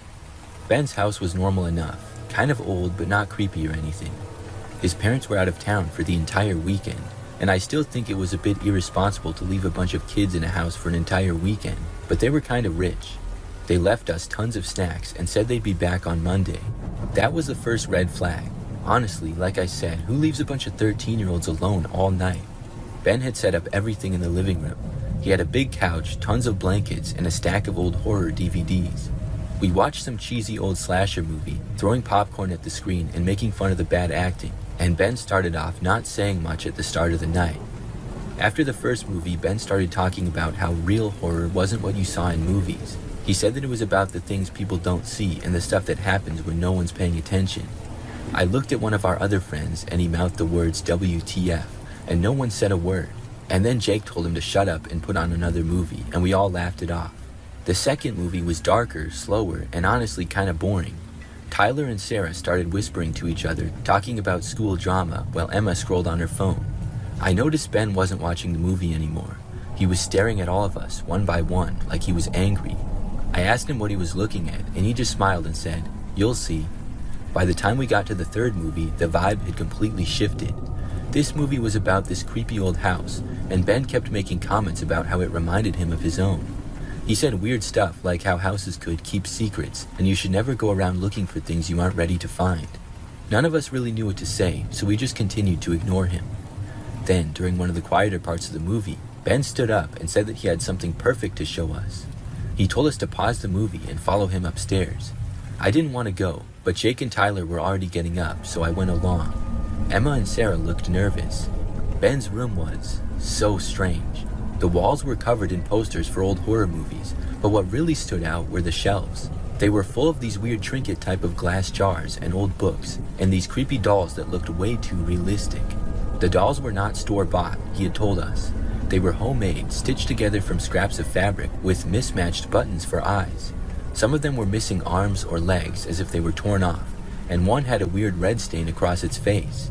Sarah pulled me aside while Ben was showing everyone the dolls and asked if I also thought Ben and everyone in his bloodline was just weird. I started laughing because Sarah was always good at lightening the mood, but as we looked over, Ben seemed proud of it. He picked up one of the dolls and started explaining how he made them, saying how each one had a soul and they were all his friends. We all kind of laughed nervously, but I think we all started to feel the same thing, and that was that we didn't want to be there anymore. Then Ben said he had something really special to show us, and I thought to myself, oh, it gets worse? We walked over to his closet and he opened the door. Inside was a life-size doll sitting in a wooden chair. It had button eyes similar to the smaller ones, but its hair wasn't fabric, it was real. Long, dark human hair sewn onto its head. The strangest part was that no one in Ben's family had that color hair. Its hands weren't fabric either. They were rubber gloves, stuffed with something heavy that made them look eerily lifelike. Tyler and Jake started backing up to the door to try to sneak off, and Emma and Sarah both whispered that we should leave. But Ben just stood there, smiling. He said the doll was different, and that it was alive in a way the others aren't. He then added almost casually that it doesn't like strangers. That was it for me. I turned and walked out, and the others followed. Ben didn't try to stop us, but as we all headed downstairs, he said something like, "You shouldn't leave too soon. It gets mad when people leave." We all kind of walked out of Ben's room awkwardly, trying not to look. He was still standing by the closet where the creepy life-size doll had been sitting. I couldn't tell if he was watching us or not. No one said a word as we walked downstairs. It was late, past midnight, and the only light came from the TV in the living room. Nobody said much as we settled back onto the couch and floor. It was so awkward. Jake was the first to finally say something. He said something about how weird Ben was being. Emma and Sarah nodded, both agreeing that the whole night had been uncomfortable. Nobody really laughed or made jokes like we usually would. It wasn't funny. We set up sleeping bags and blankets in the living room. The TV stayed on for some light, and one by one, everyone started drifting off. I couldn't fall asleep right away though. My mind kept going back to the doll, the way it looked so lifelike with its button eyes and that real hair. Everything I've known about Ben was wrong. An hour must have passed before I started to feel myself almost falling asleep. Ben still hadn't come downstairs. I figured he must have stayed in his room, which was fine by me. The less I saw of him tonight, the better. I don't know how long I was asleep before I wake up, but it couldn't have been too long. The TV was still on. At first, I didn't know what woke me up, but I just did for some reason. I sat up and glanced around the room. Everyone else was asleep. Then I saw it. Something in the corner of the room. It looked like a shadow at first, but as my eyes adjusted, I realized it wasn't just a shadow. It was Ben. He was standing there, perfectly still, wearing the doll suit. The rubber hands filled with tan liquid hung limp at his sides, passing his knees. He wasn't moving. He was just standing there, staring straight at me. I didn't know what to do. My glasses were sitting on the floor next to me, so I reached for them slowly, trying not to make any sudden movements. It was Ben standing in that suit, staring at me like he was waiting for me to wake up. I wanted to say something, but I couldn't. I couldn't even breathe right. I just sat there, gripping my blanket, trying to convince myself that I was still dreaming, but I wasn't. The way the suit sagged around him was disgusting. He didn't move. He didn't say anything. He just stood there, staring for minutes. My mind was trying to understand how he even got into the suit. It had been so big and heavy when it was sitting in his closet. I didn't think it was possible for him to wear it, but somehow, here he was. I don't know how long I sat there staring back at him. Then, without a sound, he took one step forward. That's when I lost it. I scrambled to my feet, tripping over my sleeping bag, and practically fell onto Jake. He woke up, asking what was wrong, but by the time I turned back to the corner, Ben was gone. The suit was gone. I tried to explain what I'd seen, but Jake just shook his head and said I was seeing stuff. Tyler and Emma woke up too, asking what was going on, but I couldn't get the words out. I felt terrible. When morning finally came, Ben was acting like nothing had happened. He came downstairs in his regular clothes, eating cereal like it was just another day. I didn't say anything to him. None of us did. We all just packed up our stuff and left as soon as we could. On my way out, I glanced at Ben, and he looked at me and winked.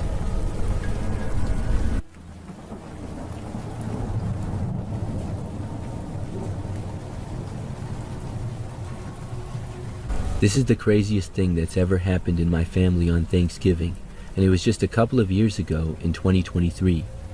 My family has a very strong tradition for Thanksgiving that's been going on for many years. We live in Detroit, and if you're a football fan, you probably know that the Detroit Lions play football every Thanksgiving Day. The game starts at 12:30 p.m., and it's always a home game in Detroit. This has been going on for many, many years. Starting with my grandfather, he used to have season tickets to the Lions, and then my uncle did as well. My dad would go to a lot of games also, and starting in the 1990s, we would always go to the Thanksgiving game. It became a group of us, up to 20 people, most of them family members, and sometimes we would bring friends as well. We usually sit in the same area and we carpool to the game. Most of our family lives just outside of Detroit, and we're only like 15 minutes from the stadium. So the tradition is to go to the game, and then afterwards we all go to my uncle's place and have turkey and watch the Cowboys game. A couple of years ago we went to the game as normal. We went there in 4 different cars, all packed full. I don't remember all the people that went, but there was a lot of us. Not everyone in the family goes, but I know that I was there with my wife, and my brother, dad, and uncles were there as well. So fast forward through the game, we lost again for like the 10th year in a row, but it was still a great time. Anyways, when the game was over, everybody was leaving the stadium. Ford Field, where the Lions play, is in downtown Detroit, but kind of on the edge of it, so there's a lot of places to park, but sometimes it's a bit of a walk. After the game, there's just a massive crowd of people pretty much all leaving at once. They'll walk through the city to wherever they parked, and it's easy to get lost from the group in this time, and every year we seem to. But we always find our way back to the cars and then leave. That year in particular, I did not have driving duties, so I was more relaxed. My wife and I walked back to where our car was without a problem, which my brother was driving. We were the first to get there, and soon enough, everybody else did. The car was a large SUV with 3 rows of seats, so there were 7 of us total in there. Some people, I guess, changed who they were going with, because it was a different group than we went to the game with, and everybody else had parked in different spots. The reason for that is because it's very hard to find parking close to the stadium on game days, and everybody has their own preferences of lots. Anyways, everyone soon called and confirmed that we had all the people. Well, I remember that there was this one guy sitting in the back of our car who I didn't recognize. I literally had no idea who he was. He was sitting next to my cousin Elise and her boyfriend James. For some reason, I assumed that he must be the friend of them, because James was sitting next to him and I was sure that they were talking. Then the guy put up the hood of his coat and I remember put in headphones and sort of looked like he was going to go to sleep or something. I didn't bother to ask who the guy was. Then we just left. No one questioned the man at all. We went back to where the Thanksgiving gathering was at my uncle's. Most of my family lives near the Indian Village area in Detroit, which is not that far away. So we all arrived back, and some people were already inside at my uncle's house. His place is pretty nice, and the house is large with 2 floors and a basement. We all left the car, including the guy that I had never seen before. Then we all went inside. When we did, I remember watching the guy, and he went right over to the stairs and walked up them. Nobody else seemed to really notice because he was kind of slick with it. It just struck me as really odd though. He didn't talk to anyone and just made a beeline for upstairs. Nobody seemed to be questioning who he was, but to be fair, there was a ton of people there. It's not uncommon that a family friend joins us to the game who's not always there, or joins us for Thanksgiving.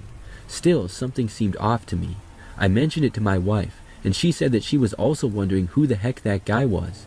I said I assumed he was James's friend, and she said that's what she thought too, because he seemed to be talking to James. So we went over to him and asked him who his friend was. James said, quote, "I have no idea. I was wondering who he was and why he was sitting in the car with us." When he said that, I was shocked. Now, James was pretty new to the family with dating Elise, and it was only his third Thanksgiving with us, so it's easy to see how he assumed the guy must have known us. I started going around and asking people, does anyone know who that guy was that went upstairs? Nobody knew who on earth I was talking about. I was describing him, and everybody thought that I was making it up as a joke. For a moment, I felt like I was in the Twilight Zone, but eventually a few of us decided to go upstairs and confront the guy. He hadn't come back down yet, and it had been a good 5 to 10 minutes, and there was no reason to go upstairs anyways. There was nobody else up there, as there were only bedrooms up there, and the whole Thanksgiving gathering was on the main floor. So me and my brother decided to go upstairs. We walked up there, and when we did, at first we heard nothing and we didn't see the guy. There was a long hallway and we started to walk down it. Soon we heard footsteps. We called out asking who the guy was and why he was up there. There was no response. We heard some noises coming from one of the bedrooms. So we got to the door and then we opened it. When we did, we saw the guy. We asked him who he was immediately and what he was doing. He did not answer. He was standing at the opposite end of the room and by the window. The next thing I knew, he quickly opened the window and literally jumped out of it to make his escape. It wasn't that high up, but still kind of far to jump it. We ran over and the guy had landed all right and he was now running through my uncle's backyard. He quickly left and took off into someone else's backyard. Very quickly, he was out of sight. We went back downstairs and reported what happened, and some people said they had seen him running away. My uncle went upstairs and soon after came back down and said the man appeared to have stolen a few things. So we called the cops and reported it. It was really crazy. That made for one of the most interesting Thanksgivings to date for us. I don't know why the man decided to go back with us. Was he at the game, or was he just walking around on the street and saw an opportunity? The whole thing is really crazy, but I'm glad that he didn't get hurt jumping out of the window and that he didn't hurt anybody else. I feel bad for my uncle though, who had some things stolen.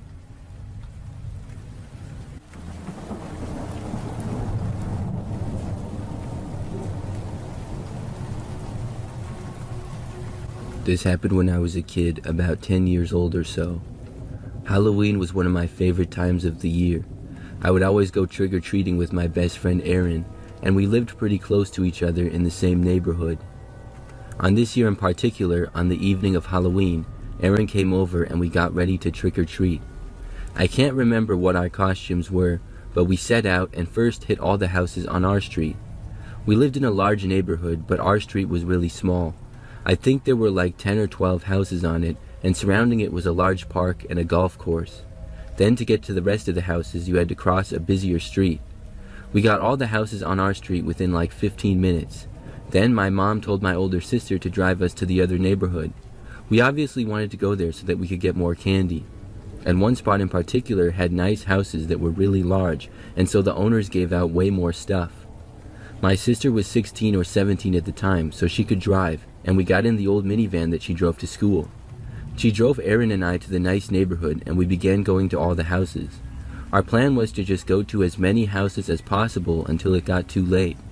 We each had a pillowcase for our candy, and we ended up getting a ton. My sister would drop us off at the street, and then she would drive to the end of it and just park. Once we got to her, she would drive us to the next one. This routine went on for a few hours. Eventually, it was getting late. Aaron and I were planning on calling it pretty soon.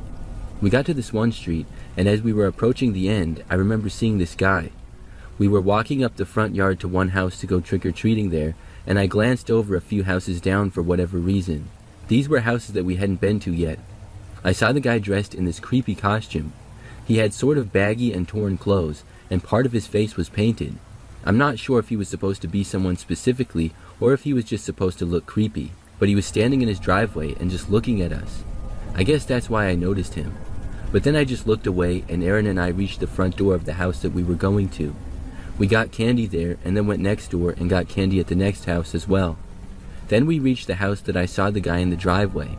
He was no longer there, and I assumed that he went inside. We were considering not going to the house, because all the lights appeared to be off. That was usually a sign that nobody was home or that they had gone to bed. But I told Aaron how I saw the guy in the driveway just a couple of minutes earlier, so I knew that he was home and probably still up. I figured that he could give candy to just one last group of trick-or-treaters, so we went up and knocked on the front door. At first, there was nothing, but like 10 or 15 seconds later, I heard somebody walking to the door. Then it opened, and the same guy who I had seen was there. He answered the door, and we both said trick or treat, but the guy didn't have any candy with him. He looked really creepy with his costume or whatever it was. He just stared at us for a few seconds. Clearly this guy knew that it was Halloween, so where was the candy? I thought that maybe he had run out. He then told us to come inside. He didn't say anything else other than that. Aaron and I didn't want to. We knew better than to enter a stranger's house. When we just stood there, he once more told us to come in. I said, "No thanks, we'll just take some candy and be on our way." The man said that we would have to enter the house and that there was nothing to be afraid of. I remember looking into his house and considering it. Maybe there was a creepy decoration he wanted us to see or something. But when I looked in the house, I saw no Halloween decorations at all. It just looked like a sort of cluttered and messy house, and all the lights were off. I said, "We'll just go then." Aaron and I started to back away to leave. The man told us again to come inside, this time more demanding. By now, we both really got creeped out. We turned around and started walking quickly away. That's when I heard the man start to leave his house. Then we both just took off running. We sprinted through his front yard and into the street. As we were running, I heard the man going into his yard and running after us. I figured that it was a joke and that the guy was just trying to scare us. But I didn't know for sure, and it was still really weird, and I didn't want him to catch up to us. So we kept running and made it back to the street. When we were running down the street to my sister's van, we heard the guy stop. He seemed to not leave his yard, which made us feel better. However, we kept running and didn't stop until we reached my sister's car. Thankfully, it was not that far away and just around the corner. We got inside, and when we were back in the car, we told my sister all about it. She said that it was a good idea that we didn't go in the guy's house and that he sounded like a creep. Then we said that we were done for the night and she could go back home. So my sister pulled a U-turn and began to drive back. This meant that we were going to drive by that guy's house again. I remember that as she drove past, we all looked in the direction. What I saw was the car that was parked in the man's driveway now running. As soon as we passed by, the car left the driveway and pulled onto the street behind us. We looked and saw the same man was driving it. Aaron and I started freaking out and told my sister to get away from him. We went down the street and my sister turned.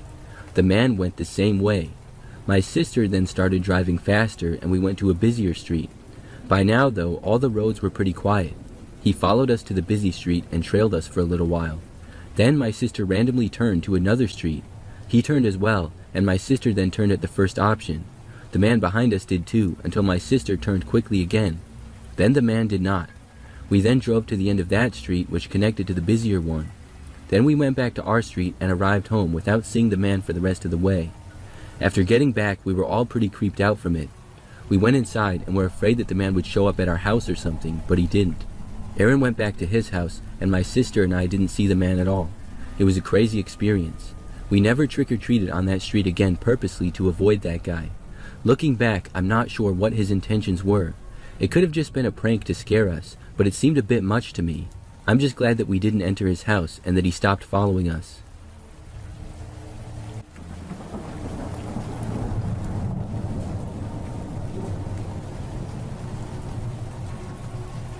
Last year, I went on vacation with my girlfriend Zoe to Florida. We flew down there and we got a pretty decent hotel that was close to the beach. It was only a couple of blocks away and we could walk there, which was nice. We were staying there for like 5 days. A few days in, something crazy happened. So we had been enjoying the vacation to that point. We spent a lot of time at the beach and at local restaurants and attractions. One night we got back late and we were both tired from being gone all day. I went to take a shower, and while I was in there, I heard Zoe say she was going to get some ice. So she left the room, and I finished showering. Then I went back over and sat down. About 2 minutes later, Zoe came back into the room rather quickly. I noticed that she shut the door really fast and locked it behind her. Then she said that some creepy guy had been following her. I asked her to elaborate, and she said how she went down to the second floor for the ice machine. She stated that when she started walking down the hallway of the second floor, she saw this guy kind of standing around. She went into the room to get ice and heard the man start to walk over. He got to the small room where the ice machine was and entered. Zoe thought that he was waiting for her to be done so he could get some ice. But when she was done, he just stood there looking at her. She walked past him and left, and then he started following her down the hallway. Not wanting to wait for the elevator, she took the stairs, which the man did as well. When she got back to our floor, she walked as fast as she could for the room. The man was described as maybe 50s with a grayish goatee and somewhat tall and thin. I decided to go out into the hallway to see if he was still there. When I got out there though, I saw no one. It was completely empty. I walked around a little and figured that he was gone. So I went back into the room, and soon after we fell asleep for the night. I figured that was the end of that. The next morning, we were leaving the hotel. Right after we got out and were walking on the sidewalk, Zoe said she saw the man again. She pointed to a guy who was just across the street on a sidewalk. I looked over and saw the man. He was not looking at us and appeared to just be kind of standing around. We kept walking and then turned at the next street. We were out for a long time. Later on in the day though, we were a long ways from the hotel in the city. We were walking down the sidewalk and we both noticed the man again. As we were waiting to cross the street, we looked back and noticed the man standing about 20 feet behind us. There was a good amount of other people walking on the sidewalks and stuff, so he blended in fairly easy, but we still noticed him. I didn't know if this was just a crazy coincidence or not. I had a feeling it wasn't. I wanted to get away from the man. We decided to turn and take this odd route. When we did, it seemed like we lost him because I stopped seeing him. Later on, we went to a restaurant and sat outside. As we were there, I noticed the same guy standing across the street. He appeared to be looking at us, or mostly at Zoe. The guy was really creeping us out now. It appeared as though he was trying to follow Zoe around. I thought about getting up and confronting him right there. However, I decided not to. The man continued to look in our direction for probably 5 minutes. Then he walked away. We didn't see him for the rest of the night as we were out. When we got back though, we saw him again. As we were walking into the lobby, the man was already inside, sitting on a chair sort of in the corner. We walked to the elevators, and as the doors were closing, we saw him get up. He did not walk over to try to get on the elevator, but we were suspicious of what he might do. We got up to our floor, and then quickly went to our room and got inside. After getting in, Zoe started looking out of the peephole. She thought that the guy might try to go to our door or something. Like a minute later, she told me that she saw him. I was angry and decided to confront the guy. Zoe said that he was just standing around sort of by our door. He did not knock on it though. So I went over to the door, opened it, and went out into the hallway. Now it was just me and the man there. Sure enough, he was standing there. Now it was just me and the man there. Right when I got out though, he started walking away. I told him to stop, and I asked what his problem was. The man stopped and turned around. He had a very angry look on his face. I asked him why he was stalking us. The man did not say anything. He started walking over to me and then pulled something from his pocket. At first, I didn't know what it was, but within a few seconds, I recognized it to be a stun gun. The man kept going closer to me and then lunged at me with it. I jumped back and thankfully did not get hit. I took off running as I didn't have anything to defend myself with. I went to the stairs, ran down, and was not chased. When I got to the lobby, I reported the man to the front desk. They ended up calling the police. I stayed down in the lobby until they arrived, and I called Zoe and told her to stay in the room. The police showed up a short time later and looked around the hotel for the man. After a while, they found him and left the hotel with him. I'm not sure if he was arrested or not, but I know that he got trespassed from the hotel for sure. When I got back to the room, Zoe told me that after I had called her, she heard a knock on the door. She knew it was the man and did not answer. She also said that he tried opening the door, which was locked. For the rest of the trip, we did not see him.